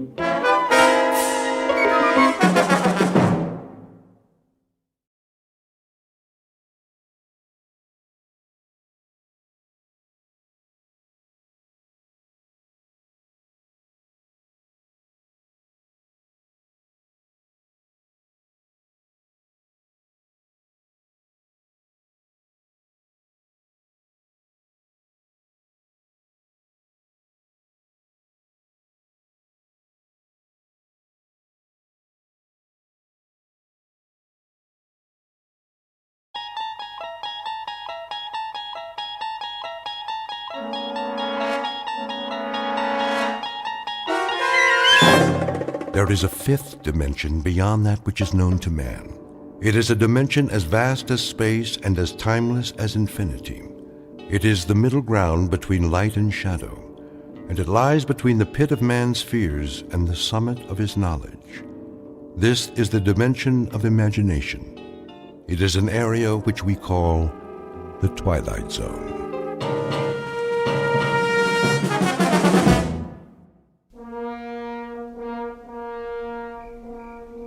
Blast-off area must be cleared by 0200 hours. All personnel, please stay behind the steel fence. Repeat, the blast-off area must be cleared by 0200 hours. That you, Marcuson? Evening, Conrad. Thought I'd find you out here. You thought right. Look at her. Like a needle pointed straight up at the sky. Pretty big needle. Odd, isn't it? Why do you say that? For us, I mean. Odd way to spend the last night. Yeah, I couldn't sleep. Neither could I. But what a thing to do. A last night on Earth you don't spend in the middle of the desert looking at your transportation. A last night you spend it enjoying Earth. You walk around its streets, you go into its bars, you dance with its women. Yeah. You drink in its view, savor it, enjoy it. But not us. That ship out there. We'll have all we want of her and more. She'll be our world for quite a while. 113 feet long by 18 feet wide. And yet here we stand, Conrad, watching her. Just 3 hours before we take off. Maybe we're trying to get used to the idea. Oh, we'll have plenty of time to get used to it. That'll be our city and country and house and front yard and backyard for the next 3 months. And we won't have any choice in the matter. Markson, could I ask you a question? Go ahead. Are you afraid? Of some things, I guess. The unknown, loneliness, the silence up there. But the ship, after all the work that's gone into her, I don't think so. How about you, Sam? It's different. You're ready for this. 3, 4, 5 years. It's all you've prepared yourself for. But it's not the same with me. We both went through the same flight training. I know, but I'm a scientist, Markison, a biologist. My whole life, my world has been books and slides and microscopes. I'm being sent up there because they need my mind. Pity they just can't send that and leave my body back here where it belongs. But speaking frankly, yeah, I am afraid. I'm frightened of the place we're going and what we might find there. Martians? Well, that's not very likely. They're the one thing you don't need to be afraid of. They shouldn't be feared, even if we do run into them. Whoever we meet up there, whatever kind of creatures they are, if they exist, they'll still be people of one sort or another. You don't really think that? Why not? I've got a philosophy about people, and I mean all people. I'm sure that when God made human beings, he developed them from call it a fixed formula, with the same batch of ingredients. We have a pattern of behavior designed to meet certain needs, and those needs are going to be identical no matter what the form and the place. And that means we're all essentially the same on Earth or in the farthest reaches of space. Think about it, Sam. People. On Mars. Wherever they're able to exist, they have to be the same, even up there in the stars. I'd like to be able to read those stars. I wish there were an equation that applies. A plus Y equals what? A rocket ship plus 2 men equals... Equals a wondrous adventure. Let's get ready, Sam. We've only got a couple of hours.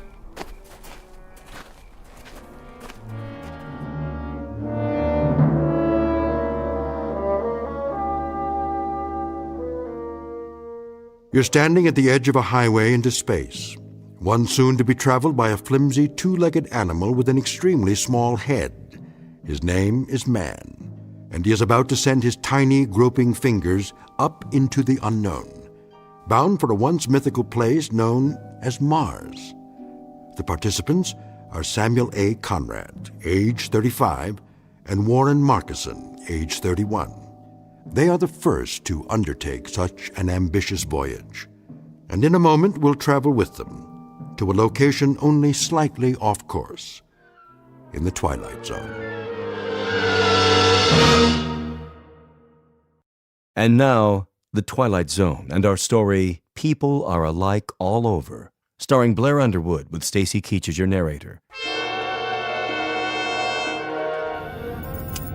Prepare to correct course? Not yet. Fire retro rockets on my mark. Wait, I said. For what? I want to run a thermal scan on the landing gear. You did that. Well, I'm doing it again, plus a spectrographic on the planet's surface. We can't even see the surface till we correct. By the time we finish the turn, it'll be too late. Too late for what? To change the flight plan, the gravitational field will take effect. Exactly. We cut the main thrusters and fire the retros for a nice soft landing, right?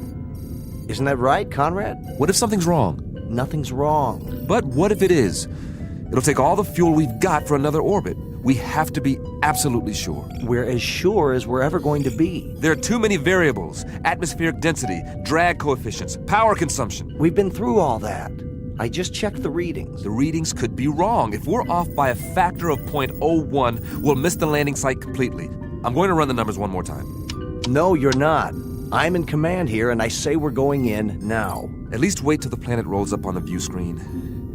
I want a spectrographic readout. 5, 4. Not yet. Cancel the sequence. I'm not canceling anything. 2, 1. Fire retros. I said fire. All right, if you won't do it... Don't touch that switch! Fire. Fire! You fool! Strap into your seat, now!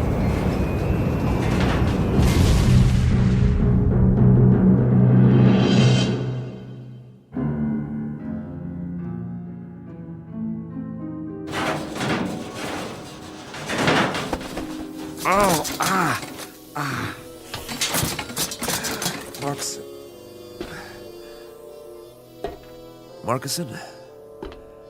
You all right? Marcuson, where are you? Warren? Warren, can you hear me? Over here. Oh, thank God. After a landing like that? Any landing you can walk away from is a good landing. If you can get this instrument panel off me, I'll try to do that. Hang on. It's split in two. I'll see if I can lift it.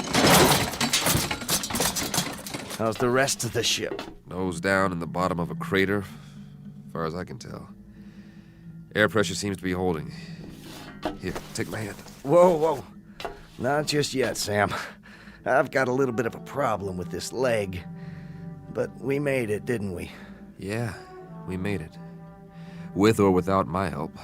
It wasn't your fault. Sure it was. If I'd followed your order... We still would have come down at the wrong angle. The flight plan was off. There's nothing wrong with the flight plan. It's the terrain. It's not like the reconnaissance photos. Close but different. Somehow... Then you were right to be cautious. Do we have power? I don't know. I haven't had time to check anything. Try to get the lights running. It's dark in here. I may be able to rig a new circuit.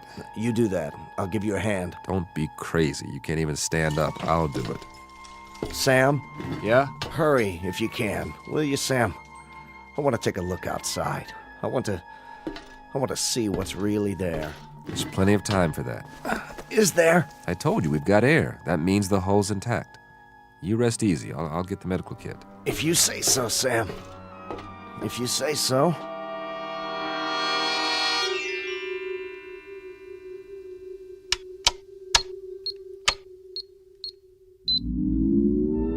Yes! Sam? I've got the circuits up. We are in business. What are you doing? Running a diagnostic on the equipment. Stay down. How long did I sleep? A couple of hours. Don't worry, you needed it. You run an atmosphere check? Yeah. So, is it safe out there? That's the question. What's the matter? Something wrong with the sample? No, I got a good one. More than enough. That's the problem. You couldn't get a reading? Oh, I got a reading all right. A complete analysis. Down to the last trace element. So, what did it say? It says the air is fine. Almost identical to the mix on Earth. Well, what are we sitting here for? Let's go plant the flag. Hold on. You're not going anywhere with that leg. You go then. Just get the hatch open so I can see what's out there. I'm not going anywhere. Of course you are. Sam, we're the first men on Mars. What's the matter with you? Not yet. What are you waiting for? A printed invitation? It's the reading. But you said it was fine. It can't be right. Don't you trust the equipment, Sam? You designed it, remember? You and I both know there's no breathable atmosphere on Mars. Well, maybe there is where we landed. That doesn't make sense. If we're in a crater, there could be a buildup of gases. Not according to any scientific literature I've ever read. Then it's obvious the literature is wrong. You trust your equipment? I've run the data 50 times. And everything checks out. We made it, Sam. We made it. You know what that means? I want to filter out another sample and run it through the analyzer. We've traveled 35 million miles. Exactly. Another few hours won't make any difference. We can't wait any longer. The human race won't wait. If you won't open the hatch, I'll do it myself.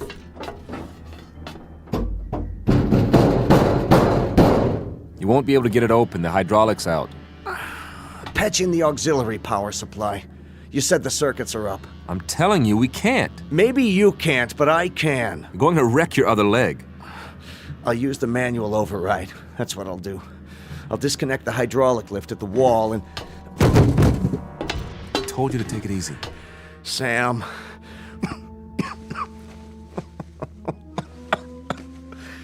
Just my luck, eh? 35 million miles through black space just to find a place to die. You are not going to die.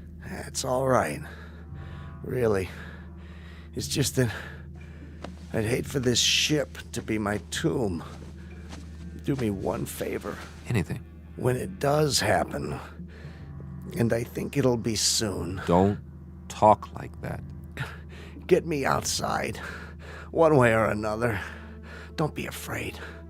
I've got a strange hunch that if anybody's out there, they'll help you with the funeral. That's how people are. And they are people, Sam. As long as they've got minds and hearts, that means they've got souls. And that makes them people. No. For God's sake, don't die now. Don't leave me alone here. Warren! Warren! What's that? Listen. Do you hear that, Warren? Do you hear that? Something's out there. And it's coming. It's coming right up to the ship. You said that whatever's out there is like us. Well, I don't know that. There's no way to find out, and I'm not ready to find out. Go away! Whoever or whatever you are, go away!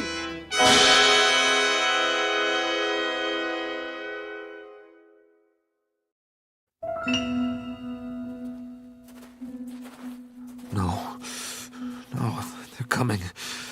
Whatever they are, they're coming. The gun. Yes.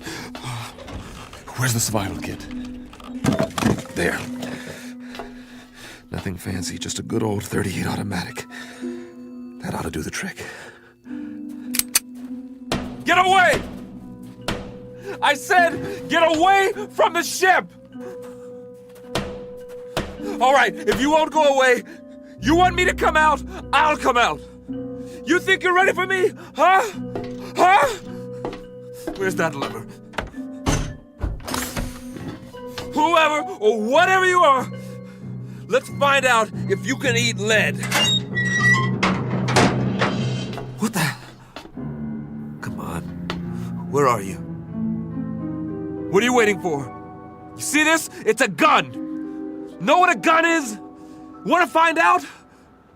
Step into the light so I can see you.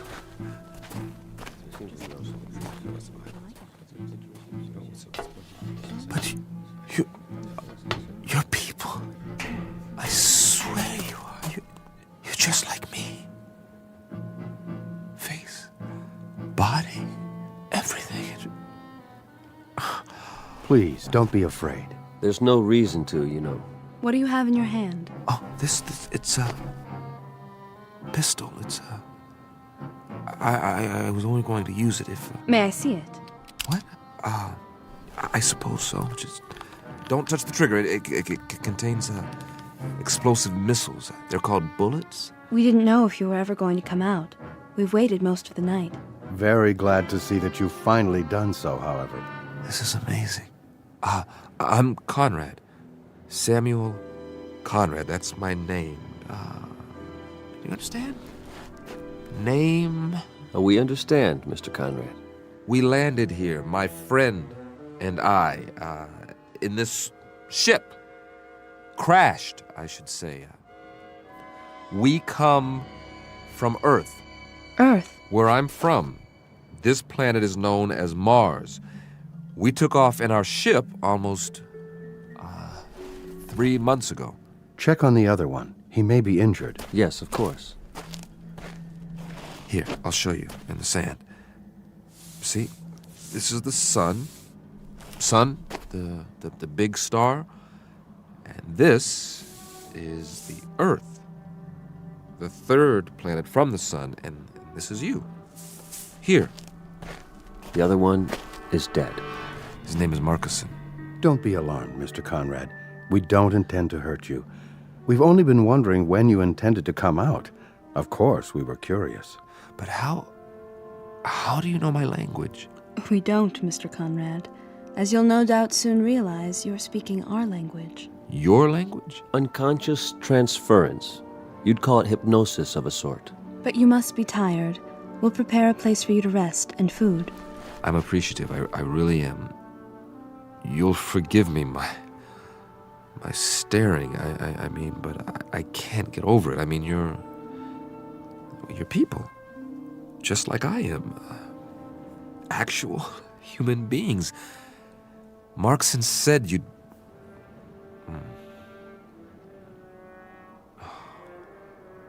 Marcus. We'll bear your friend for you. Later on, you can tell us the sort of marker you'd like. That is your tradition, isn't it? Yes, it is. We can also repair your ship for you. You can? If that would please you. Oh, yes, very much. Good. Consider it done. There are so many questions I want to ask. Really? So many things I want to find out about your civilization, your science, the way you live, the social structure. 100 questions, 1,000. We will be glad to answer all your questions. But first, you must rest. Yes. Come with us, Mr. Conrad. You must have food and drink and sleep. After you. Where are we going? Not far. A structure we've built. I don't see anything. Oh, I know it's dark out there, but it's only a short walk. You'll understand more when we arrive. The true end of your journey, if you will. A place that's more comfortable. Would you give me a moment? What? It won't take long. I'd like to say goodbye to my friend. Oh, certainly.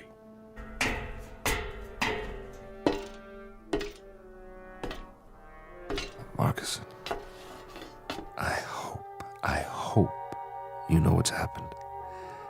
I hope you know that you were right. There are Martians, after all, and they're people. It's incredible, but they really are just like us. You knew, didn't you? Somehow, you knew.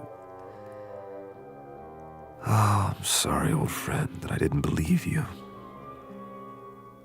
And that you didn't live to see them. Are you ready, Mr. Conrad? Yes, I'm ready.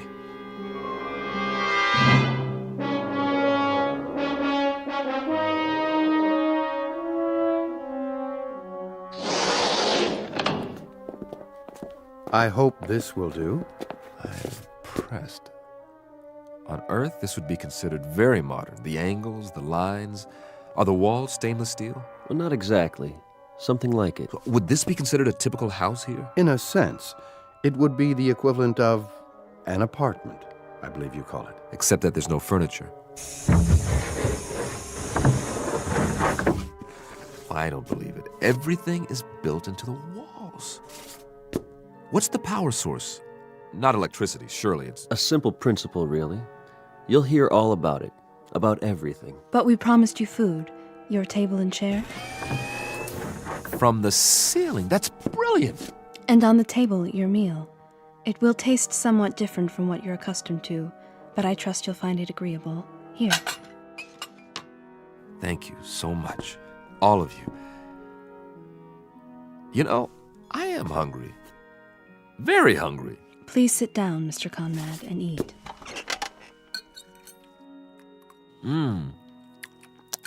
It's different, but I like the taste. Like melon or cantaloupe, maybe. And yet, there's almost a meat flavor. You don't mind it? Mind? Are you kidding? After that freeze-dried stuff we ate on the ship? No. This is delicious. We'll leave you to eat then. Oh, I wonder, could you do us a small favor, Mr. Conrad? Anything. As a favor, would you mind sketching for us what a home looks like on Earth, so we'll better understand your culture? No, not at all. This is what we call a ranch house. It has only one story. Here, look, I'll show you. This is roughly the shape. The front door here, and this is what's known as a picture window. Looking out from the living room. I see. The bedroom area. And the kitchen, where we cook the food. Here, I'll put down some more details about the interior. Please. Couch, chair, television set. And inside the kitchen, over here, the refrigerator, maybe a freezer, and the stove. A freezer and a stove? Well, one to keep the food from spoiling and one to heat it up. Remarkable. In the bedroom, the bed, the bureau, the mirror, do you understand mirror? Reflection? To look at yourself. Of course, I've forgotten. Will you look at that? Here's your mirror, along with the sink, towels, running water, and this will be your bed. All the comforts of home. Eat in pleasure, Mr. Conrad, and then rest. We'll come back later. Thank you. Thank you so much. Oh, miss? Yes? I didn't ask any of your names. That's all right. You have a name, don't you? I'm called Tina. Tina, I wish you'd, will you tell the others for me how much I appreciate all this? The trouble you've gone to, this is a pretty wonderful thing that's happened to me, so thank you. Do you understand? Thank you. I mean, to come millions of miles and meet people of your own kind, I was so frightened before. I was so miserably frightened, and then... Please don't be. I know what I was afraid of now. I was afraid of loneliness, of silence, of the unknown. But now my friend was right. There's no need for fear now. No need at all. No one will hurt you, I promise. You must believe that. I do now. I'll see you later, Mr. Conrad. I hope so, Tina. And please, call me by my given name. It's Sam. Goodbye, Sam.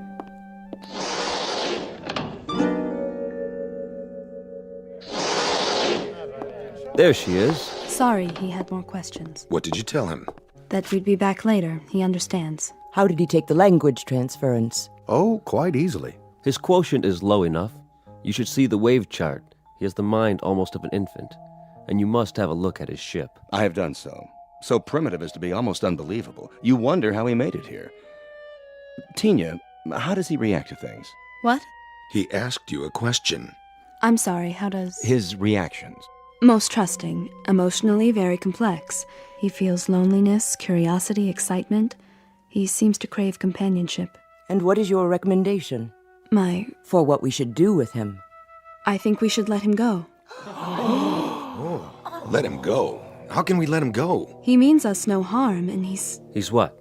Tell us what he is. Go ahead, Tina. Feel free to speak. He's so much like us, that's all. Did you hear that, everyone?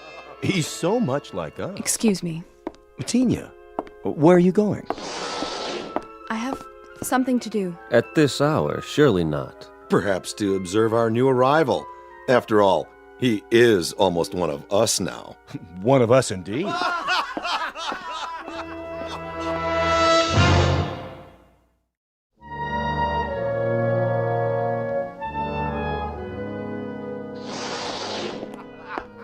Tina? Is that you? Yes, Mr. Conrad. I was just... What's the joke? Oh, something one of my friends said. Oh, what was it? Something humorous, that's all. At least he thought so. Won't you come in? I wouldn't want to disturb you. Not much chance of that. I'm too wound up. This is all a bit much to grasp at one time. You must have a great many questions. Perhaps you can answer a few of them. If you don't mind, that is. Won't you sit down? Well, maybe for just a minute. Have a seat. The couch is quite comfortable, thanks to you. Mr. Conrad, there's something you should know. Oh, that's an understatement. Where do we start? I don't quite know how to put this, but... Wait, I'm not a very good host. After all, you and your people have been so gracious, seeing to my every need. Is there anything you'd like? I assume there are refreshments. I don't suppose you people know what a drink is. In the cabinet, you'll find several varieties of beverages. Yeah? I hope they're to your satisfaction. Let's just have a look. Do you mind? Be my guest. I don't believe it! This is a 25-year-old single malt. Where did you get it? We manufactured it, you might say, to suit your taste. But how could you know what my taste is? We retrieved it from your memories, telepathically, to use your word. You were very specific in your recollections. May I ask what it is like? You mean you've never had Scotch whiskey before? Well, young lady, you are in for a treat. Here, I'll pour us both one. I'm not sure that's a good idea. You're right, it's not. It's a great idea. Give this a try. Perhaps just a taste. Here's to the end of a long, long journey. And to good people everywhere. It's a strange taste. It's so sharp. Oh, I should have told you to sip it. Just take a small amount and just roll it around in your mouth. Then you swallow it. Ah, yeah. How's that? It's interesting. You said your people manufactured this. How, exactly? And you must use some sort of molecular reconstruction powered by... what is the power source here, by the way? Solar? Hydrogen fusion? We've been experimenting with this on Earth for years, but so far... Please, Mr. Conrad, You seem nervous. It's just that... Not my fault, I hope. I've never been very good at small talk, getting to know people socially. And now I'm more aware of that than ever. You're behaving perfectly. That's not the problem at all. You're the one who should be uneasy with us. Suspicious. What's to be suspicious about? Do you want to know the absolute truth? This experience, meeting all of you, it's lifted a burden off my chest. All this time, not knowing what to expect. But you're so kind. You're so understanding. You take it all in stride. A visitor from another planet, I mean, am I... The first? No, I can't say that you are. I should have known. You accepted me so easily. The other visitors, where did they come from? Not Earth, obviously. Outside the solar system? Please. There will be plenty of time to answer those questions and more. I'm sure there will be. But you see, I'm a scientist. Facts, numbers. Those are our concerns, too. They have been since time immemorial. You've been here a very long time. Your civilization, I mean. Yes, in Earth terms. But Mr. Conrad, Sam, there is something I wanted to tell you. It's only fair that you know before... Before what? Ah, Mr. Conrad. Still awake, I see. Oh, come in. I was just telling Tina here... Mr. Conrad, we have a surprise for you. Really? A very nice surprise. You shouldn't go to any more trouble. Would you accompany us, please? Where are we going? That's the surprise, Mr. Conrad. You'll see soon enough. Isn't she coming? Tina will remain behind. Oh, we were just getting acquainted. She has other duties. Actually, Don't you, Tina? I hope I'll see you later. No. If you don't mind, Sam, I think I will go with you now. Tina. Great, I'd like that.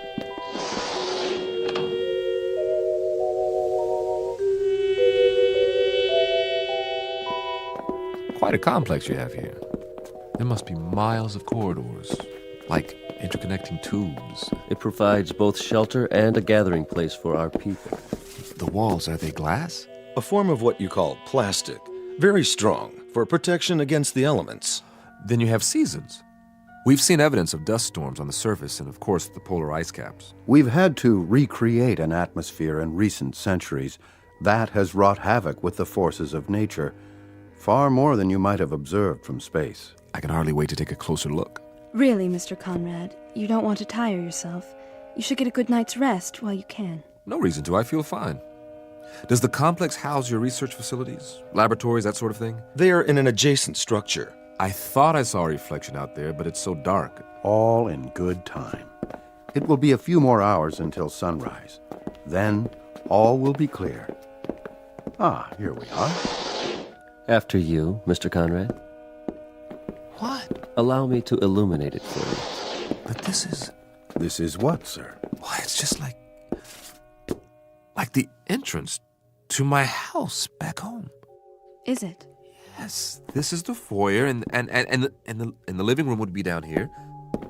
You like it? Do I? It's a perfect replica of my place in California. This is perfect. We did our best. I mean, in every detail. Furniture, the works, even the drapes. If I open them, I bet I'll see my old picture window. No point in opening them now. It's dark. Wait till morning. How did you build it so quickly? We sincerely hope this is the way you're used to living. You didn't miss a thing. The general outline came from your diagram, the rest from your mind. You think very clearly, Mr. Conrad. Very clearly indeed. Strong, clean impressions. Would you care to see the rest of the house? Would I ever? Ah! My kitchen! And my refrigerator. It's filled with your favorite foods, the ones you remember most vividly. Cheese, fried chicken and pizza. Oh, I'd love to have some warmed-over pizza right about now. This is really fabulous. I don't know how to repay you. Your presence is quite enough. I really, truly appreciate it. We wanted you to feel at home, Mr. Conrad. Do you? Well, I never saw it this clean. Splendid. In that case, we were wondering if you'd mind remaining here for a little while. Oh, sure. And about my spaceship. Take your time. Your spaceship? You said you'd be able to fix it. Oh, yes. We'll restore it to its original state and then transport it here, outside your residence. It will be in perfect working order. That's great. You expressed interest in seeing more of our people. We'll arrange that first thing in the morning. I'm sure they will be most interested. I'd be delighted. For a little while longer, then. Enjoy yourself, Mr. Conrad. Enjoy your house. You bet I will. I can hardly wait to sleep on a real mattress again. Oh, let me show you out. That's not necessary. Sure it is. This is my house, isn't it? It is, sir. It most certainly is. What's this in the vase? You call them roses, don't you? Well, yes, but how? We had a little trouble with the petals. So delicate. If you examine them closely, you may find them somewhat imperfect. I doubt that very much. Here, I want you to have one. It's my way of saying thanks. Thank you.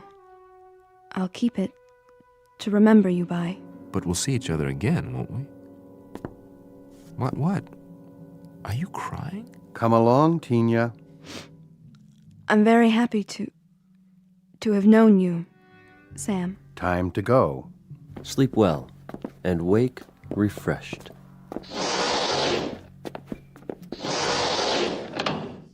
Man, this is too much.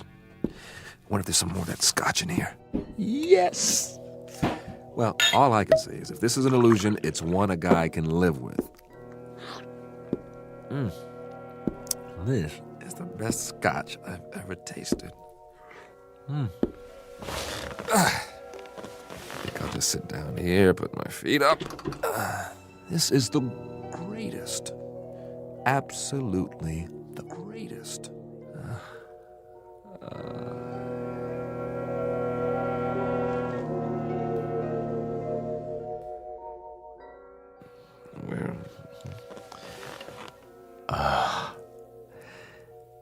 It wasn't a dream.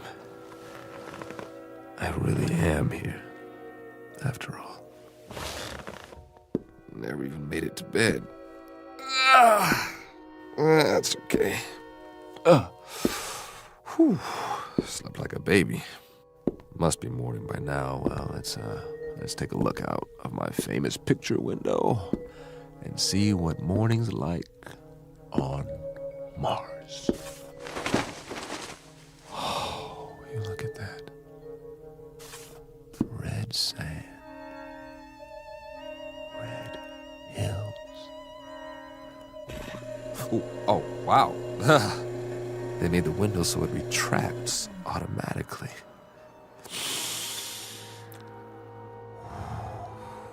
Smell that. Oh, real honest to goodness air. I gotta get outside.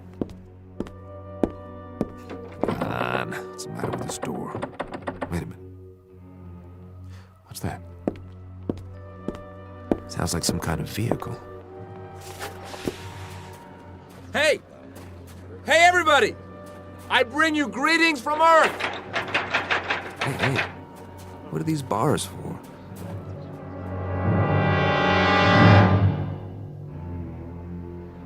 Everyone, please exit through the rear of the tram. Over here! I'd like to shake your hands, but I'm locked in. Go to the main window, please. He's still in quarantine. What's he talking about? Why are you all looking at me like that? Please don't touch the bars. Hey, what's going on? Hey! This is our latest acquisition. No, it can't be. My ship. They said they'd move it here. Wait, why would they? It can't blast off this close. It would set the whole house on fire.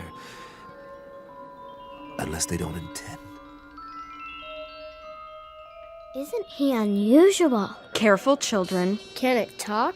Yes, on an elementary level, a very limited vocabulary, of course, its primitive spacecraft will soon be on permanent display. For now, you're free to observe the creature in its natural surroundings. I don't belong Note in the here. simple primal emotions. No! No! Let me out of here! You may take holograms if you like. And next, we'll move on to the Venusian habitat, the intergalactic breeding area, and the Alpha Centauri house. This, again, is a holographic opportunity.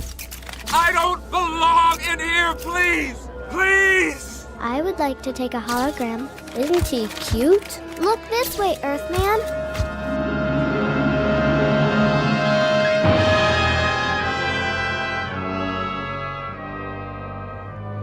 You were right, Marcus.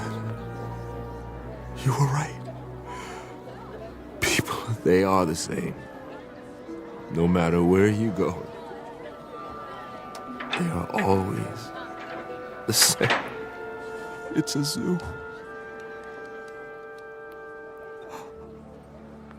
A zoo. A zoo! It's a zoo. Species of animal on public display. Physical characteristics similar to a human being. Head, trunk, arms, legs, hands, feet. Very tiny, undeveloped brain. Comes from a primitive planet known as Earth.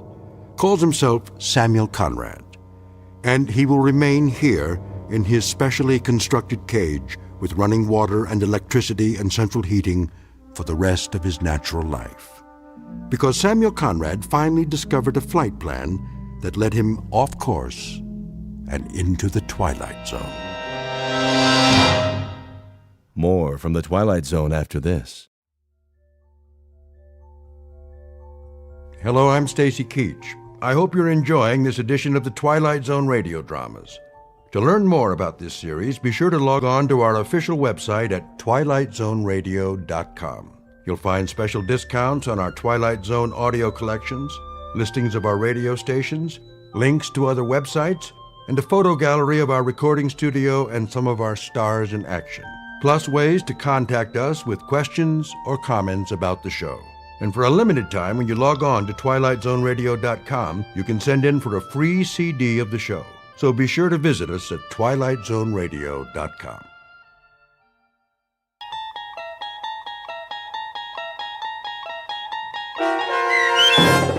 Perchance to Dream, starring Fred Willard with Stacy Keach as your narrator, was adapted for radio by Dennis Etchison and written for The Twilight Zone by Charles Beaumont.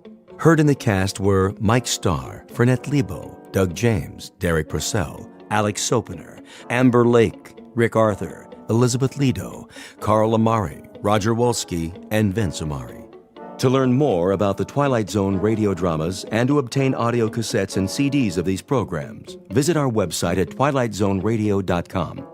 The producers of The Twilight Zone wish to thank CBS Enterprises, Carol Serling, Dennis Etchison, Dick Brescia Associates, Claire Simon Casting, Terry Jennings, XM Satellite Radio, Sirius Satellite Radio, our sponsors, and our radio affiliates for helping make this series possible. This copyrighted radio series is produced and directed by Carl Amari and Jason Mallow for Falcon Picture Group. Doug James speaking.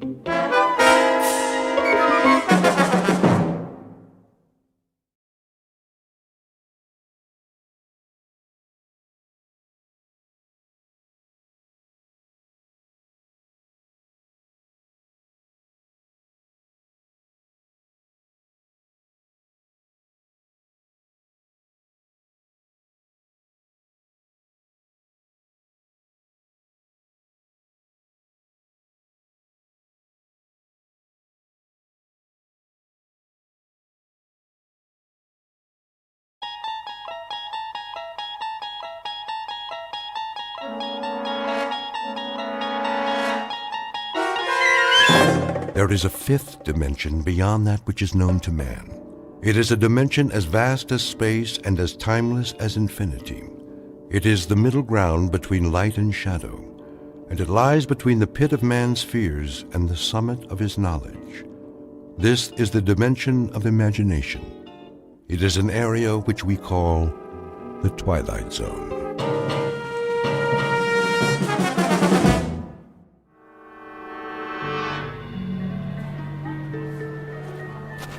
Cotton candy here. Get your cotton candy. Look, Mom, can I have one? It's nothing but sugar. Oh, please. Only 25 cents. Get your cotton candy. Well, just this once. But that's all you're getting, young man. One, please. Excuse me, can I ask you? Mom, that man got in front of me. I just want to ask. Well, one cotton candy coming up. Please, I have to know. My son was first.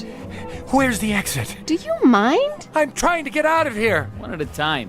Which way? Hey, pal, you don't look so good. Why don't you take it easy? I can't take it easy. Somebody's after me.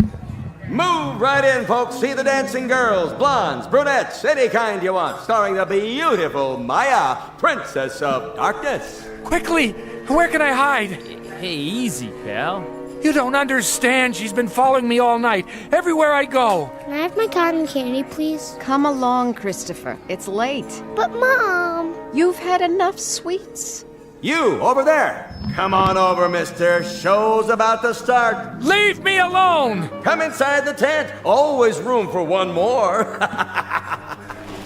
How do I get out of here? Well, right over there, pal. See? Through the turnstile. Follow the crowd. Hey, watch where you're going. Let me through, please. That man just shoved me. Sorry, you've got to let me out. Hey, slow down there. One person at a time. Please, someone's after me. Get in line, like everybody else. All right. All right. There, that wasn't so hard, was it?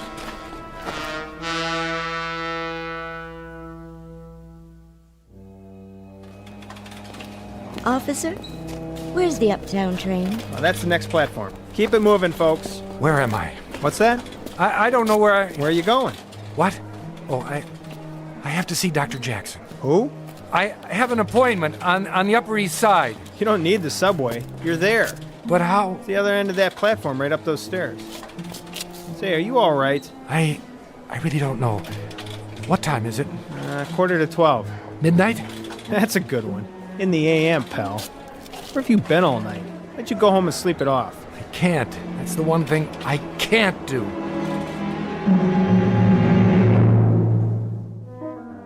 Noon in the city. Lunchtime for thousands of people. To most of them, the next hour will be a rest, a pleasant break in the day's routine. To most, but not all. The gentleman on the run is Mr. Edward Hall, an ordinary man who lives an ordinary life. The only problem is, his life has been turned upside down. He knows his way around the city, but he's had a bad night. Several, in fact. Nights without sleep as he flees a place that may or may not exist. It's all real for Mr. Hall, however, and it holds a secret he does not want to face. So get ready to run with the hunted, because time is the enemy, and the hour ahead is a matter of life and death when you're trapped in the Twilight Zone.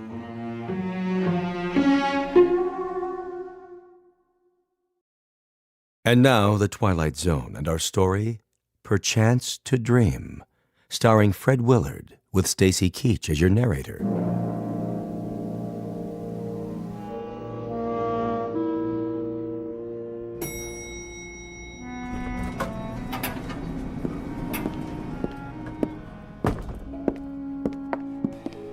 Excuse me.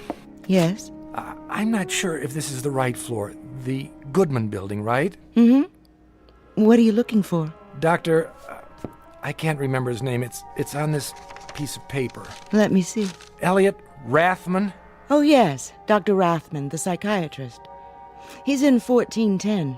That way, at the end of the hall. Thank you. Are you all right? I don't know anymore. I guess that's why I'm going to the doctor. Would you like me to walk with you? No, I can make it. Are you sure? What? You don't look so good, honey. Why don't you come with me? You? It isn't far. I can show you the way. Don't touch me. What's the matter? I'm free for the rest of the day. Get away! Relax, honey. It won't be long now. May I help you? Tell her to keep away from me. Pardon? That woman. Who? In the hall. She's been following me.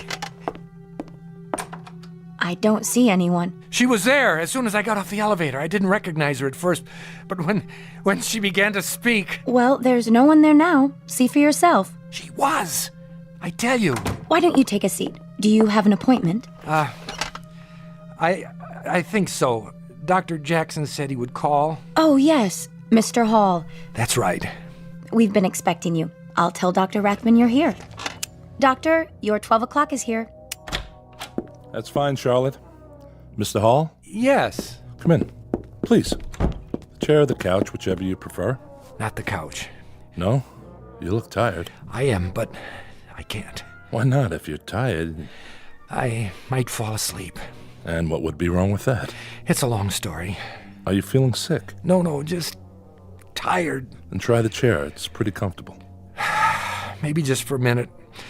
I have to be careful not to close my eyes.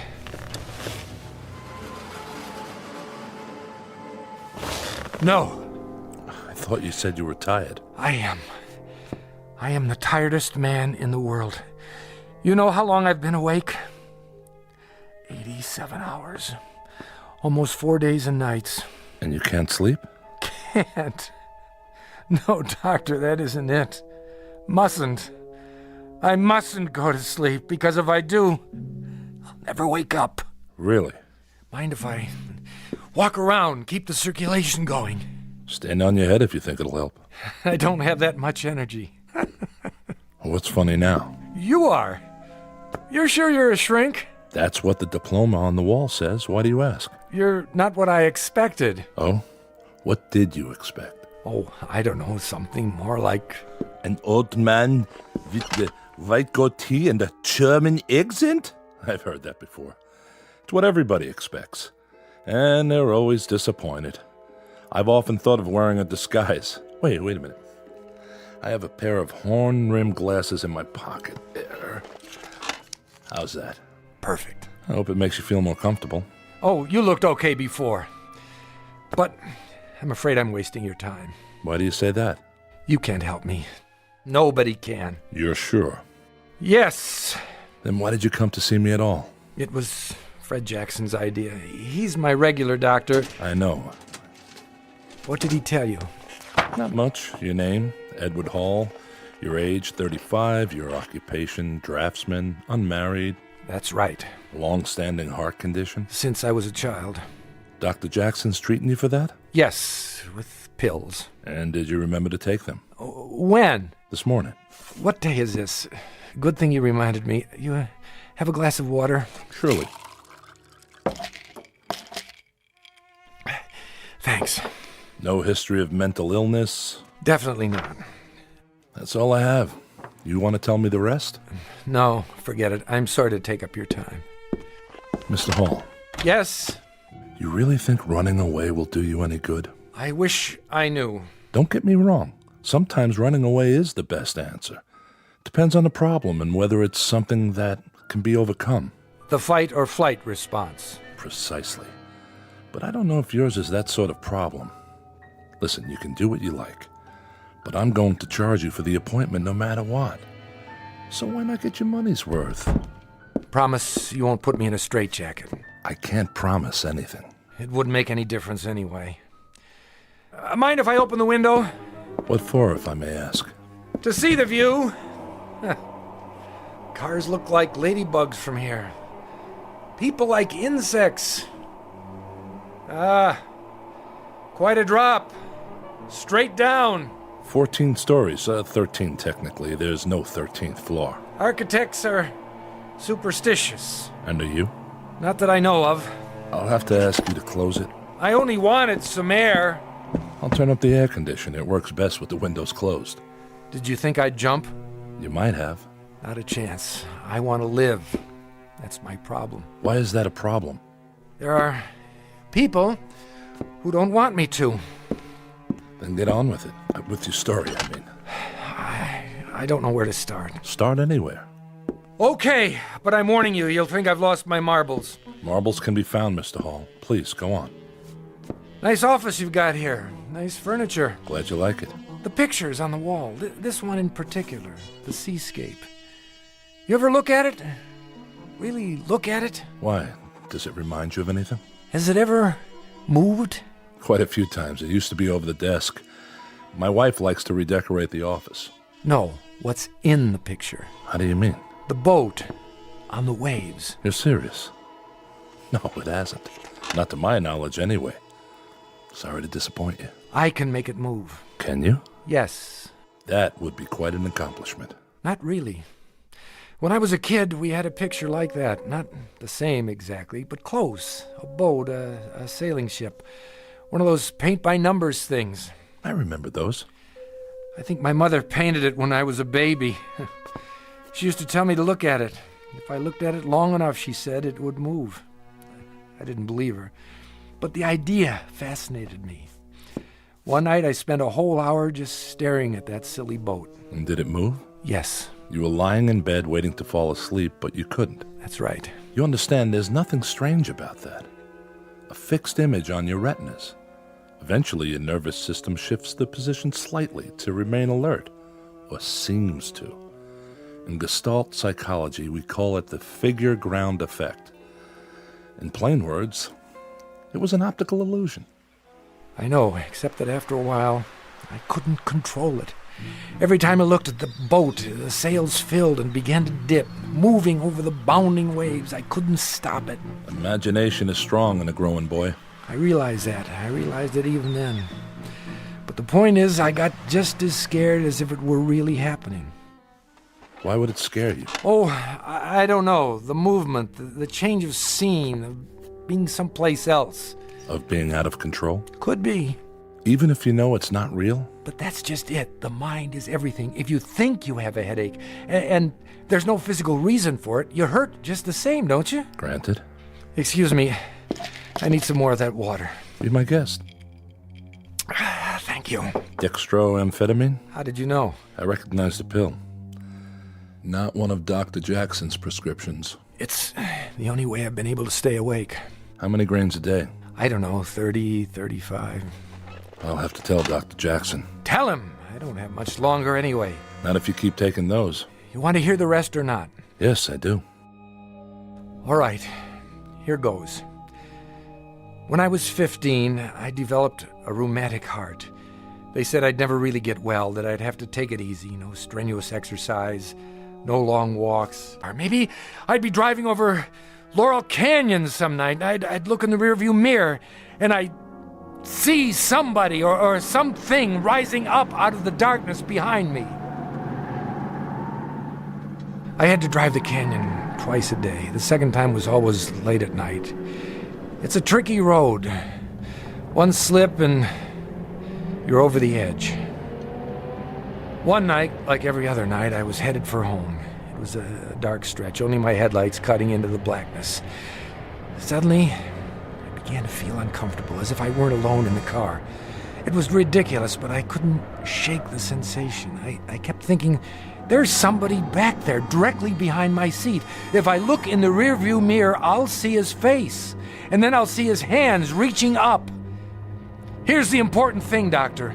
I knew intellectually that I was alone, but I also knew that my imagination could make me see something if I thought about it long enough.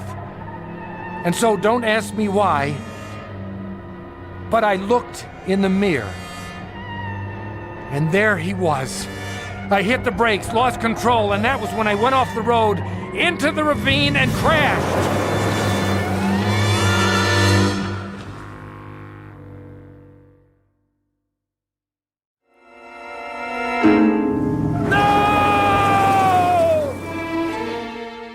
And that was it. The car was totaled. And you were okay? Not a scratch. Of course, there wasn't anyone else in the car. It was all in my mind, but what difference did that make? I crashed anyway. You were lucky to walk away from it. Yeah, I was lucky. The shock could have killed me, the old heart condition. The doctor said I couldn't survive another one. And has there been another one? No, but there will be. Just as soon as I fall asleep. The girl will be in this dream. And it will be the last. The girl? I'm getting to that. Do you have dreams, Doctor? Frequently. Does everyone? I'm sure they do. It's a way of processing what happens during the day, an attempt to come to terms with our experience, at least symbolically. Some people say they don't dream at all. I know. Probably a defense mechanism. They do, but the content is something they're not ready to face consciously. I've always had dreams, ever since I can remember. Sometimes they've been wonderful, sometimes terrible, but vivid. I'd wake up and for a few seconds I wouldn't be sure which was real, this world or the dream. It's not uncommon, Mr. Hall. They say a dream takes only a few seconds, but I can't believe that. I've dreamed whole lifetimes. Generations have passed. Civilizations rose and fell. A single second, and it lasted forever. I'm sure that's the way it seemed. The experience of time can be very subjective. It expands, contracts. It's more than a feeling. Why do you say that? When I was a kid, I used to dream in sequence. I mean it. Remember the adventure serials they showed at movie theaters? It was like that. Every dream was the next chapter. And I'd always remember because when I woke up, I wrote down what happened. Do you think that's crazy? Not necessarily.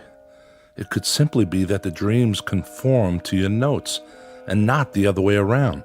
Then you don't think it's possible to dream in episodes? I don't say it's impossible. I just haven't seen it in the literature.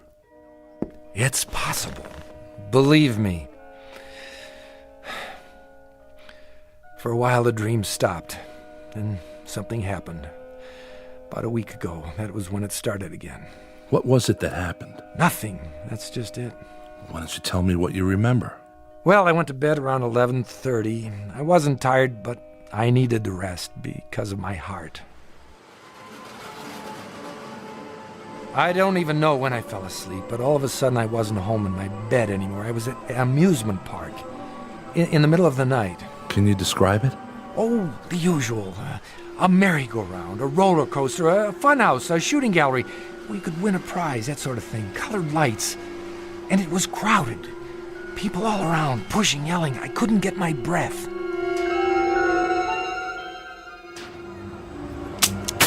There you go, bullseye. Some shooting.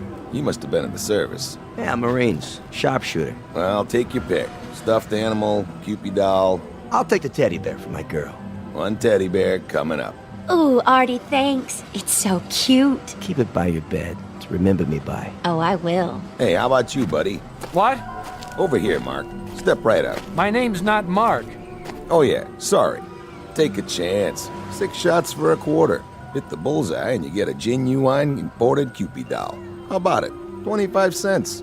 1/4 of a dollar. How much? 25 little pennies. Go on. You look like a good shot. That was when I got it. The prices. I looked around, and it was the same amusement park I went to as a kid. In 26 years, nothing had changed. It was exactly as I remembered it. Ah, you missed it. Here, let me give you another rifle. This one shoots straight. No, thank you. Hurry, hurry, hurry. See the dancing girls. See Maya, the cat girl. Move in close. One more time and you've got it. Excuse me. That'll be 25 cents. I don't have any change. Hey, you owe me a quarter. Girls, girls, girls. The most exotic, the most exciting, the most sensational examples of feminine pulchritude this side of heaven. Move right up, folks. Last show of the night. See this roll of tickets? Well, the regular price is $1, but I'm going to put these away. If you're within the sound of my voice, the price is only 50 cents. That's right. Half price for this show only. The pitchman was in shirt sleeves and a straw hat. A crowd had gathered at the platform. All men looking at 5 dancing girls in skimpy costumes. But the one they looked at the most was in the middle, wrapped in a black silk cape, the color of her hair. He was right about one thing. She was beautiful. Full red lips, pale, delicate skin, and huge cat-like eyes. You like 'em full-figured? We got 'em. You like 'em slim? We got 'em. Blondes, brunettes, redheads, if they ain't here, believe me, they ain't worth looking at. Now, here's a little preview of what's inside. Music maestro, Maya, give the folks a peek under the cape. Come on, baby, I know you're modest, but we can't expect him to take my word for it. Hey, honey, show us what you got. I couldn't take my eyes off her. Slowly, she opened her arms. The black cape parted, and I saw her magnificent body gleaming with sequins. I give you Maya, the cat girl. What a figure. Ooh, man, I like. Hey, can I have the next dance? She started moving, whirling to the beat, her hair like a black flame, faster and faster. Was she smiling? I couldn't be sure, but the whole time she was looking at me. I felt the crowd, the music closing in like a net. I couldn't breathe. Excuse me, pardon me. I have to go. If you'll let me through, please. I didn't know who the girl was. I'd never seen her before, but as much as I was drawn to her, I knew I had to get away. Something about her eyes, something deep inside those dark cat's eyes. May I have a light? What? A light. For my cigarette. Oh, of course. Thank you. But you're Maya. I just saw you on the stage. Why did you do that? Why did I do what? Walk away. I felt like it. You didn't find me nice to look at? Maybe too nice. Aren't you supposed to be back there entertaining the customers? I'm free now for the night. Are you alone? Yes. Then come with me. Where? Does it matter? You want to, don't you, Edward? How do you know my name? Oh, I know a lot of things. I'm Maya. Don't be afraid. I'm not. Then come. Come. Look, I don't know if I... You are afraid. Only because this isn't happening. It's a dream. I'm not here. I'm at home, asleep, and you're part of the dream, aren't you, Maya? I know that, too. You do? Naturally. We passed a funhouse with a huge mechanical woman out front. The laughter was grotesque. Take me in there, Edward. Screwy Louie's room? It's for kids. But it's dark. Soft and cool and dark. Please. How can I argue with a dream? Tickets here. Wait, I don't seem to have any money. That's all right. We've been expecting you. What? Evening, Maya. Mr. Hall. Let's go. It's just inside this door, behind the glass. You can kiss me now. What if I don't want to? You want to. Look, whose dream is this, anyway? Edward. What in the... It's only a prop. A mechanical dragon. I can't take this, but my heart. But it isn't real, Edward. It isn't real. And that's when I knew, beyond any doubt, what she really wanted. She wanted to kill me!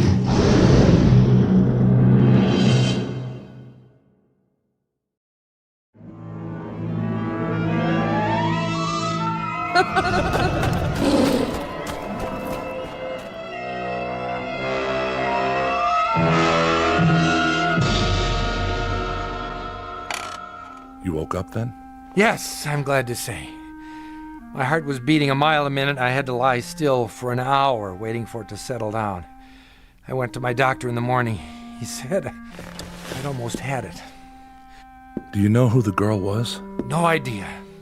She looked familiar, but I know I'd never seen her before. You sure she wanted to kill you? Yes. Why did you think so? Why? If you'd seen her eyes, heard her laugh. You said she was beautiful, that you desired her. Yes, but the way she followed me made me go with her. The funhouse frightened you? I'm not sure. I remember it from when I was a child, but it seemed different somehow, larger and darker on the inside with more glass. There were long passages with mirrors at the end, and you were never sure which way to turn. Wherever I looked, I saw her reflection. A beautiful, seductive reflection. Someone you wanted. No one forced you to talk to her, light her cigarette, follow her inside. You went along with her willingly, didn't you? I couldn't think clearly. It was as if I had no will of my own. Something was happening, and I was swept up in it. I don't suppose she reminds you of anyone now. Like, who? Someone you've seen since, in your waking life. There was a woman in the hall when I got off the elevator. She spoke to me, and her voice began to change. For just a second, I thought she sounded like... Like Maya? Yes. That probably comes from sleep deprivation. Your mind is so tired it has to rest, but you fight it. So you slip in and out a few seconds at a time. It's called microsleep. It happens when we drive long distances, when we're pushed beyond the limits. A definite warning sign. Otherwise we lose control, and, well, the consequences can be dangerous, as you must know. But what if the real danger is in closing your eyes? What if that's when the accident happens? What if... Easy. We're only having a conversation in my office. No harm can come to you here, I assure you. Sorry, I know you're right. Of course you are. We were talking about the first dream you had. What happened after that? Well, the next night, I put off going to sleep until 1 o'clock. That would make it hard to get up in the morning. But I didn't care. Turned out it didn't matter anyway. The dream came back, and this time it was more intense. I was back at the amusement park outside the funhouse, and I was running. I couldn't catch my breath. When I thought I was far enough away, I stopped. Well, the next night I put off going to sleep until 1 o'clock. That would make it hard to get up in the morning, but I didn't care. Turned out it didn't matter anyway. The dream came back, and this time it was more intense. I was back at the amusement park outside the funhouse, and I was running. I couldn't catch my breath. When I thought I was far enough away, I stopped. I was in front of a tent with a picture of tarot cards and a crystal ball painted on it. It was dark and no one was around, so I went inside looking for a place to rest. You are looking for me? Oh, sorry, I didn't know anyone was here. I am Madame Olga. No more fortunes, it's late. Come back tomorrow. Yes, yes, I'll do that. Wait. Something is wrong? No, I mean, I don't know. Come closer to the candle. Oh, so pale. And your eyes. You are running away. Well, actually... Sit. Give me your hand. If I could just stay here for a minute. Loosen your tie. There. Thank you, that's better. And the button at your throat. Open it. Now.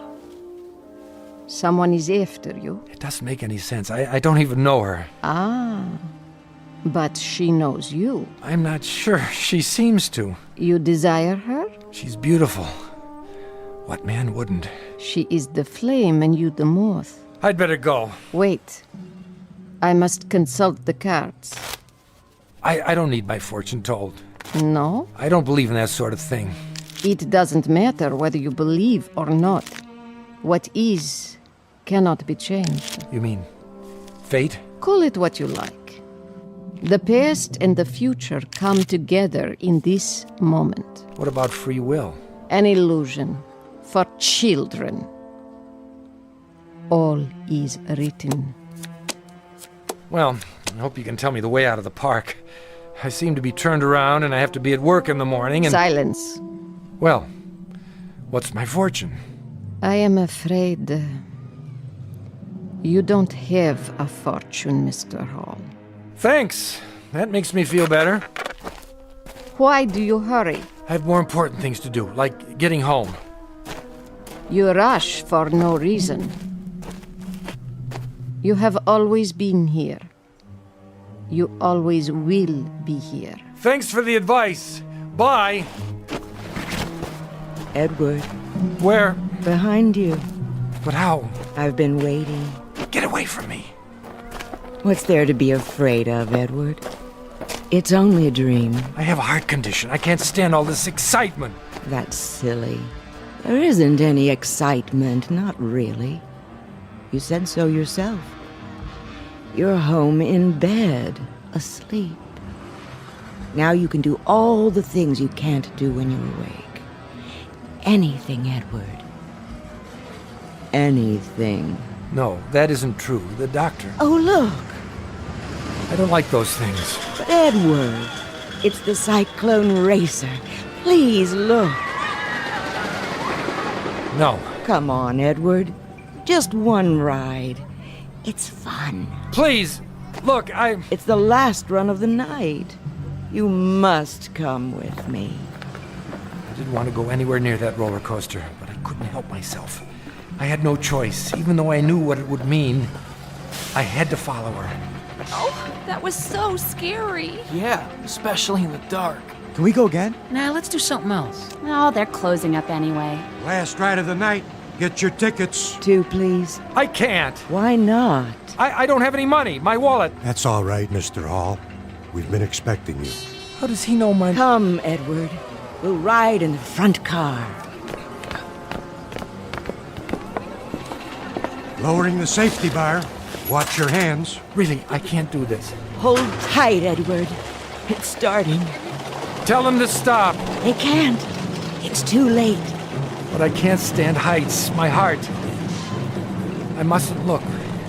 We're going straight up. You must look, Edward. The first drop is the most exciting. It's 90 feet. A sheer drop straight down. No! Yes.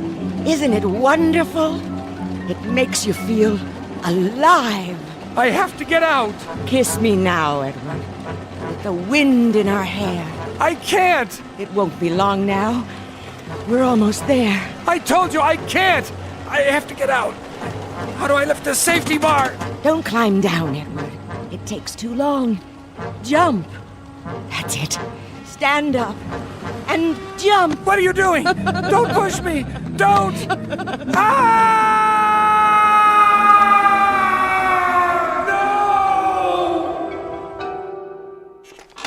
Is that it? That's it. If I go to sleep, I'll be back on the roller coaster for the next episode. It'll pick up where it left off. I'll force the safety bar, stand, Maya will reach out, push, and that'll be the end of me. On the other hand, if I stay awake much longer, the strain will be too much for my heart, and that'll be the end of me. Heads you win, tails I lose. Quite a choice, isn't it? Where are you going? Outside. Maybe if I get some air. I wouldn't advise it. What would you advise? A straitjacket? So long, Doc. You can't help me. I've wasted enough of your time. Leaving so soon, Edward? Maya. What's the matter, Mr. Hall? It's her. My receptionist? Sorry, her name doesn't happen to be Maya. Doesn't it? I can't take this anymore. I've had enough. Enough, do you hear me? What are you doing? Stand aside! No, don't. Don't! Yes!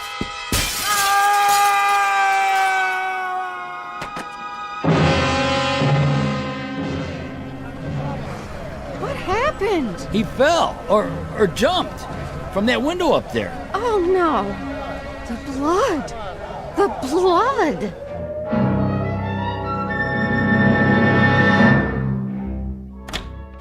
Dr. Rathman, I heard a scream. Is he all right? I'm afraid he's dead. You're right. There's no pulse. But he came in just a minute ago asking to see you. He walked into your office, closed the door. I know. It's funny. When he came in, I told him to sit down. He did.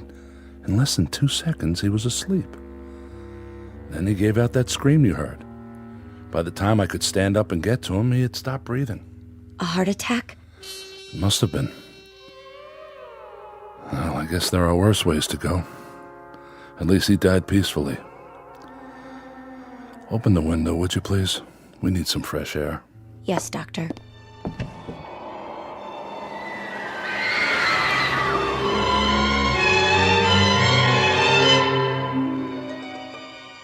They say a dream takes no more than a second or so, and yet in that second a man can live a lifetime, suffer and die. And who is to say which is the greater reality, the one we know or the one in dreams, somewhere between heaven and earth, in the Twilight Zone? More from the Twilight Zone after this. Hello, I'm Stacy Keach. I hope you're enjoying this edition of the Twilight Zone radio dramas. To learn more about this series, be sure to log on to our official website at twilightzoneradio.com. You'll find special discounts on our Twilight Zone audio collections, listings of our radio stations, links to other websites, and a photo gallery of our recording studio and some of our stars in action. Plus ways to contact us with questions or comments about the show. And for a limited time, when you log on to twilightzoneradio.com, you can send in for a free CD of the show. So be sure to visit us at twilightzoneradio.com.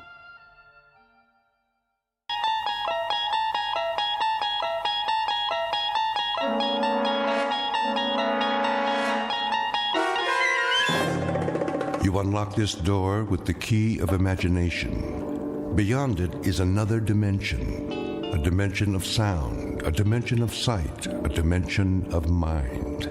You're moving into a land of both shadow and substance, of things and ideas. You've just crossed over into the Twilight Zone.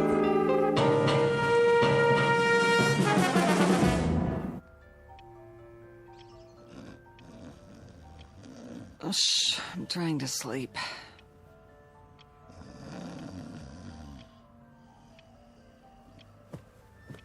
I said I'm sleeping. What? Oh, what time is it? Wilma. Ow. Wilma. Oh, leave me alone. What does the clock say? Huh? 9:17. It can't be. Oh, didn't you set the alarm? Wilma!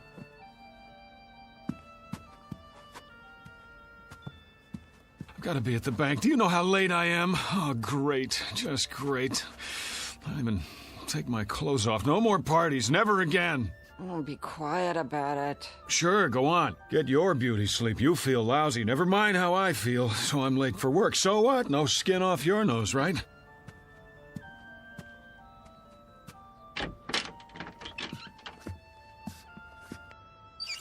Oh, yeah, I shouldn't have looked in the mirror.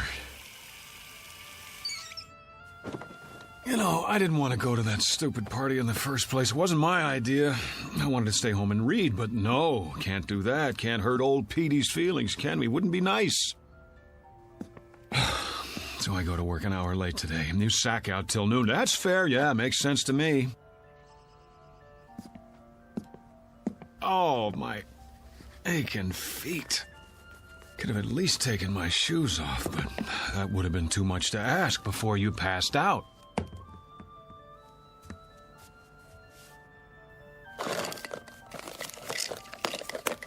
Oh, boy. Rearranging my stuff again, huh? Okay, I give up. Where'd you put it?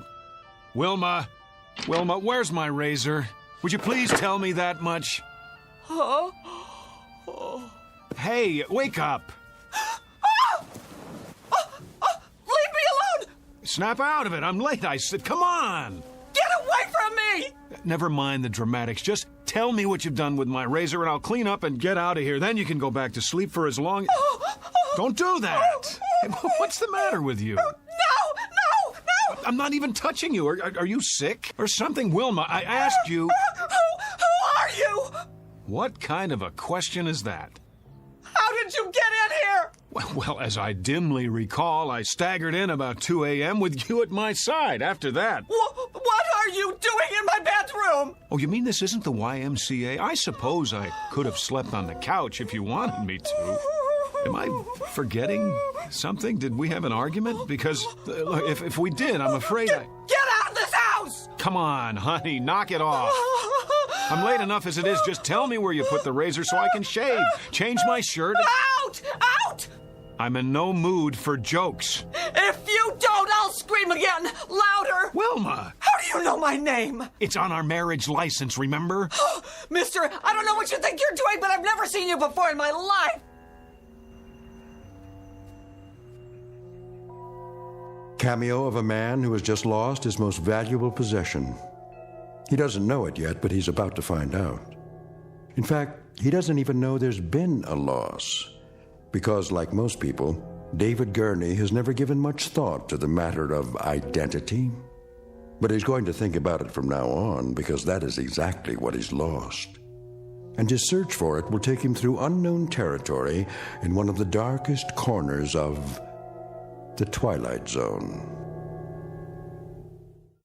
And now, The Twilight Zone and our story, Person or Persons Unknown, starring John Schneider with Stacy Keach as your narrator. Did you hear me? Get out! Because you've never seen me before. Now you don't even know your own husband. Oh, you're beautiful. What a time to go psycho on me. Now, look, whoever you are, I don't want any trouble. But if you don't get out of here, I am going to call the police. Easy, Wilma. Take a pill or something. Stay away from me! Go ahead. Call the police. Call the fire department. Call the paramedics. Tell them to bring an oxygen mask because there's a man here who's dying of a hangover. Oh, my head. I'm not bluffing. If you're not off that bed and out of this room by the time I count to 5, I'll make the call. I swear. 1, 2... Cut it out, will you? I've got a splitting headache. 3, 4, 5. This isn't funny anymore. Give me the police. Hello, police? I'd like to report a guy who... Give me that. Have you gone crazy? What are you gonna do? Kill me? I'll scream until the neighbors come. All of a sudden, I'm a stranger?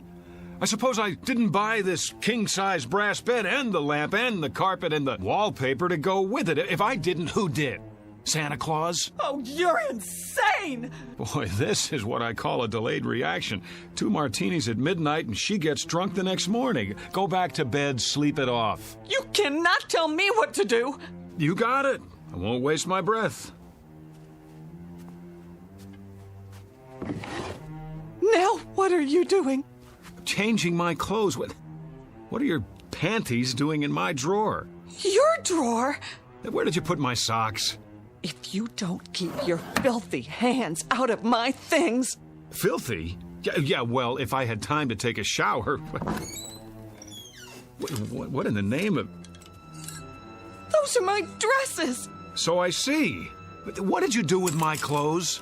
Oh, the Lord is my shepherd. All right, I'll wear what I had on last night, but if anyone says something at the bank, I'll tell them whose fault it is. My darling, brain-damaged wife with her defective sense of humor. Daily bread and forgive our trespasses as we forgive those who trespass. I'm going to work now. When I get back, you'd better have things straight again, understand? Do I make myself clear? The kingdom, and the power, and the glory, now. Goodbye. And forever.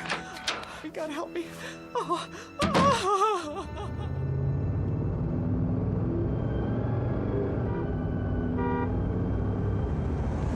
Oh, great. No gas, which means I get to work even later. Mr. Miller's gonna love that.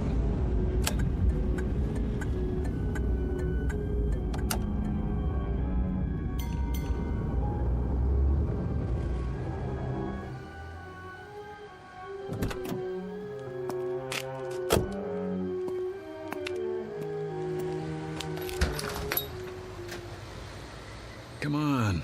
Here's your change. Thank you, sir. Fill it up on number 3. Cash or charge? Put it on the card. Here. You have ID? Yes, I have ID. Every kind you want. Here, look, I'm in a hurry. Would you run the card while I pump the gas?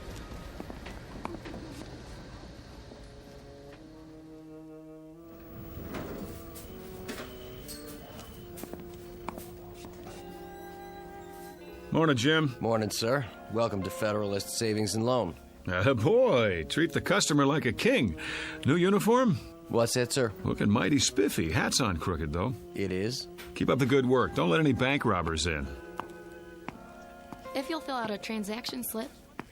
Who do I see about a loan? Morning, Julie. Fred. Bring back this loan application and I'll begin the procedure. Well, how long's it gonna take? Oh, no, not long. We can usually give you a decision in 72 hours. What in the... Well, see, I sort of need the money right away. I'll do my best, Mr. Klein. May I help you? George? I am Mr. Hurtubise, Assistant Vice President. Of course you are. Who's that? Sir? At the desk by the window. Why, that's Mr. Cooper, our Vice President. Well, would you mind telling me what Mr. Cooper is doing at my desk?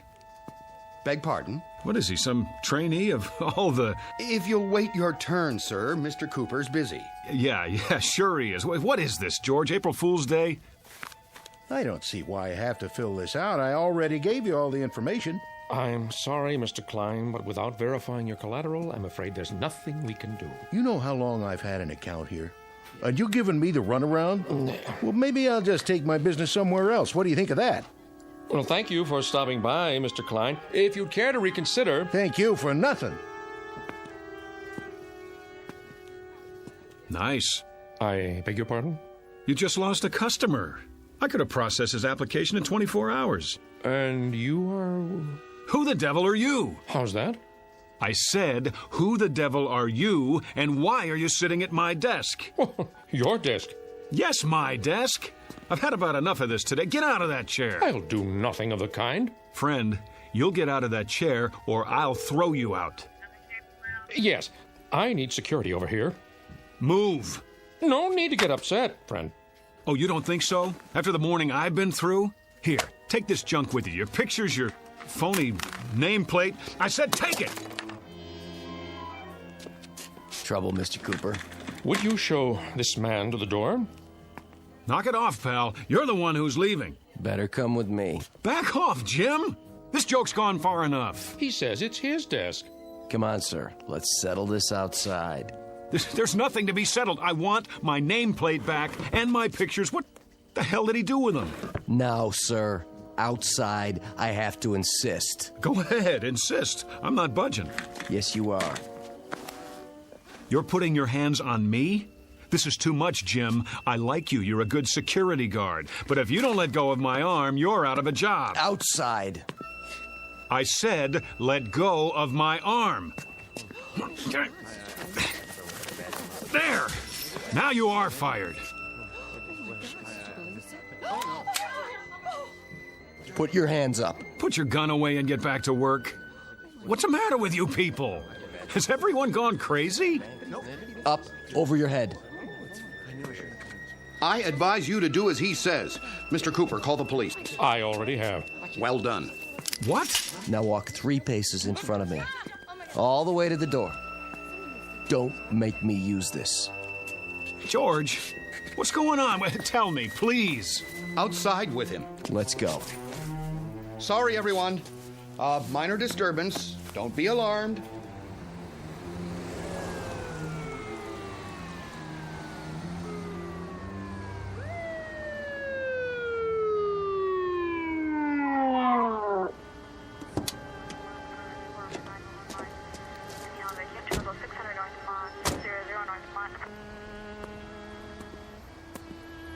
This the man? That's him. Hands behind your back. Oh, for God's sake. Hold still, fella. Ah, get in the car, nice and easy. Wilma, is that you? That the same guy? Yes. What's your name? Why don't you ask her? We did. She doesn't know. Doesn't know? After 11 years of marriage, she doesn't know. He's a complete stranger to me, officer. I can't tell you how frightened I was. Let's go. Wait, Mrs. Gurney, let me introduce myself. I'm David Gurney, your husband. Well, what's everybody staring at me for? That's who I am. Tell him, Jim. I've worked with this man for 4 years. Tell him. Never saw him before. He just walked in and started a ruckus. Slide in the back seat. Come on. Wait, you don't believe I'm David Gurney? I can prove it. Look in my wallet. Go ahead. Take it out of my back pocket. Then we'll see. No wallet? Sure there is. Check the other pocket. Nope. Nothing. But I had it. Oh, hold on. The gas station. I must have left it on the counter. Everything. Driver's license, credit cards. Watch your head.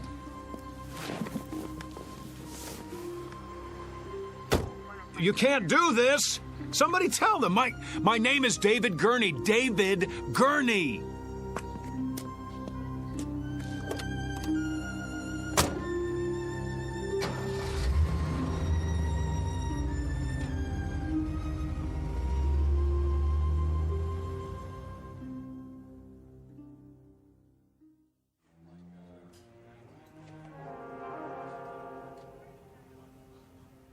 On your feet. Where's the doctor? Right here, my boy. Sorry to keep you waiting. Thank God. You don't know what it's like sitting here listening to those lunatics. Well, I think I do. If you'd like to come with me? Let's move it. I see you people have finally come to your senses. Now you can sign the papers and I can go home. You're not going anywhere. Not just yet. What is this, a jail? No. I thought you understood that. It's not part of the penal system. What would you call it then? An isolation wing at the state hospital. I thought that was explained when you were brought here. Then if it's not a jail, I'm leaving. Very probable, eventually. But for now, there's a 72-hour hold. I thought we'd talk a bit first, Mr. Gurney. David Andrew Gurney. So you've said. Well, let's go down the hall, shall we? We'll be more comfortable in my office. You heard him. You don't have to manhandle me. It's all right. He's not dangerous. If you say so. Please, follow me. Got a regular loony bin in here. Oh, let's say a few people who are confused. I think of it as a kind of hotel for the weary mind. Yeah, only they can't check out. Actually, most of them will be released. A few are violent, but you're not like those, are you? Well, I should hope not. Come in, Mr. I suppose I must call you Mr. X for now. I told the officers who I am. I've told everyone. Please have a seat. Where's the couch? I'm afraid you've seen too many movies. Of course, if the chair is not comfortable. It'll do. I just want to get this over with and go home. And where is that? I've been through this before. You still insist that you live in Miss Berenson's condominium and that you are her husband. Yet she's unmarried. We've checked. How do you account for that? I don't care what she says. I know who I am. No need to get upset. Everybody's telling me I'm not who I think I am. But what do you expect me to do? Relax? It must be a challenge to your belief system. But if I'm to help you, then you've got to come to terms with the facts. And what are the facts? Couldn't say just yet. The police are running your fingerprints, and then we'll have something to work with. But for now, this person you think you are, we know that he doesn't exist, except in your mind. Oh, we know that, do we? It seems that you've invented him, whether out of whole cloth or people you've known. You're lying. And why would I do that? I don't know, but you are. You've got to be. A man can't live for 40 years and all of a sudden... Is that how old you are, 40? Yes. And then, just because he loses his driver's license... We're checking the place where you say you left it. But it wasn't just that. Everyone at the bank agrees that... You put a lot of stock in everyone else's opinions. How about mine? Well, we must begin somewhere. Consensus matters, doesn't it? Surely you can see... I see that they're all lying. That's what I see. How can you be sure they're not telling the truth? At least as they see it. That's what I'm doing. So you believe they live in a different world, a world with different rules, a different history. I don't have any idea, but I know what I know. Ah, there's the conflict, you see. We have to resolve it somehow before you can move on. What chaos we'd have if each of us believed in a separate reality. What about my reality? Doesn't that count for anything? Epistemology rears its head.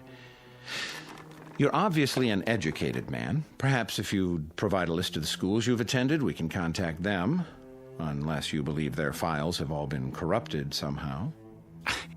All right, let's go over it again. I live at 2457 Lime Rock Avenue, Los Angeles, California. But we've established that Miss Berenson lives there. Her name is not Berenson, it's Gurney, and she's married to me. In fact, she is not married to anyone. Oh, that's a fact, is it? Her name is on the lease. She has ID, car registration. Let me see it. Well, that can be arranged. But for the time being, I'm afraid the burden of proof is on you. Oh, that's reasonable. How can I prove anything while I'm in here? Could you prove who you are? Could anyone? But I'm surrounded by a staff who know me. The people in those rooms down the hall, their voices in the wilderness. Eventually, they're going to have to come around, acknowledge the commonly agreed upon reality, or they'll be sent somewhere for long-term treatment. You don't want that, do you? What choice do I have? There's always a choice. It's up to you. There's a man here who says his name is Winston Churchill. I've shown him pictures of the real Churchill, but he's sticking to his story. So he won't be going home anytime soon. The same with his neighbor, Florence Nightingale, and her buddy, Jack the Ripper. He thought he was Jesus of Nazareth yesterday. Maybe he'll come around. I hope so, because the sanitariums are full of Jesus Christs. It's a real strain on the budget. So please, don't make it hard on yourself. The choice is yours. Pretty cut and dried. Either I prove who I am, or I give up my identity in order to get out of here. You don't have an identity at the moment. That's the issue in a nutshell. Let me use the phone. All right.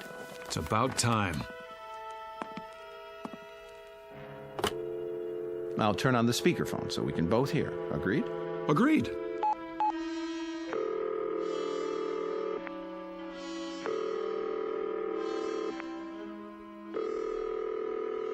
Front desk. This is Dr. Koslenko. Let me have an outside line, please.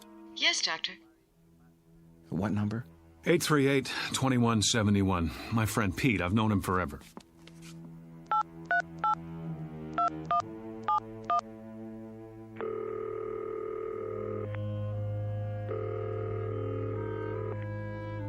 Hello? Hello, Pete. Yeah? Who's this? It's Dave. Look, you don't know how glad I am to hear your voice. Listen. Dave who? Pete, for God's sake, Dave Gurney. Wilma and I were at your place last night. Don't kid around. I think you have the wrong number, fella. But we went to school together. He's my best friend. Care to try someone else? Let's just cut through all this. Call 272-3478. Ask for Mrs. Gurney. Very well.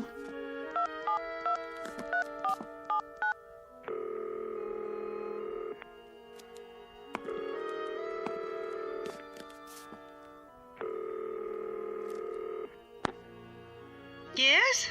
Who is it? I'd like to speak to Mrs. Gurney, please. This is Mrs. Gurney. Really? Hello, Mom. Hello? Oh, I'm so glad I got you. Hello? Who is this? Who's on the line? It's David. Mom, don't you recognize my voice? David, your son. You see here, whoever you are, I don't have a son. And I don't like practical jokes. Mom, stop it. Don't do this to me. Don't, please. That's enough. Ma'am, please excuse the call. It was a mistake. Well, you see that it doesn't happen again, or I'll report you. I don't understand. You're sure your name is David Andrew Gurney? Yes. And you have a telephone? Of course I do. Unlisted? No. Then it's likely you'd be in the telephone directory, isn't it? In fact, there's no doubt. What do you... Yes. Where's the phone book? Right here. You'll notice it's the current edition for your area.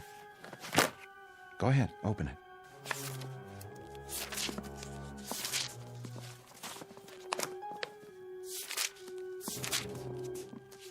Gurney, Bertram J, 26837 Broadview, no. Elizabeth Y, 6578 Logan Street, Van Nuys. Well? It's not here. I believe that's called evidence. Now, are you ready to consider an alternative? But if I'm not David Gurney, then who am I? That's what we're going to find out. Now the real work begins. In other words, I'm crazy, just like the guy who thinks he's Jack the Ripper? That's what you're telling me? Well, let's say temporarily disoriented. It's not uncommon when one is under stress. I know it must be difficult to accept, but looking at it logically, could there be any other explanation? Sometime last night, you suffered a break, became confused, entered Miss Berenson's apartment. No, for some reason that's what you want me to believe, but it isn't true. Because in spite of everything, I know who I am. If I don't know that, I don't know anything. Oh, I was afraid of that. You know, I've been through this a great many times. Too many. And it's what I was trained to do, and I'm very good at it. Always ends up the same way.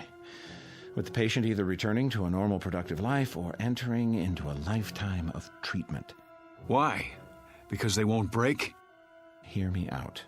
We're not playing around in here. I can give you a prescription for drugs, set up a schedule of visits, but it's maintenance, that's all. The bottom line is it's up to you.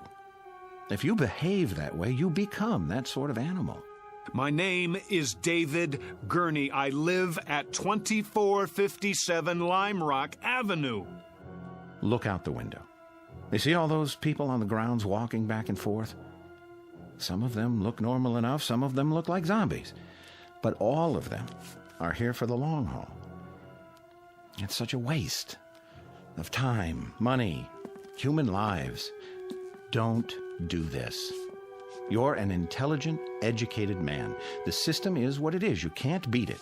Take my advice. Learn to play ball right now, before it's too late. Or else... Not this way. What other way is there? I have to know. Do you understand? Either I am crazy, or somebody's gone to a lot of trouble to blot me out. Use your brain. Why would anyone want to blot you out? How should I know? What, the CIA? This is not a spy novel. Whoever or whatever it is, they can rig all the phone books in the world and they can pay off everybody who ever knew me, but there's one thing they can't do. They can't get inside my mind, and they can't think of everything. What do you mean? Something even Wilma doesn't know about.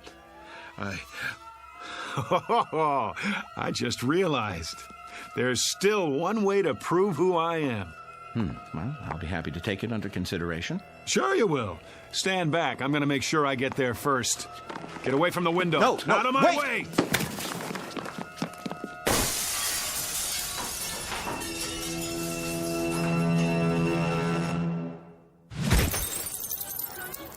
All right, everybody, line up. Rec period's over. Back inside. We better stop him. He's getting away. Oh, he's already outside. Get the keys to the gate. I don't have them. Man, oh man, look at him run. Sure is in a hurry. I couldn't have done that. Must not have taken his meds today. Call the cops. This is Braywood General. We have a patient over the wall. Put out an APB.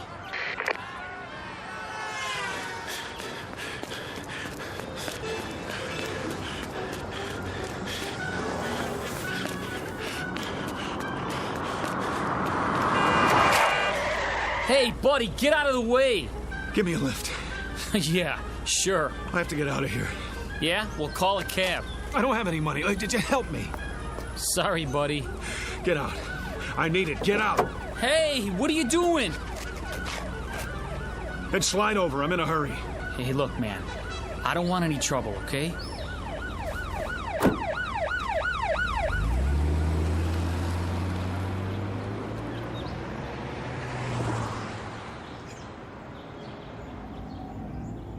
Just keep your mouth shut. I won't hurt you.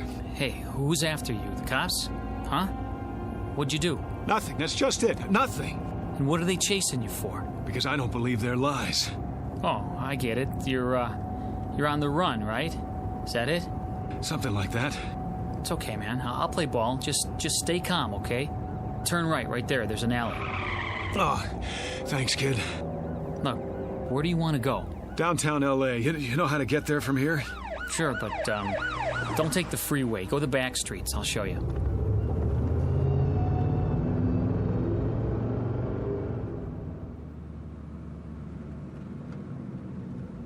I hope this is the right address. So, can I go now? Now, go on. I can handle it from here.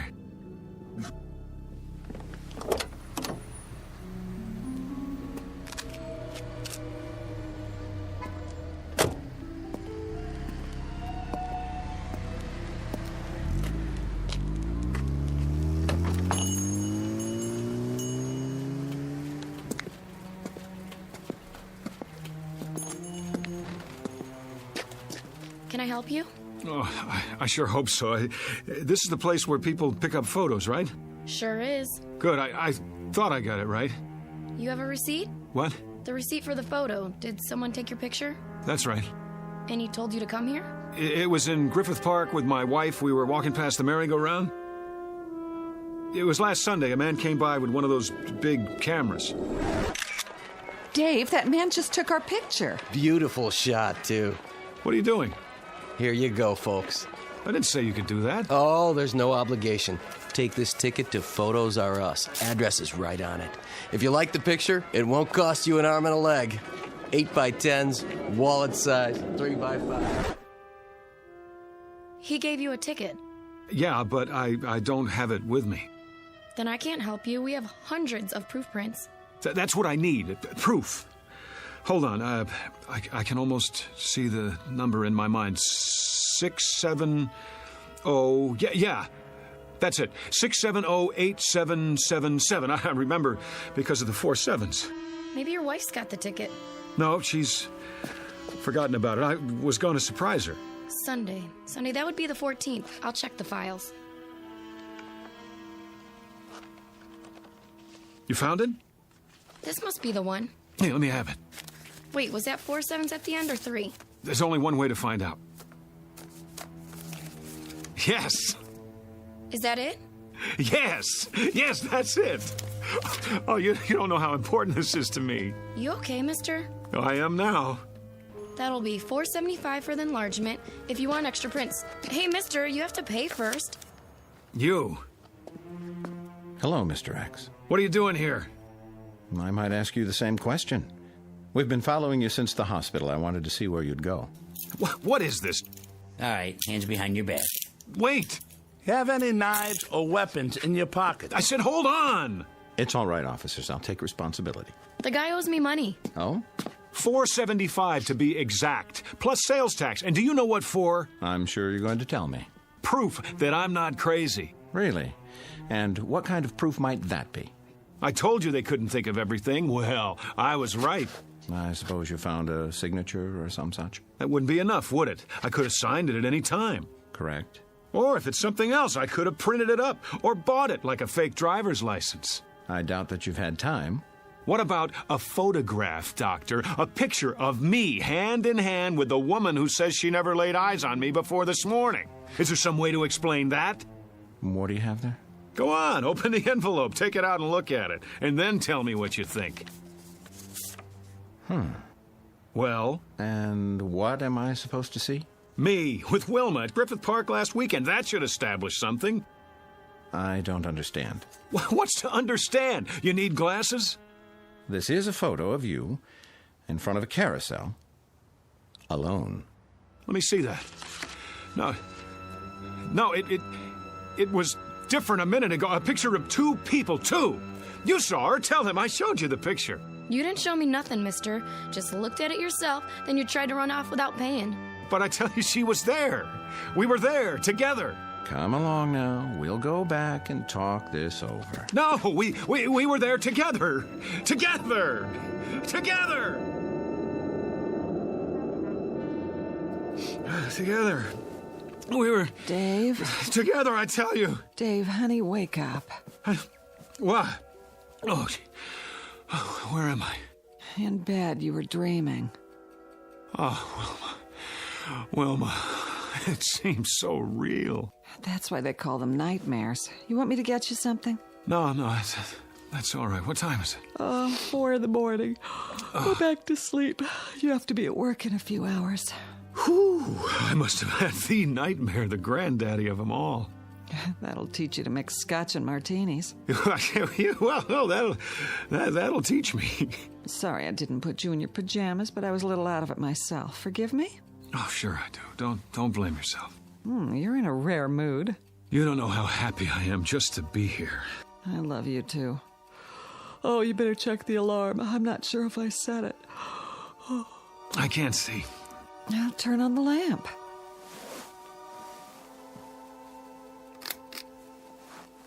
Oh, it was the worst dream I've ever had. I couldn't prove who I was, and you weren't yourself either. You were someone else, or you thought that I was. No matter how hard I tried, I couldn't convince you. It was so... Well, you're okay now, aren't you? Set the alarm and turn the light off. It's hurting my eyes. Dave? Dave, honey, is something the matter? Why are you looking at me like that? Who are you? What do you mean? It's me. Who did you think I was? Dave? Dave, darling, You get out of this bed. Go on. Get away from me. Whoever you are, I swear, I've never seen you before in my life. Dave? Dave, don't act like this. You're scaring me. You're so pale. Are you sick? Dave? Dave? Dave! A case of mistaken identity? Or a nightmare turned inside out? A simple loss of memory or the end of the world for someone named David Andrew Gurney? At least he thinks that's his name. He doesn't know much of anything anymore, and he may never find what he's seeking because the truth is he's lost his way. But you can be sure he'll continue looking for it night after night in the Twilight Zone. We'll return to the Twilight Zone in just a moment. You are about to enter another dimension, a dimension not only of sight and sound, but of mind, a journey into a wondrous land of imagination. Next stop, the Twilight Zone. Hi, this is Stacy Keach. I'd like to take a moment to tell you about our Twilight Zone website at twilightzoneradio.com.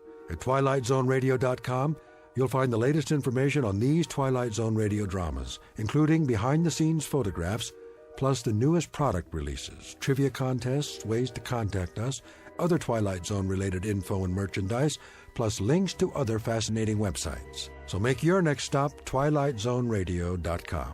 Visit twilightzoneradio.com to purchase these Twilight Zone radio dramas on cassette and CD, or call toll-free 1-866-989-ZONE. That's 1-866-989-9663.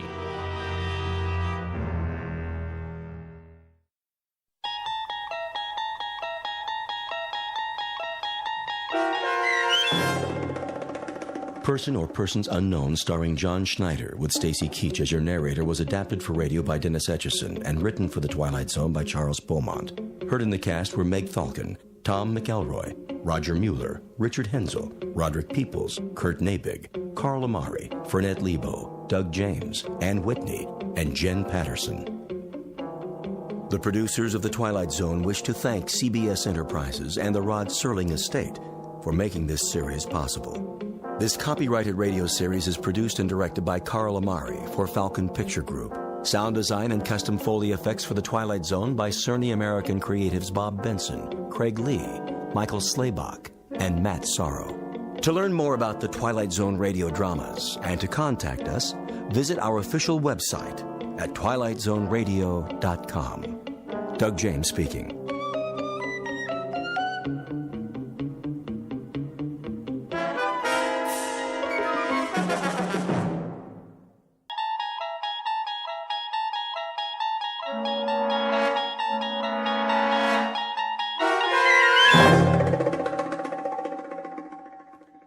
The Gift, starring Danny Goldring with Stacy Keach as your narrator, was adapted for radio by Dennis Etchison and written for The Twilight Zone by Rod Serling. Heard in the cast were Jonathan Rodriguez, Sandra Marquez, Tony Castillo, Gustavo Malado, Dale Rivera, Ivan Vega, Joseph Minoso, Joe Caballero, Eddie Martinez, and Javier Salas. To learn more about the Twilight Zone radio dramas and to obtain audio cassettes and CDs of these programs, visit our website at twilightzoneradio.com. The producers of The Twilight Zone wish to thank CBS Enterprises, Carol Serling, Dennis Etchison, Dick Brescia Associates, Claire Simon Casting, Terry Jennings, XM Satellite Radio, Sirius Satellite Radio, our sponsors, and our radio affiliates for helping make this series possible. This copyrighted radio series is produced and directed by Carl Amari for Falcon Picture Group.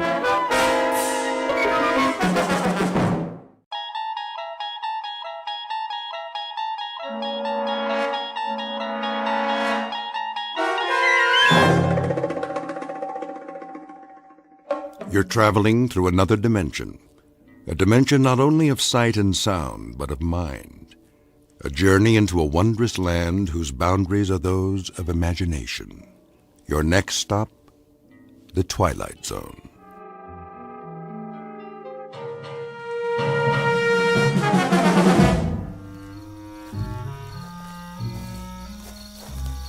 How much more, Chief? Not so far. Only to the end of the road in the arroyo. Why must we do this? There is nothing but the night and the stars. It's our duty to keep the village safe. But it is already safe. I was born in this village. As was I. And I know these paths as I know my hand.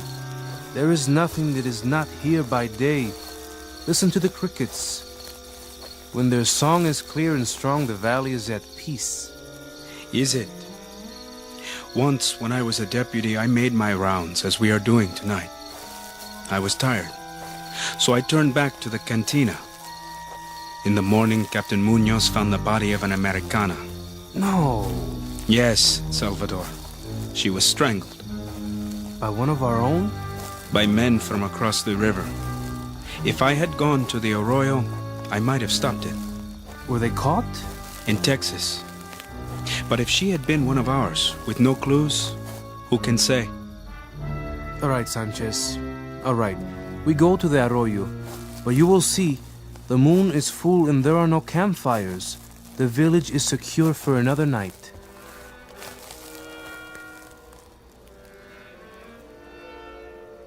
Listen. To what? What is that? What do you think? A wolf pack. They howl at the face in the moon. I mean the crickets. All of them. They do not sing. You are right. What is it? Quickly!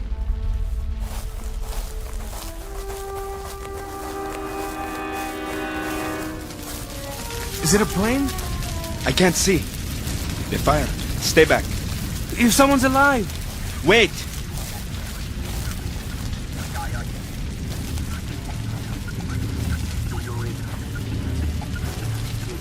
This is no plane. A flying disc. And footprints on the ground. Salvador! Come back! Stop! I said stop! Stop or I'll shoot! Salvador, no! No!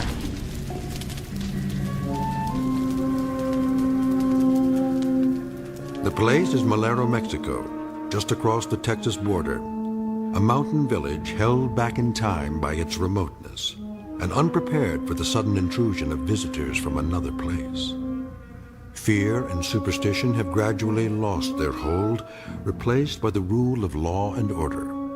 But what law can protect against unscheduled crash landings?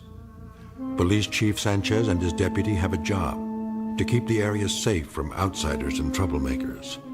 But does that include aliens who are truly undocumented, whose mode of transport, whose very purpose are completely unknown? In a moment, you will meet the people of this peaceful village and one 12-year-old named Pedro, who is about to make the acquaintance of a most unusual traveler. We are at present very near the Rio Grande, and yet, as you might have guessed, somewhere deep within the borders of the Twilight Zone. And now, The Twilight Zone and our story, The Gift, starring Danny Goldring, with Stacy Keach as your narrator.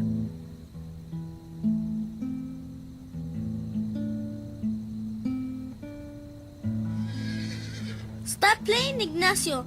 Someone is coming. Who is it, Pedro?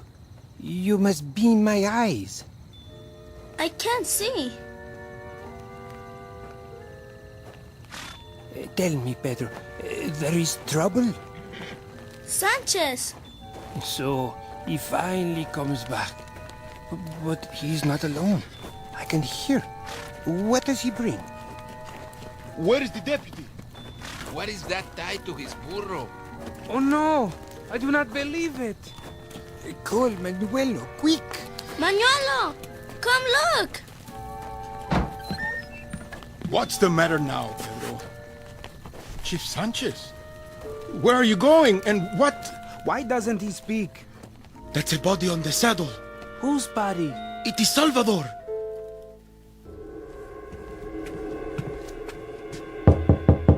Come back later, it is after hours.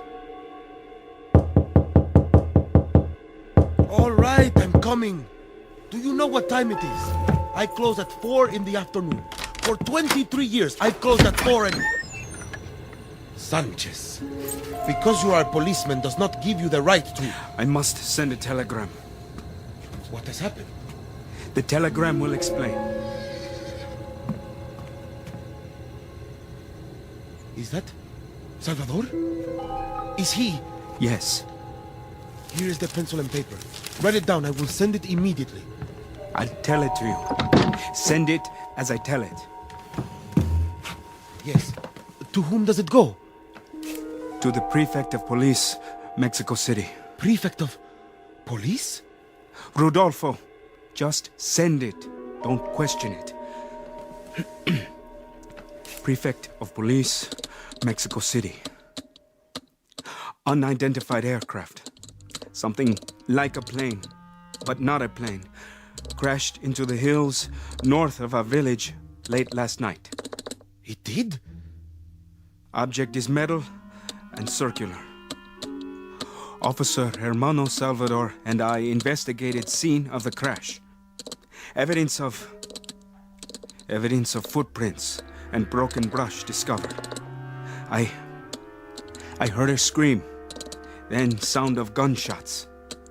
Found body of Salvador, fatally wounded by his own pistol. Say that I followed the figure of a monster in the darkness. A monster? I fired several times. I believe I wounded whatever it was. There was evidence of blood stains on a boulder. Now say, I need additional men here to help search the hills.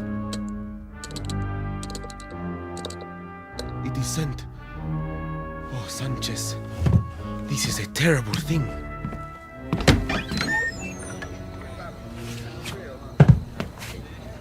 He is shot through the heart. Who did this, Sanchez? I do not know, Doctor. Some giant thing who escaped in the darkness. I fired at it. Later I saw blood on the rocks. Then the killer is still out there. I have sent a telegram. They are sending some army men from Mexico City. They will take over with the search. You say some giant thing. Not the darkness or perhaps your fear. You doubt me, Doctor? You are the law and order of the village. Now you must be the sanity as well. The story you tell frightens the people. Be certain that the fear is not an illusion. And the body? Is this an illusion? Go back to your homes and lock your doors. I want no one on the streets tonight. Doctor, stay with me. Why? Salvador does not need me. Now, he needs a priest.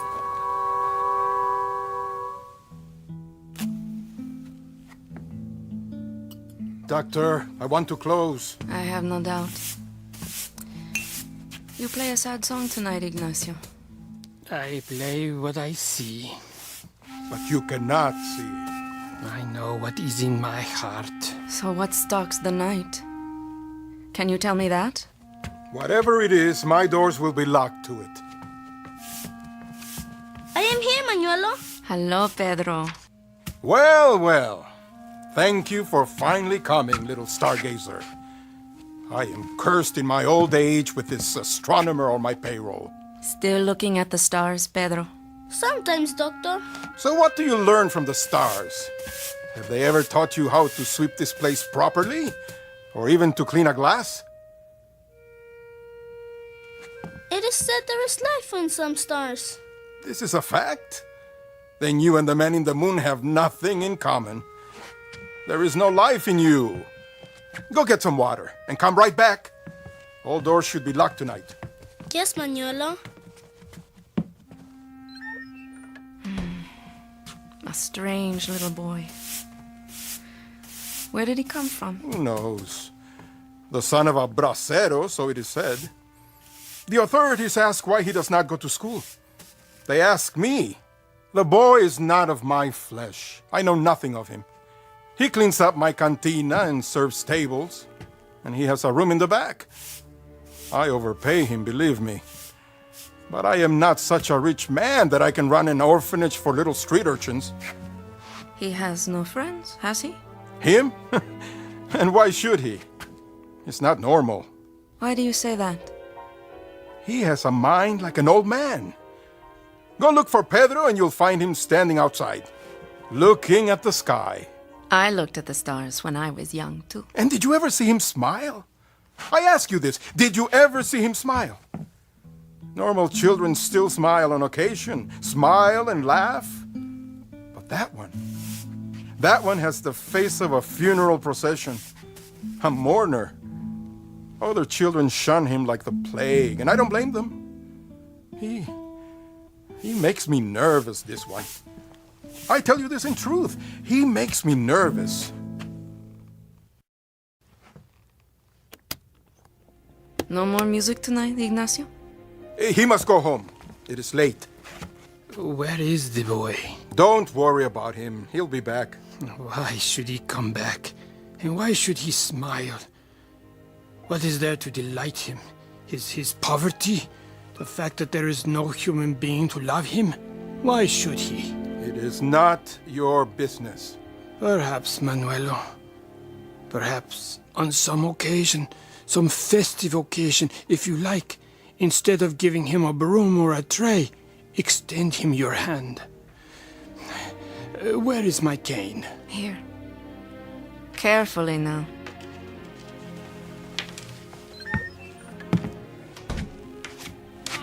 Here's the water, Manuelo. Over here. Shall I see you home, Ignacio? No, thank you, Pedro. I know the way. Are you sure? With me, darkness is a friend. But you stay here, where it is safe. I'm closing up, Doctor. I must ask you to leave now. Very well. So, Manuelo, wear a smile, my friend. You will doubtless live to see the morning. Good night. I'll lock the door behind you. What is that? Where? Someone is coming. Who? I can't see. Walking in the street, you know him? It is too dark.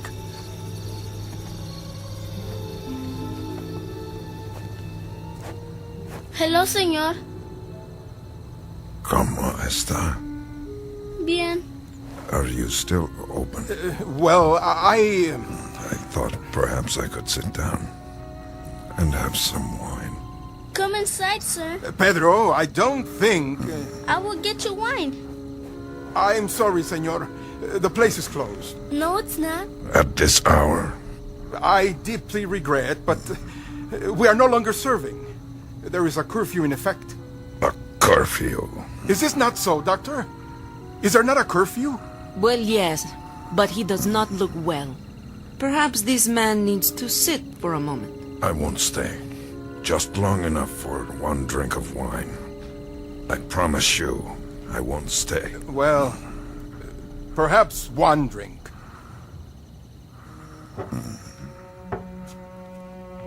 Over here, senor. I'll get the bottle. Yes, that's a good idea.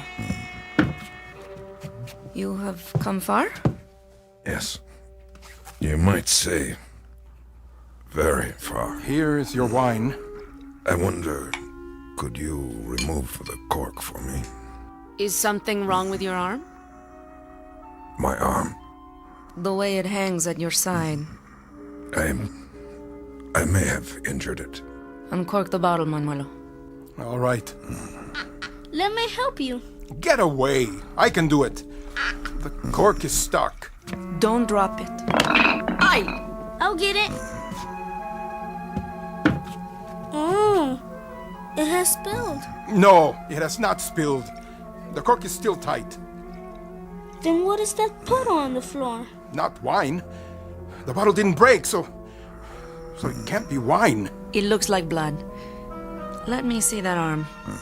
Blood? Sanchez! In here! Please, don't call anybody. I mean you no harm. Stop. Get away from me. Move away. Let me explain. Put down that bottle. No, stop it, please. Manuel, are you okay? Are you okay? Are you alright? I didn't want to hurt him. You saw, he gave me no choice. I tried to explain. His head is not cut. Please, please, just listen to me. I tried to explain before to that policeman or soldier, whoever he was. I tried to tell him I come in peace, but he only wanted to kill me. Who? You mean the deputy? Salvador? I tried to get the gun away from him. It went off against his body, and the other one who came afterwards, he kept firing at me. Why? Manuelo? Get him! You'll be all right, Manuelo.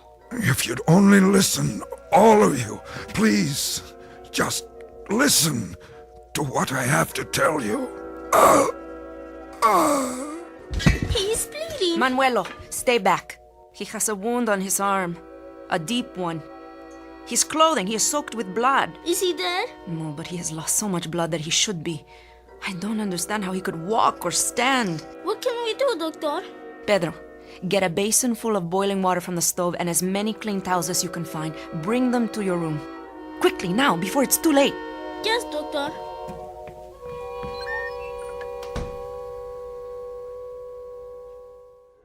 Senor, here's my handkerchief. Thank you, Pedro. You'll be all right soon. The doctor said so. She will make you well again. It is very odd, Pedro. Very odd indeed. What is? That all of these people, out of all of them, there is only one who feels neither fear nor anger. A boy. It is because we are alike. How so? Well, you are a stranger, and I am a stranger here too. They are fighting of you because you are different, and to them, I am different. Pedro, hold out your hand. I have something to give you. Yes? Inside my jacket. Where? Here. In the pocket. Get it. A letter? No, Pedro.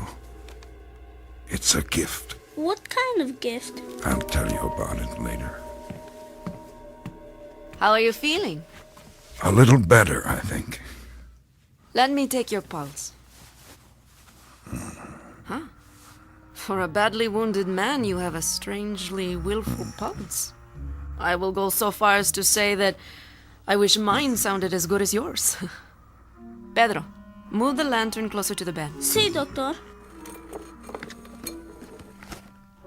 What do you have there? These are my tools. And that bottle? Ether. I must cut the bullet out. No ether.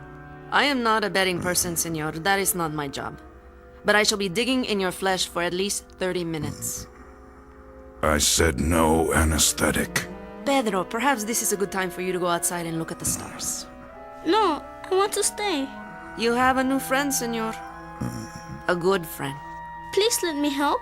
All right. Then hand me my scalpel. Doctor, you must give him some... I will tell you a fact, Pedro. I have been a doctor for a long time. I am a most obliging person. But when my patient says he does not want the pain deadened, I say, every man to his own taste. Senor, first, I will cut away the jacket. Doctor, please, do not hurt him.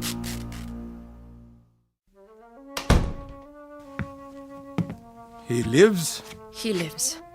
I need whiskey now, Manuelo. If not the best, make it the strongest. Yes, doctor. How is your head? Only a bruise. Good. I am too tough for the stranger. Too tough to kill. He didn't want to kill you. Only to stop you. Who is this man? I don't know very much. He travels light. Only the clothes on his back. And these 2 bits of lead. 2 bullets from Salvador's gun. Perhaps. And you help him? I must. I am a doctor. I will have a drink now, too. For Salvador. Salud. He was very brave, Doctor. Not a cry from him. Not so much as a sound all the time. Very brave. And what do you know of him, Pedro? I know nothing else. Except... Except what? Except that he is my friend. I know that he is a good man and that he has never done anything wrong. Don't be fooled. Whether he is good or bad, that still doesn't explain it. For example, it doesn't explain how a man can carry 2 bullets inside his body and have them cut out without so much as a whimper. It doesn't explain how his pulse can be just as strong and steady as if there weren't anything wrong with him but a cold. And it doesn't explain why this man should remain alive when by rights he should be dead. Perhaps he's not like us. Perhaps he is... We got to him in time, Doctor. Didn't we? I'd say we got to him about 3 hours too late. We got to him at a moment when, by the loss of every book and common sense, he should have bled to death. But he didn't. Because he is not a man. What do you mean, Manuelo? Enough for now. Stay by your friend Pedro and look after him. If he bleeds again, tell me. Sí, doctor. Manuelo. What? While I was back there, I heard something. I heard the door unlocked from inside. So? That is my business. Why? Did you go out? Yes, I went out. And where did you go? Where do you think? To tell Sanchez that when the army comes, they do not have to search the hills. They only have to come here to find what they want. Manuelo. At least I have done the right thing. Were you baptized as a child? Of course I was. At the church on the hill. Then at your baptism, they forgot to give you your proper name. Oh?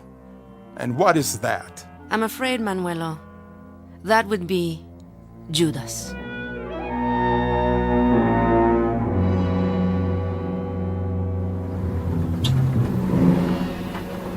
Give me the map. Yes, Captain. How much farther? There's a fork in the road soon. One way goes to the river. The other goes south again, into the countryside. Which one do we take, sir? Find the quadrant first. Here. The village is called Malero. It's not on this map. I know. It is too small. But the general gave me the coordinates. Here are the numbers. I will try. The men are wondering, sir. Why do we go so far for such a small village? What has happened there? That is classified, Private. It is a matter of security. The Americans are ready to join us if we need them. They are, sir? But why? For now, tell the men only that it is a matter of national defense. Tell them to load their weapons. Yes, sir.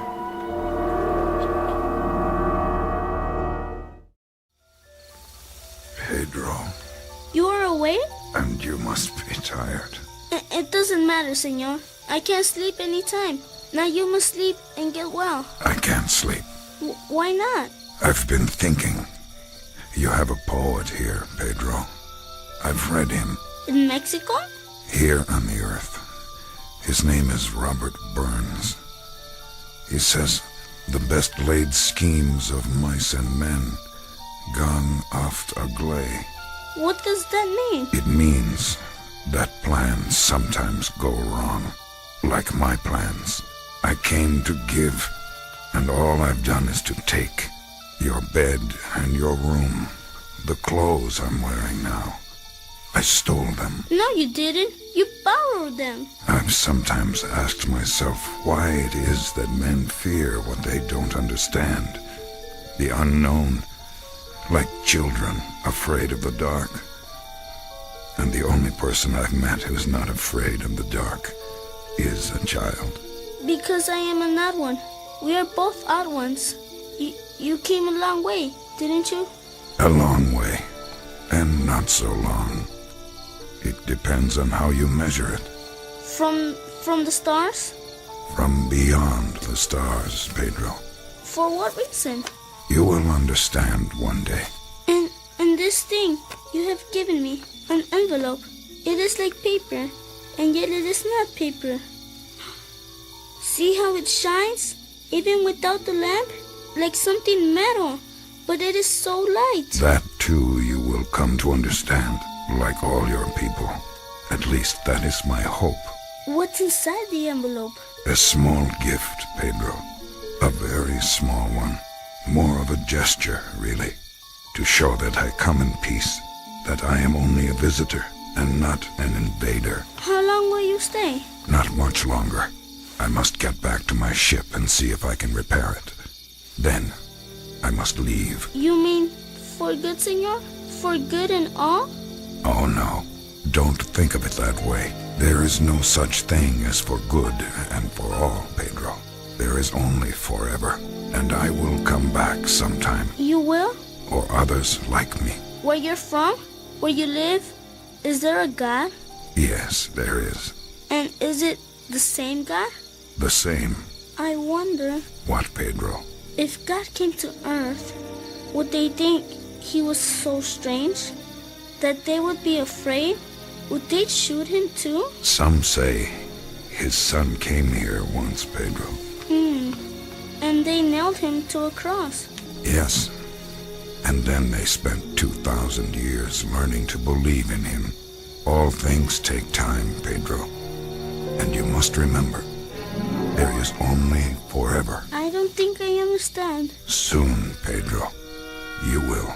And soon your people won't fear me any longer. They will not be afraid.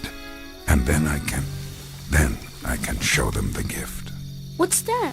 Remember, don't be afraid, no matter what you see. Look! Look!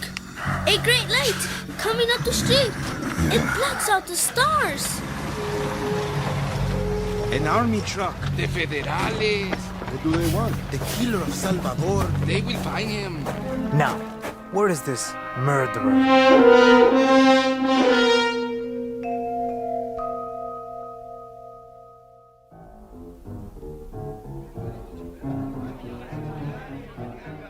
Who's your policeman here? I am Sanchez, sir. I am the local chief of police. And you called for help? Yes, sir. Thank you for coming.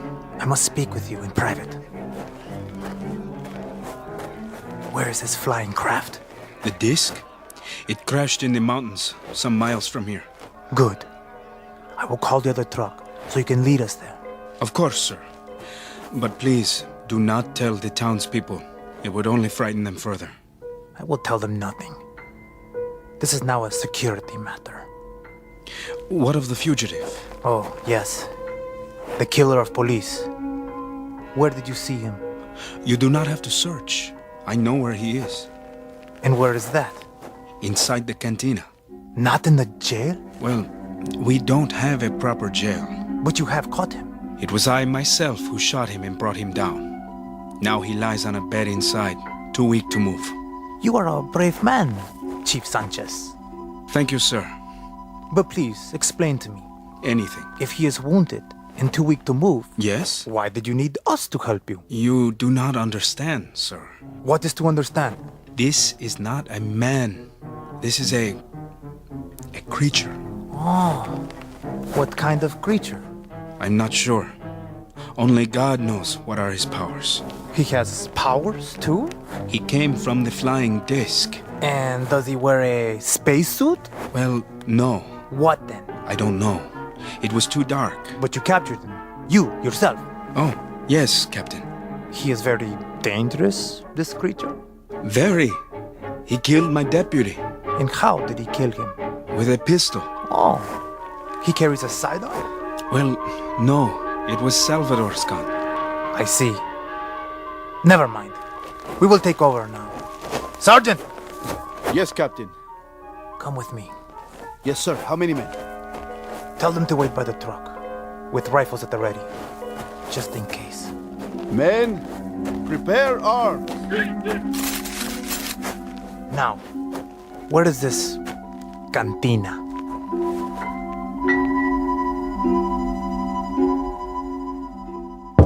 Open up! Don't shoot! No, Manuelo! Don't let them in! Are you the owner? This is Manuelo. The person you seek is inside, Captain. I have held him here for you. Another brave man. I am in the presence of such courage, Mr. Bartender. A village of lions, eh? The people of Malero welcome you, my captain. Sergeant, in here with me. Forgive me, Captain, but he is too ill to be moved. Oh? And you would be... I am the doctor here. I have been treating the man. He was wounded, Captain, after killing one of our policemen. A very fine man. Why don't you step aside, Doctor, and let the captain do his duty? I would be happy to allow the captain to do his duty. But first, I must recognize my own. The man is my patient, Captain, and he has been badly wounded. He can do no one any harm. Unfortunately, Doctor, my orders from Mexico City are to pick up a killer, not a patient. Stand aside. No, no. Get out of the way, Pedro. He must rest. The doctor said he must rest. I told you, get out of the way. Here he is, Captain.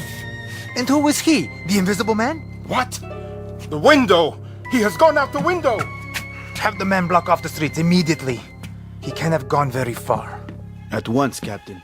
And you, Mr. Bartender, if there's ever a need of a town jailer here, I hope you don't see fit to run for the office. You did this, Doctor. I was not in the boy's room. Then, Pedro, I've told you to do as I say. Oh, no, Manuela. Stop! Let go of my arm. A man does not raise a fist to a child. I will do as I please. No, you will not. Not while I am here. Strike the boy again and I speak to the authorities. They will see that he has a proper home. Start at both ends of the street and move out. We must find him.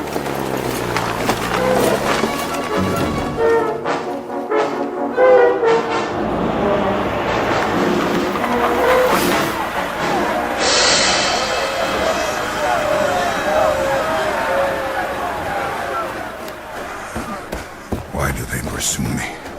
I mean them no harm. There he is. He's in here. He's in the alley. Go on, run! Run so I can shoot you! I can't run anymore. There, in the alley. Get him! He killed Salvador. Stop him! You are under arrest, senor. What is the charge? Murder. I come in peace. The death, that was an accident. You will have a trial. But first, put out your hands and walk towards me. Slowly. All right. You don't need that gun. Careful. He's not a man. He is a monster. Wait! Wait! Don't hurt him. He is my friend. Pedro, the gift. Remember, show them the gift. Give it to the doctor. She will explain it to them. Here. See? This is the gift. Give me that. What manner of thing is this? It shines like silver, yet it has no weight. Destroy it. It is the devil's work. Hurry, quickly. Burn it. Give me that torch. Wait! Don't burn it. Put it out. Why did you do that, Manuela? Why? Oh, no. You don't even know what it is. Not the gift. Pedro, it's all right. Somebody stop him. He's going to hurt the boy.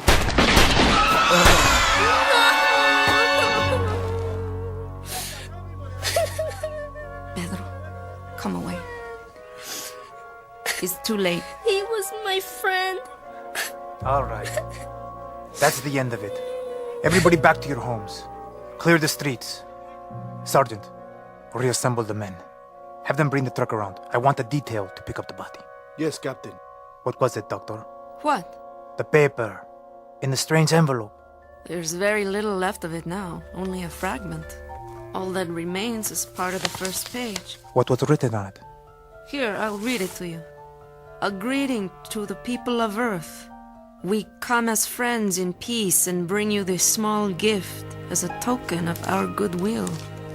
We hope it will help you.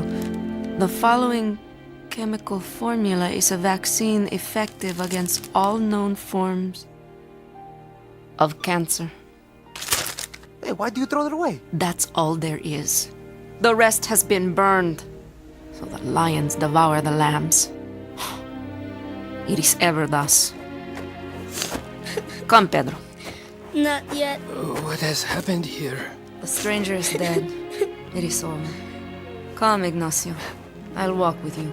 I think I will stay here for a while yet. Why? Someone must mourn the dead. Can you play a dirge, Ignacio? Yes. Yes, I can.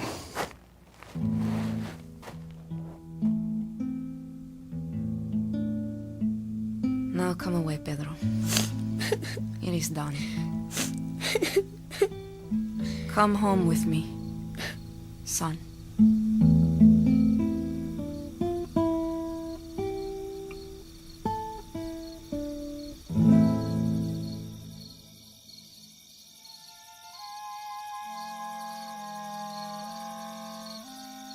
A small village in Malero, Mexico, not on any map. Time, the present. The subject, fear, an example of its nature and the extreme damage it can do.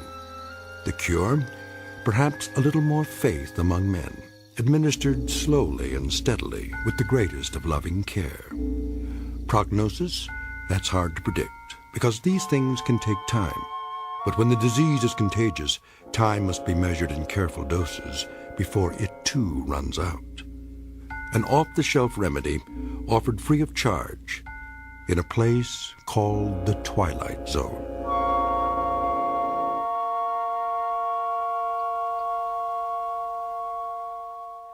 The Twilight Zone continues in just a moment. You are about to enter another dimension, a dimension not only of sight and sound, but of mind, a journey into a wondrous land of imagination. Next stop, the Twilight Zone. Hi, this is Stacy Keach. I'd like to take a moment to tell you about our Twilight Zone website at twilightzoneradio.com. At twilightzoneradio.com, you'll find the latest information on these Twilight Zone radio dramas, including behind-the-scenes photographs, plus the newest product releases, trivia contests, ways to contact us, other Twilight Zone-related info and merchandise, plus links to other fascinating websites. So make your next stop twilightzoneradio.com. Visit twilightzoneradio.com to purchase these Twilight Zone radio dramas on cassette and CD, or call toll-free 1-866-989-ZONE. That's 1-866-989-9663.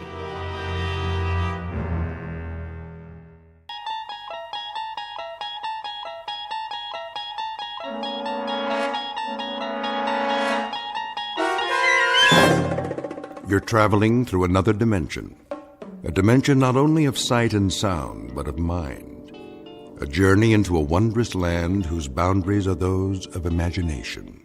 Your next stop, the Twilight Zone.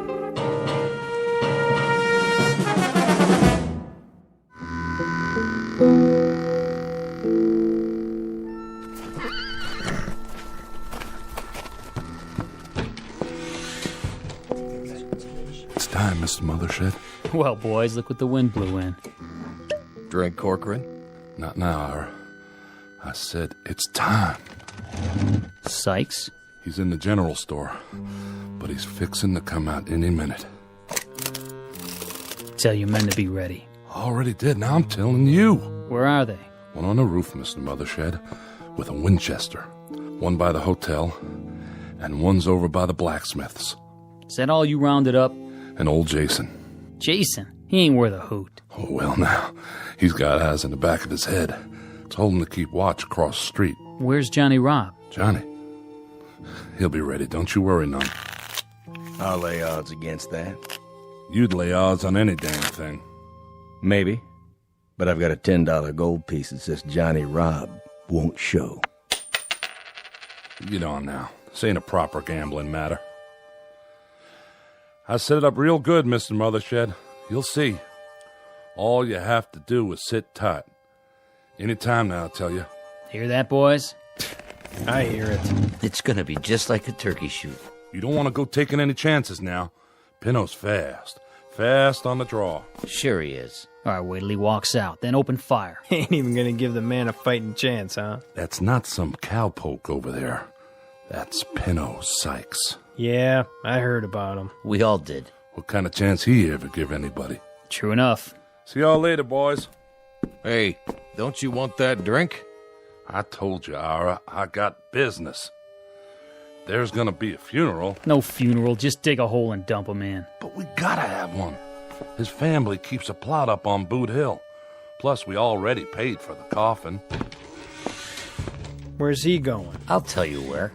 He's hiked down into his hideout till the killing's done. It's just as well. We don't need any more guns. If he's telling the truth. Especially about the Winchester. Pour me another whiskey, bartender. Yes, sir. Hear that? I heard something. There's old Jason's signal. Let's go, boys. It's as good as over.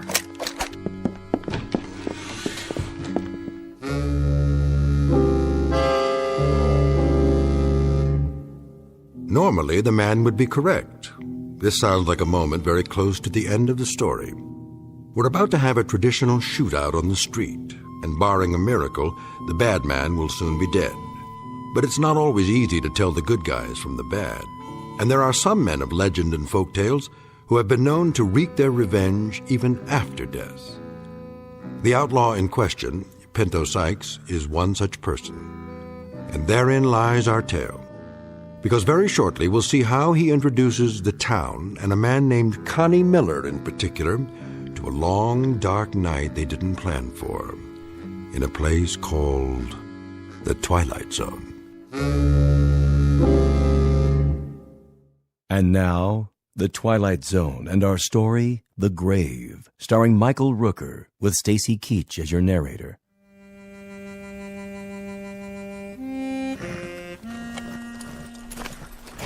Put it on my bill. Yes, sir. I'll do that. Thank you kindly. You want any help with those supplies? Nope. Well, then, I'll be seeing you. Say. Yes, sir? Where's everybody gone to? Well, I don't know what you mean, Mr. Sykes. I better be getting back inside now. What did you call me? Me? Well, I didn't call you nothing. I say you did. I didn't mean no disrespect. You know my name? No, sir. I mean, yes, sir. I mean, well, everybody does. What are you so nervous about? Me? Well, I'm not nervous. I just got business to do. What kind of business? Ain't no customers waiting. Well, I know, but I... Good day to you. Come back real soon, you hear? Easy, Paint. Just tying this bag to the saddle, then we'll make tracks out of this jerkwater town. Freeze! Who's that? I got you covered, Pinto. Reach for the sky. Well, what do you know? Mother shed. You always was a low-down, egg-sucking dog. Still not man enough to draw on me. Keep your hand away from that gun. Easy now. What are you doing in this territory? I bought me a big spread. This town's got no room for your kind anymore, Pinto. Still scared of me, ain't you, Mother Shed? No need. I'm just passing through. Sure you are. Now, boys. Why, you...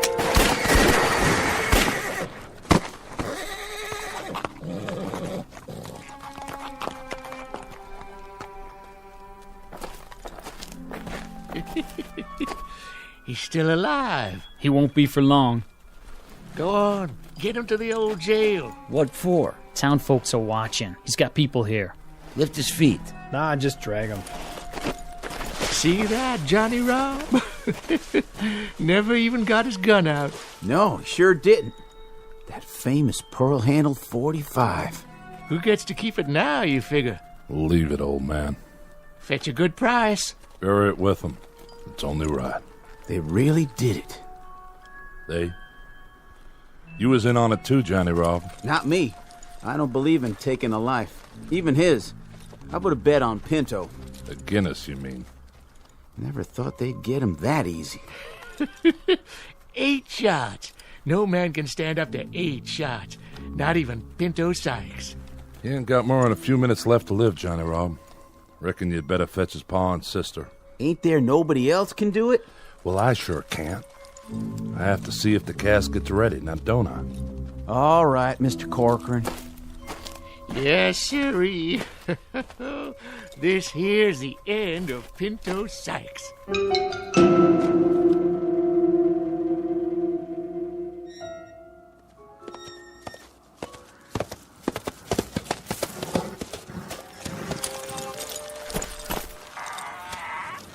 Somebody there? Only me, Connie. You shouldn't be standing in the shadows, Jason. I was waiting. Waiting for what? Had a feeling you might show up, now that it's safe. Why? Pinto Sykes come through here yet? You didn't hear. Why don't you talk sense, old man? What's that picket fence doing out there in the street? His sister, Ione, put it up day before yesterday to mark his blood. Closed it off so nobody would ride over it. Whose blood? Well, just who do you think? There's a southern wind. You know what that means, don't you? Not much dust in southern winds blowing down off the mountains. I bet if you look close, you can still see Pinto's blood shining in the moonlight. Who shot him? I asked you a question. Who, old man? Who? Where did you go?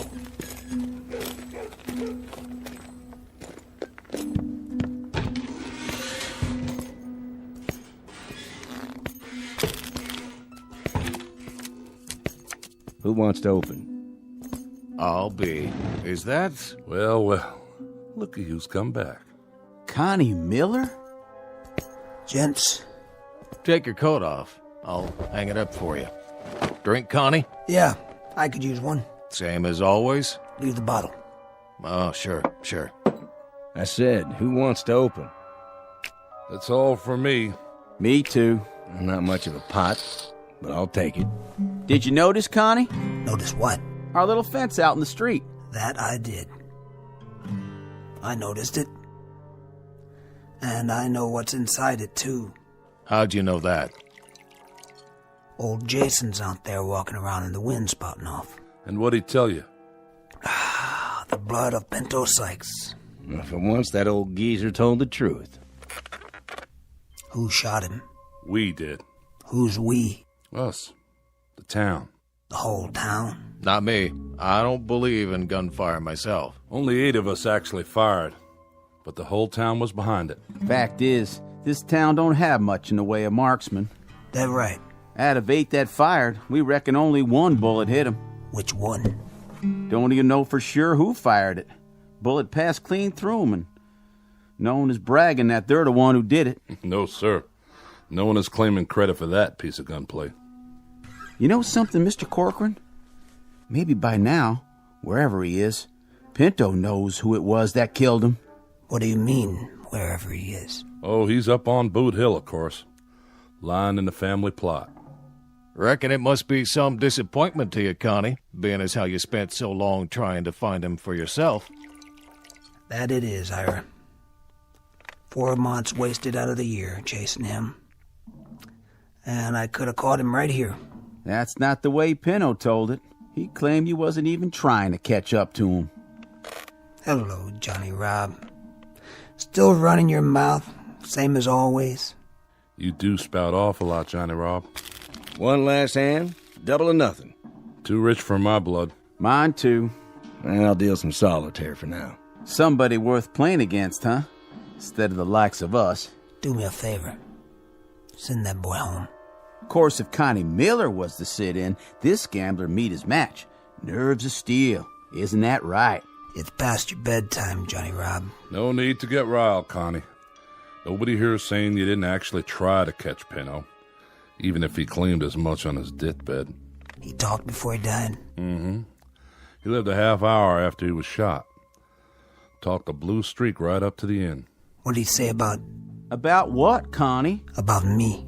Maybe you'd like to hear the story from the start. That I would. Go on, Corcoran. You tell it better than the rest of us. I'll do that for you, Ira. Reckon Connie deserves to hear it all.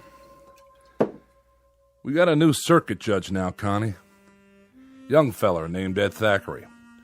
He come through here last week, so we went to him with our complaints. Told him how one Pinto Sykes is wanted by the law in 3 states, and how he treats this town like his personal property when he rides in, just because he was born and raised here. Is that all you told him? We told him how we haven't had ourselves a sheriff in 3 years, and how Pinto, well, he just rides in and helps himself to whatever he wants, with nobody to stand up and make him pay. We told him how we hired you, Connie Miller, to track him down, but that we ain't had much results. Hey, hold up there.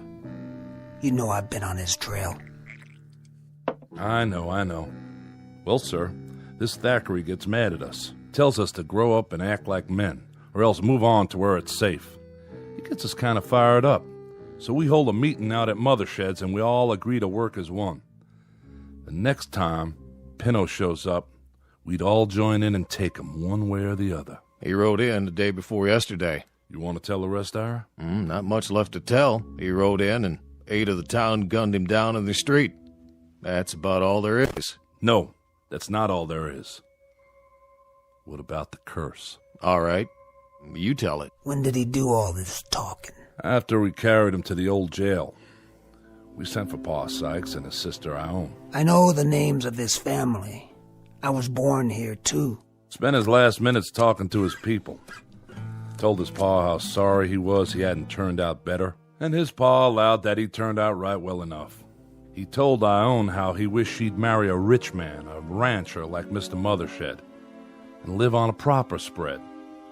Then he asked to be buried near his ma, except not too near, as she was too true a woman to have the likes of him close by. Said he wants his family to do the burying, as he don't want anyone else to come near where he's resting, even though I'm the one that ordered the coffin. Said if we did, he'd come calling on us. Yes, sir. He put a right curse on the town. That's what you call it. What did he say about me? Well, now, he got real riled when your name came up. Said the slower he rode, the slower you chased him. Said he waited in Albuquerque, even sent word where he was, but you never showed up.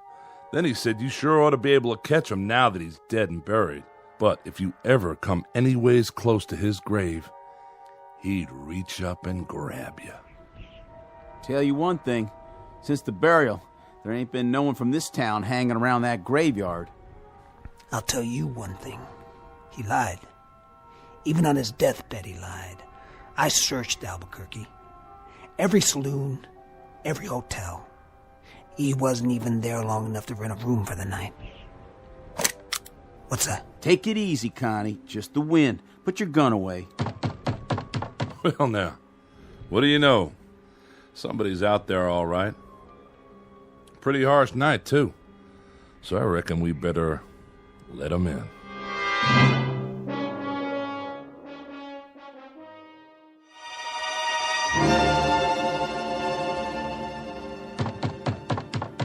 I'll answer it.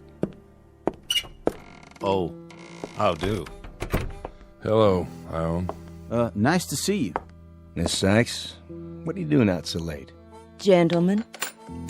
Mr. Broadley, give me a bottle of rye whiskey, if you please. Surely. Seems your paw is hitting the drink a mite heavy, though. You think so? None of my affair, but maybe you could try and get him to taper off. He's a fine man. He truly is. All I mean to say is, I swear Ione, folks don't hold it against him that he was Pinto's paw. Oh, this isn't for my paw, Mr. Broadley. This is for me. Oh, I see. Begging your pardon. Well, look what rode in on the wind. Hello there.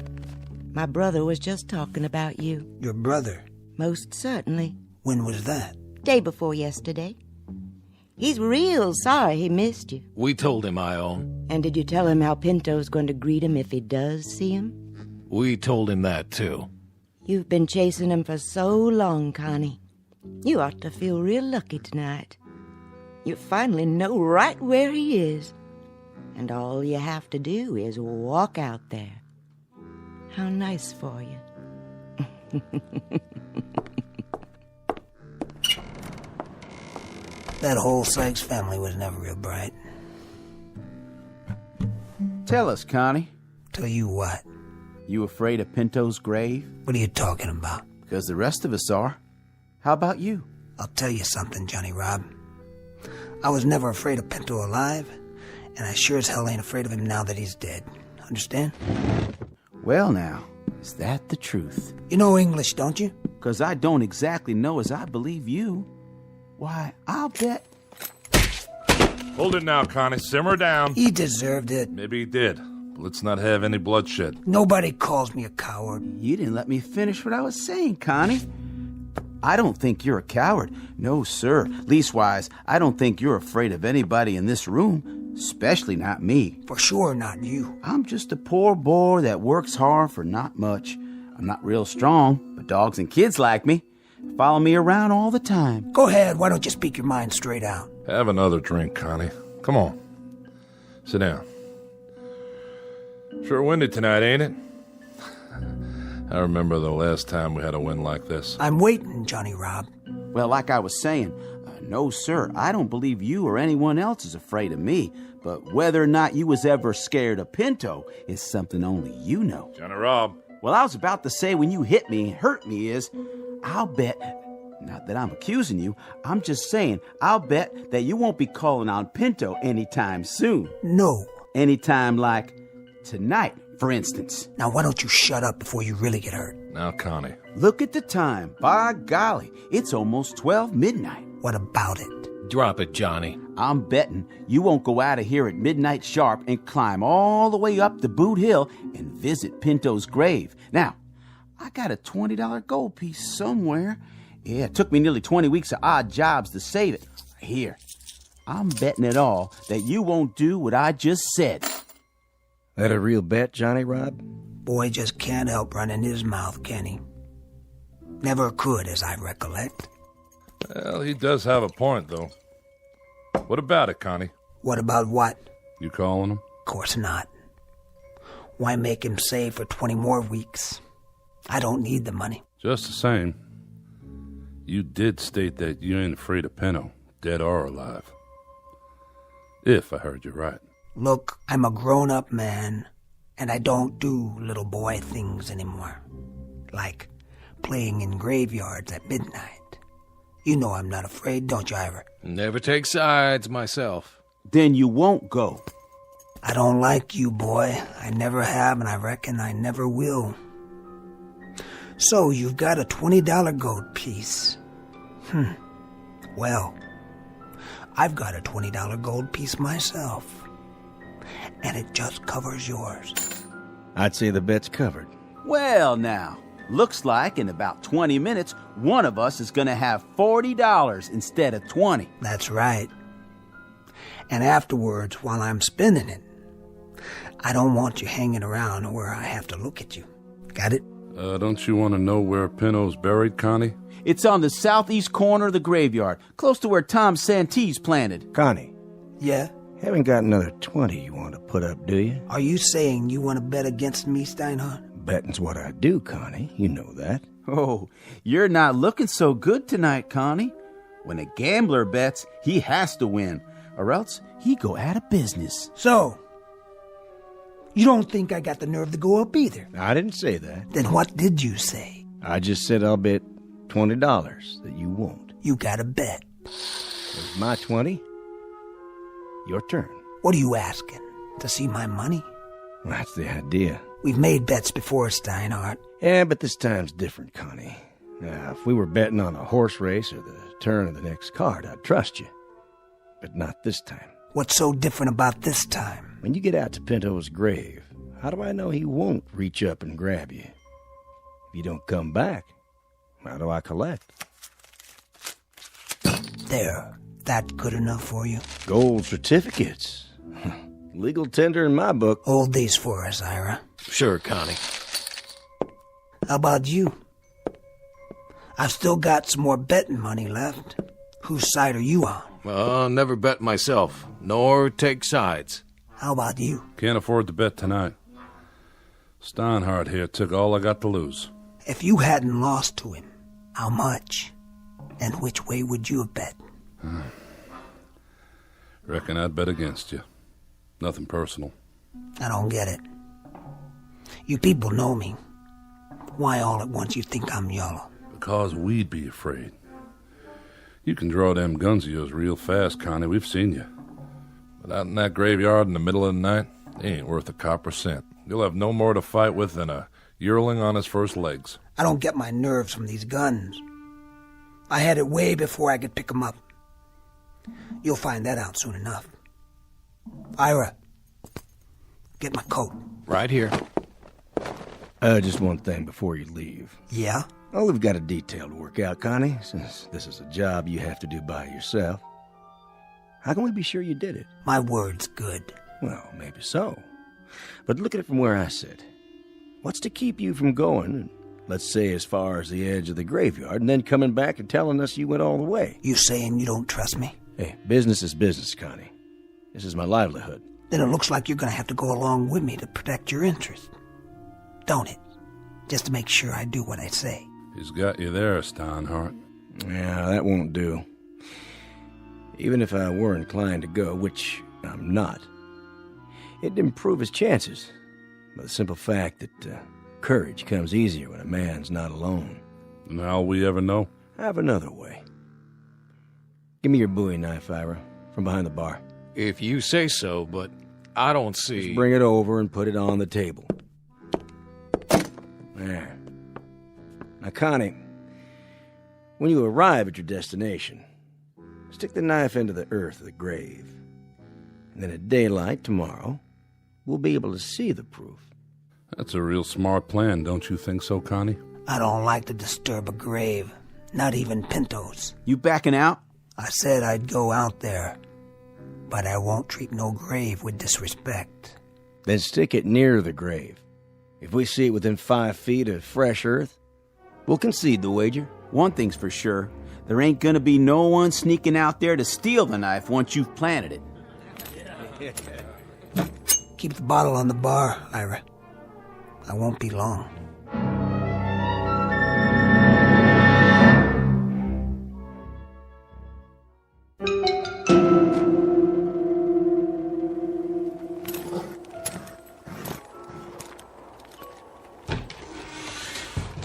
Well, who'd have thought?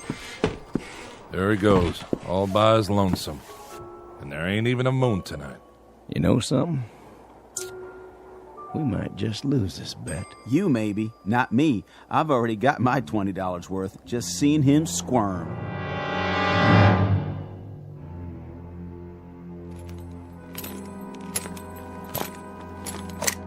Who's there? Just me. That Connie Miller again? Jason, I told you once, don't be lurking around in the dark.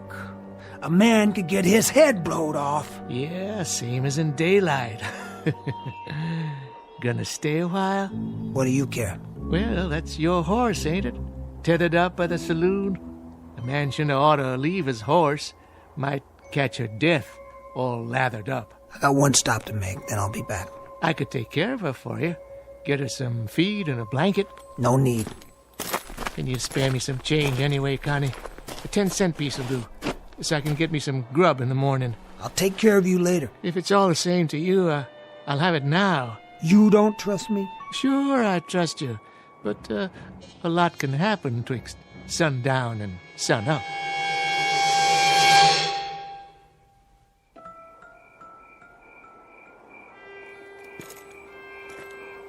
East side. Right about there. Now all I have to do is...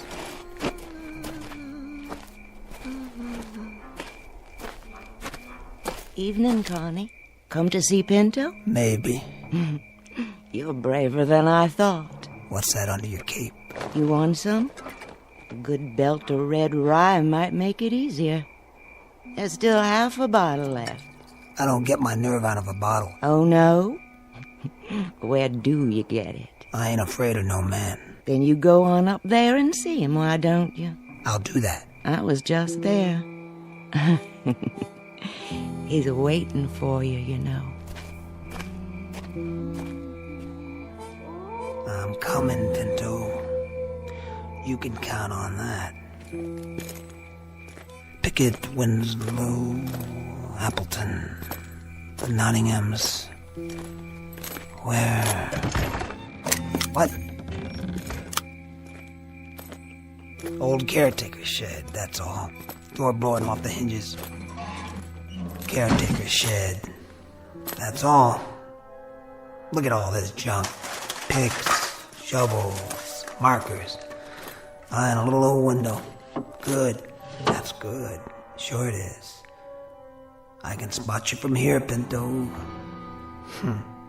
Right there. By the Santi plot. Fresh dirt. And a wreath. Well, Pinto, all those pretty flowers, they're gonna blow away by morning, and then what will you have? Nothing. That's what.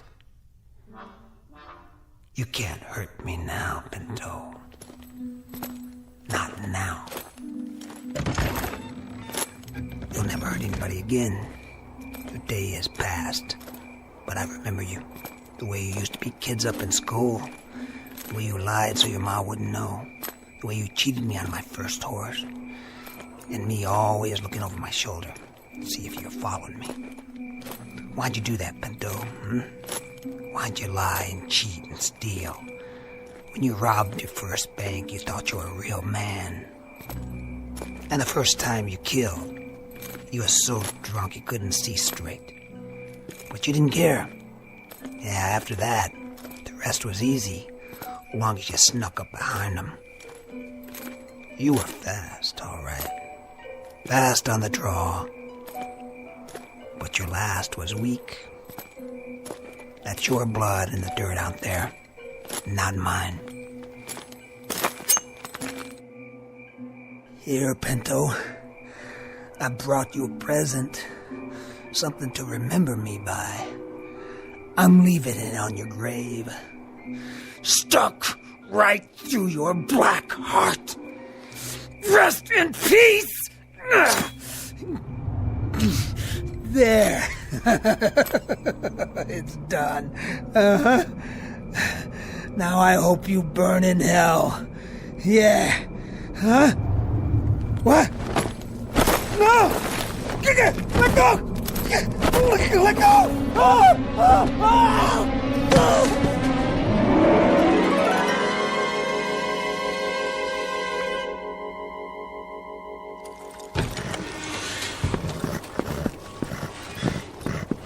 You seen him, Johnny Rob? I don't understand it. It's full daylight, and he ain't back yet. Well, maybe he didn't have the nerve to come back and face us after he turned tail and run. That's not likely. His horse and gear are still here. So he didn't just ride out of town, but he didn't come back to collect his bet, neither. I'm wondering if somehow I ain't got a man killed. Nah, that's no way to talk. I didn't mean to. I didn't ever mean to do that. It's daylight now, Johnny Rob, and we can think with clear heads. Deep down, we all know the dead can't really hurt nobody. You know that. I don't.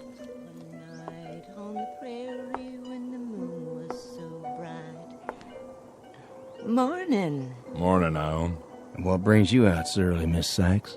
I'm on my way to the graveyard. Why are you carrying a dinner plate? This was his. He used to eat out of it when he was a boy. I thought I'd put it on the grave. Oh, well, that's very nice and all, but you know, Ione, I don't think the dead are hungry anymore. They finally got their piece. You might say their cup runneth over. Thank you for saying that. But I still want him to have it.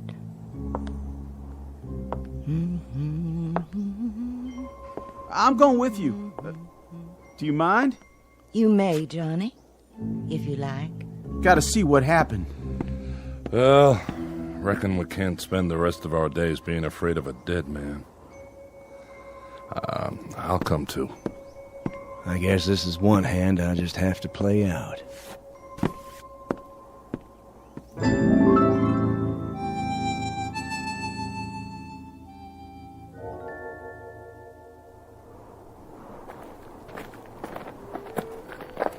Now then, Ione, we sort of got turned around. Whereabouts is the southeast corner? There. I can see it from here. And I can see him in his long coat. Oh, Lord, I knew it. I knew it. I've gone and got a man killed. See? See? Connie Miller lying here by the grave, dead. Put it out, Johnny Rob. You're acting like a baby. It isn't your fault, boy. No? What happened? What really happened? The whole story's right in front of you. Look at it. I'm looking. And all I see is Connie with a knife through his coattail so he couldn't run. Oh, he must have been powerful scared. Well, he was more courageous than I thought. He came. He knelt by the grave, see? Right there's his knee prints. What are you getting at, Steinhardt? Somebody caught him here and pinned him to the ground.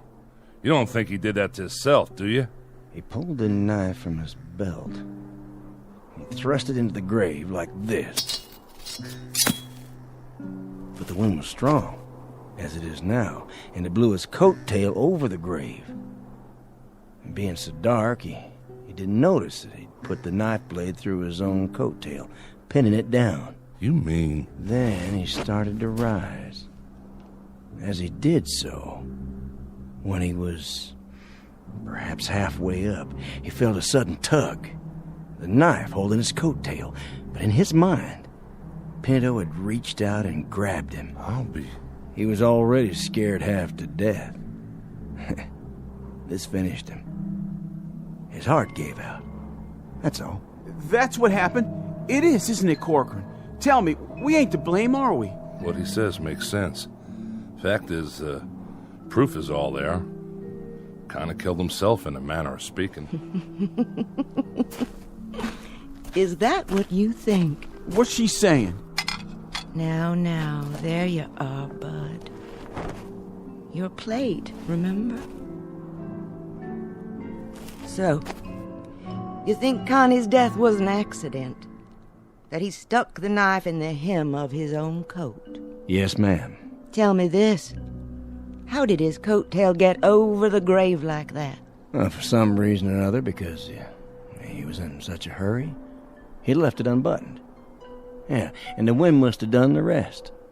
What direction was the wind from last night? South, why? The south, same as now.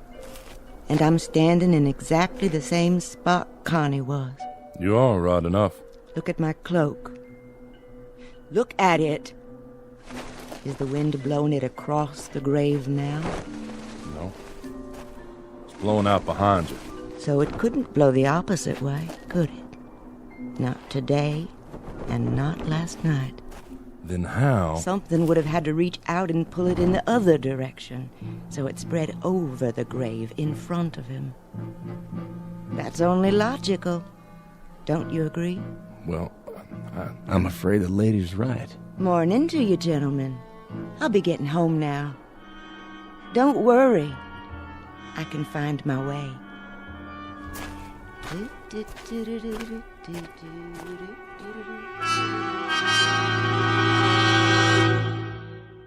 Final comment. You can take this with a grain of salt or a shovelful of earth, according to your preference, as either shadow or substance. We leave it up to you. And for those who are interested in a further search for truth, one suggestion. You might begin by checking under G for ghosts in the Twilight Zone. More from the Twilight Zone after this.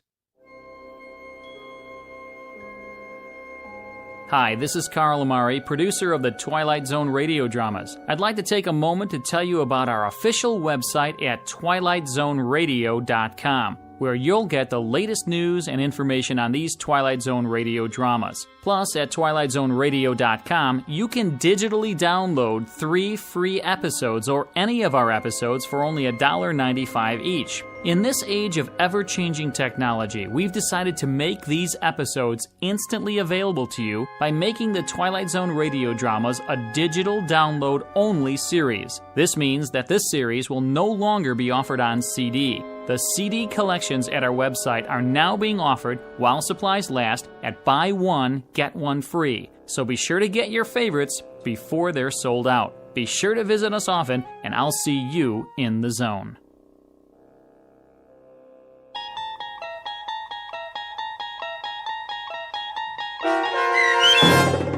The Grave, starring Michael Rooker with Stacy Keach as your narrator, was adapted for radio by Dennis Etchison and based on a script by Montgomery Pittman. Heard in the cast were Mike Starr, Doug James, Jeff Lupetin, Linda Ryder, David Darlow, Christian Stolte, Bob Dunsworth, Carl Amari, Vince Amari, and Roger Wolski. To learn more about the Twilight Zone radio dramas and to obtain audio cassettes and CDs of these programs, visit our website at twilightzoneradio.com. The producers of The Twilight Zone wish to thank CBS Enterprises, Carol Serling, Dennis Etchison, Dick Brescia Associates, Claire Simon Casting, Terry Jennings, XM Satellite Radio, Sirius Satellite Radio, our sponsors and our radio affiliates for helping make this series possible. This copyrighted radio series is produced and directed by Carl Amari and Roger Wolski for Falcon Picture Group. Doug James speaking.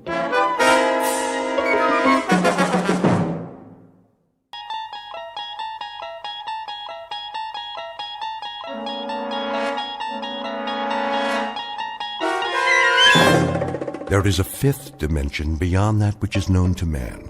It is a dimension as vast as space and as timeless as infinity. It is the middle ground between light and shadow, and it lies between the pit of man's fears and the summit of his knowledge. This is the dimension of imagination. It is an area which we call the Twilight Zone.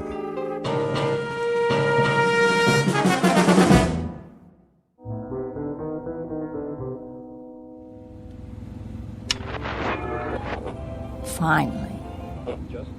Darn this radio. Voice of America International Broadcast. And now the news. Victims continue to pour into refugee camps as the bombing continues. Please. I can hear them in the night. I can hear them in the daylight. They're coming for us, but they'll have bodies to step over. More bodies than they can count. There will be no survivors. The road of the righteous shall not be breached, nor illusion tempt thee from thy path. They are coming for you. Remember my words and make your peace, brothers and sisters, because no one gets out of here alive. Have you ever driven cross-country? I don't know what I was thinking, but it seemed like a good idea at the time. Get away from it all, see the USA. Except that it's more than you bargained for. You try to keep a schedule, so you push yourself. You eat when you can, and keep the gas tank full. But you'd swear it's never going to end. After a while, the only thing you want is to rest. You're so tired, you start to see things that aren't really there. The highway winds ahead like a flat ribbon, and there's only the sound of the engine. And then suddenly, without warning, something moves out there. A jackrabbit, maybe, a small animal darting across your path. Or it might be your eyes playing tricks. But at the last minute, you swerve just the same, and something goes wrong. Very dreadfully wrong. This can't be happening. Please, stop.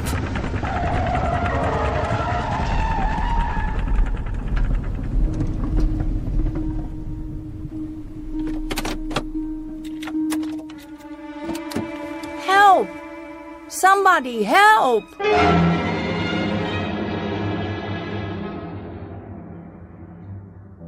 Her name is Nan Adams. She's 27 years old.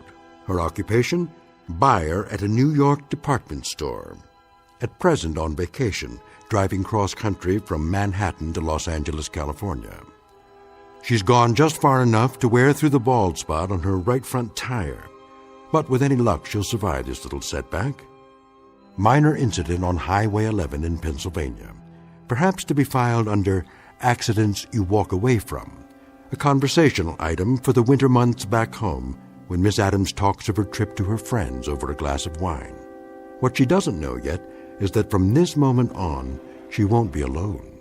For the remainder of the trip, her companion will be terror, her route, fear, her destination, quite unknown.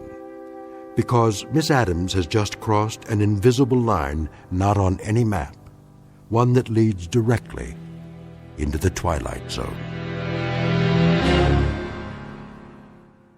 And now, The Twilight Zone, and our story, The Hitch Hiker, starring Kate Jackson with Stacy Keach as your narrator. How's it coming? Almost finished. I'm so sorry to trouble you. Hey, that's my job. Good thing I drove by. Yes, it is. There are no phones for miles. I don't know what I would have done. No real damage. At least you didn't flip the car. Thank God. Just let me tighten these lug nuts here and you're on your way. I should know how to do that. Would you believe I've never changed a tire in my life? You're not the only one. That's why I stay in business. Lots of flats out here. That, vapor lock, cars that overheat, run out of gas. Keep a 5-gallon can in the truck. I don't know what happened exactly. How fast were you going, lady? 60, 65, something like that. Oh, that all? I guess I wasn't paying attention. It happens. Gotta keep your eyes on the road, though. I thought I saw something. Like what? I don't know. Something moving. Do you think it could have been a mirage? A what? A mirage. Some sort of optical illusion with the sun on the windshield, or... You want my advice? Check into a motel and get some sleep. Too long behind the wheel, you start to lose it. But I'm behind schedule. It ain't worth it. You see those skid marks? 65 miles an hour and you had a blowout and hit the shoulder? Soft as pudding. Lady, you're on the side of the angels. By rights, you shouldn't need a mechanic. Somebody should have called for a hearse. I take your point. How's that bump on your forehead? Oh, fine. Got a first aid kit if you need it. No. It's just a scratch. There you go. Spare's ready to roll. How much do I owe you? Just follow me into town. I'll see if I can fix you up with another tire. You don't want to run the rest of the way without a backup. No, I suppose I don't.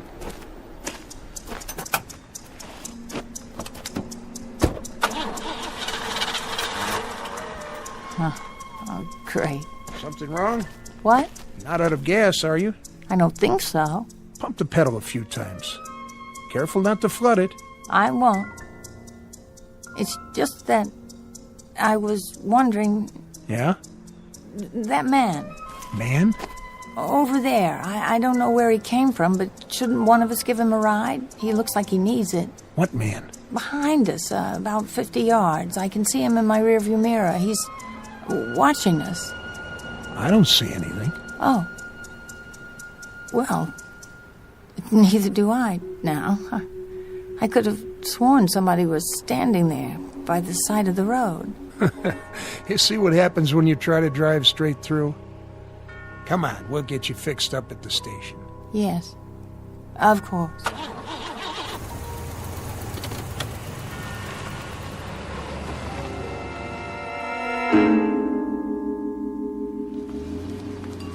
Let's see. 45 for a new tire, plus 5 for the mounting and balancing, and the tax. That doesn't seem nearly enough. What about the service call? No charge. I was on my way back anyway. Make it $53.50. I guess it's a lot cheaper than a funeral. You could say that again. You're very kind. Here you go. $6.50 change. I checked your other tires while I was at it. They look okay. Thank you so much. Anything wrong? No, nothing's wrong. I was just looking at that hitchhiker. What hitchhiker? Outside, by the pumps. Where? He's gone now. Yep, that he is. Somebody must have picked him up. One of the truckers, most likely. Strange. I saw him before, too. When you were changing the tire. Out on the highway. Uh-huh. I'm sure it was the same man. Must have gotten himself a lift then, too. Right after we passed him. Yes. That must be it. Well, I'd better get going or I'll never make L.A. Shouldn't be too hard. Brand new car, good weather. Ought to make it easy. Better take a rest first, though. I can't. I'm already a day late. Get some food in you at least. If you want to make it in one piece. Yes, I... Look at that. Huh? He didn't get a lift. He didn't? I just saw him again. You saw... The hitchhiker. Oh, well, it's no business of mine. That's the truth. Thanks very much for all your help. Okay, miss. Have a nice, safe trip. Thank you, I will. Hitchhiker. What's she talking about anyway? I didn't see no hitchhiker.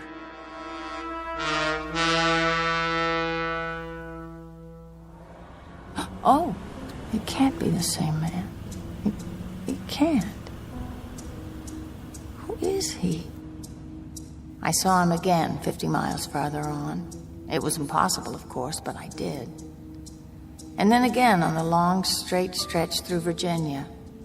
Not menacing, really. An ordinary man. If anything, drab. A little mousy. Just a shabby, silly-looking scarecrow man. I shouldn't even think about him at all. But it's the coincidence of the thing. The fact that wherever I go, there he is. And I think he sees me. His eyes are always turned my way. Is he smiling? Why?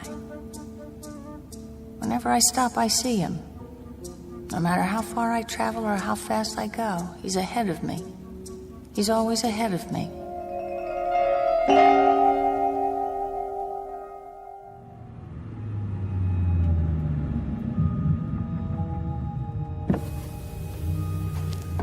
Yes, officer? Hold up, miss. Is something the matter? I can't let you pass just yet. Why not? Roadblock ahead. A roadblock? What for? Construction. Some big trucks blocking the way. Just a few more minutes. All right. I'll wave you on. Sit tight for now. This could take all night. Where's my map?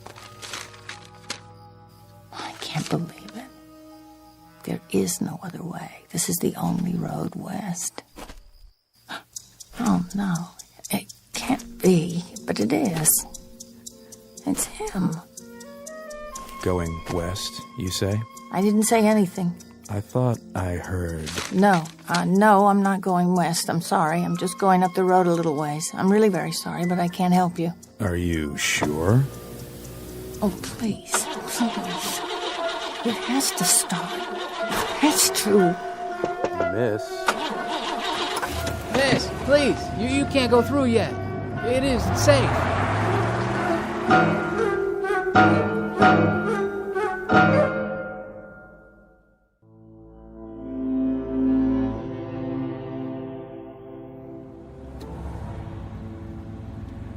I'm on the turnpike now, a more secure feeling. And yet, I don't know why it is, but I'm frightened. A funny thing, fear. I've never known it before, not really, not like this. But now here it is. There's no denying it. Can't quite put it into words, a fear that's just about as vague as its object. And that's the trouble. It isn't really a fear, not exactly. That may be the wrong term, but I feel something. What should I call it? A sense of disquiet. The feeling that things are a little tilted, a little off somehow. The feeling you get when something's wrong, but you don't quite know what it is yet. It's vague because that's what that hitchhiker is. He's vague. Like a charcoal sketch that somebody's made and then half rubbed off the paper, leaving only a kind of indistinct outline. I wonder why it is he's always there. I wonder why I can't shake him. But most of all, I wonder why I can't stop thinking about him.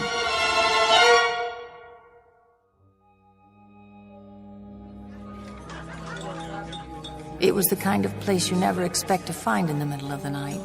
Bright lights, people, ordinary people, talking about ordinary things, even making jokes. I felt safe again for a time. Part of me didn't want to leave. Dessert, miss? What did you say? Still got some pie left. Apple, blueberry, lemon meringue. Well, let me check on the apple. Trucker came through a little while ago, ordered 3 pieces with ice cream. I'm sorry, No, thank you. Sure? It's mighty good. More coffee? Sure. Ought to have more than coffee, though. I guess I don't have much of an appetite. Driving alone? Yes, I am. Where to? All the way to California. Whew, no kidding. That's a haul. Couldn't get me to drive all that way, at least not by my lonesome. Actually, I was looking forward to it. You were? In the beginning. You see... End of the counter, Angie. 2 burger baskets to go. Coming up. Well, as the man said when he kissed the cow, everyone to his own taste. You got that right, Angie. Yeah, that's a good one. Yeah, I keep telling her she ought to be on television. How much do I owe you? Let's see. Here you go. Put it on mine, Rich. That's all right. I said I got it for you. No, really. Say, don't I know you from somewhere? I seriously doubt it. Come on over here a minute. Give the change to the waitress, will you? Sure thing. Hey, girlie, why don't you be friendly? It's mighty lonely driving long distance. All right, that's enough. This is no girly. This is a lady. Now knock it off. Sure, Rich. I'll see you next week. Thank you, but you didn't have to do that. Hey, listen. Do yourself a favor. There's a decent motel a couple blocks from here. You look like you can use it. What about a gas station? There's one right next to it. Still open, too. I do need to fill up. Hey, you can't do better than the Bida-Weed. It's nice and clean. I suppose I could. Do you get many hitchhikers? Hitchhikers? You mean around here? It's pretty rare, is it? Yeah, I'll say. There's no road, just the turnpike. Guy'd be a fool hitching a ride here. I mean, look at it. Miles and miles of straightaway and practically no speed limit. Now, what car's going to stop and pick up a guy under those conditions? Would you? No. No, I probably wouldn't. In fact, I'm sure of it. Of course, a guy might get a lift before the turnpike starts. By the toll house or something. But then it'd be one long ride, and most cars wouldn't pick up a guy for that long a ride. And, you know, this is kind of lonely country out here, flatlands and hills and that sort of thing. You didn't see any hitchers, did you? Oh, no. No, I haven't seen anyone like that. I was just wondering, that's all.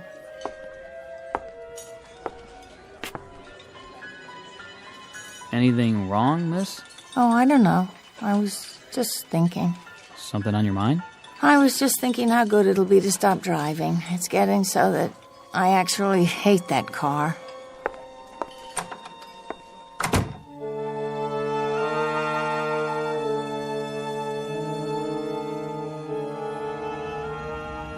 I was in no hurry to get back on the turnpike. The all-night gas station was just where he said it was, a couple of blocks south, near the railroad tracks.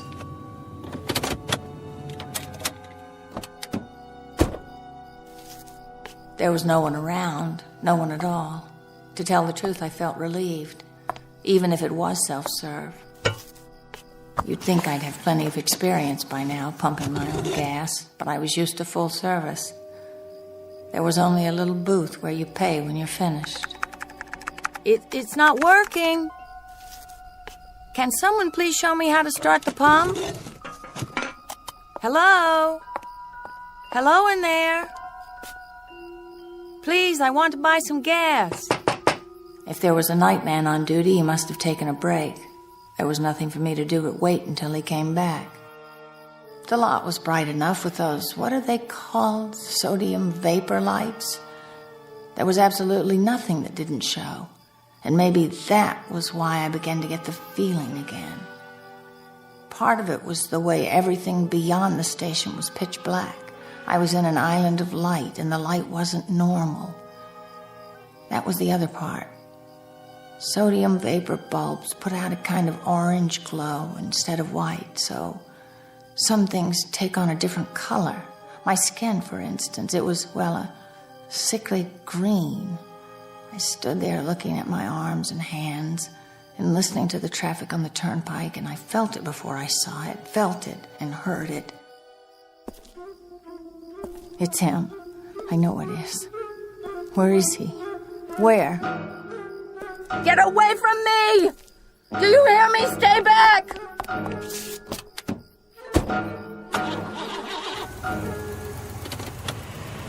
I couldn't see him, but I didn't have to.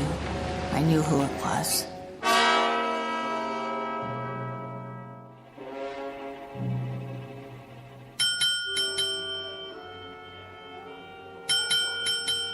Yeah, can I help you? I need a room. For how long? Till morning. Just you? That's right. Fill out this card. I wonder, could I see the room? Huh? What for? They're all the same. If you don't mind. Come on, then.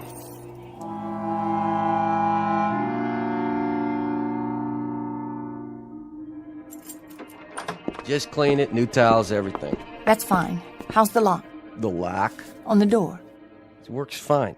Ah, there's a deadbolt, too. See, case hardened steel. Nobody gets in or out unless you open it from the inside. Good.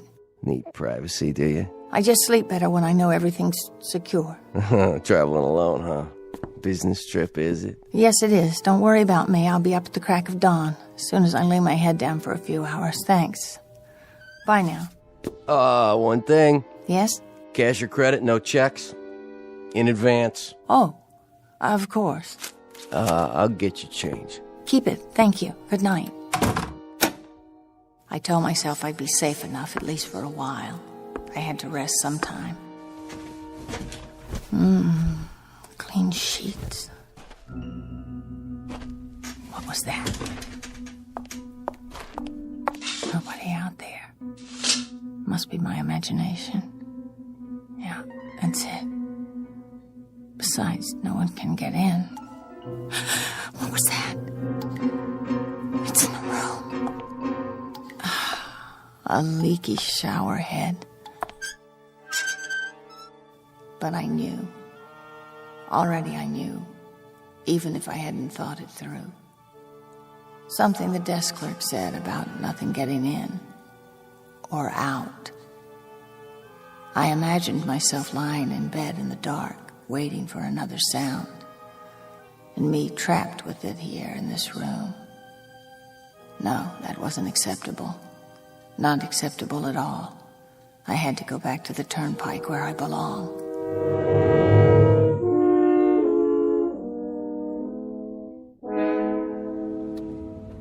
Good, the on-ramp. All I have to do is cross the tracks. No, there can't be a train at this time of night. It's ridiculous. I have to get across. Come on, I can make it. There's plenty of time.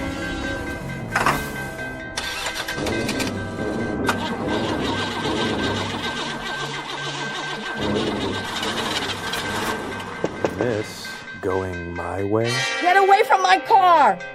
It has to start. It has to. This can't be happening.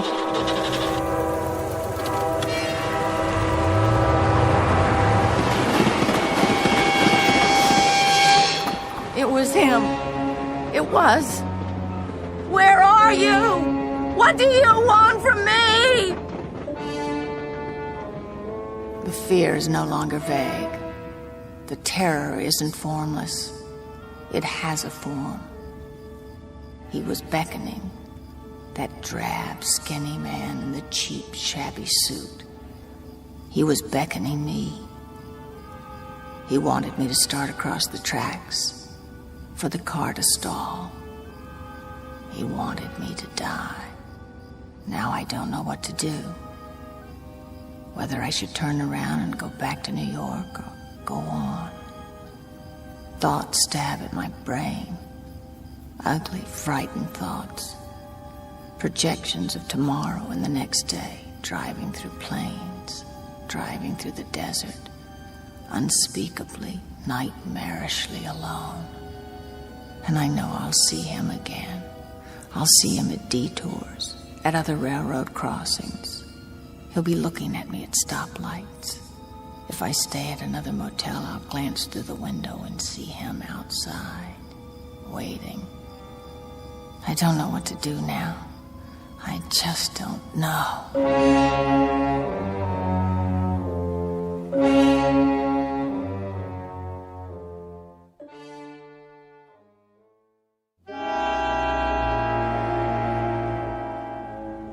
3 days and 3 nights now. Past Tennessee into Arkansas, through the Ozark country and into Oklahoma and Texas. Stop for coffee and then drive on. Stop for food and drive. Stop for coffee, and the routine goes on. Towns without names pass by. Landscapes without form. The numbers on the dashboard clock change, and I don't even see them. Now it isn't a trip, it's flight.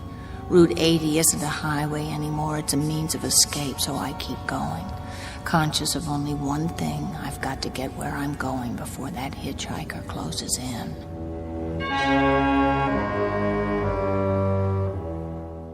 Halfway across Texas, 10 o'clock at night, the 4th day.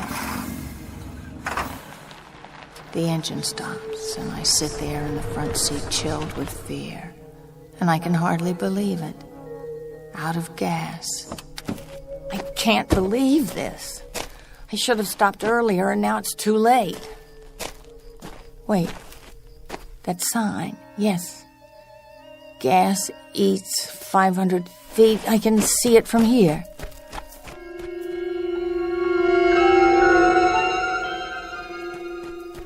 Please, someone. You can't be closed. Yeah, what is it? What do you want? I ran out of gas.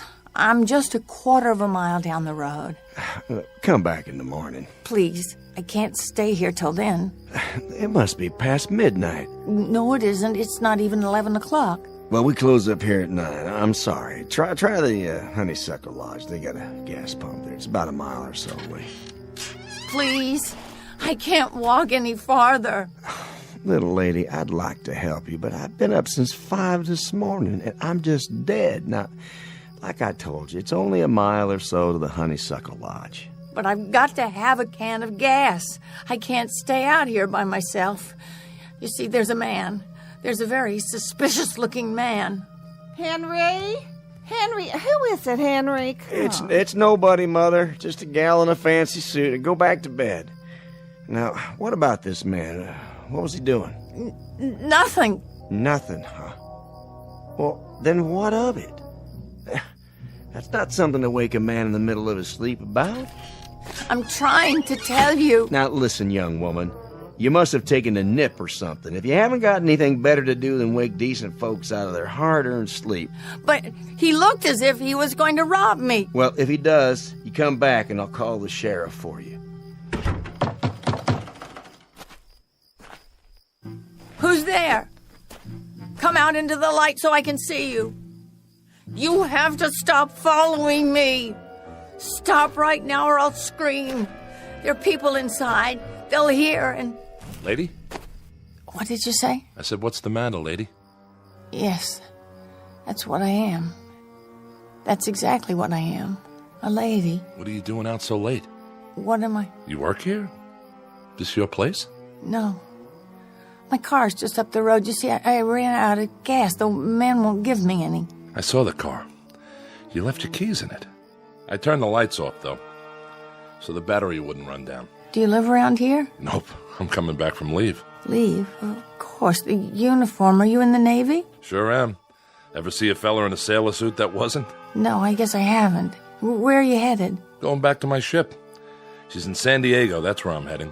San Diego, California. Would you like a ride? You kidding? No, I mean it. I'll take you all the way to San Diego. Will you drive with me? You don't have to ask me twice, lady.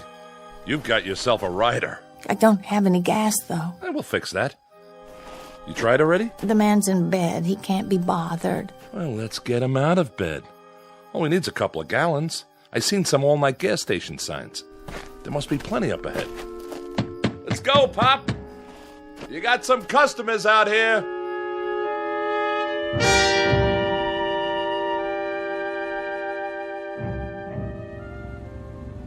I can drive if you want. Oh, that's all right. I'm used to it. You mind if I take off my shoes? My feet feel like 2 hot bricks. You go right ahead. Oh, I keep thinking I'll wake up or something, middle of the night. No cars, no nothing, and who do I meet? A lady who looks like a movie star. Hardly. Brand new car and a ride all the way to the coast. When I tell the guys back on this ship, you know the odds for even one guy believing me? I'll write up an affidavit for you and we'll get a notary to sign it. Anytime. You hitchhike much? I'm back and forth on leave. It's tough sometimes in the open country. Trucks aren't so bad. They'll pick you up. But you have trouble with cars. People in cars don't like to pick up hitchhikers at night. I suppose not. But I'll bet if you got a good ride in a nice car, you could go places faster than, say, a person in another car. I suppose. Take me, for instance. Suppose I'm driving across the country at a nice steady clip of about, say, 55 miles an hour. Well, couldn't a guy like you, just standing beside the road waiting for lifts, beat me to town after town? Provided you got picked up every time in a car going 65 to 70 miles an hour. I guess. Maybe he could and maybe he couldn't. What difference does it make? Oh, it's no difference. It's just kind of a crazy idea I've had after so long in this car. That's one way to pass the time.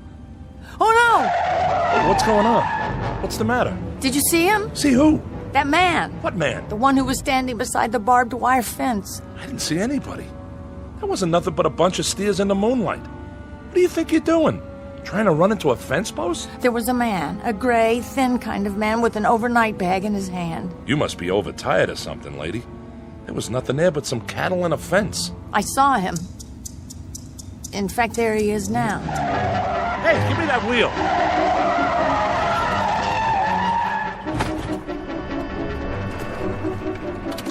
Lady, I'm taking charge of the keys. Maybe you'd better let me drive after all. You must have seen him that time. I didn't see anybody. What were you trying to do? Hit him. Huh? That's right, I was trying to hit him. Maybe if I could kill him, I could make him stop. You see, what are you doing? What does it look like? Where are you going? No place in particular, lady. Just out of plain sight. Any place that puts some distance between me and this automobile. Please don't get out. I'll drive more carefully from now on, I promise. No way, baby. I'd kind of like to get back to my ship in one piece. And driving with you? That's a pretty lousy guarantee I'd ever make it. Please, I'm sorry. I don't know what came over me. Please don't go. I'm sorry, lady. You'll have to excuse me. You can't go. You don't understand. You can't. Look, I'll take you right into San Diego. I'll take you to the docks. I give you my word. Sure. Seeing elephants, skyscrapers, and make-believe people all the way. Thanks, but no thanks. Look, I like you. I like you very much. That's the reason I picked you up. We could be friends. Good friends. I'd like you to take me out. Really. Please. Sorry, lady. Believe me, you'll never know how sorry. Listen, I know you think I'm out of my mind or something, but this man, I've been seeing this man all the way across the country. He's been following me. If you could only help me, stay with me until I reach the coast. Honey, what you need is a good night's sleep. You don't need a boyfriend, just a good night's sleep. Here's your keys. See you around.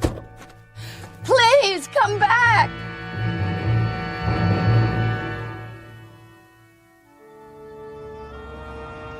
There is nothing to do but drive on into the next day. As the air grows warmer, the car gets hotter than it ever has, and you begin to wonder if the tires are going to melt. The windshield colors over with smashed insects, wasps and bees and dragonflies, all stuck to the glass. And if you're driving west into the sun, it gets hard to find your way. But I see him again, in the middle of the Texas prairies. And then everywhere, wherever I pull off, even for a moment, for gas, for oil, for a drink of pop, a cup of coffee, a sandwich, he's there. He's outside the entrance to a rest stop near El Paso. He's sitting by a drinking fountain and a little camping spot on the border of New Mexico. He's waiting for me outside the Navajo reservation where I check my tires. I see him again when I buy 12 gallons of gas in Arizona. He's everywhere I go, always ahead of me, always looking at me, always waiting for me. Now I'm outside a diner near Tucson. There's a phone booth, and I'm going to call home. Back to New York. Put in a call to my mother so I can speak to someone familiar. Someone I love. Someone who will bring back reality for me. Just a voice, that's all. But I know it will be enough. Just a warm, familiar voice so I won't lose my mind.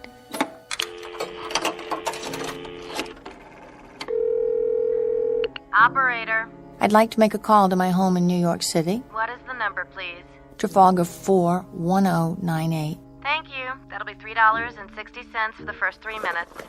Oh, I seem to be short. I thought I had enough. $3 and... I could go inside and get change. Look, can't you put it through? I have to talk to my mother. Would you like to call collect? Yes, that's it. Thank you, operator. What number are you calling from? Wait. There's no number. It's been scratched off. If you can't give me the number... Don't hang up. Here, I found some coins. I'll put them in now. 50 cents more, please. Yes, I know. I've got it. Thank you. Go ahead, please. Mrs. Adams' residence. Hello? Hello, Mother? This is the home of Mrs. Adams. Who did you wish to speak to? Who's this? This is Mrs. Whitney. Mrs. Whitney? I don't know any Mrs. Whitney. Is this Trafalgar 41098? Yes. Where's my mother? Where's Mrs. Adams? Well, Mrs. Adams is not at home. She's still in the hospital. The hospital? Who's calling? Is this a member of the family? What's she in the hospital for? She's been bedridden for 5 days. Nervous breakdown. Who is calling? Nervous breakdown? But there's nothing wrong with my mother. She's never had any problems. It's all taken place since the death of her daughter. The death of her daughter? What are you talking about? What do you mean, the death of her daughter? Who is this? What number is this? It's all been very sudden. Nan was killed just 5 days ago in an automobile accident in Pennsylvania. A tire blew out and her car turned over. Please deposit 60 cents more if you wish to continue this call. Please deposit 60 cents. Please deposit 60 cents.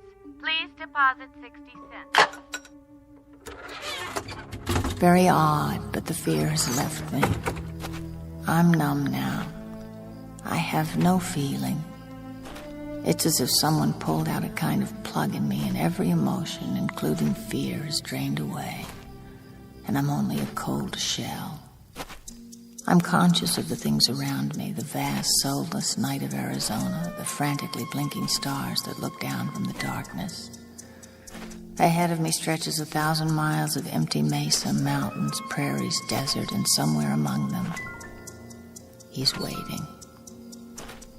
Somewhere I'll find out who he is and what he wants. Though just now, for the first time, looking out at the night, I think I know. I know that he's here now, without even looking in the rearview mirror. I believe you're going my way. Yes. Yes, of course I am.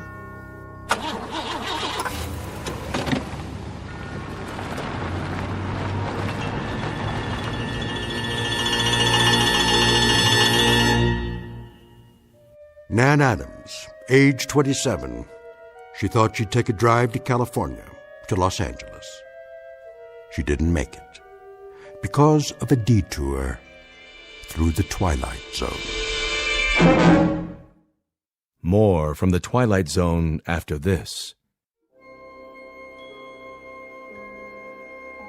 Hi, this is Carl Amari, producer of the Twilight Zone radio dramas. I'd like to take a moment to tell you about our official website at twilightzoneradio.com, where you'll get the latest news and information on these Twilight Zone radio dramas. Plus, at twilightzoneradio.com, you can digitally download 3 free episodes or any of our episodes for only $1.95 each. In this age of ever-changing technology, we've decided to make these episodes instantly available to you by making the Twilight Zone radio dramas a digital download-only series. This means that this series will no longer be offered on CD. The CD collections at our website are now being offered, while supplies last, at buy one, get one free. So be sure to get your favorites before they're sold out. Be sure to visit us often, and I'll see you in the zone.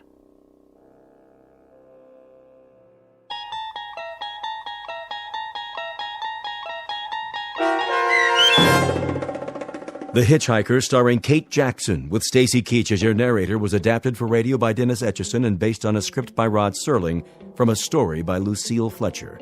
Heard in the cast were Mike Starr, Nick DiGilio, Todd Manley, Peter DeFaria, Turk Muller, Doug James, Kurt Nabig, Carl Amari, Deb Dotzer, and Meg Falcon. To learn more about the Twilight Zone radio dramas and to obtain audio cassettes and CDs of these programs, visit our website at twilightzoneradio.com.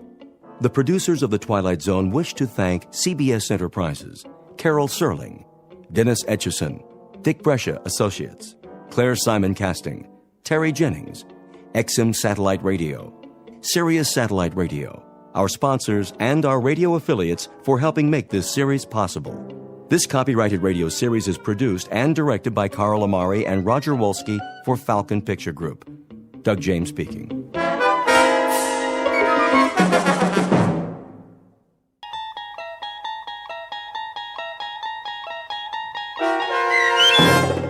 The Howling Man, starring Fred Willard, with Stacy Keach as your narrator, was adapted for radio by Dennis Etchison and written for The Twilight Zone by Charles Beaumont. Heard in the cast were Christian Stolte, David Darlow, Doug James, and Anna Sverutza. To learn more about the Twilight Zone radio dramas and to obtain audio cassettes and CDs of these programs, visit our website at twilightzoneradio.com. The producers of The Twilight Zone wish to thank CBS Enterprises, Carol Serling, Dennis Etchison, Dick Brescia Associates, Claire Simon Casting, Terry Jennings, XM Satellite Radio, Sirius Satellite